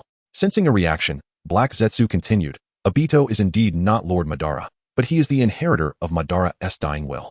As for myself, I am not truly human. I was created through ninjutsu by Madara before his demise.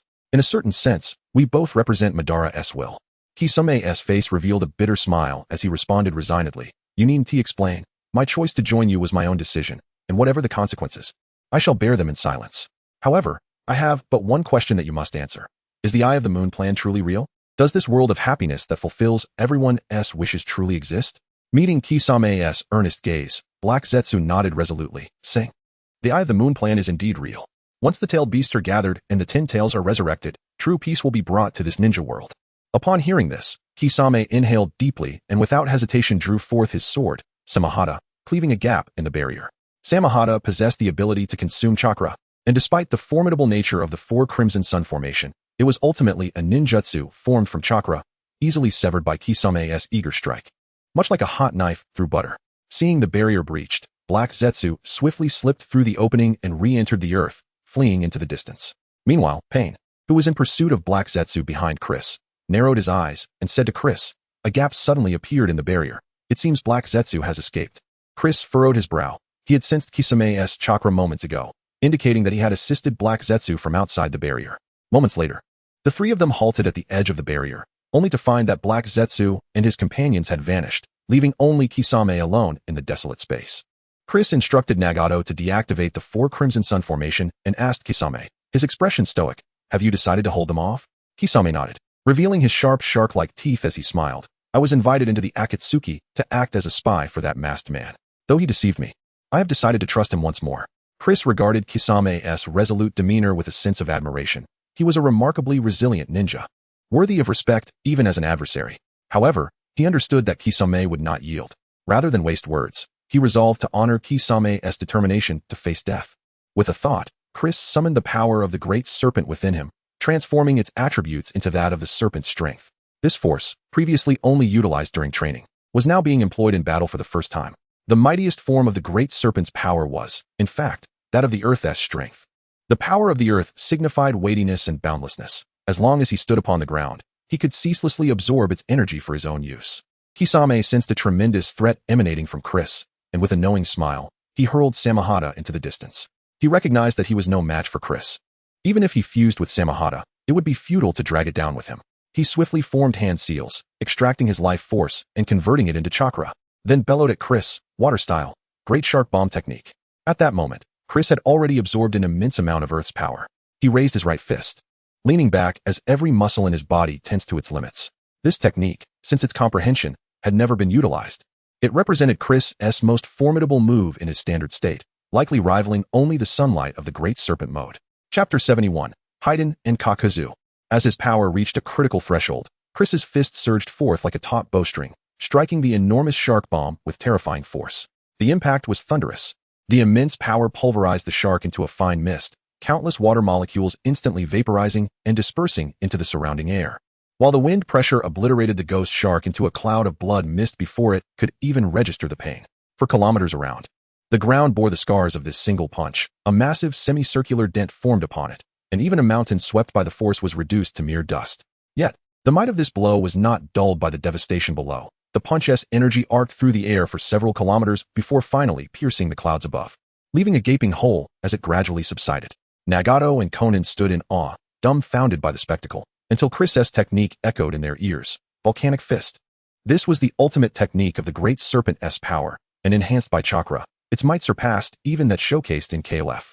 Observing the colossal destruction wrought by the Volcanic Fist, Nagato, who was manipulating the 6 paths of pain from within the Rain Village, nodded in approval.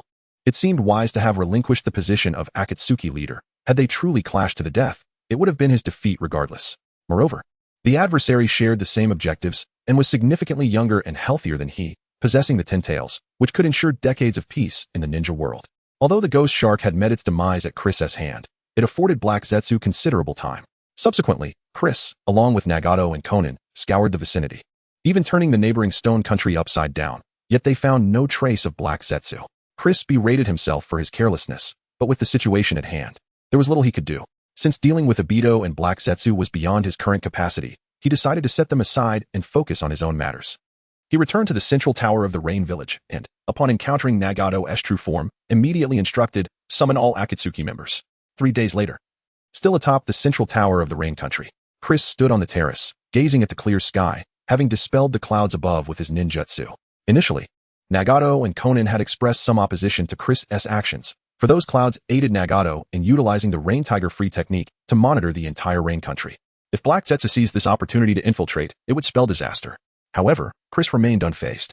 He had established a more concealed sensing barrier for the Rain Village, far superior to the previous Rain Tiger Free technique. Not only did this barrier possess sensing capabilities, but when fully activated, it could also shield against space-time ninjutsu for a limited duration. It was not a mere white Zetsu that could breach it. Even Obito would find it impossible to slip through unnoticed. Though the sky was clear, Chris felt a twinge of irritation within. He turned to Conan, who stood behind him like a secretary, awaiting his orders. Haven't those 2 teams arrived yet? It's been 3 days. This is far too slow. Conan's expression darkened. She was exasperated by being treated like a secretary, being summoned for trivial matters by someone she had only recently met. Had it been Nagato giving orders, she would have understood, but it was this young upstart, Chris. Had Nagato not endorsed his actions, she would have thrown the stack of documents in her hands at his head. With a dismissive huff, she replied, "Do you think everyone can use space-time ninjutsu? They usually operate from a considerable distance from the Rain Country, receiving tasks through the rings they possess. Besides, they are unaware that the Rain Country serves as Akatsuki's base. It's entirely normal for them to be delayed." Chris nodded in acknowledgement but chose to ignore Conan, instead pondering the crimson-marked ring in his hand. This ring had once belonged to Itachi Uchiha, and after capturing him, it had become his spoils of war. Not only this ring, but he had also managed to obtain Itachi's Yata mirror and Totsuka blade through special means over the past few days. These 2 artifacts, equipped on Itachi's Susanoo, had presented formidable challenges to retrieve. It was only through extracting Itachi's memories and combining them with Sarutobi Hiruzen's understanding of ninjutsu that he had managed to install these artifacts onto his own Susanoo. Yet, all these hardships were worth it. With these 2 artifacts, his Susanoo's combat prowess would ascend to new heights, aiding him in his forthcoming plan to collect the tailed beasts. Chris resolved to initiate the collection of tailed beasts ahead of schedule. He lacked the patience to wait 3 years for the resurrection of the 3 tails before proceeding. He believed that the swifter they quelled the ninja world's turmoil, the better. As for the missing chakra of the 3 tails, he had conceived a method to compensate for it. Previously, there were several Jinchuriki for the 3 tails, although they had perished. Remnants of the tailed beast's chakra lingered within their souls. By employing the impure world reincarnation technique to revive the 3 tails Jinchuriki, he could extract the residual chakra from within them, thus replenishing the 3 tails chakra attributes. Although this chakra would be incomplete, reviving the 10 tails would not pose a significant problem. Once the 10 tails were successfully merged, he would become the 10 tails Jinchuriki and could subsequently collect the 3 tails to remedy any deficiencies. Just then, a commotion erupted within the otherwise quiet central tower. 2 tall men clad in black cloaks adorned with red clouds descended the staircase. One, sporting a white pompadour and wielding a red scythe, exclaimed, "What a dreadful place. The ground is riddled with puddles, and the air is thick with humidity. Why is our headquarters established in such a dismal location?" Noticing his companion, Haydn, rambling on, the brooding and imposing Kakuzu admonished, "Be quiet. We are about to meet the leader. Refrain from speaking recklessly." Haydn scoffed, dismissing Kakuzu's warning and continued to disregard him. What is so great about the leader? He mused. Rumor had it that Kakuzu had been violently subdued by the leader upon joining the organization, suggesting that this timid individual had been psychologically scarred by the encounter. As the 2 ascended the tower, they began to scan their surroundings. It wasn't long before they spotted Chris and Conan standing by the terrace. Conan was familiar to them, being part of the same team as the leader, and thus one of his most trusted members. However, they had never seen Chris before. Clad in the Akatsuki's signature black cloak with red clouds, they speculated that he must be a newly inducted member. Haydn swaggered over to Chris and laughed heartily. "So, you're the newcomer who replaced Itachi in the organization?" Chapter 72. Everyone has arrived. To his astonishment, the newcomer turned out to be a mere child. As previously agreed, I refuse to form a team with someone who would hinder our progress. At this point, Fadewan paused, adopting a mysterious expression as he addressed Chris. However, if you worship the Lord of the Dark Gods, I might consider taking you under my wing. He continued, by the way, do you know who the Lord of the Dark Gods is? He is the most magnificent being in this world. Simply address me as Senpai, and I shall grant you entry into the cult, allowing you to pledge your life to the Lord of the Dark Gods. Fadewan's excitement mounted as he spoke, culminating in a near shout. Chris, intrigued, had long been fascinated by dark deities or the god of death native to the shinobi realm. With Fadewan as a living testament to the dark god's influence, he was finally afforded a glimpse into the essence of this deity. Thus, he replied to Fadewan, I share your interest in the dark god you speak of, but let us delve deeper into this discussion after the meeting concludes. Upon hearing this, Fadewan was momentarily taken aback, then clenched his fists in a fervor, trembling with anticipation. Over the years, he had introduced his cult to countless individuals, only to be met with derision or disinterest, which left him in a state of despair. Despite the grandeur of the dark god, these foolish mortals failed to grasp his magnificence. They were utterly unworthy of life itself. At last, he had found someone willing to join the cult, vowing that once this meeting was over, he would ensure that the newcomer underwent the dark god's baptism. Suddenly, he realized he had yet to inquire about the newcomer's name. He promptly asked, what is your name? I am Uchiha Chris. You may simply call me Chris. Chris. Before Fadewan could respond, Kakuzu murmured in a deep voice, piquing Fadewan's curiosity as he turned to ask, what is it, Kaku? Have you heard of this child? Kakuzu quickly produced a thick stack of wanted posters, revealing one prominently displaying Chris's name and photograph. Upon seeing this bounty, Kakuzu's hands trembled, prompting Fadewan to lean in for a closer look. What? A bounty of 200 million ri? Fadewan exclaimed, though he had little interest in Kakuzu's assignments. Years of partnership had familiarized him with the bounties on rogue ninjas. A sum of 200 million was exceedingly rare in the shinobi world. Even S-rank rogue ninjas seldom reached such a level of bounty. It is important to note that the rewards in the shinobi realm are not solely based on strength. For instance, members of the Akatsuki organization, some of whom are far stronger than the leaders of the great nations, often have comparatively lower bounties. This is due to the absence of powerful factions backing them, as most bounties are issued by the 5 great ninja villages, which possess their own elite ninjas tasked with hunting rogue ninjas.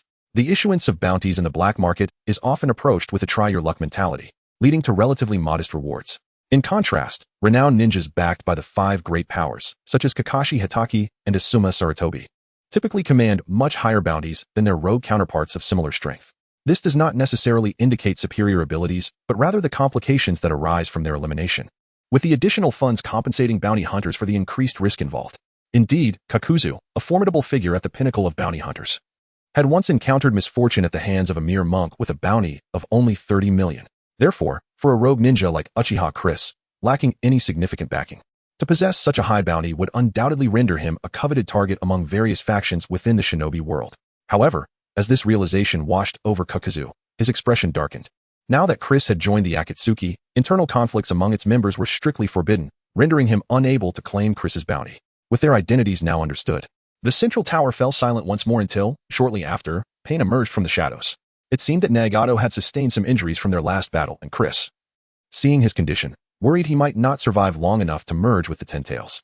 Thus, he personally undertook the task of transplanting the cells of White Zetsu into him.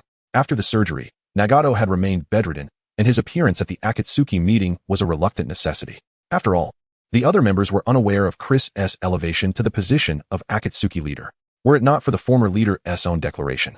The rebellious rogue ninjas would surely have resisted any notion of his authority. At this moment, within the grand hall at the apex of the central tower, 5 members of the Akatsuki had gathered. Only one more group was needed to complete the assembly of all active members. As if summoned, a large white bird soared into the rain country's barrier. The majestic creature circled above before diving directly into the central tower, leaving 2 long trails etched into the ground as it landed. From the bird emerged 2 figures, the artistic duo, Deidara and Sasori of the Red Sand. Upon touching down, Sasori immediately exclaimed, "You're too slow. Deidara, I told you to hurry and not dawdle. Yet here we are, making everyone wait." Sasori was particularly irked. He abhorred waiting for others and despised being made to wait himself. Therefore, whenever he committed to a task, he executed it with alacrity. Upon receiving the summons for the leader's physical meeting, he had promptly set aside the puppet he was crafting and sought out Deidara to expedite their journey to the rain country. To his dismay, Deidara had taken his time, lingering at the shop selling explosive clay, which had run out of stock, causing them to wait an entire day. Deidara, stubbornly insistent on shopping at that particular store, claimed it had the best explosive clay. Frustrated, Sasori had left the shop in a huff, wishing to transform the store owner into a puppet for wasting his precious time. Once everyone had gathered, Pain cleared his throat and began. The purpose of this assembly is to announce two important matters. However, before he could finish, Deidara interrupted. Wait a moment, leader. Aren't there still two individuals missing? What about the information ninja with the half-black, half-white face, and the shark-faced mist ninja? Chapter 73. I support you. So why include me in the fight? As Deidara spoke, he suddenly halted mid-sentence, casting a sidelong glance at Chris before continuing. Moreover, it appears that Uchiha Itachi was abducted by this little brat. Does his presence here imply that Uchiha Itachi has met his demise? It was only after Deidara's remark that everyone recalled Uchiha Itachi. Usually, he was quite inconspicuous within the organization, and given the time that had elapsed since his abduction, they had long accepted his presumed death and thus lost interest in matters concerning him. Upon reflection, it was indeed this Uchiha Chris who had taken Uchiha Itachi away. The group turned their gaze toward Pain, the leader of Akatsuki, awaiting his explanation. Pain surveyed the assembly briefly before replying in a neutral tone. Kagaya has betrayed the organization, and he was collaborating with Kisame. However, Kisame has already been eliminated, so there is no need to dwell on that. At this point, he focused on Deidara, who had some grievances with Uchiha Itachi. Thus his forthcoming explanation was directed specifically at him. With the matter regarding Uchiha Itachi resolved, he was no longer a member of Akatsuki, and they need not concern themselves with him any further. Upon hearing this, the crowd furrowed their brows.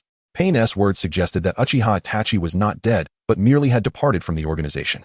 Nevertheless, the group was not particularly invested in Uchiha Itachi's situation, and the atmosphere fell silent as they awaited Pain to continue with what he had left unsaid.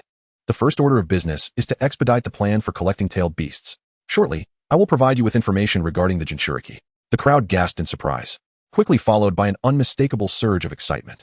No wonder they had been summoned. It was to hasten the collection of tailed beasts, an enormous opportunity indeed.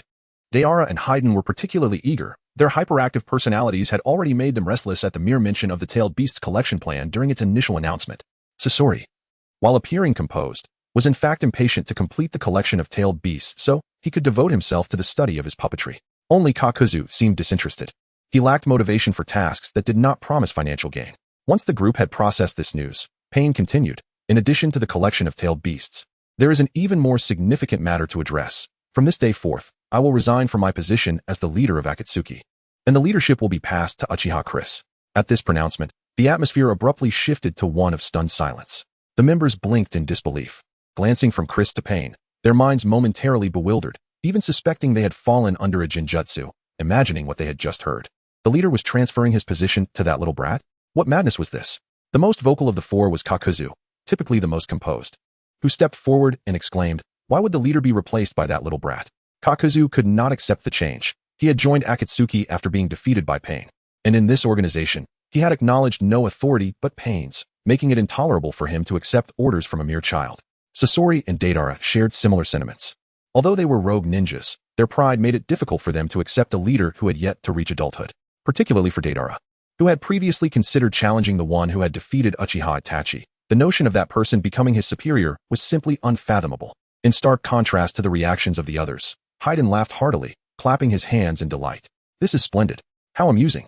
To him, Chris clearly exhibited an interest in the cult of the evil god, and could very well be persuaded to join after this meeting. If Chris became the leader, he might enforce the worship of the evil god among all Akatsuki members, leading to the cult's rapid expansion, which would surely please their deity greatly. Amidst the cacophony of their chatter, Nagato, hidden in a hospital room beneath the high tower, furrowed his brow.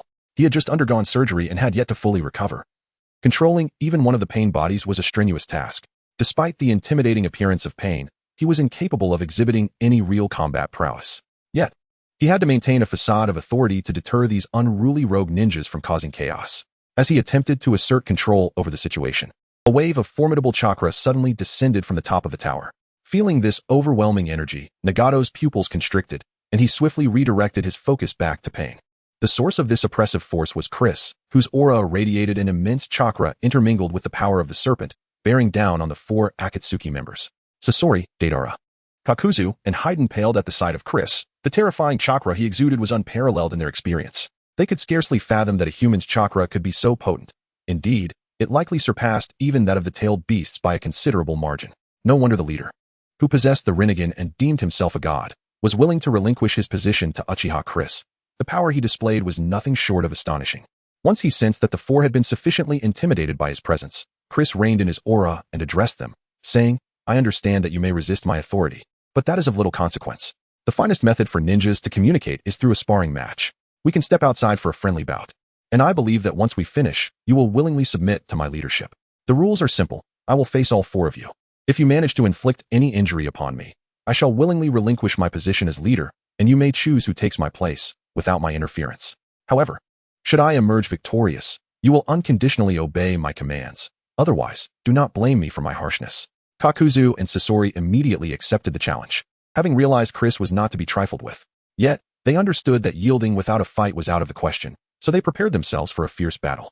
Deidara, brimming with enthusiasm, even reached into his tool pouch, contemplating which type of explosive clay to deploy. Only Haydn raised his hands in innocence, saying, "Wait. I support you as the leader, so why must I fight as well?" Chris shot Haydn a smirk, replying with a teasing tone, "I find you rather annoying. So I wish to teach you a lesson." Haydn. Chapter 74. Educate the members of Akatsuki. In a training ground on the outskirts of Rain-Hidden Village, Chris stood upright at the center, clad in the red cloud cloak of the Akatsuki. Opposite him were Deidara, Sasori of the Red Sand, Haydn, and Kakuyu. Due to health reasons, Nagato had recalled pain, rendering his presence unnecessary for the forthcoming events, and he chose to refrain from further exertion.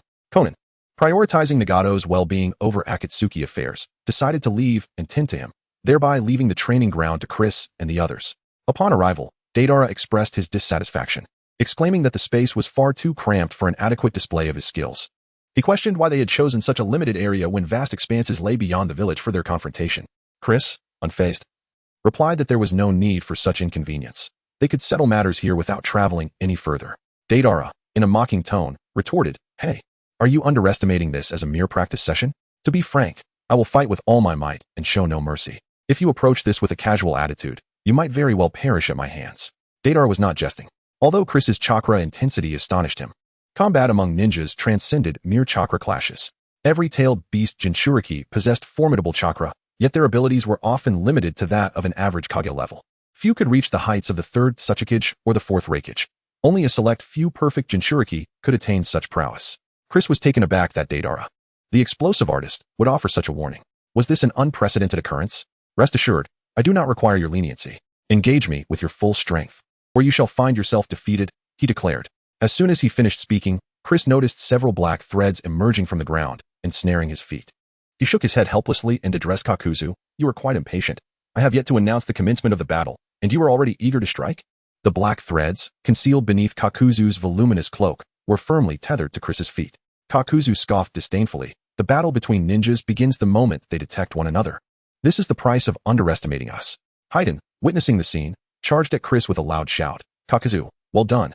Now it's my turn. Though you are about to become a follower of the evil god, allow me to teach you how to respect your seniors first." With that, he swung his blood-stained scythe down upon Chris's head. The scythe's lethality was rather average, primarily intended to inflict wounds and draw blood for his cursed techniques.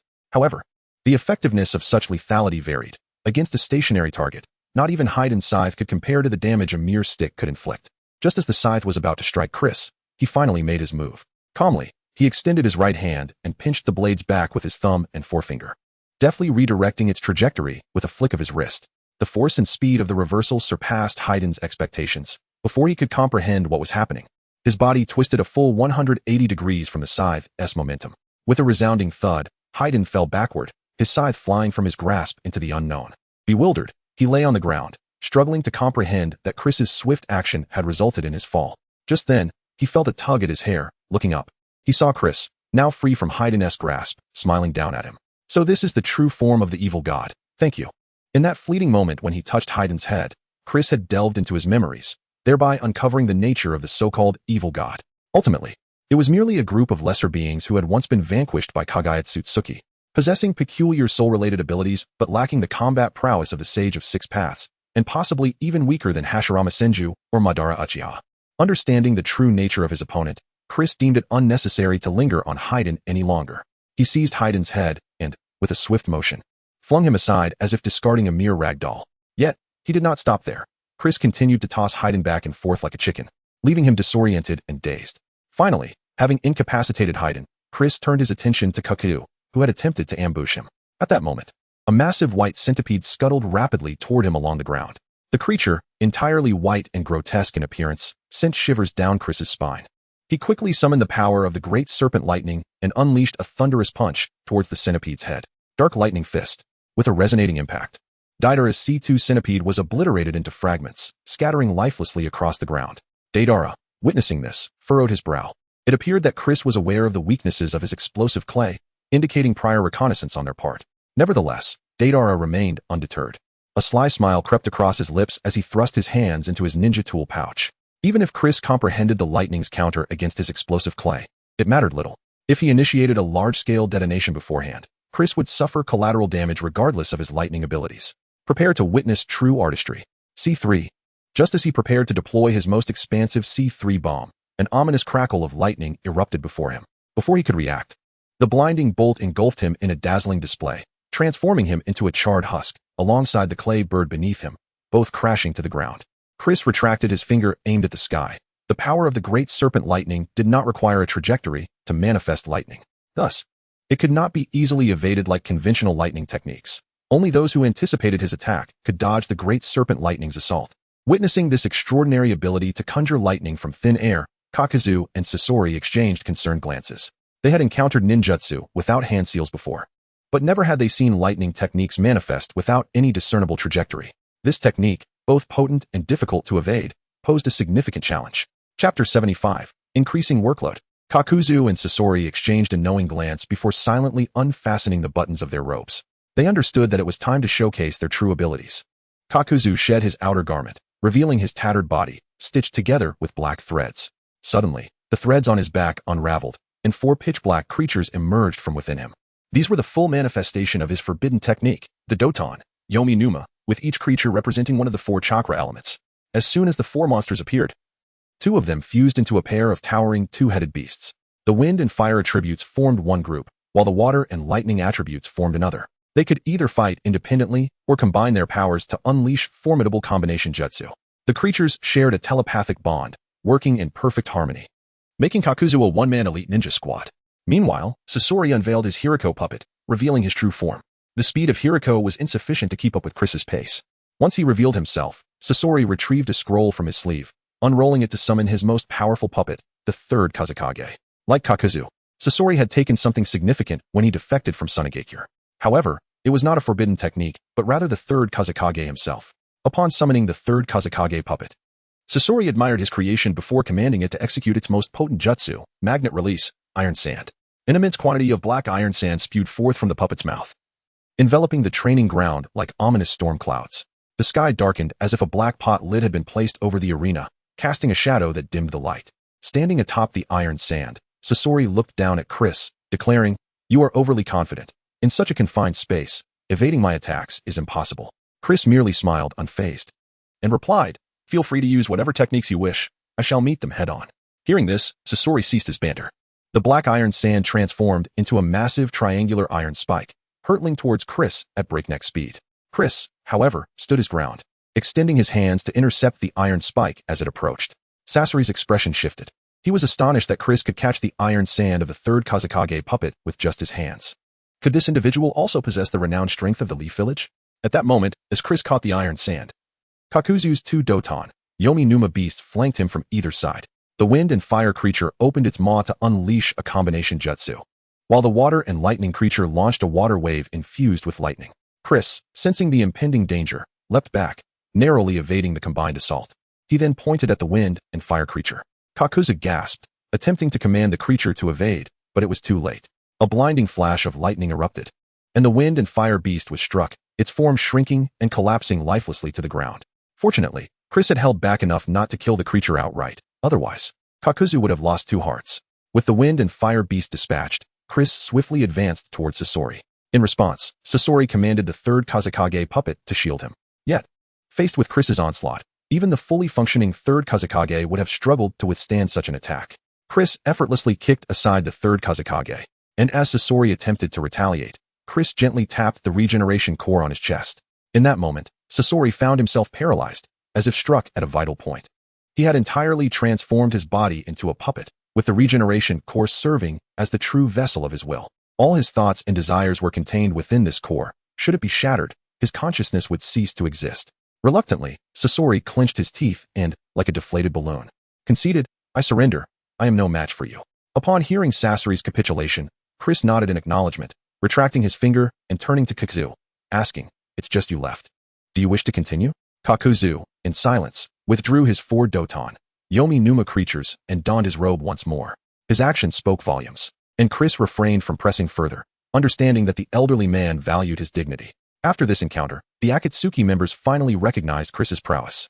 They could tell that he had not unleashed his full strength, akin to Pain's enigmatic capabilities. Subsequently, Chris provided basic medical aid to the injured Deidara and Haiden. Their wounds were not severe, as Chris had been careful, resulting in only minor abrasions. As Sasori retracted the iron sand, the training ground returned to its former brightness. Chris addressed the group. "Are you satisfied now? Is there anyone who still contests my leadership?" With no dissenting voices, the atmosphere grew quiet as everyone awaited Chris's next words. Seeing the calm, Chris nodded in satisfaction. Now that the ideological concerns had been addressed, it was time to discuss official assignments. "I will now allocate the tasks for the tailed beasts, Deidara and Sasori. You will be responsible for the 1 tail in the land of wind, and the 4 tails and 5 tails in the land of earth. Given your backgrounds as defectors from these nations, you should be quite familiar with them." Sasori remained expressionless, while Deidara frowned but held his tongue. Chris then turned to Haiden and Kakuzu, continuing, "You two will oversee the 7 tails from Takigakure, as well as the 6 tails from the land of water and the 2 tails from the land of lightning."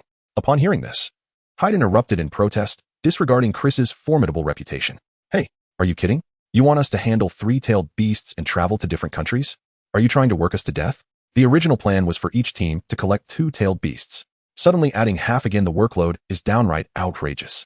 Deidara had harbored similar thoughts, but had hesitated to voice them. Now, he silently commended Haiden for his boldness in addressing the issue. Chris stroked his chin thoughtfully, realizing that the workload was indeed daunting for the members. Originally, the Akatsuki consisted of 10 members, and even after Orochimaru's defection, there were still 9. Each group was expected to collect 2-tailed beasts, and given the significant casualties among the members in the original storyline, the current demands seemed excessive. Suddenly, an idea struck him. He raised his right hand towards the group, a sun-shaped mark appearing in his palm. "I possess a mark that can enhance your powers. Accepting this mark will grant you tremendous strength, ensuring you can accomplish your tasks with ease." Chapter 76, The External Tailed Beast. Upon hearing Chris's words and observing the sun-shaped mark upon his hand, none dared to reach out and touch it. Their hesitation did not stem from a doubt in Chris's abilities. Rather, they recognized that despite his youth, his power was profound, and the possession of such a technique capable of augmenting one's strength was not surprising. However, seasoned veterans of the ninja world, having navigated its treacherous waters for decades, understood that no benefit comes without a cost. They suspected that this was a form of curse seal designed to control them, something they had encountered in their own villages, albeit they had been fortunate enough not to have experienced it themselves. Sasori, the grandson of Chiyo, the elder of Sunagakure, Deidara, the pupil of the 3rd Tsuchikage Inoki, and Kaku, once the strongest in Takigakure, all knew that even if such a curse was placed upon them, they could easily dispel it. As for Haiden, it was even less of a concern. Being immortal, he could survive even decapitation, rendering a mere curse ineffective against him. Yet, the absence of fear did not equate to a willingness to accept control, particularly from someone as formidable as Chris, whose true capabilities remained a mystery to them. Thus, they collectively opted for silence. Noticing their uneasy expressions, Chris surmised their thoughts. Truth be told, his power, akin to a curse seal, was not intended to exert control over them. He had grown sufficiently strong that he found such tactics beneath him. His sole desire was to enhance their abilities. Observing their reticence, Chris retracted his hand, and after a moment's contemplation, he devised a new approach. He waved his hand to reveal a ring upon his finger and addressed the group. "I understand your concerns. Therefore, I shall convey my power to you in another manner. Please remove your rings and hand them to me." Exchanging glances, the group was uncertain of his intentions. Nevertheless, recognizing the rings as mere possessions bestowed by Pain, and given that Chris was now the leader of the Akatsuki, they felt detached from the matter. Consequently, they removed the rings from their fingers and tossed them to Chris. After receiving the rings, Chris appeared to inscribe something upon them. Shortly thereafter, he returned all 4 rings to their owners. "Try wearing them," he instructed. The group hesitated, staring at the rings in their hands. At that moment, Haiden bellowed, "Is it just a worthless ring? You think this can intimidate me?" He promptly donned the ring inscribed with the character for 3 on his left index finger. As soon as the ring was in place, a crimson energy sphere akin to a spring suddenly manifested within his mind. This sensation was peculiar, while the world before his eyes remained unchanged. He distinctly perceived an alternate reality within his consciousness. The 2 experiences unfolded simultaneously, causing his mind to momentarily stall. The other 3 observed him anxiously, noticing his expression shift to one of confusion as beads of cold sweat trickled down his forehead. It appeared that their new leader indeed sought to control them with a cursed seal. They pondered how to escape his grip. Frustration mounted as they realized his strength rendered them as helpless as children.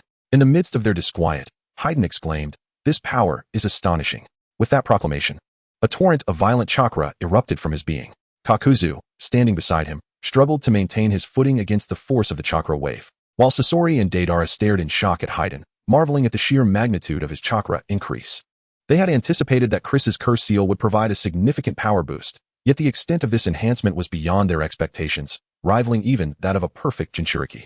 What could this mean? Had the leader somehow sealed a tailed beast within the ring? However, they had witnessed Chris's actions firsthand and sensed no tailed beast chakra during the process, nor did Haydn's chakra feel like that of a tailed beast. At that moment, Chris advised Haydn, "Remove the ring and see what happens." Riding the wave of exhilaration, Haydn swiftly removed the ring from his index finger. In an instant, the chakra receded like a retreating tide, and Haydn's aura diminished dramatically, returning to his usual state. The exhilarating feeling he had just experienced vanished, leaving him with the disorienting sensation akin to a sudden drop in energy after a sprint. This was not a side effect of the power within the ring. It was merely the discomfort of an abrupt decrease in strength. While the previous surge of energy had been exhilarating, Haydn was not foolish enough to read on the ring without understanding its implications. His eyes widened in disbelief as he turned to Chris. "Leader, what is happening?" Chris explained to the group, "I inscribed a seal within your rings that allows for the transmission of power. Through these rings, you can gain a substantial enhancement to your abilities. If you fear becoming ensnared by my control, feel free to remove the ring or discard it entirely, freeing you from any concerns of manipulation. Moreover, there is no need to fear any adverse effects from this power. As long as you do not actively seek to control it while wearing the ring, it will remain dormant in your mind, posing no disruption to your daily lives." In truth, Chris had not ensnared them. The power within the rings merely offered a percentage-based enhancement to their ninja abilities, fundamentally different from the growth potential that Naruto and Sasuke experienced with their powers. After confirming with Haydn, the others finally placed the rings upon their fingers. Like Haydn, they too were astounded by the newfound power, having never before encountered such an external manifestation of a tailed beast. With their tasks delineated, Chris prepared to disband the group, as it was time for each to embark on their individual quests to gather the tailed beasts. Just as two teams set forth on their respective missions, another familiar face stirred from unconsciousness. On a desolate island in the northern part of the ninja world, within the dim confines of a natural cave, Obito slowly opened his eyes after several days of slumber. Chapter 77. Obito awakens, seeking God's might. In the dimly lit underground cavern, Obito, his body swathed in bandages, slowly opened his eyes. The moment he awoke, an overwhelming wave of pain surged through him, the excruciating sensation prompting a soft hiss of agony to escape his lips. In the room, a Fae, bored and toying with ants, heard Obito's voice and turned to see him sitting up in bed. He exclaimed with excitement, "At last, Obito, you have awakened." Struggling against the intense pain, Obito shot a Fae a glare and corrected him. "Do not call me that name. Refer to me as Uchiha Madara." A Fae, tapping his chin in confusion, replied, "But your identity has already been exposed. What significance remains in addressing you as Lord Madara?" Momentarily at a loss for words, Obito swiftly redirected his focus to his body. He pulled back the covers to assess his injuries. His severed arms had been replaced with white Zetsu's limbs. And while his external wounds had fully healed, some internal injuries remained. It was only due to the transplant of Hashirama cells that Obito could recover at such a remarkable pace. A typical ninja would require at least a year or more to even rise from bed after sustaining such severe injuries. Once he confirmed his condition, Obito inquired, "Where is Black Zetsu? Where has he gone?" "I don't know. After bringing you back that day, he left without informing us of his destination," a Fae replied cheerfully. Obito furrowed his brow, pondering what Black Zetsu might be contemplating. After all, he was the manifestation of Uchiha Madara's will. Given the current state of affairs, he was eager to hear Black Zetsu's perspective. With Nagato now completely estranged from him, this pawn had slipped from his grasp, raising significant concerns about how to gather the tailed beasts. Suddenly, a thought struck him, and he asked a Fae, "What news has there been from the Land of Rain during my unconsciousness?" A Fae recounted the arrival of Akatsuki members in the Land of Rain. Though White Zetsu had not approached them closely enough to discern their intentions. However, judging by their movements, it seemed likely that Nagato was preparing to pursue the tailed beasts. Upon hearing this, Obito's expression darkened as he contemplated a strategy. It appeared that Nagato was intent on executing that foolish plan to intimidate the ninja world with the 10 tails. Yet, the timing struck him as peculiar. The 3 tails would not be revived for many more years. Why start gathering the tailed beasts so prematurely? Even if all the tailed beasts, excluding the 3 tails, were collected, the absence of the 3 tails would prevent the formation of the 10 tails, ultimately provoking the 5 great nations and increasing the risk of failure. Shaking his head, Obito decided that such matters were no longer of utmost importance. The priority was to realize the Eye of the Moon plan under these dire circumstances. After deep contemplation, he reached a painfully difficult decision to retrieve his left eye from Kakashi. Throughout the years, he had never considered reclaiming his eye from Kakashi. It was a gift he had bestowed upon him, a final memento left by Uchiha Obito in this world. However, the pressures imposed by both Kakashi and Nagato were immense, rendering him incapable of gathering the tailed beasts alone. More critically, the Outer Path's golem remained in their possession, and Nagato, wielding the Rinnegan, was not someone he could contend with. He placed a hand over his heart, where a seal placed by Uchiha Madara resided, capable of controlling him if activated. Why had this scoundrel only set such a thing within his own body? Why not place one within Nagato as well? If Nagato bore a similar seal, the situation would be manageable. He could simply activate it to control him, sparing himself from all these convoluted troubles. Ultimately, he resolved to reclaim his left eye. The person he once was had perished. There was no need to preserve any so-called mementos. After fulfilling the Eye of the Moon plan, he would encounter Rin in a new world, and everything that transpired in this world would be inconsequential. No need to cling to anything. With this thought in mind, Obito prepared to set out for Konoha to find Kakashi. However, as he stood, a sharp pain caused him to gasp in discomfort. Afei, noticing this, exclaimed with animated gestures, "Obito, your injuries have yet to fully heal. You cannot engage in strenuous activity. Allow me to attach myself to you. This will not only expedite your recovery, but also alleviate your pain." Obito did not refuse. Kakashi's strength was no small matter, and even with Kamui, he might not be able to subdue him in this weakened state.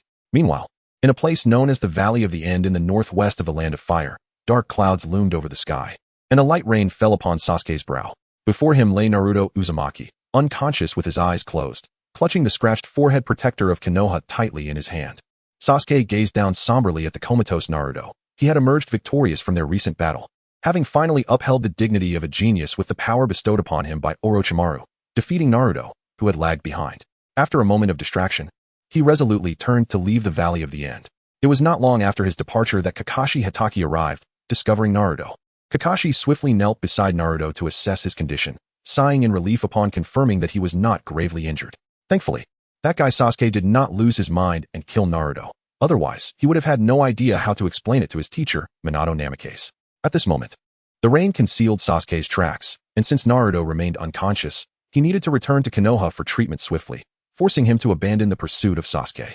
Just as he prepared to carry Naruto back to Konoha, a spatial vortex appeared before him, causing him to become instantly alert. Emerging from the swirling portal was Uchiha Obito.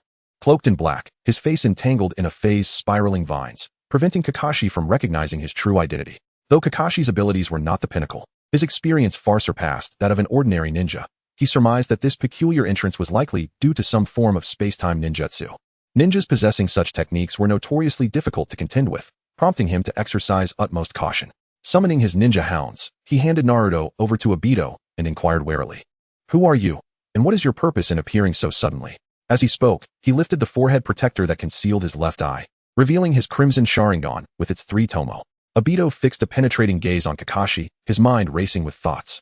After a prolonged moment, he steadied himself and spoke in a grave tone, "Kakashi Hatake, surrender your Sharingan, and I shall spare your life." Chapter 78, Retrieve the Eye. Kakashi gently touched the socket of his left eye, realizing that this peculiar individual was after his Sharingan. He resolutely declined, stating, "This was bestowed upon me by my dearest friend. I cannot simply relinquish it." At these words, Obito trembled, feeling a surge of emotion stir within him. He had never anticipated that he held such a revered position in Kakashi's heart.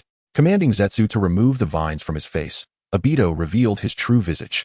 Upon seeing this, Kakashi's pupils constricted, and he exclaimed, "You are Obito. How could you have changed so drastically?" Obito's expression turned bitter as he fell into Kakashi's embrace.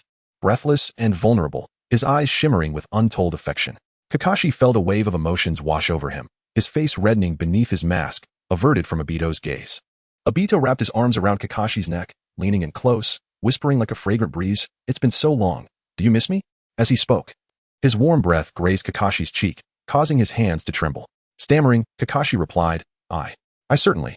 Yet, the words faltered on his lips, as even the famed copy ninja found himself at a loss in the presence of his beloved. With a smile, Obito lifted Kakashi's mask, inching closer. "Apologies for the mix-up. That was an old draft I intended to keep for myself, so I won't share the continuation with you. Now, let us return to the main storyline."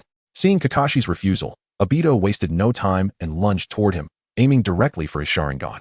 Kakashi, realizing the imminent threat, engaged in a physical confrontation with Obito amidst the forest near the Valley of the End. This time, Obito refrained from using Kimui, opting instead for a purely physical battle. Enhanced by the power of Zetsu, he found his overall strength nearly unaffected despite previous injuries. On the other hand, Kakashi grew increasingly alarmed as he faced the formidable might of Obito's martial prowess. Such skill would challenge even the elite of the shinobi world. Understanding the gravity of the situation, he gestured to the 8 ninja dogs, who promptly dashed away with Naruto in tow. Obito glanced sideways at Naruto, surprised to find the Jinchuriki of the Nine Tails at Kakashi's side. This unexpected turn of events felt like a divine stroke of fortune. Resolving to seize the moment, he unleashed his full strength, phasing through Kakashi's body. Before Kakashi could comprehend the unfolding events, he felt a sudden darkness engulf his left eye, blood trickling down from the socket. Taking advantage of Kakashi's momentary shock, Obito swiftly extracted his Sharingan. Kakashi, in agony, instinctively covered his eye with his left hand and rolled away, desperately trying to create distance between them. Upon regaining his footing, he scanned for Obito, only to discover that he had vanished. At that moment, Obito had utilized Kimui to pursue the 8 ninja dogs. Even Kakashi was no match for him, let alone the dogs. Fortunately, Paku, the leader of the 8 ninja dogs, reacted swiftly, preventing a complete ambush. Although they managed to escape, Naruto was captured in Obito's grasp. With Naruto in his right hand and the freshly extracted Sharingan in his left, Obito's confidence soared as he felt fate favoring him once more. With the 9 tails under his control, the prospects of gathering the remaining tailed beasts seemed bleak for Nagato and Chris. All that remained was to transplant the left eye back into his socket, and then methodically eliminate the 2 adversaries one by one to realign his Moon Eye plan. In high spirits, he activated Kimui, vanishing before the 8 ninja dogs. Sensing their foe's departure, the dogs breathed a sigh of relief, acutely aware of the disparity in power. Had Obito pursued them relentlessly, their lives would have been at stake. After observing for a moment, Paku confirmed their enemy's exit and instructed the others. You all return and release the summoning technique. I will check on Kakashi. The other dogs nodded, shaken by the day's events, knowing they would need a grand feast to soothe their frazzled spirits. Meanwhile, let us turn our attention back to Obito. Having returned to the underground base where he had tended to his wounds, he placed Naruto under a potent illusion, ensuring the young Jinchuriki remained in a state of unconsciousness for the next few days, allowing him to breathe a sigh of relief. After securing the 9 tails, Obito prepared to transplant his newly acquired Kimui Sharingan back into his eye socket. The process was second nature to Zetsu and his clan. As long as he entrusted the eye to them, they would handle the rest with remarkable skill, despite their apparent simplicity. Yet, at that moment, a thought crossed his mind. Should he also bring Itachi's younger brother into the fold? Currently, he found himself isolated, with his most loyal subordinate, Kisame, having perished recently while covering for him. He was in dire need of capable hands to assist him. Although Sasuke was still relatively weak, his potential was immense. Obito had long contemplated recruiting him, but had refrained due to Itachi's influence. Now, with Itachi's fate uncertain, likely having fallen to Chris, there was no longer anyone to impede his plans to recruit Sasuke. After all, he possessed the most authentic Uchiha ninjutsu and martial arts lineage, directly inherited from Madara Uchiha. Under his guidance, he believed Sasuke would soon become a formidable ally. Resolute, he activated Kimui once more, swiftly returning to the shinobi world.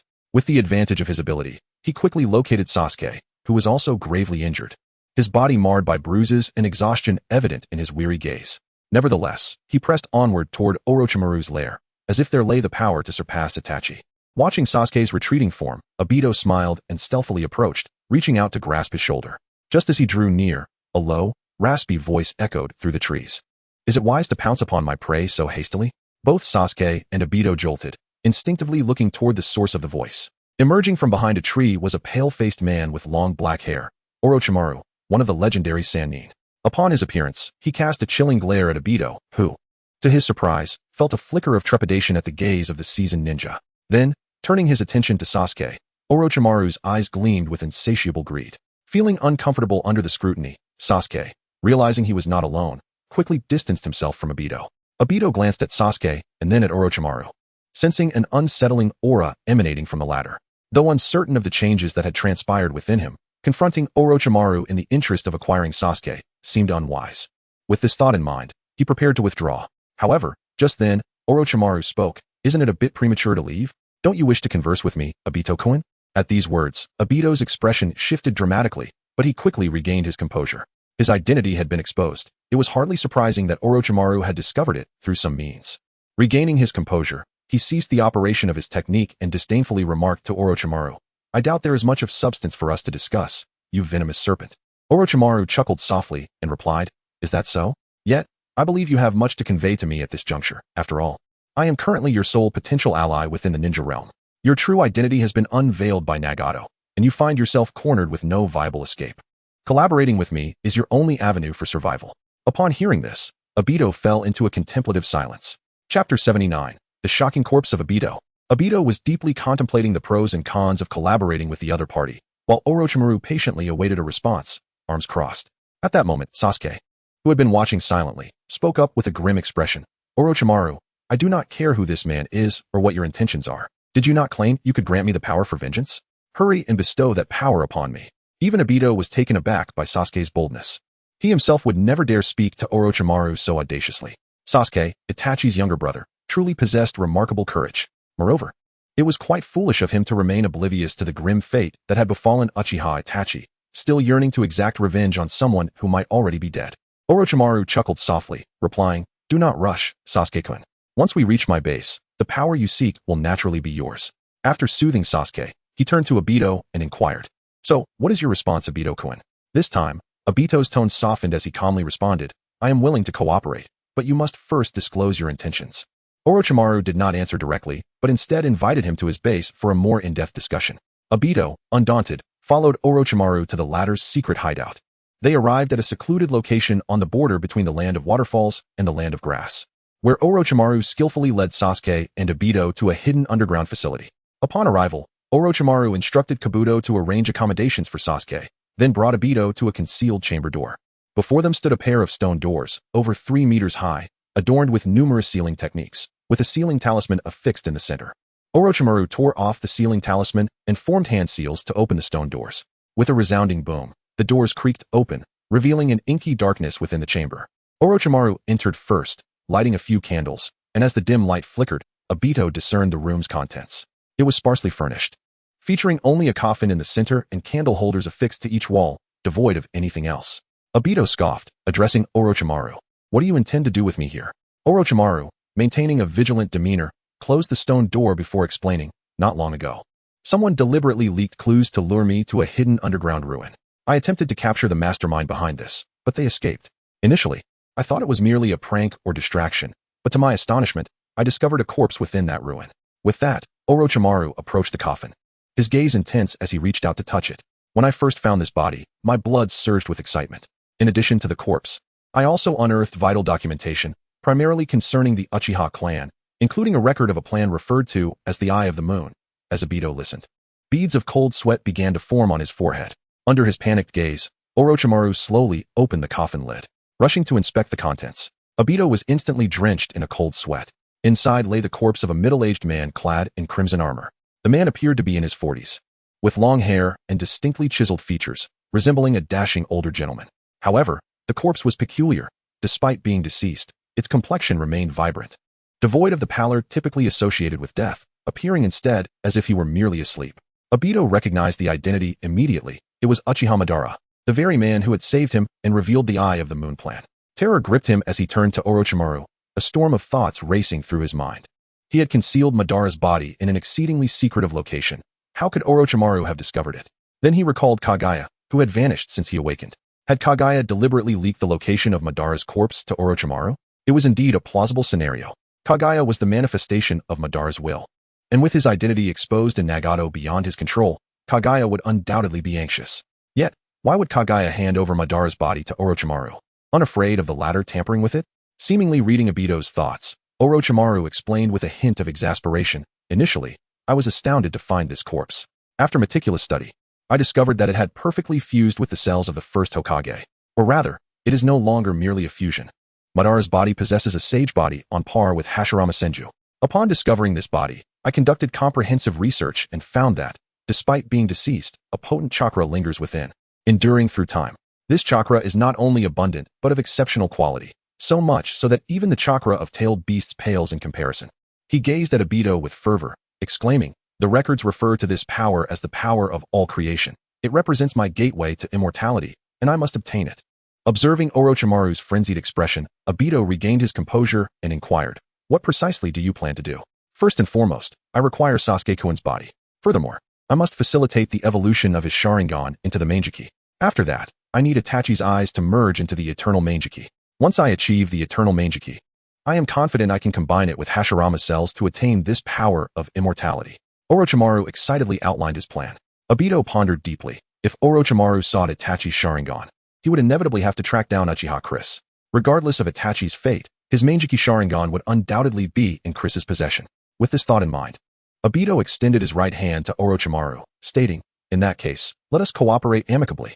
Orochimaru licked his lips and reciprocated the gesture, shaking hands with a grin. A delightful partnership. Sasuke Uchiha's defection did not stir significant ripples in the shinobi world. Although the Uchiha legacy was illustrious, a yet-to-mature prodigy was merely a minor character, and few genuinely cared for Sasuke's well-being. Only Chris paid slight heed to this news. For Sasuke bore the mark of his flame power, and the latter's association with Orochimaru could enhance his own strength. At that moment, he found himself in the land of whirlpools, amidst the ruins of the Uzumaki clan's ancestral grounds. For days, he had been searching for the underground shrine of the Uzumaki clan, and after relentless efforts, he finally discovered an underground passage within a dilapidated wooden structure. Chapter 80. The two fourth generations of shadows. Upon entering the subterranean passage, Chris descended further into the dimness, guided only by the flickering candlelight, until he reached a spacious hall. This underground chamber was vast and eerie, its walls adorned with an array of masks that instilled a sense of foreboding. In each corner, candle holders flickered with unburned candles, and Chris took it upon himself to ignite these candles with the one he held, illuminating the chamber. With the newfound light, Chris meticulously examined the masks on the walls to identify the one that sealed the soul of Minato Namikaze. Soon, he discovered a red mask adorned with horns, which, if his memory served him correctly, was the grim visage that encased the soul of the fourth Hokage. With the mask in hand, the task grew simpler. He marked the ground with a flying thunder god seal and swiftly vanished from the location. Before long, Chris reappeared in the underground shrine, this time accompanied by several dazed middle-aged men, having used the flying thunder god technique to transport them. These individuals were rogue ninjas he had captured during his journey. The impending jutsu he intended to perform required numerous sacrifices, and he pondered whether these 8 would suffice. He unceremoniously cast the remaining 7 into a corner of the shrine, where they lay unconscious under the influence of his jinjutsu, peacefully slumbering. Disregarding the surplus sacrifices, Chris focused his attention on the lone captive before him. This rogue ninja, appearing to be in his 30s, abruptly awoke from his stupor, and under Chris's manipulation, donned the mask upon his face. Almost immediately, he began to perform a peculiar dance, the movements unsettling and devoid of clarity. As the rogue ninja executed the dance of summoning the Grim Reaper, a chilling aura enveloped the entire underground shrine, causing even the slumbering 7 in the corner to shiver involuntarily.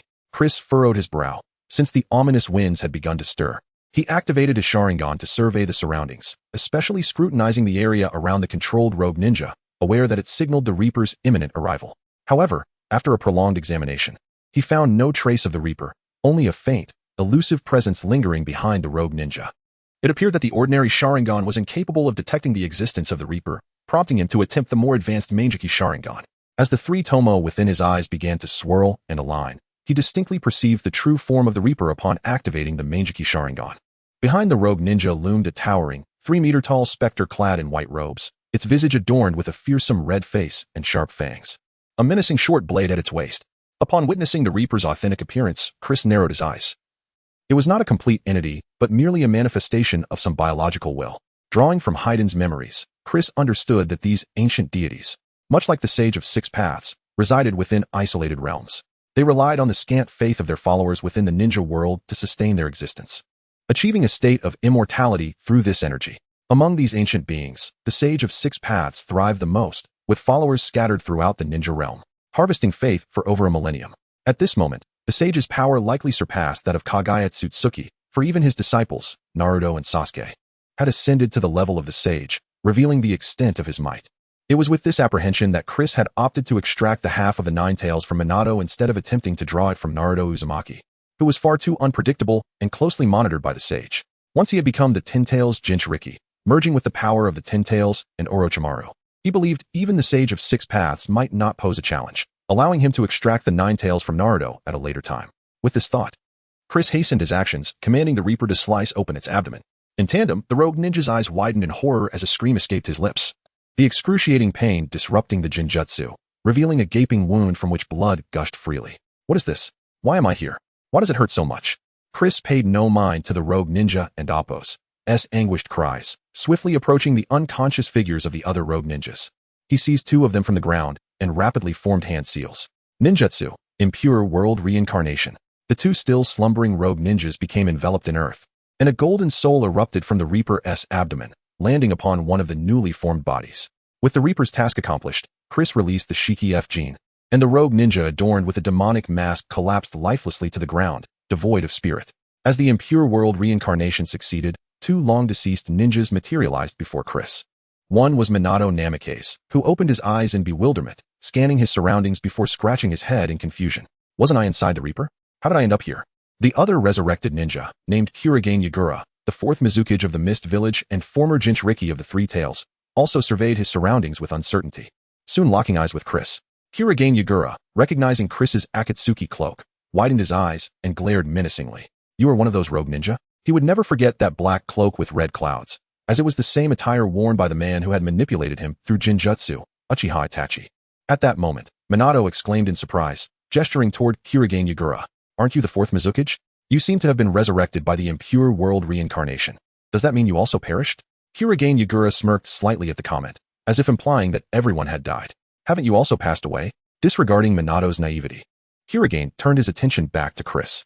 However, Chris had no inclination to explain his identity or intentions to these deceased individuals. There was no point in exchanging words with the dead. He swiftly formed hand seals, causing Kurigane Yagura and Minato Namikaze to stiffen momentarily.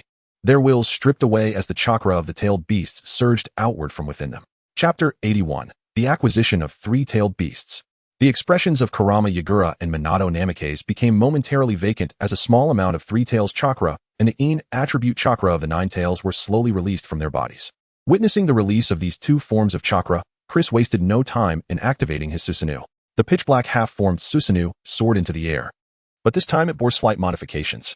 Clad in black armor, this Susanoo did not wield dual blades. Instead, it brandished a sword in its right hand and a round shield in its left, with a red gourd secured at its waist. The gourd contained the 8-span mirror and the 10,000 fist sword, which Chris had seized from Uchiha Itachi. Chris retracted the long sword from Susanoo's right hand and drew the 10,000 fist sword from his waist, thrusting it towards Minato Namikaze. The sword emitted a dazzling radiance as it pierced through Minato's body, followed swiftly by the influx of red Nine Tails chakra flowing into the gourd. Within mere seconds, the In attribute chakra of the Nine Tails was entirely absorbed into the gourd. After concluding this, Chris turned the 10,000 fist sword towards Kurama Yagura. The speed of sealing the Three Tails chakra surpassed that of the Nine Tails. Minato housed only half of the Nine Tails, while Kurama Yagura contained merely a fraction of the Three Tails chakra, making the sealing process significantly less arduous. Upon completing the sealing, Chris released his Susanoo, simultaneously liberating Kurama Yagura and Minato Namikaze from their Edo Tensei state. Before their souls returned to the Pure Land, they exchanged complex glances with Chris, realizing that the target of his ambitions was the tailed beasts within them. An ominous premonition brewed within them, foreboding that Chris's acquisition of the tailed beasts would spell disaster for their village. Regrettably, the two fourth Hokages were now in a state of the deceased, left only to sigh in resignation as their souls departed. After attending to the matter at hand, Chris casually incinerated several unused offerings, preparing to leave when he suddenly sensed a chakra fluctuation emanating from the ring on his finger. Startled, he glanced at the ring, wondering if the city gate had contacted him regarding the capture of a tailed beast. He promptly exited the underground shrine and found a relatively clean abandoned house, settling down in a pristine spot to sit cross-legged. Immersing his consciousness within the ring, he activated the shadow clone technique. Buzz Chris's shadow clone appeared atop the outer path's golem's fingers. Turning to observe, he realized that all the members of the organization had gathered, except for Deidara and Sasori of the Red Sand, who had used their real bodies rather than shadow clones. Deidara confidently remarked, "Leader, you sure are late. The Jinchuriki of One Tail has already been captured, and we can proceed with the sealing." Chris looked down and indeed saw a comatose young boy beneath the golem, Gaara of Sunagakure. Seeing Gaara, Chris nodded in approval, saying, "Well done. With the two-tailed beasts I have collected, we now have 3. Our objective has been accomplished 1/3. This is indeed commendable." Deidara nearly choked on his own saliva, having anticipated that his swift capture of a tailed beast would impress the leader, only to find that Chris had returned with 2 during his outing. Truly, comparing oneself to others can be quite disheartening. Subsequently, Chris utilized the Flying Thunder God technique to return to the golem, simultaneously releasing the Three Tails chakra and the Nine Tails for sealing. In the blink of an eye, over 10 hours passed, and within less than half a day, all three-tailed beasts were completely sealed within the golem. In the original narrative, even with all members of the Akatsuki present, sealing a single-tailed beast took 3 days. Yet, with Chris's involvement, sealing three-tailed beasts one of which was the Nine Tails, was accomplished in just half a day. Alas, Chris was not the one controlling the golem. Had he possessed Nagato's Rinnegan along with Orochimaru's powers, he could have sealed a tailed beast in under 10 minutes. After the sealing was complete, Chris did not hastily disperse the Akatsuki members, but instead inquired with Haiden and Kakuzu regarding the progress of the tailed beast captures. Haiden immediately complained. Kakuzu has no idea what is wrong with him. Even though we were closer to the 7 tails and 6 tails, he insists on going to the Land of Lightning to capture the 2 tails first. If it weren't for his detour, our team would have definitely grabbed the first tailed beast. Haiden was baffled by Kakuzu's decision, unable to comprehend why he would opt for a longer route to the Land of Lightning. Kakuzu snorted in response. The Land of Lightning possesses the strongest overall strength among the 5 great nations. Their intelligence network is dense within the ninja world, making them well-informed. If we were to collect other tailed beasts first, it would undoubtedly alert the Land of Lightning. Should they heighten their vigilance towards the Jinchuriki, capturing the 2 tails would become significantly more difficult. Chris concurred with Kakuzu's reasoning. Although he had enhanced the Akatsuki members' abilities, they had yet to reach the point of being able to disregard numbers and face thousands alone. If they were discovered by Kimogakure, their strength would not allow them to retreat unscathed. Kakuzu's strategy to first gather the 2 tails was indeed prudent. After gaining insight into their progress, Chris disbanded the members and proceeded to Nagato's true form. Have there been any updates on Obito's whereabouts? Chris inquired as he met Nagato. Nagato shook his head helplessly, saying, "There is no information on that guy at all, not even any traces of White Zetsu. It's as if they vanished into thin air within the ninja world." Chris furrowed his brow, realizing that Nagato had nearly fully recovered and was now even more powerful than before. Once he regained his strength, Chris assigned him a task to use the Rinnegan to control small animals like birds and frogs to gather intelligence on Obito and Black Zetsu. However, as Nagato mentioned, Obito seemed to have evaporated from the face of the ninja world, having not shown himself since. Given Obito's physical condition, he should have recovered from his prior injuries by now, leading Chris to suspect that he was lying low, plotting something unknown. Just then, Nagato suddenly recalled something and said to Chris, "Although I haven't found any traces of Obito, I did uncover some signs of Orochimaru's activities. Should I dispatch the 6 paths of pain to eliminate him?" Chris pondered for a moment before shaking his head. There is no need for that. Orochimaru is currently of no significance. We needn't expend our efforts on him. I have already established a space-time barrier here, and I believe that even Obito, with his Kemui, cannot seize the outer path's golem from you. I will personally go after the 8 tails Jinchuriki, while you and Conan's task is to safeguard the golem. Chris harbored a subtle suspicion that Obito and Black Zetsu might attempt to target the outer path's golem. Chapter 82, Capturing the 8 Tails. In the Land of Lightning. Amidst the treacherous terrain of the Cloud Thunder Gorge, steep cliffs rise dramatically, rendering the roads perilous in the land predominantly composed of sand and stone, making agriculture nearly impossible. The inhospitable living conditions have their advantages. The sparse population renders it an ideal stronghold for ninjas. Indeed, within this gorge resides a formidable outpost, not manned by ordinary sentry ninjas, but by the fearsome Killer Bee, a figure that instills terror across the ninja world. As the host of the 8 Tails, he has been stationed here for an extended period, ostensibly to safeguard the borders of the Land of Lightning, but in truth, the 4th Raikage seeks to keep his brother away from the village, preventing potential animosity from the civilians of Kimogakure. It is worth noting that the 8 Tails has rampaged through the village on several occasions in the past, resulting in countless casualties. The civilians are unable to distinguish between the tailed beasts and their hosts. To them, the host is synonymous with the beast itself, fostering deep-seated resentment towards Killer Bee. Fully aware of this sentiment, Killer Bee has chosen to accept his brother's arrangement, residing in the Cloud Thunder Gorge to avoid interactions with the villagers. Unlike Naruto Uzumaki, who yearns for acceptance, Killer Bee harbors no such desire. The validation of these villagers holds no significance to him. Instead, he opts to live life on his own terms. Standing atop a peak in the gorge, he breaks into a lively rap, addressing a few ENBU ninjas clad in the attire of Kimogakure. "Yo, you all look a bit lackluster today. Yo, ninjas must maintain their vitality. Come on, smile yo." As he raps and strikes poses, the ANBU members assigned to protect him find themselves in a state of disbelief. While Killer Bee's prowess is undeniable, his eccentric personality leaves them baffled. Initially, they were elated to receive the assignment, seeing it as an opportunity to showcase their skills and earn the Raikage's favor. However, it soon became apparent that the one displaying his talents was Killer Bee himself. While they were relegated to the role of mere spectators, their primary task being to applaud. Just as they were mechanically clapping, Killer Bee abruptly ceased his performance, his demeanor shifting to one of gravity as he focused intently on the distance. The ENBU ninjas halted their applause, puzzled by the sudden change in atmosphere. In that moment, a figure emerged swiftly from the rocky canyons, ascending to the peak where Killer Bee and his companions stood. The newcomer was Chris, who, after briefly managing affairs in the Land of Rain, had arrived in the Land of Lightning. Having never visited this land before, he lacked the flying thunder god coordinates, resulting in a delay while he sought out the Cloud Thunder Gorge. His arrival instantly heightened the alertness of the ANBU ninjas. They remained vigilant, recognizing that the speed of this youth indicated he was no ordinary adversary. Approaching within a distance of 10 meters, Chris regarded Killer Bee and spoke. "You must be the Eight Tails Jinchuriki, Killer Bee. Come with me." Killer Bee, taken aback initially, began to gesticulate and rap. "Yo, I was wondering why someone would come looking for me. Turns out you're just another guy with ideas about the bull demon." Yo, as he continued. A voice resonated within his psyche, the Eight Tails voice warning him, "Bee, cease your antics. This kid's chakra gives me a very ominous feeling. He is not to be underestimated." Killer Bee responded seriously, "I certainly sense his uniqueness. Rest assured, I will not be careless." At that moment, one of the ANBU ninjas gasped in horror, exclaiming, "Could you be the false god Chris?" Chris nearly choked on his own disbelief. The aura of a formidable expert he had attempted to project dissipated in an instant, almost compelling him to unleash a tirade. He had been preoccupied with matters concerning the collection of tailed beasts, and now he discovered that he had gained notoriety in the ninja world. Moreover, he had been bestowed with a rather ostentatious moniker, the false god. According to descriptions from Leaf Village ninjas, Chris fought with an expression of utter indifference, devoid of any emotional fluctuations, resembling a deity in their eyes. However, being a rogue ninja, it was inappropriate for him to be dubbed the god of ninjas. Thus, the collective thought of the populace led to the bestowal of the title false god, conveying that while Chris might appear formidable, he was merely an illusion of divinity, devoid of true fear. Whether or not the gathered individuals feared Chris was inconsequential to him. His sole desire was to rend asunder the lips of those who had given him such a moniker.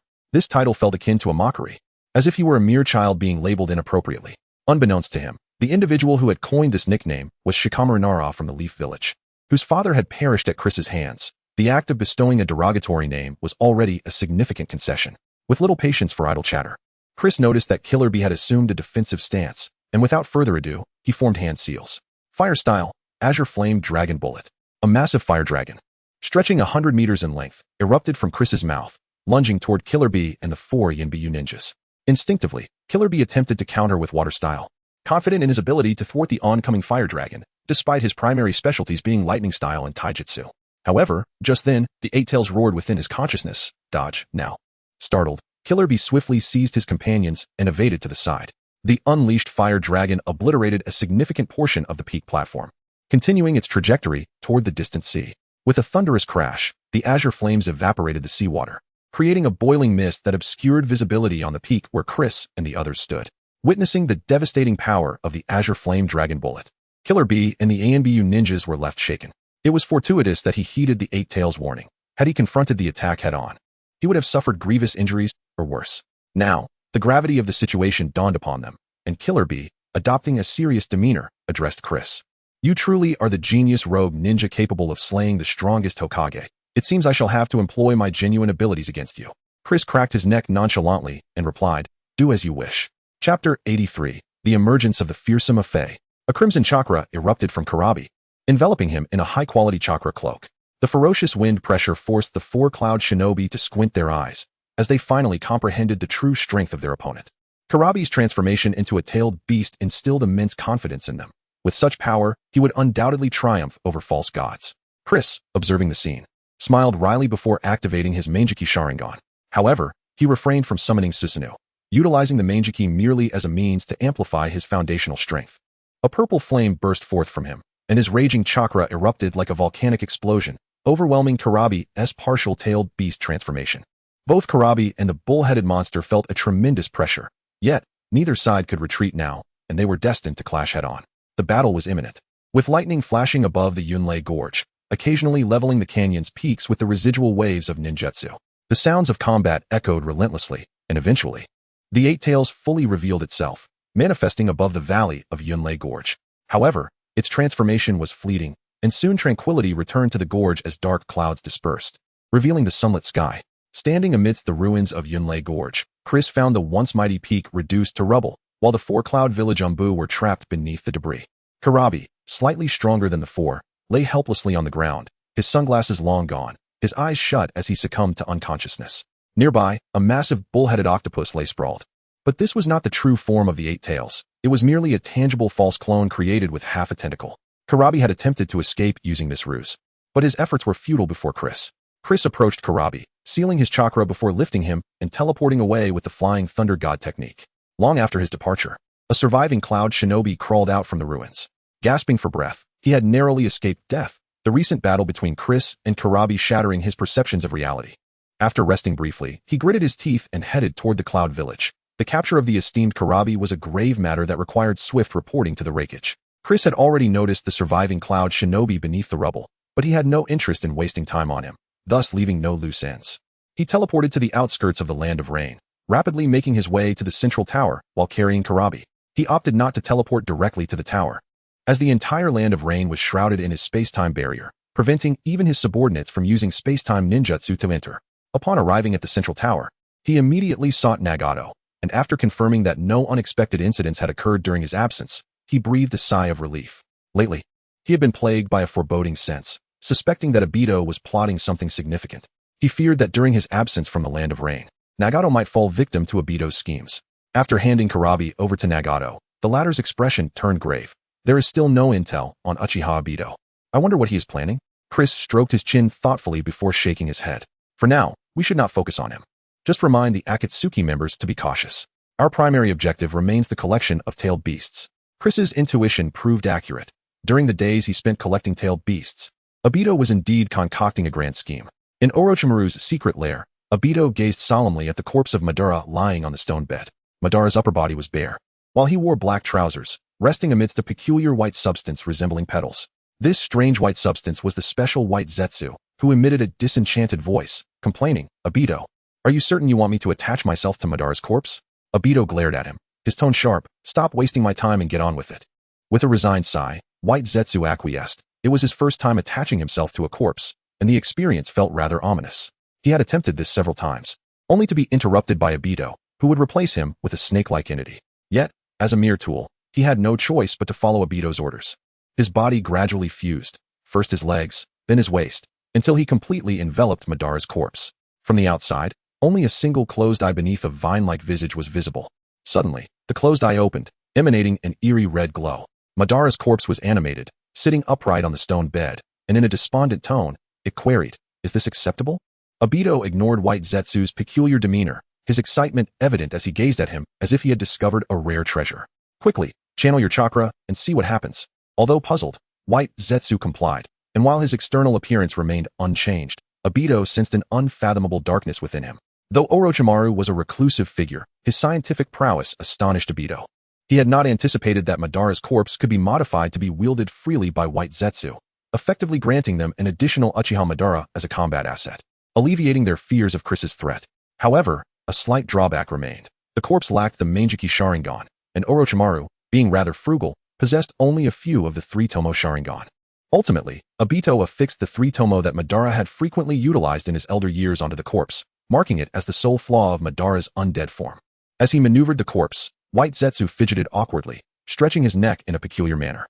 Obito frowned, admonishing, "Act properly. You are now Uchiha Madara. Not some fool swaying about."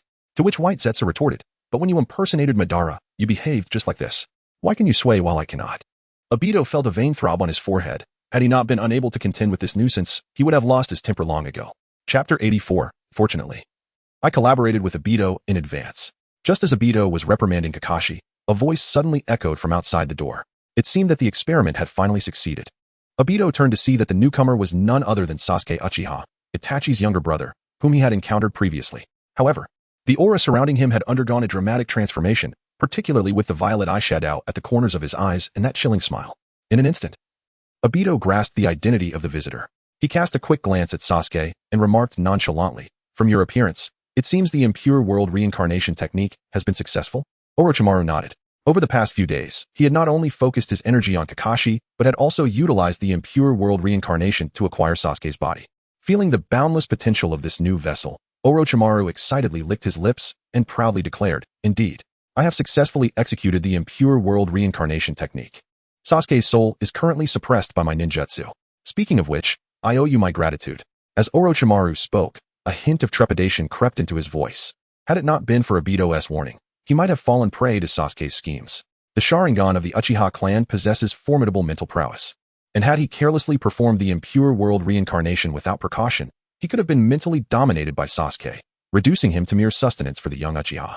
Reflecting on this, he couldn't help but admire the wisdom of his choice. Upon learning of Obito's intel, he had promptly sought him out for collaboration. Otherwise, he would have been ensnared by Sasuke's manipulations, a fate far more unbearable than death itself. Kakashi, meanwhile, distanced himself from Orochimaru, feeling repulsed by his actions.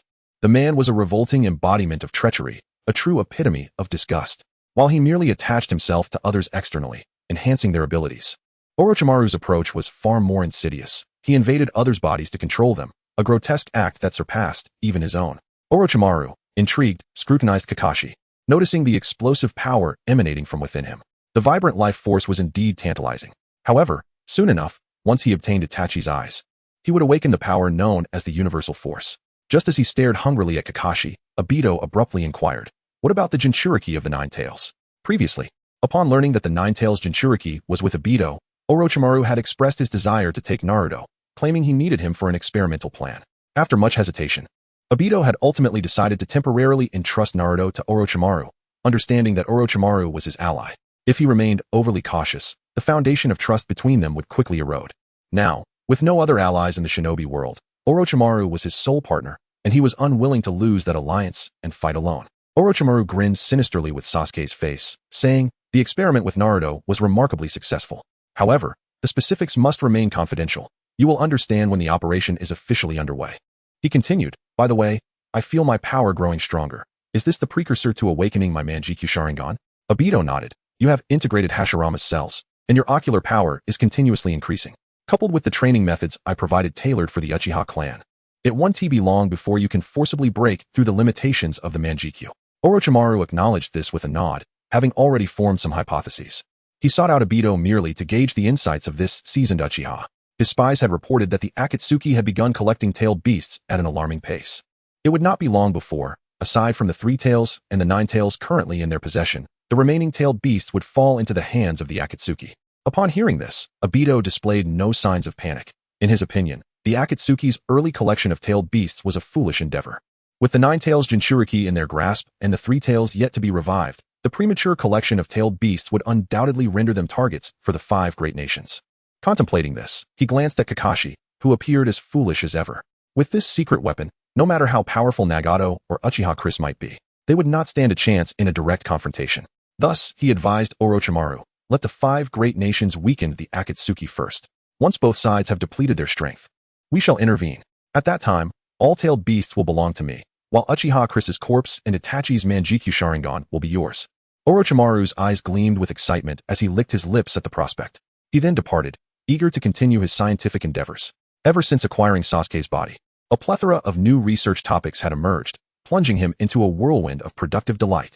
In the ensuing period, both Obito and Orochimaru vanished from sight, while the shinobi world was inundated with grim tidings. Jinchuriki from various nations were systematically abducted, starting with Konoha, followed by Sunagakure, and eventually even Iwagakure fell victim to the same fate. However, the major powers concealed the truth, fearful that other nations would exploit their vulnerabilities. It wasn't until the clumsy Iron Country made an appearance that everyone realized they were not the only ones to suffer the loss of tailed beasts. Subsequently, the 5 great nations quietly communicated with one another, discovering that, aside from the 6 tails in the Land of Water, all other tailed beasts had indeed been taken, including the 7 tails from Takigakure. In Konoha, inside the Hokage's office, Tsunade slammed her fist onto the desk, shattering it. Her features contorted with rage as she declared, "The Akatsuki has launched their operations so soon. How despicable. Did that brat Uchiha Chris not claim that the Akatsuki would not act for at least 3 years?" Jiraiya sighed and handed Tsunade the latest intelligence he had gathered, stating, "According to my findings, even Uchiha Chris himself has joined the Akatsuki. It appears their premature actions are closely linked to him." At this, Jiraiya's tone grew somber. Naruto had been missing for over a month now, and although he wished to remain optimistic, years of experience as a ninja told him that Naruto's chances of survival were slim. He lamented the current state of Konoha. If it were at its peak, he would have mobilized forces to confront the Akatsuki in the Land of Rain without hesitation.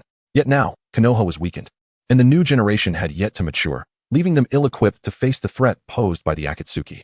He had contemplated rescuing Naruto alone, but Tsunade had firmly rejected the idea. After uncovering the true nature of the organization, both he and Tsunade understood that attempting a solo rescue would be tantamount to courting death.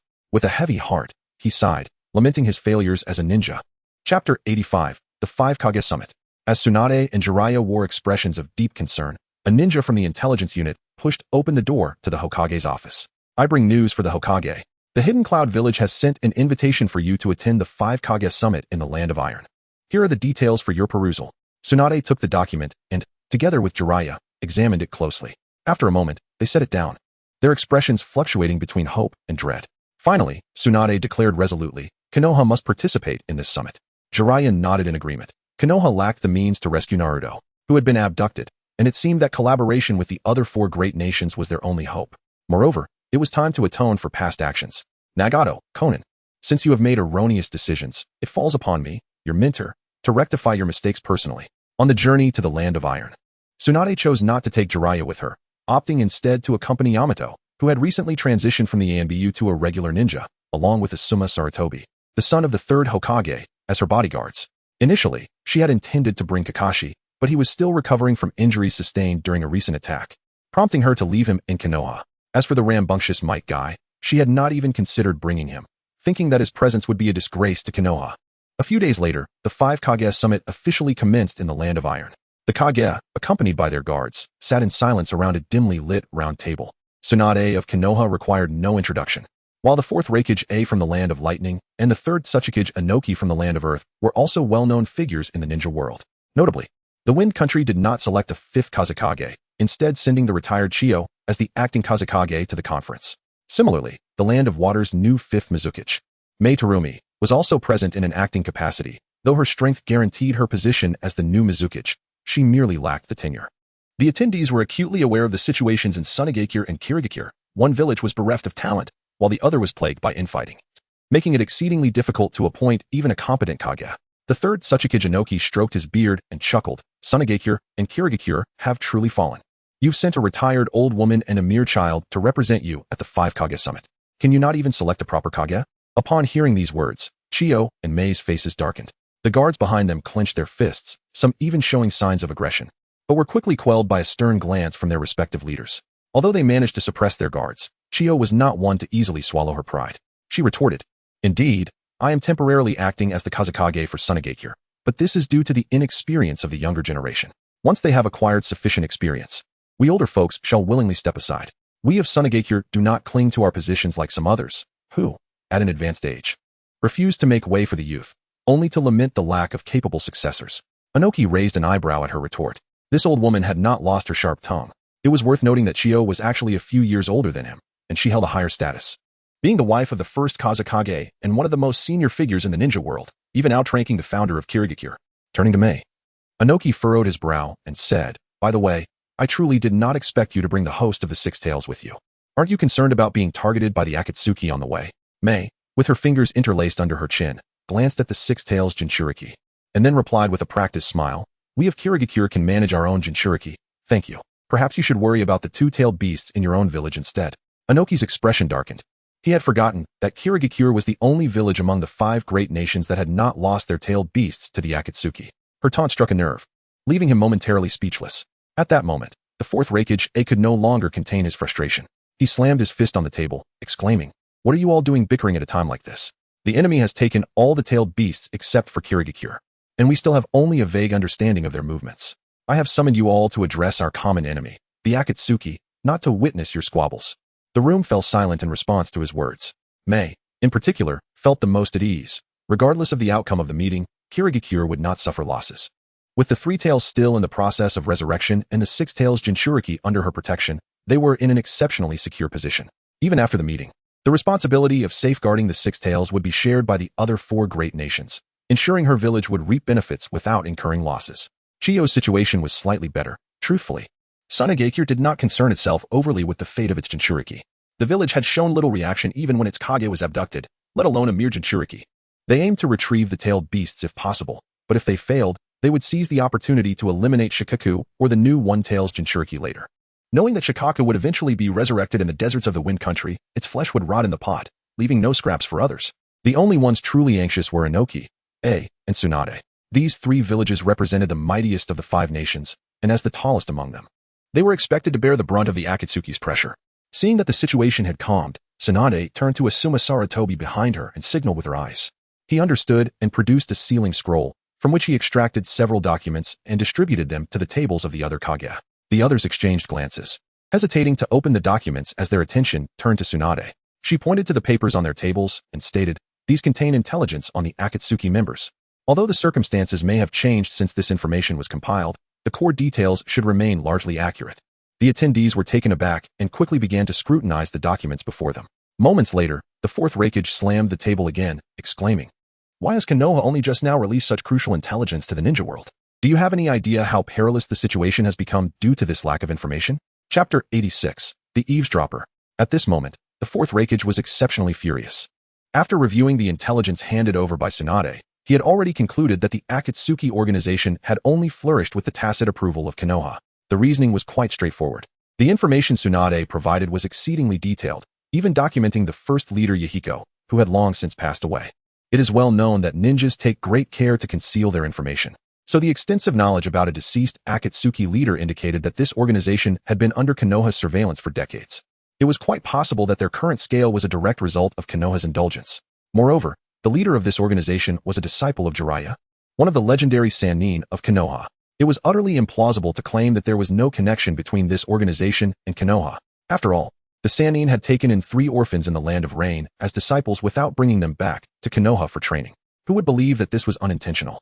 Furthermore, with the fate of Killer B uncertain, the fourth Raikage unleashed his pent-up fury, shouting at Tsunade.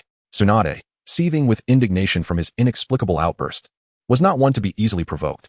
Did this brutish man from the Land of Lightning truly believe that Tsunade was a pushover? In a display of strength, she smashed her fist onto the table, shattering it, and then stood up, glaring at the fourth Raikage, her voice laced with fury. "This intelligence was gathered by Konoha. Whether we disclose it to the ninja world is our own affair. You should be grateful that we are sharing this information with you. Do you dare to shout at me, thinking I want to retaliate?"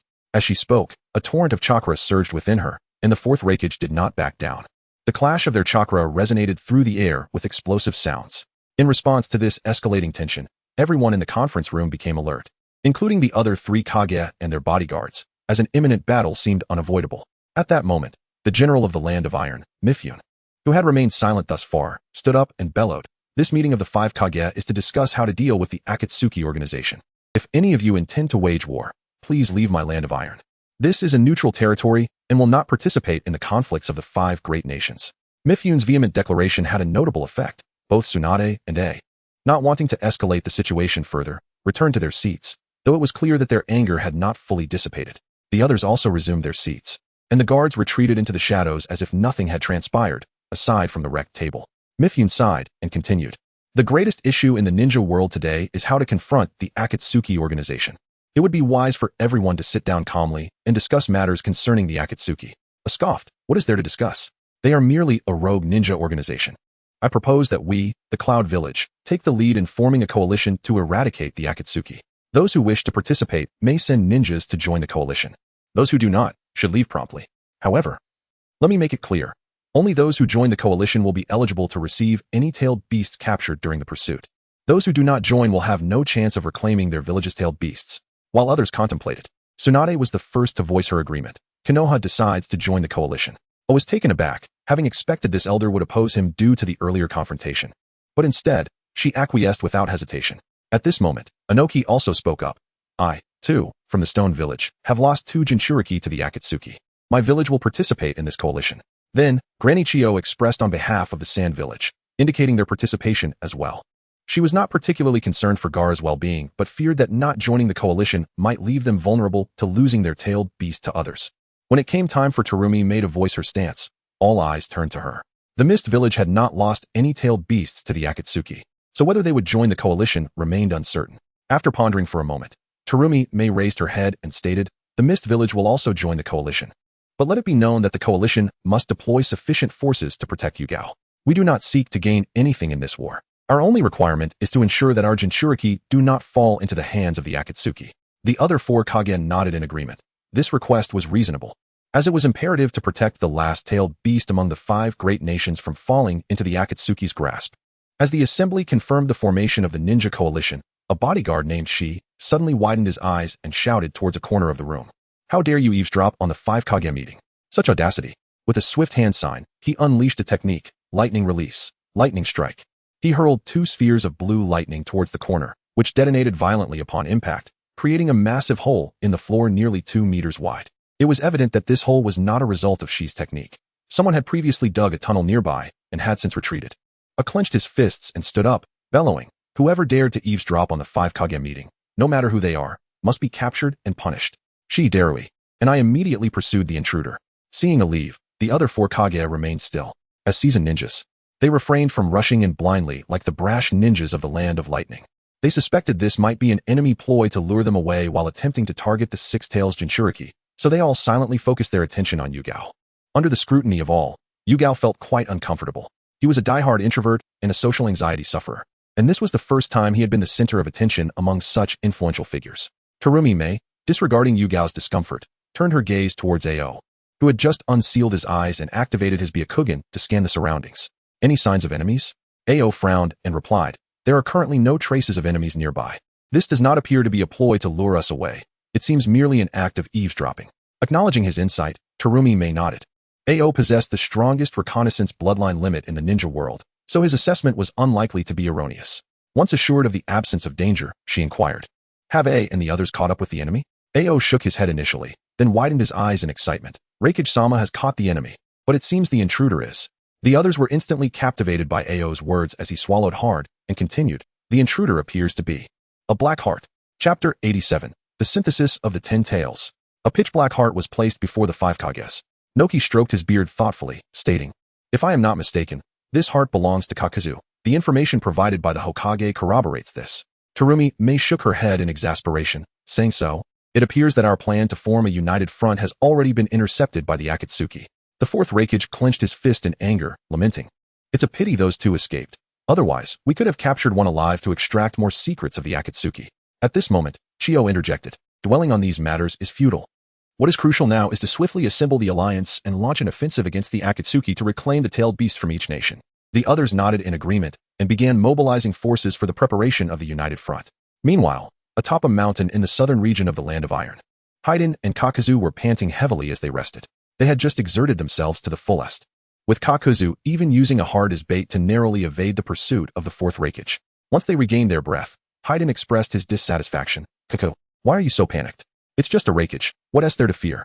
After receiving the powers of Chris, both Haiden and Kakuzu had significantly increased their strength. While they might struggle to contend with the 4th Reikage individually, together they would likely prove formidable opponents. However, Kakuzu retorted angrily, "You are truly foolish. Have you ever considered why it is the Reikage pursuing us instead of the Mizukage?" Haiden was momentarily taken aback. He had not pondered why it was the 4th Reikage. Who was in pursuit? They had come here following the trail of the 6 Tails, which was the last tailed beast in their mission. If they could capture the 6 Tails Jinchuriki, their task would be deemed a success. Upon arriving in the Land of Water, they discovered that the 6 Tails Jinchuriki was missing, and learned that the acting Mizukage had taken him away, leaving the Mist Village devoid of any trace. With no other option, they had been tracking the Mizukage's group and arrived in the Land of Iron. Upon their arrival, Kakuzu quickly sensed something amiss. The security in the Land of Iron was exceptionally tight, and the sudden visit from the Mizukage clearly indicated that significant events were unfolding. Subsequently, he utilized his Earth Grudge fear to stealthily infiltrate the meeting room of the 5 Kages to gather intelligence, leading to the scene of their narrow escape. Kakuzu was astonished by the prospect of the 5 Kages forming an alliance. Having lived from the Warring States period to the present, it was the first time he had witnessed the 5 great nations collaborating. This was indeed a grand affair. He promptly sat down and informed Haiden, "I must report this matter to the leader. You stay here." With that, he closed his eyes and utilized the body flicker technique, leaving Haiden bewildered, sitting beside him, utterly confused about the situation. In the Land of Rain, beneath a colossal central tower, lay a vast underground space designated for housing the Outer Path Golem and sealing the tailed beasts. At this moment, the Outer Path Golem sat cross-legged within the underground chamber. 8 of its 9 eyes opened, with only one remaining to awaken fully and transform into the 10 tails. Above its forehead, Chris sat silently in the same posture, eyes closed as if sensing something. Just then, a mental request for communication arose, prompting Chris to halt his actions and allow Kakuzu's mental projection to manifest on the finger of the Outer Path Golem. Suddenly, Kakuzu's body flickered into view, and after surveying the surroundings, he spotted Chris atop the golem. Chris looked down at Kakuzu and inquired, "Why are you alone? Where's the 6 Tails Jinchuriki?"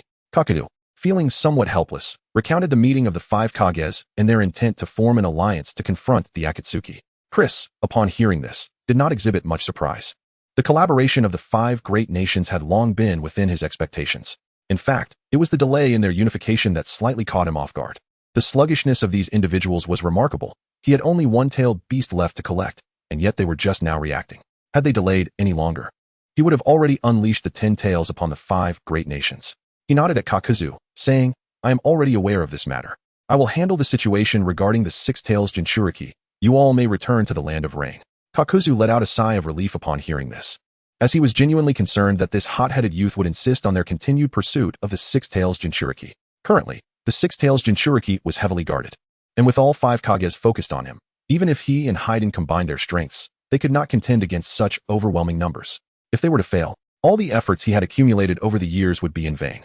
With the leader indicating that they need not concern themselves with the 6 tails Jinchuriki, Kakuzu savored the reprieve, dispelling the body flicker technique and setting off with Haiden toward the land of rain. As Kakuzu's figure vanished from the outer path golem, Chris once again closed his eyes, attuning himself to the fluctuations of will emanating from the golem. During this time, he observed that with each tailed beast collected, the chakra of the outer path golem was increasingly harmonizing with natural energy.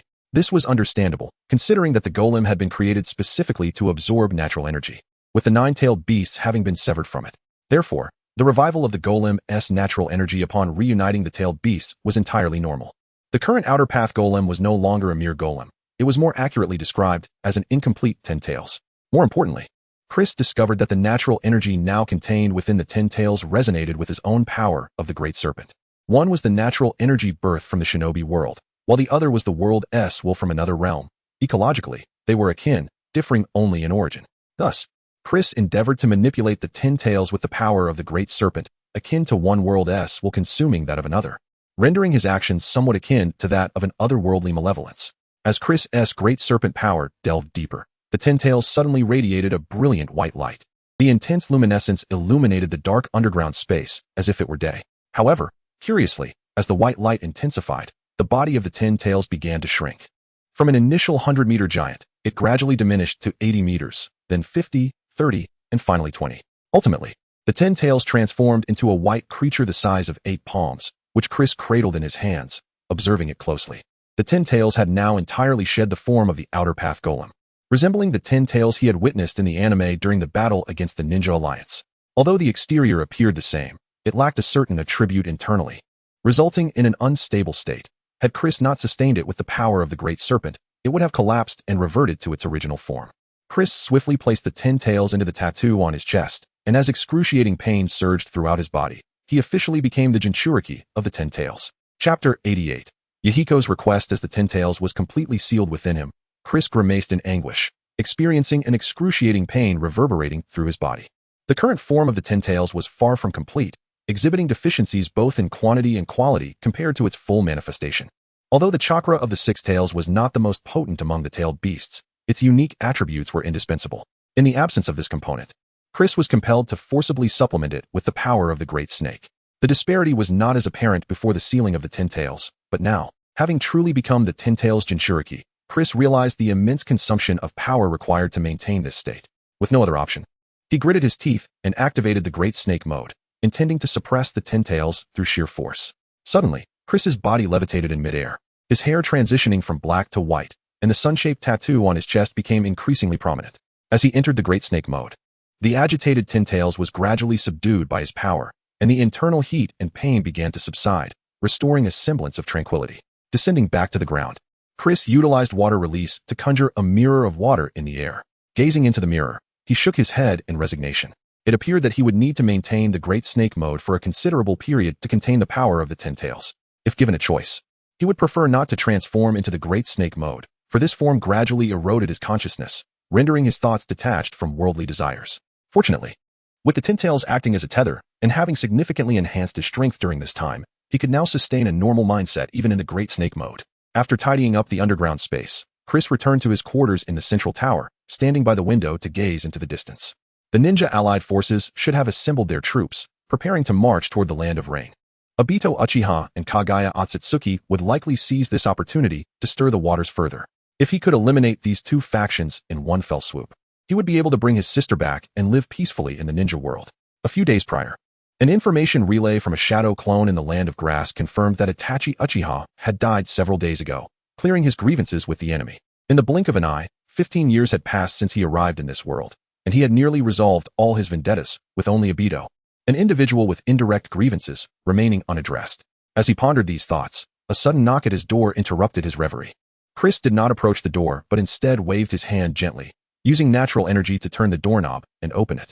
As the door swung open, 3 figures entered, Nagato and Conan, along with Yahiko, who had recently been resurrected. Conan's expression remained as impassive as ever, though her gaze seemed less frigid upon seeing Chris.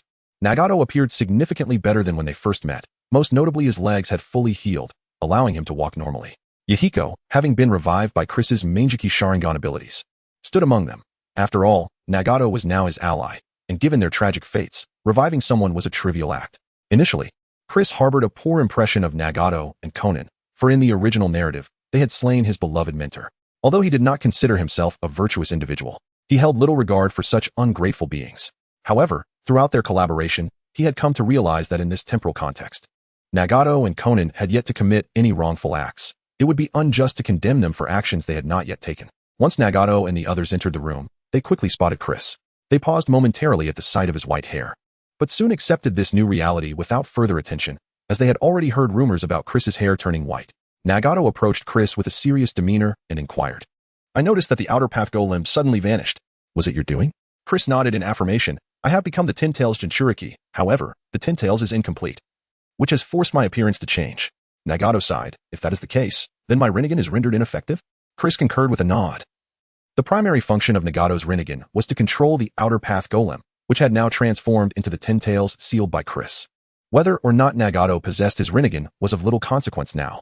Previously, Nagato had expressed a desire to remove his Rinnegan and replace it with ordinary eyes cultivated from his cells. After all, these eyes belonged to Madara Uchiha. And though he had not felt discomfort before, wearing them now felt exceedingly awkward.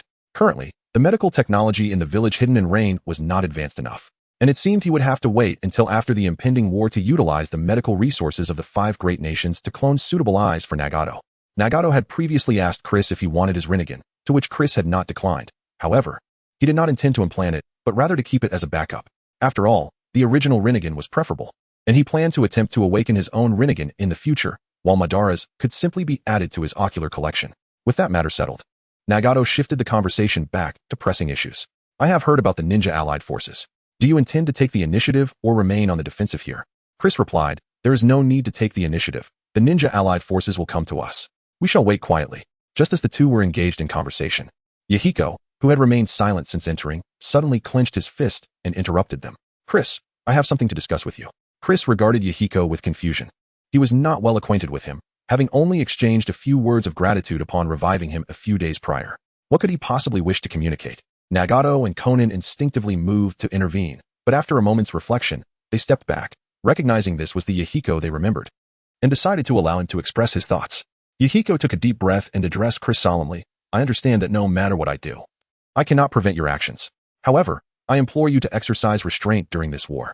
Please do not annihilate the ninjas of the 5 great nations. This is my sole request. I beseech you to grant it." Having spoken, he bent his knee slightly, preparing to bow, but as he lowered himself halfway, he suddenly felt a gentle force lifting him, straightening his back once again. Chapter 89. The War Begins. Chris harnessed the forces of nature to restrain Yahiko's body, preventing him from kneeling before him. However, he did not acquiesce to Yahiko's request, responding instead in a calm tone. "I can only promise to minimize civilian casualties. As for the deaths of those ninjas, I cannot guarantee anything." Initially, Yahiko, who had been helped to his feet, held on to a flicker of hope, believing that being raised meant his plea had been acknowledged. To his dismay, he received such a response. He immediately urged, "Please reconsider. Do not annihilate the ninjas of the 5 great nations. These ninjas have families of their own. If they perish on the battlefield, it will inevitably give rise to many more war orphans like us. Even if you win this great ninja war, the seeds of hatred will be sown, eventually spreading and causing you trouble as well." Chris replied indifferently, "Casualties in war are unavoidable. The moment these individuals chose to don the headband and become ninjas, they must be prepared for the possibility of death. Furthermore, even if their deaths lead to a multitude of war orphans, I will show them no mercy. It is better to end the pain swiftly rather than dragging it out into a myriad of future troubles." Seeing Chris's resolute stance, Yahiko felt deflated, akin to a deflated balloon. Nonetheless, he persisted. "In that case, may I implore you not to harm Master Jiraiya. With your current strength, dealing with the 5 great nations should be effortless. Please, ensure that Master Jiraiya's life is spared." This time, instead of kneeling, he maintained a straight posture and performed a deep bow, pleading earnestly to Chris. Chris contemplated for a moment, neither agreeing nor refusing, simply gesturing for him to leave. Yahiko's request posed no significant challenge for Chris. When the time came, he could merely restrain his strength against Jiraiya. Yahiko, Nagato, and Konan turned to depart, for they had numerous matters to attend to. Chris essentially acted as a figurehead, leaving the affairs of the Land of Rain to them, while he focused solely on matters concerning the tailed beasts, remaining uninvolved with anything else. Now that the tailed beasts had been sealed within him, Chris found himself unburdened. In the ensuing days, Chris awaited the arrival of the ninja coalition from the 5 great nations, a wait that extended over 2 weeks. Just as his patience began to wane, a mighty ninja army entered the territory of the Land of Rain, coming into Chris's perception. He slapped his thigh in frustration, exclaiming, "This ninja coalition is exceedingly slow. Nearly half a month has passed. Their organizational mobilization is shockingly poor." To be fair, the formation of the ninja coalition was not particularly sluggish. After all, it comprised a full 80,000-strong ninja army, capable of overwhelming even millions of ordinary soldiers from the cold weapon era. However, ninjas were accustomed to small-scale combat. Even during the previous 3 great ninja wars, they had relied on an elite strategy, rarely engaging in such large-scale warfare, which accounted for the slow assembly of their ranks. Above the Land of Rain, a large white bird with a wingspan of 4 to 5 meters circled the skies, observing the vast ninja forces below. Upon this bird stood 2 figures, Sasori of the Red Sand and Deidara. From their vantage point, they watched as the ninja coalition leaped across the plains of the Land of Rain, a sight that sent shivers down their spines. Deidara quipped, "This is giving me goosebumps. Are we truly going to battle against so many enemies?" Sasori, in a raspy voice, replied, "The leader did not instruct us to engage. Let us return and await his command." They had not come out to scout on Chris's orders, but rather out of sheer curiosity. Deidara's eyes gleamed with mischief as he suggested, "Why don't we descend and take a look? I am eager to showcase my art to them. Do not engage in such futile endeavors. We should return to the central tower and wait." Before Sasori could finish, a warning blared in their minds. An overwhelming sense of impending doom engulfing them. Instinctively, they leaped from the clay bird, plummeting toward the ground. Just as they escaped, a transparent square energy wave descended upon the clay bird, obliterating it without leaving a trace. As he fell, Sasori retrieved a sealing scroll from his sleeve, unsealing it to stand atop his flying puppet. Deidara, midair, conjured another clay bird, and the two steadied themselves, warily observing the diminutive figure floating before them. It was Inoki, the 3rd Tsuchikage of Awagakure, the sole wielder of the dust-release bloodline limit in the ninja world. Inoki retracted his hand from the hand signs and, with a mocking tone, addressed Deidara, "You seem quite vigilant. Your strength appears to have increased during this time." Deidara, incensed, pointed an accusatory finger at Inoki, exclaiming, "You old fool were genuinely trying to kill me just now, weren't you? I even considered pleading for your life with the leader, only to discover your treachery aimed at silencing me." Inoki scoffed, dismissing Deidara's words. He found it ludicrous that Deidara would think to plead for his life. Besides, as the 3rd Tsuchikage, did he really need a mere brat like him to plead for mercy? It was preposterous. Yet, Inoki acknowledged that Deidara possessed potential. Having not seen him for a few days, his strength had noticeably surged. If he dedicated himself to training, he might even inherit the dust release and become the next Tsuchikage. In uncertain times, he might have considered privately ensuring Deidara's survival. But now that the coalition was aware of his identity, even Inoki's influence would likely be insufficient to convince others to spare him. Rather than that, it would be prudent to let Deidara deal with this wayward pupil himself, thus bringing their tumultuous relationship to a close. With this thought, Inoki raised his hands again, forming a cannon-shaped hand sign, and bellowed, "Dust release, detachment of the primitive world." A surge of dust release energy surged forth, prompting Deidara and Sasori to hastily evade. They did not linger to fight. Instead, they fled desperately towards the Land of Rain. Their position was not far from the village, and soon they found refuge within its protective barrier. Inoki, seeing them enter the barrier, dared not pursue, recognizing it as the Akatsuki stronghold, a place even he would not venture alone. After a brief reconnaissance, he returned to the command center of the Ninja Coalition, where he encountered the other 4 Kage. Chapter 90. Karabi is already dead. Upon the return of Noki, the 4th Reikage, seated in the main seat, immediately inquired, "Tsuchikage, what is the situation with the Akatsuki organization?" After the establishment of the Allied forces, it was natural to select a leader, and the 4th Reikage, unreservedly assumed this role. His prowess is among the finest among the 5 Kage, coupled with the current strength of the Land of Lightning, which stands as the mightiest in the ninja world. Even Tsunade, the 5th Hokage of Konohagakure, has tacitly acknowledged his leadership of the coalition. In response, Noki shook his head, saying, "I have only encountered the Scorpion of the Sand, Deidara, my wayward disciple. The remaining members of Akatsuki have not shown themselves. I suggest we dispatch a small contingent to conduct a tentative offensive, luring the enemy out from Amagakure before engaging in battle." They have long since detected the formidable barrier enveloping Amigakure, a barrier so intricate that even our most elite sealing ninjas cannot unravel it in a short time. According to the speculation of the sealing team, this barrier seems to possess various functions such as perception and isolation. Entering recklessly would certainly lead us into a trap set by Akatsuki, which is why they have been hesitant. However, the idea of sending a small team to probe ahead was indeed prudent. Thus, the 4th Reikage prepared to summon some of the most powerful ninjas from the coalition to form an advanced scouting team. Yet, before the 5 Kage could finalize their choices for the vanguard, a sensing ninja suddenly exclaimed, "Report to the commander. A chakra fluctuation has suddenly appeared outside the barrier of Amigakure." The 5 Kage, still deliberating on the vanguard team, turned their gazes towards the sensing ninja. Reikage furrowed his brow and asked, "Have you identified the intruder's identity?" The sensing ninja swallowed hard and cautiously replied, "It appears to be Uchiha Chris." At this revelation, the 4th Reikage was immediately enveloped in crackling lightning, a torrent of furious chakra surging forth in tandem with his wrath. Several ninjas responsible for sensing and administrative tasks trembled in fear before the Reikage's imposing aura. Tsunade furrowed her brow and admonished, "Reikage, remain calm. We understand your desire to rescue your brother, but as the commander of the coalition, you must not act impulsively." Upon hearing this, the Reikage gradually retracted his overwhelming presence. Though a murderous intent still lingered on his face as he coldly declared, "I must personally confront this Uchiha Chris. Who among you will accompany me?" The acting wind shadow, Chiyo, immediately interjected, "As the commander of the coalition, you cannot leave the command center so recklessly. We can handle this Uchiha Chris ourselves."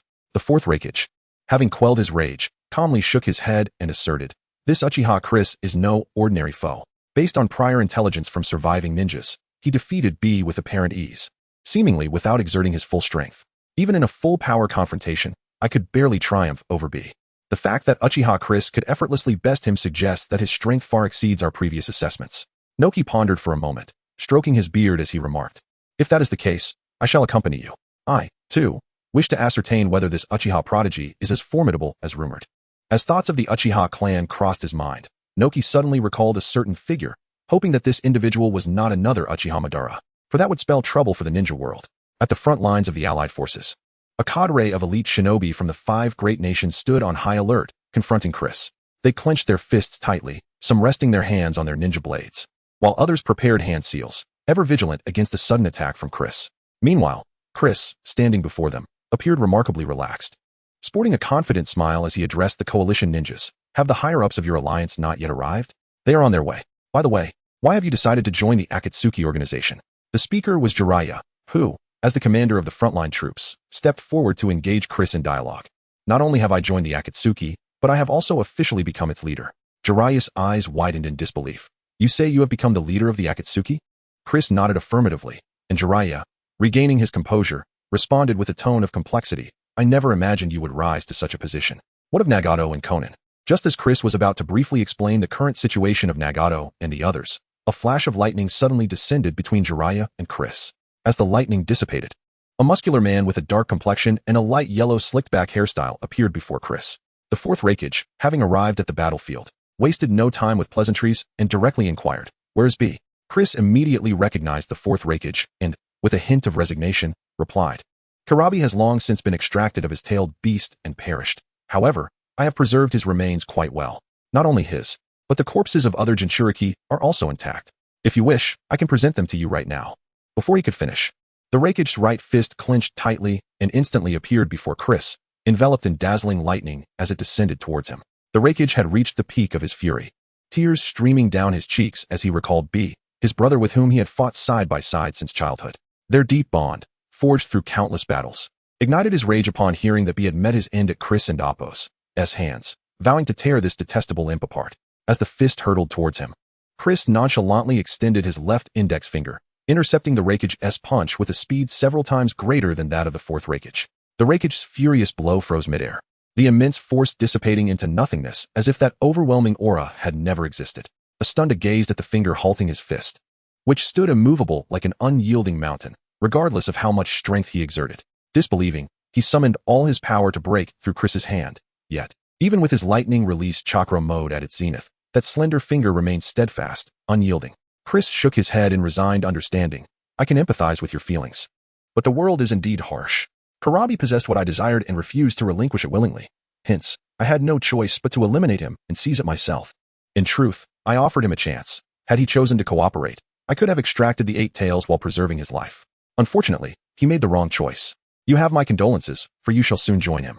With that, Chris curled his left index finger, placing his thumb against the nail to form a gesture reminiscent of a mocking gesture. Chapter 91. The Black Particles. Chris's index finger shot forward, an immense force converging at a single point and colliding with the fourth Raikage's fist. Bang!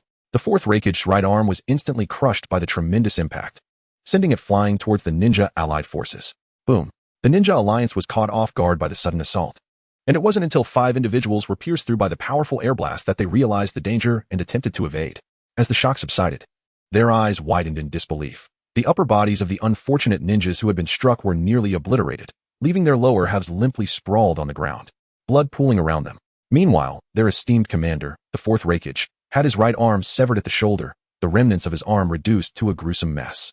Yet, the fourth Raikage was a formidable character. Despite sustaining such grievous injuries, he refrained from screaming, tightly clutching the wound with his left hand and glaring viciously at Chris, as if he wished to devour him whole. Chris had no inclination to engage in trivial conversation with this muscle-bound adversary. He reached out, intent on sending this brute to reunite with Killer Bee. Dust release, original world stripping technique. At that moment, the third Suchikage, Inoki, finally arrived on the battlefield. His speed was considerably slower than that of the fourth Raikage, hence he had arrived a bit later. Upon his arrival, he witnessed Chris preparing to eliminate the Raikage, and Inoki immediately launched an attack using Dust Release to force Chris back. Observing this, Chris opted not to counter with ninjutsu, but instead leaped backward to evade Inoki's Dust Release. As he did so, a large square pit manifested where he had just stood, resembling an unfathomable abyss that loomed before him. Chris, intrigued, looked up at Inoki, a smile playing on his lips as he remarked, "Your Dust Release is indeed impressive. Does it merely decompose matter, or does it extend to chakra as well?" Suspended in midair, Inoki regarded Chris warily. He felt no obligation to answer his enemy's inquiries. Instead, he quietly approached the fourth Raikage and spoke in a low voice. "AI, with your severe injuries, you should rest.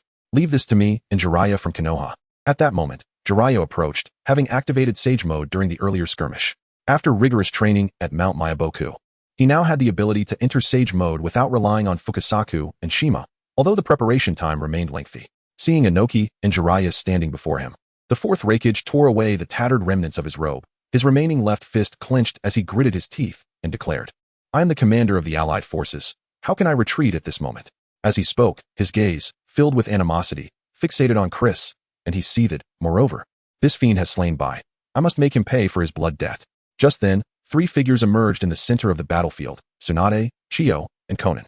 Upon their arrival, they were momentarily taken aback by the sight of the fourth Raikage's severed arm, but soon their attention shifted entirely to Chris. Observing the gathering of powerful figures from the 5 great nations, Chris chuckled softly and gradually levitated into the air, proclaiming, "So many have come. Yet I do not sense the chakra of the 6 tails Jinchuriki. Where have you concealed him?" Tsunade stepped forward, her voice laced with lethal intent. "In a place you cannot reach, even if you were aware of it." In response, Chris chose not to engage in further dialogue. Once he had defeated them, he would delve into their memories directly. The impending clash was palpable, with Inoki striking first, launching a long-range assault with Dust Release. Chiyo executed the CH ninjutsu, positioning herself strategically to block Chris's movements. However, contrary to their expectations, Chris did not evade as anticipated. Instead, he slowly raised his right index finger towards the incoming Dust Release. Black particles. A dark wave of energy shot forth from Chris's fingertip, colliding directly with Inoki's Dust Release.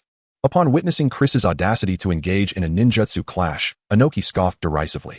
He possessed unwavering confidence in his Dust Release, regardless of the ninjutsu employed.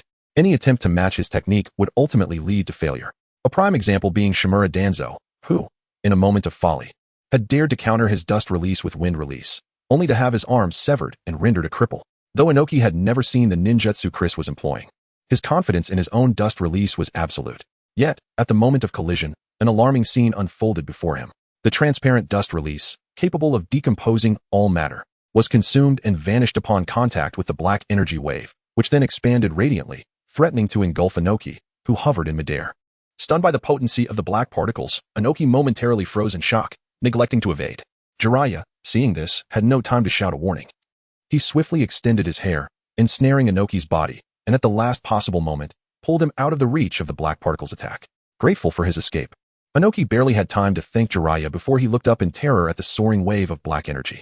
Above, the clear sky had been marred by an unfathomably dark void, as if even light were being devoured by its depths. This was not a black hole, but rather the shadow left by the black particles ascending into the sky. As they soared higher, the void gradually dissipated. With the sky returning to its clear state, the hearts of the allied ninja finally eased. The earlier sight of the black void had been terrifying, as if an endless darkness threatened to consume the world, and now, reflecting on it, they were filled with dread. Nevertheless, despite their shock, the fierce battle did not cease due to this brief interlude. As Tsunade charged towards him with a punch, Chris grinned, activating his Sharingan. With his current prowess, defeating these ordinary ninjas was a trivial task. Even the 5 Kage appeared as mere fodder in his eyes. The battle was monumental, primarily due to the destructive power of the Kage's ninjutsu. After employing the black particles once, Chris had largely refrained from using any other techniques, relying instead on taijutsu and his awareness to counter the onslaught from the 5 Kage. Watching from the edge of the Rain Village barrier, members of the Akatsuki organization gasped in astonishment. They were aware of Chris's formidable strength, yet they had not anticipated he had grown so powerful. The strongest 5 Kage of the ninja world appeared as feeble as infants in his presence. Chris had scarcely utilized any ninjutsu, relying solely on the simplest of physical techniques to leave the Kage and Jiraiya reeling. As the spectators were swept away by the unfolding drama, a shadowy figure stealthily emerged from the nearby foliage, fixing its gaze on Nagato among the crowd. Chapter 92. Have you truly succeeded? The battle outside Rain Hidden Village rapidly approached its conclusion, with the vast battlefield strewn with the lifeless bodies of ninja from the 5 great nations. These unfortunate souls bore no marks of ninjutsu's devastation. Rather, they had fallen victim to Chris's formidable taijutsu, with some even severely injured by the AoE shockwaves of his punches. Nevertheless, Chris had exercised restraint during the onslaught, resulting in a significant number of the coalition's ninjas merely incapacitated rather than slain.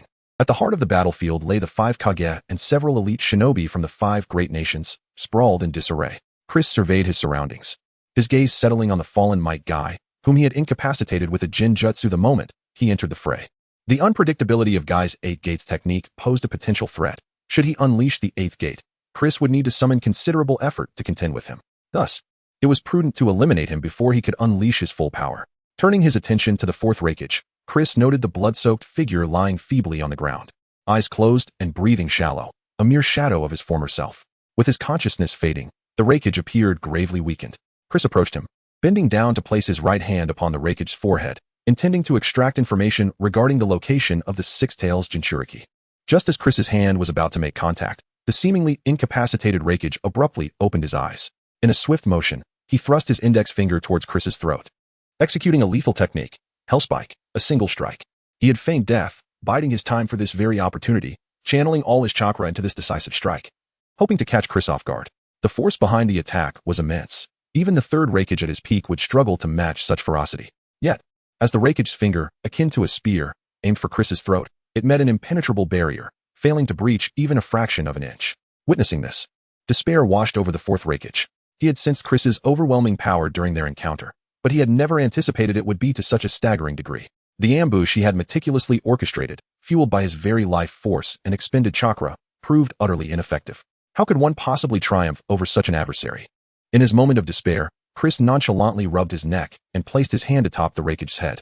As the serpentine power coursed into him, a torrent of memories regarding the 6 Tails Jinchuriki flooded Chris's mind. Moments later, he withdrew his hand, disregarding the Raikage's disheartened state, and approached the unconscious Tsunade. To his astonishment, he discovered the 6 Tails Jinchuriki hidden within the wet-bone forest, explaining why he had sensed no trace of its chakra. He leaned down to gently pry open Tsunade's tightly shut eyes. Activating his Sharingan Jinjutsu, Tsunade, like a marionette, rose from the ground, biting her finger and forming hand seals. This time, she did not summon a creature directly. Instead, she prepared several communication seals before placing her hands on the ground. As smoke billowed, a gigantic slug, towering over 3 meters, emerged before Chris. Upon its arrival, the creature opened its maw, from which stepped forth a long-haired youth clad in a kimono. The young man exuded an air of languor, his long hair obscuring half his face, reminiscent of a mature Sasuke Uchiha. This individual was Yutakashi, the 6 Tails Jinchuriki. Upon receiving Tsunade's signal, he promptly accompanied the colossal slug back to the ninja world. As he emerged from the slug's interior, Yutakashi was met by Tsunade, who bowed respectfully and inquired, "Did Lord Hokage summon me back? Has the enemy been vanquished?" Tsunade, however, remained silent, her expression vacant and unmoving. Sensing something amiss, Yutakashi was interrupted by Chris's voice. "The coalition has been defeated. You are now my prize." With that, Chris swiftly appeared before Yutakashi and, before he could react, delivered a punch that rendered him unconscious. Yu Takashi was not a perfect Jinchuriki. His strength scarcely reached the level of a Kage, at best equating to that of an elite Jonin. Such power was inadequate against Chris, who moved with such swiftness that Yu Takashi failed to perceive the blow before losing consciousness.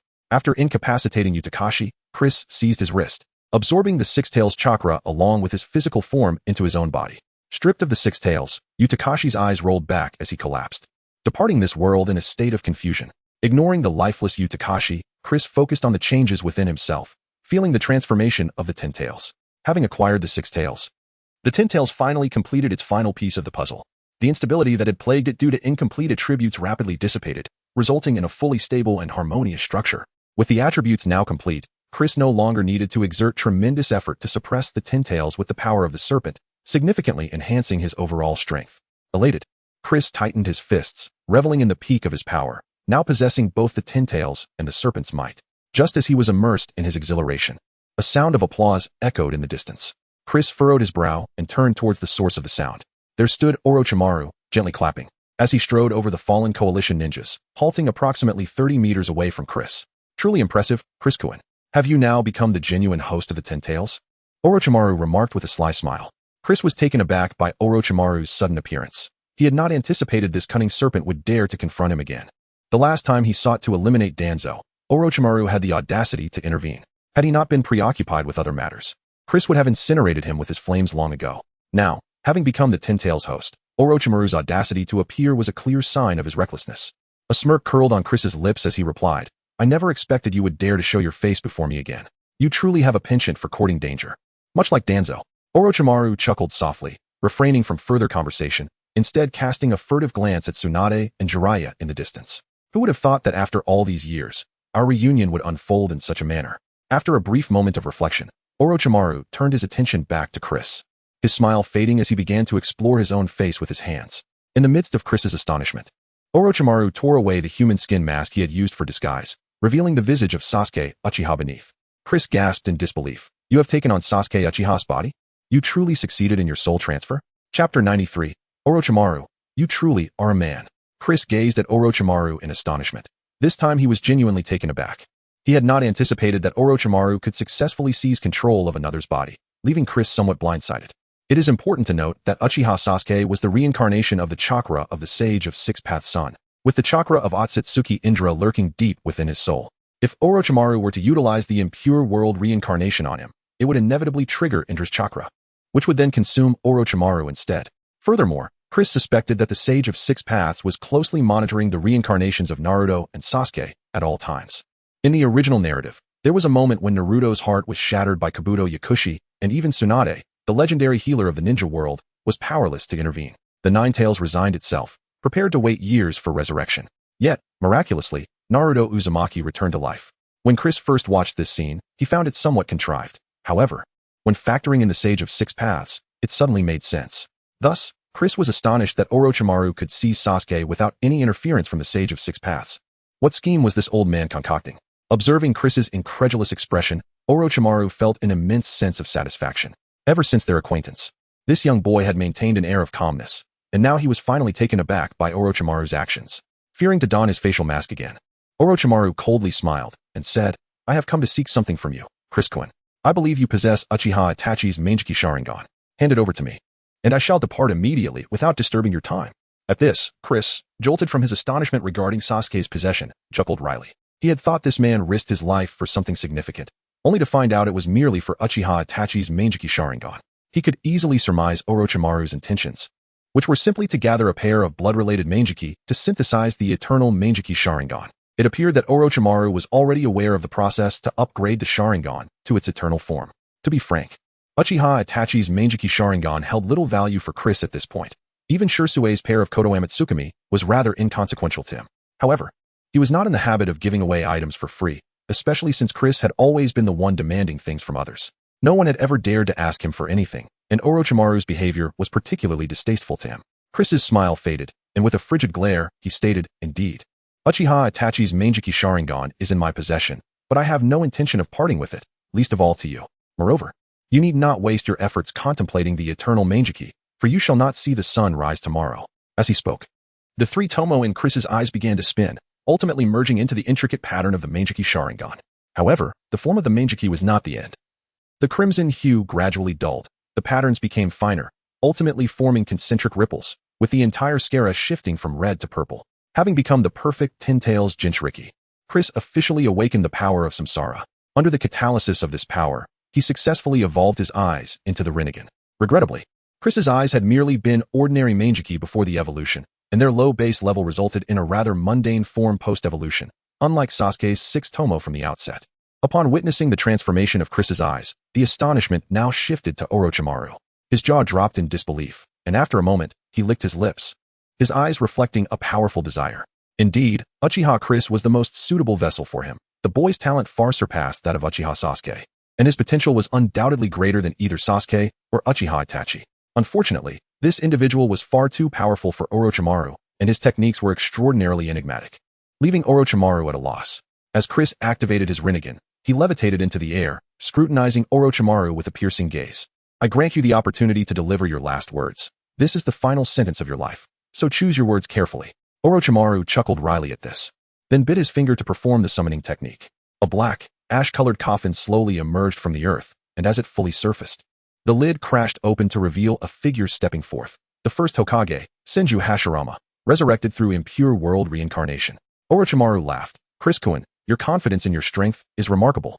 Do you not realize that such confidence can lead to great misfortune? Huh, you think I will suffer loss just because of the impure world reincarnation of Hashirama? Chris scoffed. Intrigued, did you not summon both Hashirama and Tobirama last time? Why is it that this time you have only Hashirama? At that moment, Orochimaru's eyes had transformed into the shape of the Mangeki, and standing like a marionette was the first Hokage, whose eyes also reflected the patterns of the Mangeki Sharingan. This maneuver caught Chris off guard, utilizing the Mangeki Sharingan to control the bodies of the impure world reincarnation. It appeared that Orochimaru sought to enhance his control over the resurrected Hashirama, thereby allowing him to unleash greater power. However, the pinnacle of Hashirama's strength was limited. Even a mere impure world reincarnation could never rival Chris. Orochimaru, beads of cold sweat forming on his forehead, realized that controlling the first Hokage was proving more challenging than anticipated. He raised his gaze to meet Chris's, a sinister smile creeping onto his lips. This time, just having the first Hokage is sufficient. As soon as he finished speaking, an astonishing surge of chakra erupted from Hashirama's body. The remaining ninja from the 5 great nations present on the battlefield trembled in fear, feeling utterly minuscule. Even the injured Kage and other powerful figures appeared as insignificant as insects in the face of this overwhelming chakra. Chris, with his Rinnegan fixed on Hashirama, understood that while the latter's chakra was formidable, the quality was astonishingly high. It was reminiscent of the chakra of the Nine Tails Jinchuriki. Initially, he had dismissed Orochimaru's tactics, considering them merely the usual impure world reincarnation gimmick. Little did he expect that Orochimaru had outdone himself. Now, in the entire ninja world, besides the half of the Ina tribute Nine Tails he had used to synthesize the Ten Tails, only the half of the Yang attribute Nine Tails within Naruto Uzumaki could be obtained by Orochimaru. In this light, it could be said that Orochimaru had not only seized the reincarnation of Indra's Uchiha Sasuke, but had also extracted the Nine Tails from Ashura's reincarnation, Naruto Uzumaki. One could not help but commend Orochimaru's audacity. When he had collected tailed beasts, he had deliberately avoided Naruto, fearing the watchful eye of the Sage of Six Paths. Yet, here was Orochimaru, boldly targeting the sage's own son. Truly, he was a warrior. Chapter 94, The Enhanced Senju Hashirama. At this moment, Chris suddenly sensed an exceedingly faint power of the great serpent emanating from Senju Hashirama. This force was so subtle that, had it not been for Chris's acute sensitivity to his own abilities, he might have entirely overlooked it. Realizing this, he exclaimed in astonishment. Is the sacrifice you summoned for the first Hokage Uzumaki Naruto? Orochimaru paused momentarily, then replied with pride. Chris, your keen insight is commendable. It is indeed the mark of one who possesses the Rinnegan. Currently, Senju Hashirama had indeed been summoned, using Uzumaki Naruto as the sacrifice. Initially, Orochimaru aimed to extract the Nine Tails from Naruto to enhance the power of the first Hokage, with Naruto never being his intended target. However, during the experimentation process, Orochimaru discovered the astonishing compatibility between Uzumaki Naruto's body and Hashirama's cells. Not only could the cells be perfectly transplanted into Naruto, but those transplanted cells also thrived within him, exhibiting vitality that surpassed their original state. The more Orochimaru researched, the more astonished he became, ultimately deciding to use Uzumaki Naruto as the sacrifice to perform the impure world reincarnation and summon the first Hokage, Senju Hashirama. This approach was fraught with uncertainty. Naruto was far too young, while Hashirama had been around 40 to 50 years old at the time of his death. making the vast age difference a significant barrier to a successful summoning. Yet, the outcome defied all expectations. Not only was Hashirama successfully summoned, but his power was also astonishingly formidable. Fortunately, Orochimaru had timely dispelled the impure world reincarnation. Otherwise, Hashirama could have effortlessly annihilated him in an instant. Following this, each time he attempted to summon Hashirama, he would immediately use the Rinnegan to exert control over him. Simultaneously, he applied additional sealing techniques on Hashirama, allowing him to maintain flawless control over the impure world reincarnation of the first Hokage under multiple layers of protection. His efforts bore fruit, as Hashirama not only gained the chakra of the Nine Tails, but also, due to the integration with Uzumaki Naruto, experienced a significant enhancement in power. Orochimaru could not comprehend why Uzumaki Naruto could augment Hashirama, and the theoretical basis for this phenomenon remained a subject of his ongoing research. Nevertheless, it was evident that Hashirama had reached the pinnacle of his strength. Orochimaru was certain that Hashirama's current might exceeded his living days, reaching heights never before seen in the ninja world. With such a powerful pawn at his disposal, he wondered how Uchiha Chris could possibly emerge victorious. Chris, behold the first Hokage surpassing his peak. With a mere thought, Hashirama was enveloped in the chakra of the Nine Tails and propelled towards Chris. At that moment, Hashirama was shrouded in dense Nine Tails chakra, with Nine Tails billowing behind him as if stirred by an invisible wind, resembling a miniature Nine Tails. Seeing Hashirama charge towards him, Chris exhibited no signs of retreat, raising his fist to meet the oncoming force. The two fists collided instantaneously, creating a shockwave that rippled outward. The battlefield was engulfed in chaos, with debris flying and fierce winds howling. Within a 1-kilometer radius, the shockwave obliterated the terrain. Nearby shinobi from the 5 great nations were swept away like dust, while some unfortunate souls were torn to shreds by the unleashed energy. There remains a horrific sight. The remaining shinobi quickly mobilized, carrying their injured comrades as they fled hastily to preserve their lives. They were utterly terrified by the overwhelming power displayed by Chris and the first Hokage. Previously, some Konoha shinobi had expressed indignation at Hashirama's summoning by Orochimaru, but now they had entirely abandoned any thoughts of seeking retribution, solely focused on escaping to save themselves. Among the fleeing crowd were Jiraiya and Tsunade at that moment. Tsunade lay unconscious, and Jiraiya was sprinting away with her on his back. This was the most powerless moment of his life. For the first time, he faced an enemy like Uchiha Chris, one from whom there was no glimmer of hope for victory. As he fled, he glanced back at Orochimaru in the distance, astonished that his life was saved by the very man he once opposed.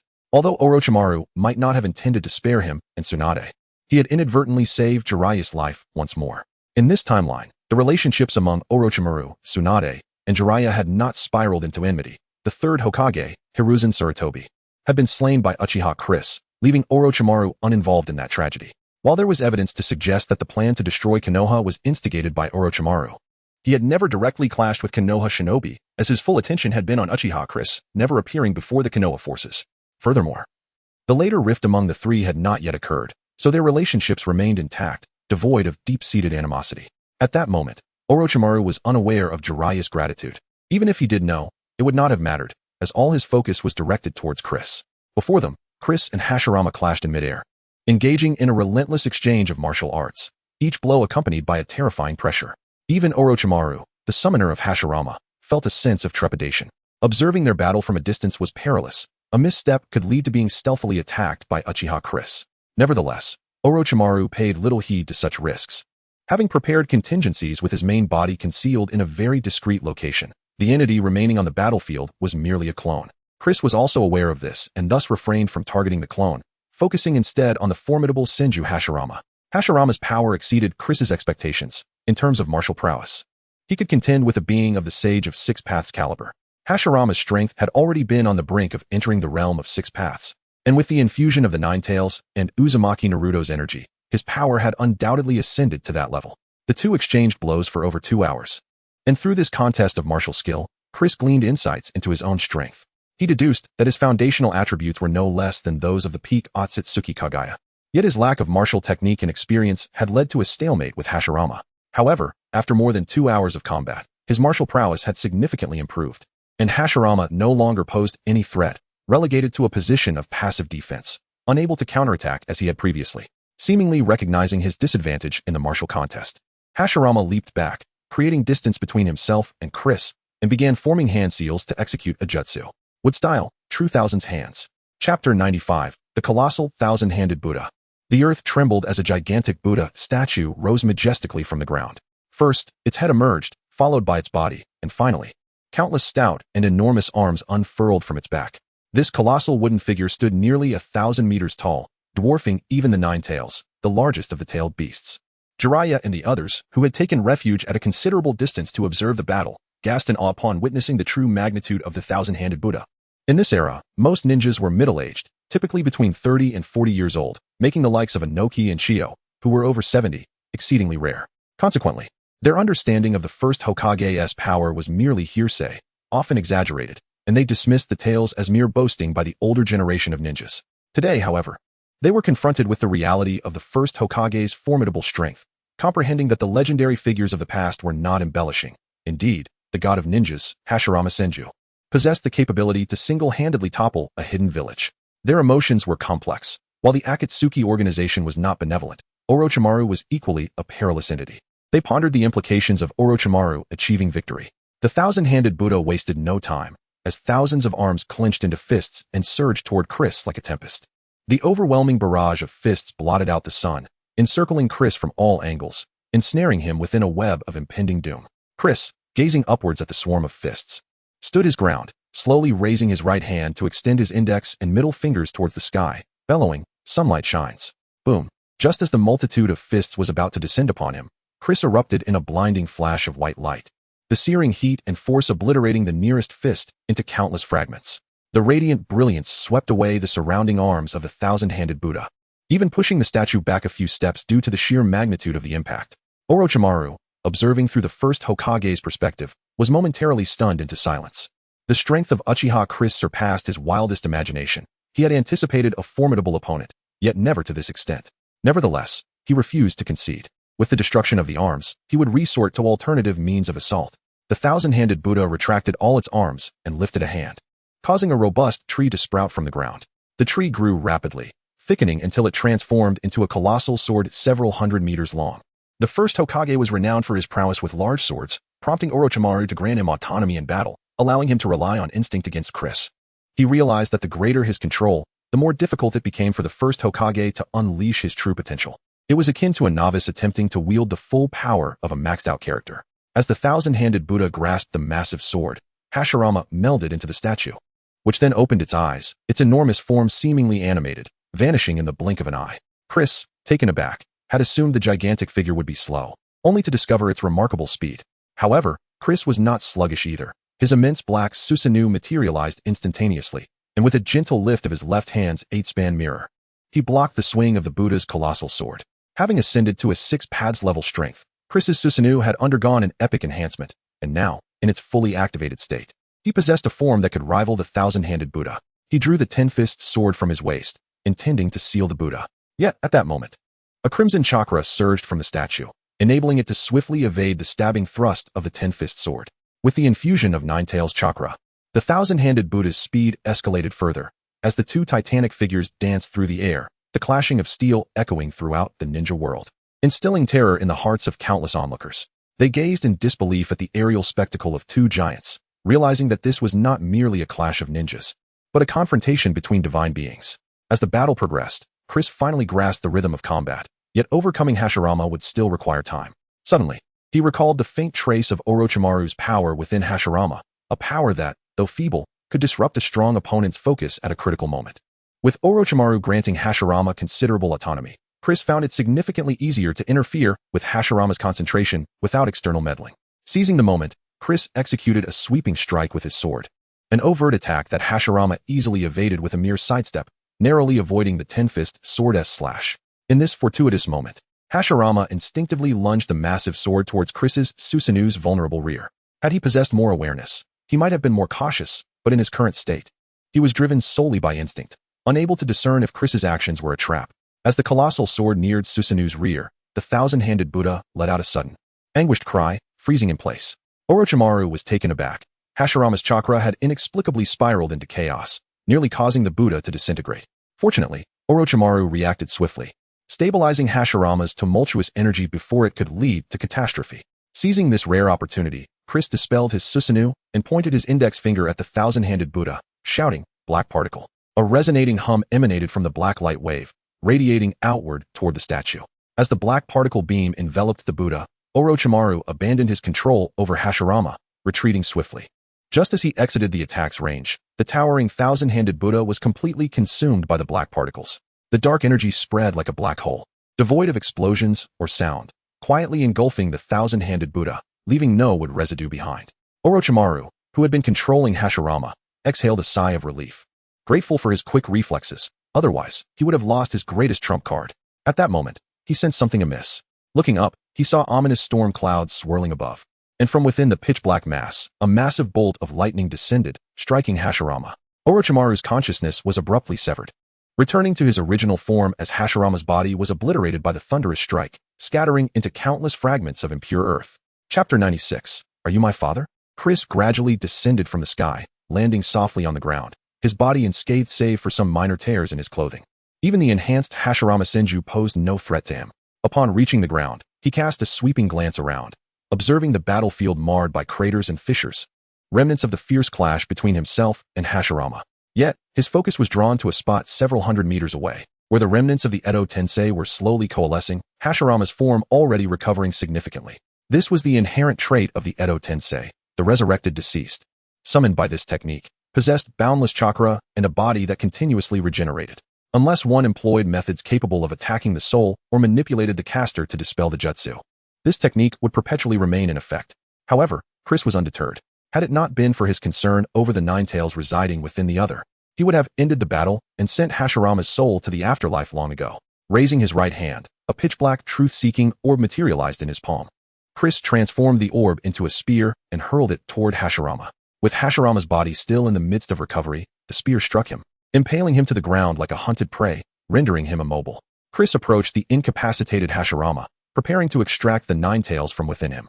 Despite having fully integrated the ten tails attributes within himself, he considered the nine tails a waste if left outside. It would be far more advantageous for it to return to the ten tails, bolstering his power. Just as his hand was about to graze the top of Hashirama's head, a sudden flash of white darted past, and Chris found his body cleaved in two at the waist. Hashirama, exclaimed Madara, have you been resurrected as well? At this moment, Hashirama had completely freed himself from Orochimaru's control, gazing at the approaching figure with a mix of surprise and joy. The newcomer bore the face of Uchiha Madara. Yet aside from his visage, the rest of his form was entirely white. Clutching the Uchiha clan's treasured fan, a relic passed down for millennia, he fixed a blank stare upon Hashirama. This individual was Obito Uchiha, manipulating Madara's body. Previously, he had received orders from Obito to remain hidden. But upon witnessing Chris's moment of vulnerability, he seized the opportunity to strike. Upon seeing the stern expression on Madara's face, the pinned-down Hashirama lost his smile, responding gravely. What is it? Madara emotionlessly removed the truth-seeking orb spear from Hashirama's chest and embraced him, exclaiming with uncharacteristic excitement, "Ah, you must be my father. It is truly wonderful to see you." Boo-hoo. Hashirama stood there, petrified, caught in a daze as Madara clung to him, his mind blank. Such absurd behavior could not possibly be attributed to the legendary Uchiha Madara. At this moment, Madara was merely a corpse, animated by the entity controlling him from outside. Unlike the other white Zetsu, who were born from Kagaya Otsutsuki's infinite Tsukuyami, Obito was cultivated from Hashirama's flesh and blood. Thus referring to Hashirama as father was not entirely unfounded. Yet, Hashirama was at a loss, unable to comprehend the origins of this unexpected son.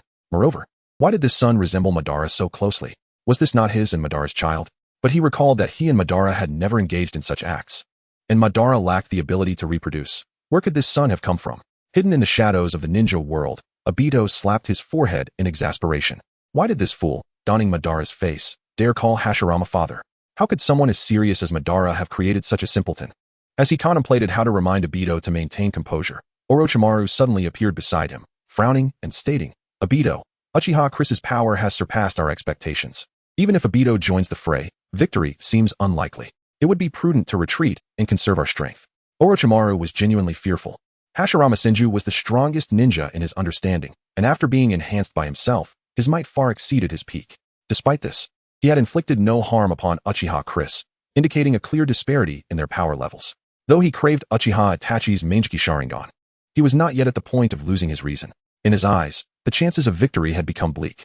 With his boundless lifespan, he need not contest with Uchiha Chris over fleeting gains. As long as he survived for another century or two, Chris would eventually perish, allowing him to dance upon his grave. Why engage in a futile struggle? However, unbeknownst to him, Obito was fully prepared for a do-or-die confrontation. His goal was to become the Jinchuriki of the Ten Tails and utilize the infinite Tsukuyomi to bring everlasting peace to the ninja world. Now that Chris had become the Ten Tails vessel, failing to eliminate him would forever thwart his plans for the Eye of the Moon, having sacrificed everything for this ambition. The current world held no allure. The realm of the infinite Tsukuyomi was where his desires lay. Yet, it appeared that Orochimaru had entirely lost his fighting spirit. This coward truly lacked resolve. He needed to devise a strategy to rekindle the other's fighting spirit. Contemplating this, he remarked, now that Uchiha Chris has become the Ten Tails gene. For him, the entire ninja world is akin to a backyard. You cannot escape his grasp. Given his vengeful nature, do you truly believe he would spare you? Orochimaru frowned at these words. Indeed, Uchiha Chris did not strike one as merciful. Even if he possessed methods to extend his life through body switching, it would be exceedingly difficult to evade Chris's pursuit for decades, waiting for him to age and die. Furthermore, having become the Ten Tails vessel, Chris's perception could encompass the entire ninja world.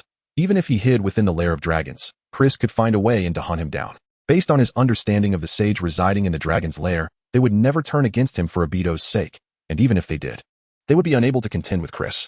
After a moment of hesitation, Orochimaru replied, but now the first Hokage has escaped my control. What should we do? Taking a deep breath, Obito reassured him, you need not worry about that. Simply lift all restrictions placed upon the first Hokage, and I will find a way to sway him to our side. Reluctantly, Orochimaru complied, channeling his chakra to remove all restrictions on Hashirama. Meanwhile, Obito felt a headache coming on, realizing he would have to persuade the simple-minded Obito to convince Hashirama to join their ranks, silently praying for Hashirama's gullibility. Chapter 97. The Resurrection of Uchiha Madara. Deceiving Senju Hashirama is both challenging and simple. Based on Obito's understanding of the first Hokage, he is an extremely idealistic individual. His foolish act of distributing tailed beasts to other nations illustrates his naivety. Therefore, by merely exaggerating the threat posed by Uchiha Chris and emphasizing the harm he inflicts upon the ninja world, Obito can easily draw Hashirama into his camp. Moreover, the tailed beasts were originally distributed by the first Hokage, and now that all the tailed beasts are in Uchiha Chris's possession, focusing on this fact will surely persuade Hashirama. Initially, he had some concerns about whether the fool Akatsuki could effectively convey his rhetoric, but seeing Akatsuki and Hashirama so closely engaged, Obito instantaneously regained confidence in deceiving Senju Hashirama. He utilized the special communication method between White Zetsu to instruct Akatsuki, from now on, repeat everything I say to Senju Hashirama, and just say. Akatsuki, hearing this, wore an expression of helplessness. Having finally met his father, he was now tasked with deceiving him. Was he not acting contrary to the human notion of filial piety? However, compared to the newly acquainted father, Senju Hashirama, he still leaned more towards obeying the orders left by his mother, Uchiha Madara. Just as he was about to speak to Hashirama, the latter raised his hand to stop him, saying, Akatsuki, I know you have much to say, but let us save those words for later. I have more pressing matters to attend to. After saying this, he ignored the bewildered Akatsuki and turned his gaze towards Uchiha Chris, stating, Young Uchiha, I wish to speak with you. Chris furrowed his brows and inquired, what do you wish to say? Please, cease this war. This conflict is utterly meaningless, Hashirama stated solemnly. Chris retorted with sarcasm, are you suggesting that your efforts to pacify the ninja world are meaningful, while my ambition to unify it is not? Or are you implying that my victories lack significance, whereas those of the 5 great nations do? Hashirama shook his head earnestly, that is not my intention. Although I was previously controlled, I have some awareness of the current events in the ninja world. I understand that your aim in collecting the tailed beasts is to intimidate the ninja world through force, but this approach addresses only the symptoms, not the root cause. The power of ninjas can only be utilized for combat. It cannot effectively manage territories. If ninjas forcibly intervene in local matters, it will inevitably cause significant harm to civilians. Ultimately, governing a nation requires the daimyos and those nobles to handle local affairs. Ninjas should merely be responsible for safeguarding the nation's security. Hashirama spoke with an unusually grave tone. He had previously attempted to have ninjas replace the Fire Country's government in managing local affairs, but it resulted in chaos, with many civilians suffering from starvation due to their mismanagement. Since then, he had developed a strong aversion to ninjas interfering in civilian matters, which led to the later establishment of the foreign ninja village system. However, Chris could not comprehend Hashirama's concerns. After all, in his previous life, he lived in a country with a long-standing history, where the issues Hashirama worried about had countless solutions. Once the ninja world was unified, educating the general populace would naturally cultivate a new generation of capable individuals to replace the management of the 5 great nations. Would there be a shortage of those aspiring to hold office after knowledge became widespread? The fervor for civil service examinations in his past life attested to that. With such divergent perspectives, no amount of Hashirama's earnest persuasion could sway Chris. To Hashirama, Chris appeared to be a naive young Uchiha. unaware of the complexities involved in managing a power, acting solely on youthful bravado. Conversely, Chris dismissed Hashirama's assertions with disdain and even considered ending the discussion with force. At that moment, Akatsuki, who had remained silent, suddenly began to tremble, and steam emanated from him as if he had just emerged from a sauna. Simultaneously, a pained exclamation escaped his lips. "It's so hot. Why is Lord Madara's body suddenly so warm? Could it be the excitement of reuniting with my father?" Before he could finish, Uchiha Madara raised his hand and slapped Akatsuki, coldly warning, "Speak recklessly again, and I shall tear your mouth apart." Hashirama's eyes widened in shock, while Chris furrowed his brow, astonished that Uchiha Madara had truly returned to life. What could this mean? Did he possess some resurrection technique not depicted in the original narrative? Suddenly, a paper crane flew into the battlefield, which Chris recognized as a communication method crafted by Konan using paper ninjutsu. Since the Gedmazo had been fused with the Ten Tails and sealed, members of the Akatsuki organization could no longer use the H-Rin technique to communicate, prompting Konan to revert to this primitive means of relaying information. Chris reached out to take the paper crane, but before he could inquire, Konan's furious voice emerged from it. Nagato was suddenly ambushed by Black Zetsu, who unleashed a ninjutsu and stole his eyes. "I am unsure of the nature of the jutsu, so please be cautious." Chris's brow furrowed. It appeared that the technique employed was the Rinna Tensei no Jutsu. He did not expect that this individual could bypass the barrier he had set up and approach Nagato. Truly, the creations of Kagaya Otsutsuki possess some remarkable abilities. Thinking of this, he asked, "How is Nagato faring? Is he in any danger?" Konan shook her head, replying, "After casting that ninjutsu, Nagato fell into a coma. However, given his physical resilience, he should be safe from fatal harm." Hearing this, Chris felt reassured. In the original narrative, Nagato had revived all those who had died due to his actions, depleting his life force entirely. If it were merely the resurrection of one person, the cost would not be so immense. It is said that the Rinnegan's Rinne Tensei no Jutsu requires a life force sacrifice. But only 2 individuals have actually perished while using this ninjutsu. Nagato, who died after reviving half of Konoha, and the other, Uchiha Obito, who merely took a nap after employing the technique and returned to life, even after having the 10 tails extracted from him. If the 10 tails had not been removed, Chris would have suspected that Obito could simply drink a can of energy drink and spring back to life. Chris dismissed Konan's paper crane and turned his attention to the recently resurrected Uchiha Madara. He observed Madara standing beside Senju Hashirama, clenching his fists with excitement. "Black Zetsu has indeed restored my body well. With this, the plan can proceed smoothly." Afterward, he cast a sidelong glance at Hashirama and, in an instant, appeared before him, delivering a punch squarely to his face. Chapter 98. One last question. Will you agree? Hashirama was momentarily dazed by the sudden ambush from Madara as he was propelled backward, crashing heavily onto the ground and leaving a long trail behind him. However, being a reincarnated body, he sustained no injuries from the blow. Rising to his feet, he frowned at Uchiha Madara and inquired, "Madara, why did you suddenly attack me? Are we to continue our fight from the last lifetime?" Hashirama was perplexed by Madara's apparent fury. Their grievances were remnants of a bygone era, so why was he still clinging to them? Madara cast a sidelong glance at Hashirama and coldly replied, "It's nothing, really. I simply find your face rather displeasing after such a long absence." Upon his revival, he had overheard a conversation between Madara and Chris, and it became evident that Madara remained as naive as in life, igniting a fire of irritation within him. At that moment, a dark figure emerged from the ground before him. Kurizetsu surfaced, presenting a pair of bloodied Rinnegan to Madara, stating, "Lord Madara, these are your eyes." Madara nodded in satisfaction and reached for the Rinnegan. With the power of the infinite Tsukuyami coursing through him, he no longer required medical ninjutsu for eye transplantation. He simply placed his hand over his eye socket, deftly extracting his Sharingan, and reinserted the Rinnegan that rightfully belonged to him. Instantly, a wave of familiarity washed over him as the Rinnegan, which had wandered for decades, finally returned to its rightful place. Feeling the resurgence of the Rinnegan's power and his own abundant vitality, Madara erupted into a maniacal laugh, disregarding Chris and Hashirama, who remained on the battlefield. This long-lost sensation of strength was intoxicating. Soon, he would gather the tailed beasts to realize his Moon Eye plan. Overwhelmed with excitement, he formed hand seals and slammed his right hand onto the ground, shouting, "Summoning Jutsu, Outer Path Golem." The battlefield fell into a hush as everyone stared at Uchiha Madara. Bewildered, a gust of wind swept by, and Madara felt a twinge of embarrassment at being the center of attention. His expression darkened as he turned to Kurizetsu, demanding, "What is going on? Where is the Outer Path Golem?" Kurizetsu, sensing Madara's disconnection from recent events, transformed into a puddle of black liquid and adhered to Madara's form, saying, "I shall transmit to you the events that transpired during your absence." Madara, unguarded, allowed Kurizetsu to envelop him, and memories were conveyed to him through Jinjutsu. These memories recounted the chaos following Madara's death, including Obito's Nine-Tails assault, the collapse of Konoha, and the Uchiha clan massacre. Yet, what astonished him most was the revelation that a young boy named Uchiha Chris had become the Jinchuriki of the Ten Tails. No wonder he was unable to summon the Outer Path Golem. It had been merged with the Ten Tails and sealed within that boy's body. Although the memories were complex, for Madara, they unfolded in an instant. Upon absorbing this knowledge and gazing at Uchiha Chris once more, admiration filled his eyes. This boy's temperament aligned perfectly with Madara's.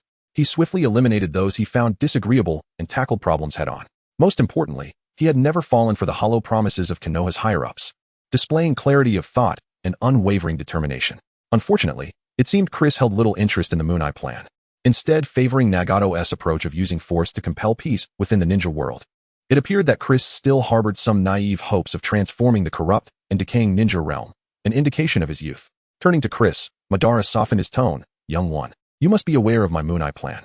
Would you be interested in collaborating to create a world devoid of war?" Chris, uninterested in such trivial matters, simply stretched his neck and coldly replied, "I've seen enough of this spectacle. Let us return to the main topic."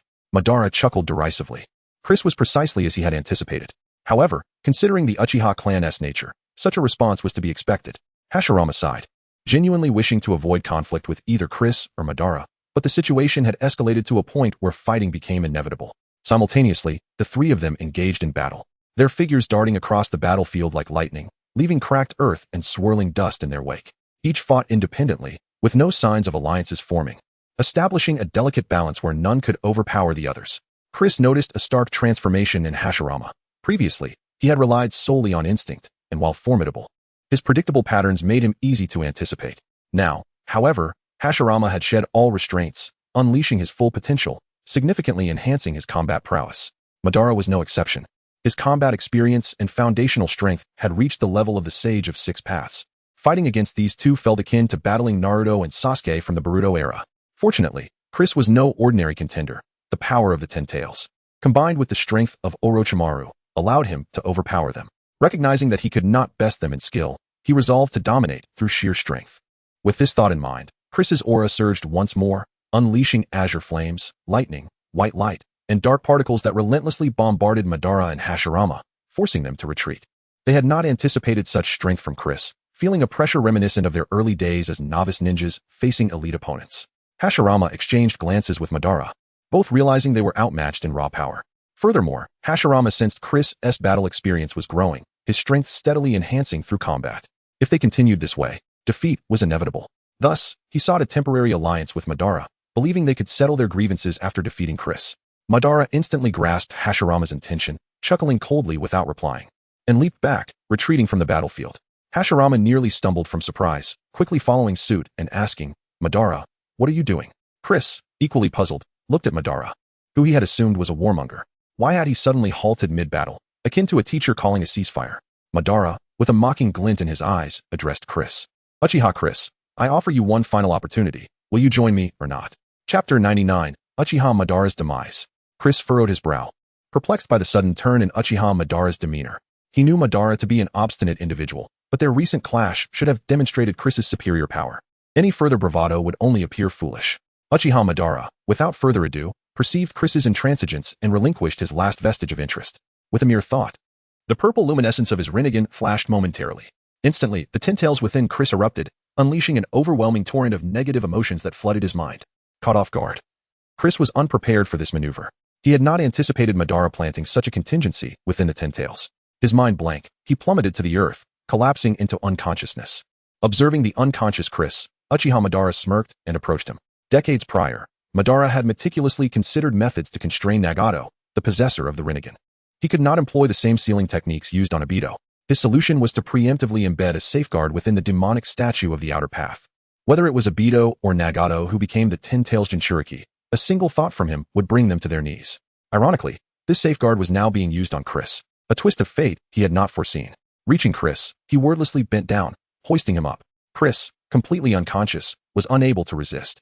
Hashirama Senju, witnessing this, frowned. His unease had proven prescient. Madara was indeed harboring a clandestine scheme. Uchiha Madara seized Chris by the hair, lifting him, and with his other hand, grasped Chris's forehead. A massive influx of chakra surged from his palm into his own body. Hashirama now understood Madara's intent and bellowed, "Madara, cease this at once. Your true target is the Ten Tails within Chris. I will not permit your plan to succeed. With a roar, Hashirama unleashed a barrage of wooden tendrils that snaked across the ground towards Uchiha Madara. However, Madara disregarded the incoming assault. With a flick of his wrist, he unleashed Shinra Tensei, obliterating the wooden tendrils into a cloud of splinters. Sensing the immense chakra coursing through him, Uchiha Madara erupted in laughter. His decades-long machinations had finally come to fruition. He would now extract the Ten Tails, seal it within himself, and cast infinite Tsukuyami, creating a world devoid of strife and fear. As he extracted the Ten Tails power, Uchiha Madara mused. So this is the power of the Ten Tails chakra? It is pure and easily controlled, far superior to the chakra of those fragmented beasts. Suddenly, Chris, whom he was holding, opened his eyes and quipped, "Of course, it is purer than ordinary tailed beasts, for it is the power of the great serpent itself." Uchiha Madara, startled by Chris's sudden awakening, recoiled. As he moved to incapacitate Chris, he noticed something amiss. The power he had absorbed was now constricting his body. He was paralyzed, unable to even manipulate his chakra. He was seized by terror. As the possessor of the Rinnegan, he was inherently capable of absorbing chakra. The chakra he absorbed should have been entirely under his control. He had initially sensed something unusual about the Ten Tails chakra, but his confidence in the Rinnegan had prevented him from stopping. Now he realized it was a trap set by Uchiha Chris. He removed his hand from his forehead and extended his right index finger towards Uchiha Madara's head. Game over. Farewell, demon of the battlefield. A beam of black particle light erupted from Chris's fingertip, piercing Uchiha Madara's brain. However, this was just the beginning. The beam intensified, consuming Madara's entire upper body. The lower half of Uchiha Madara's body slumped to the ground, blood gushing from the severed wound. Observing the bisected corpse, Chris waited cautiously. Madara and Obito were notorious for their use of Izanagi. If Uchiha Madara used the Rinnegan to activate Izanagi, Chris might be deceived. After ensuring the lower half of the corpse did not vanish, he unleashed a blaze of azure flames, incinerating the remains. With that done, Chris turned to Hashirama Senju, who was gazing sorrowfully at the ashes of Uchiha Madara's corpse, seemingly grieving for his old friend. Chris scoffed. "I thought you would rush to avenge him. But you are surprisingly composed." Hashirama closed his eyes and exhaled. "We are already dead men." Madara was too fixated. "To die at your hands is perhaps his best end. And what is your choice? Will you continue to fight me?" Chris inquired. Hashirama shook his head. "No, I am no match for you. Even with Madara, I could not defeat you. Now that he is gone, I have even less hope." His body began to glow with a faint white light, and his reanimated form began to disintegrate. Hashirama was dissolving the reanimation jutsu. Before departing, Hashirama looked intently at Chris and asked, "Uchiha youth, do you truly believe that you can achieve peace in the ninja world through coercion?" Chris replied without hesitation, "I never said I would coerce the ninja world. I intend to unify it, transforming it into a single, unified nation." Hashirama nodded, and his body dissolved completely, his soul returning to the Pure Land. All that remained was the corpse of Naruto Uzumaki. The protagonist of the original story was now just another corpse on the battlefield, stripped of his protagonist's aura. Chris incinerated Naruto's corpse without hesitation, lest it be used for another modification like Uchiha Madara's. It was better to burn it.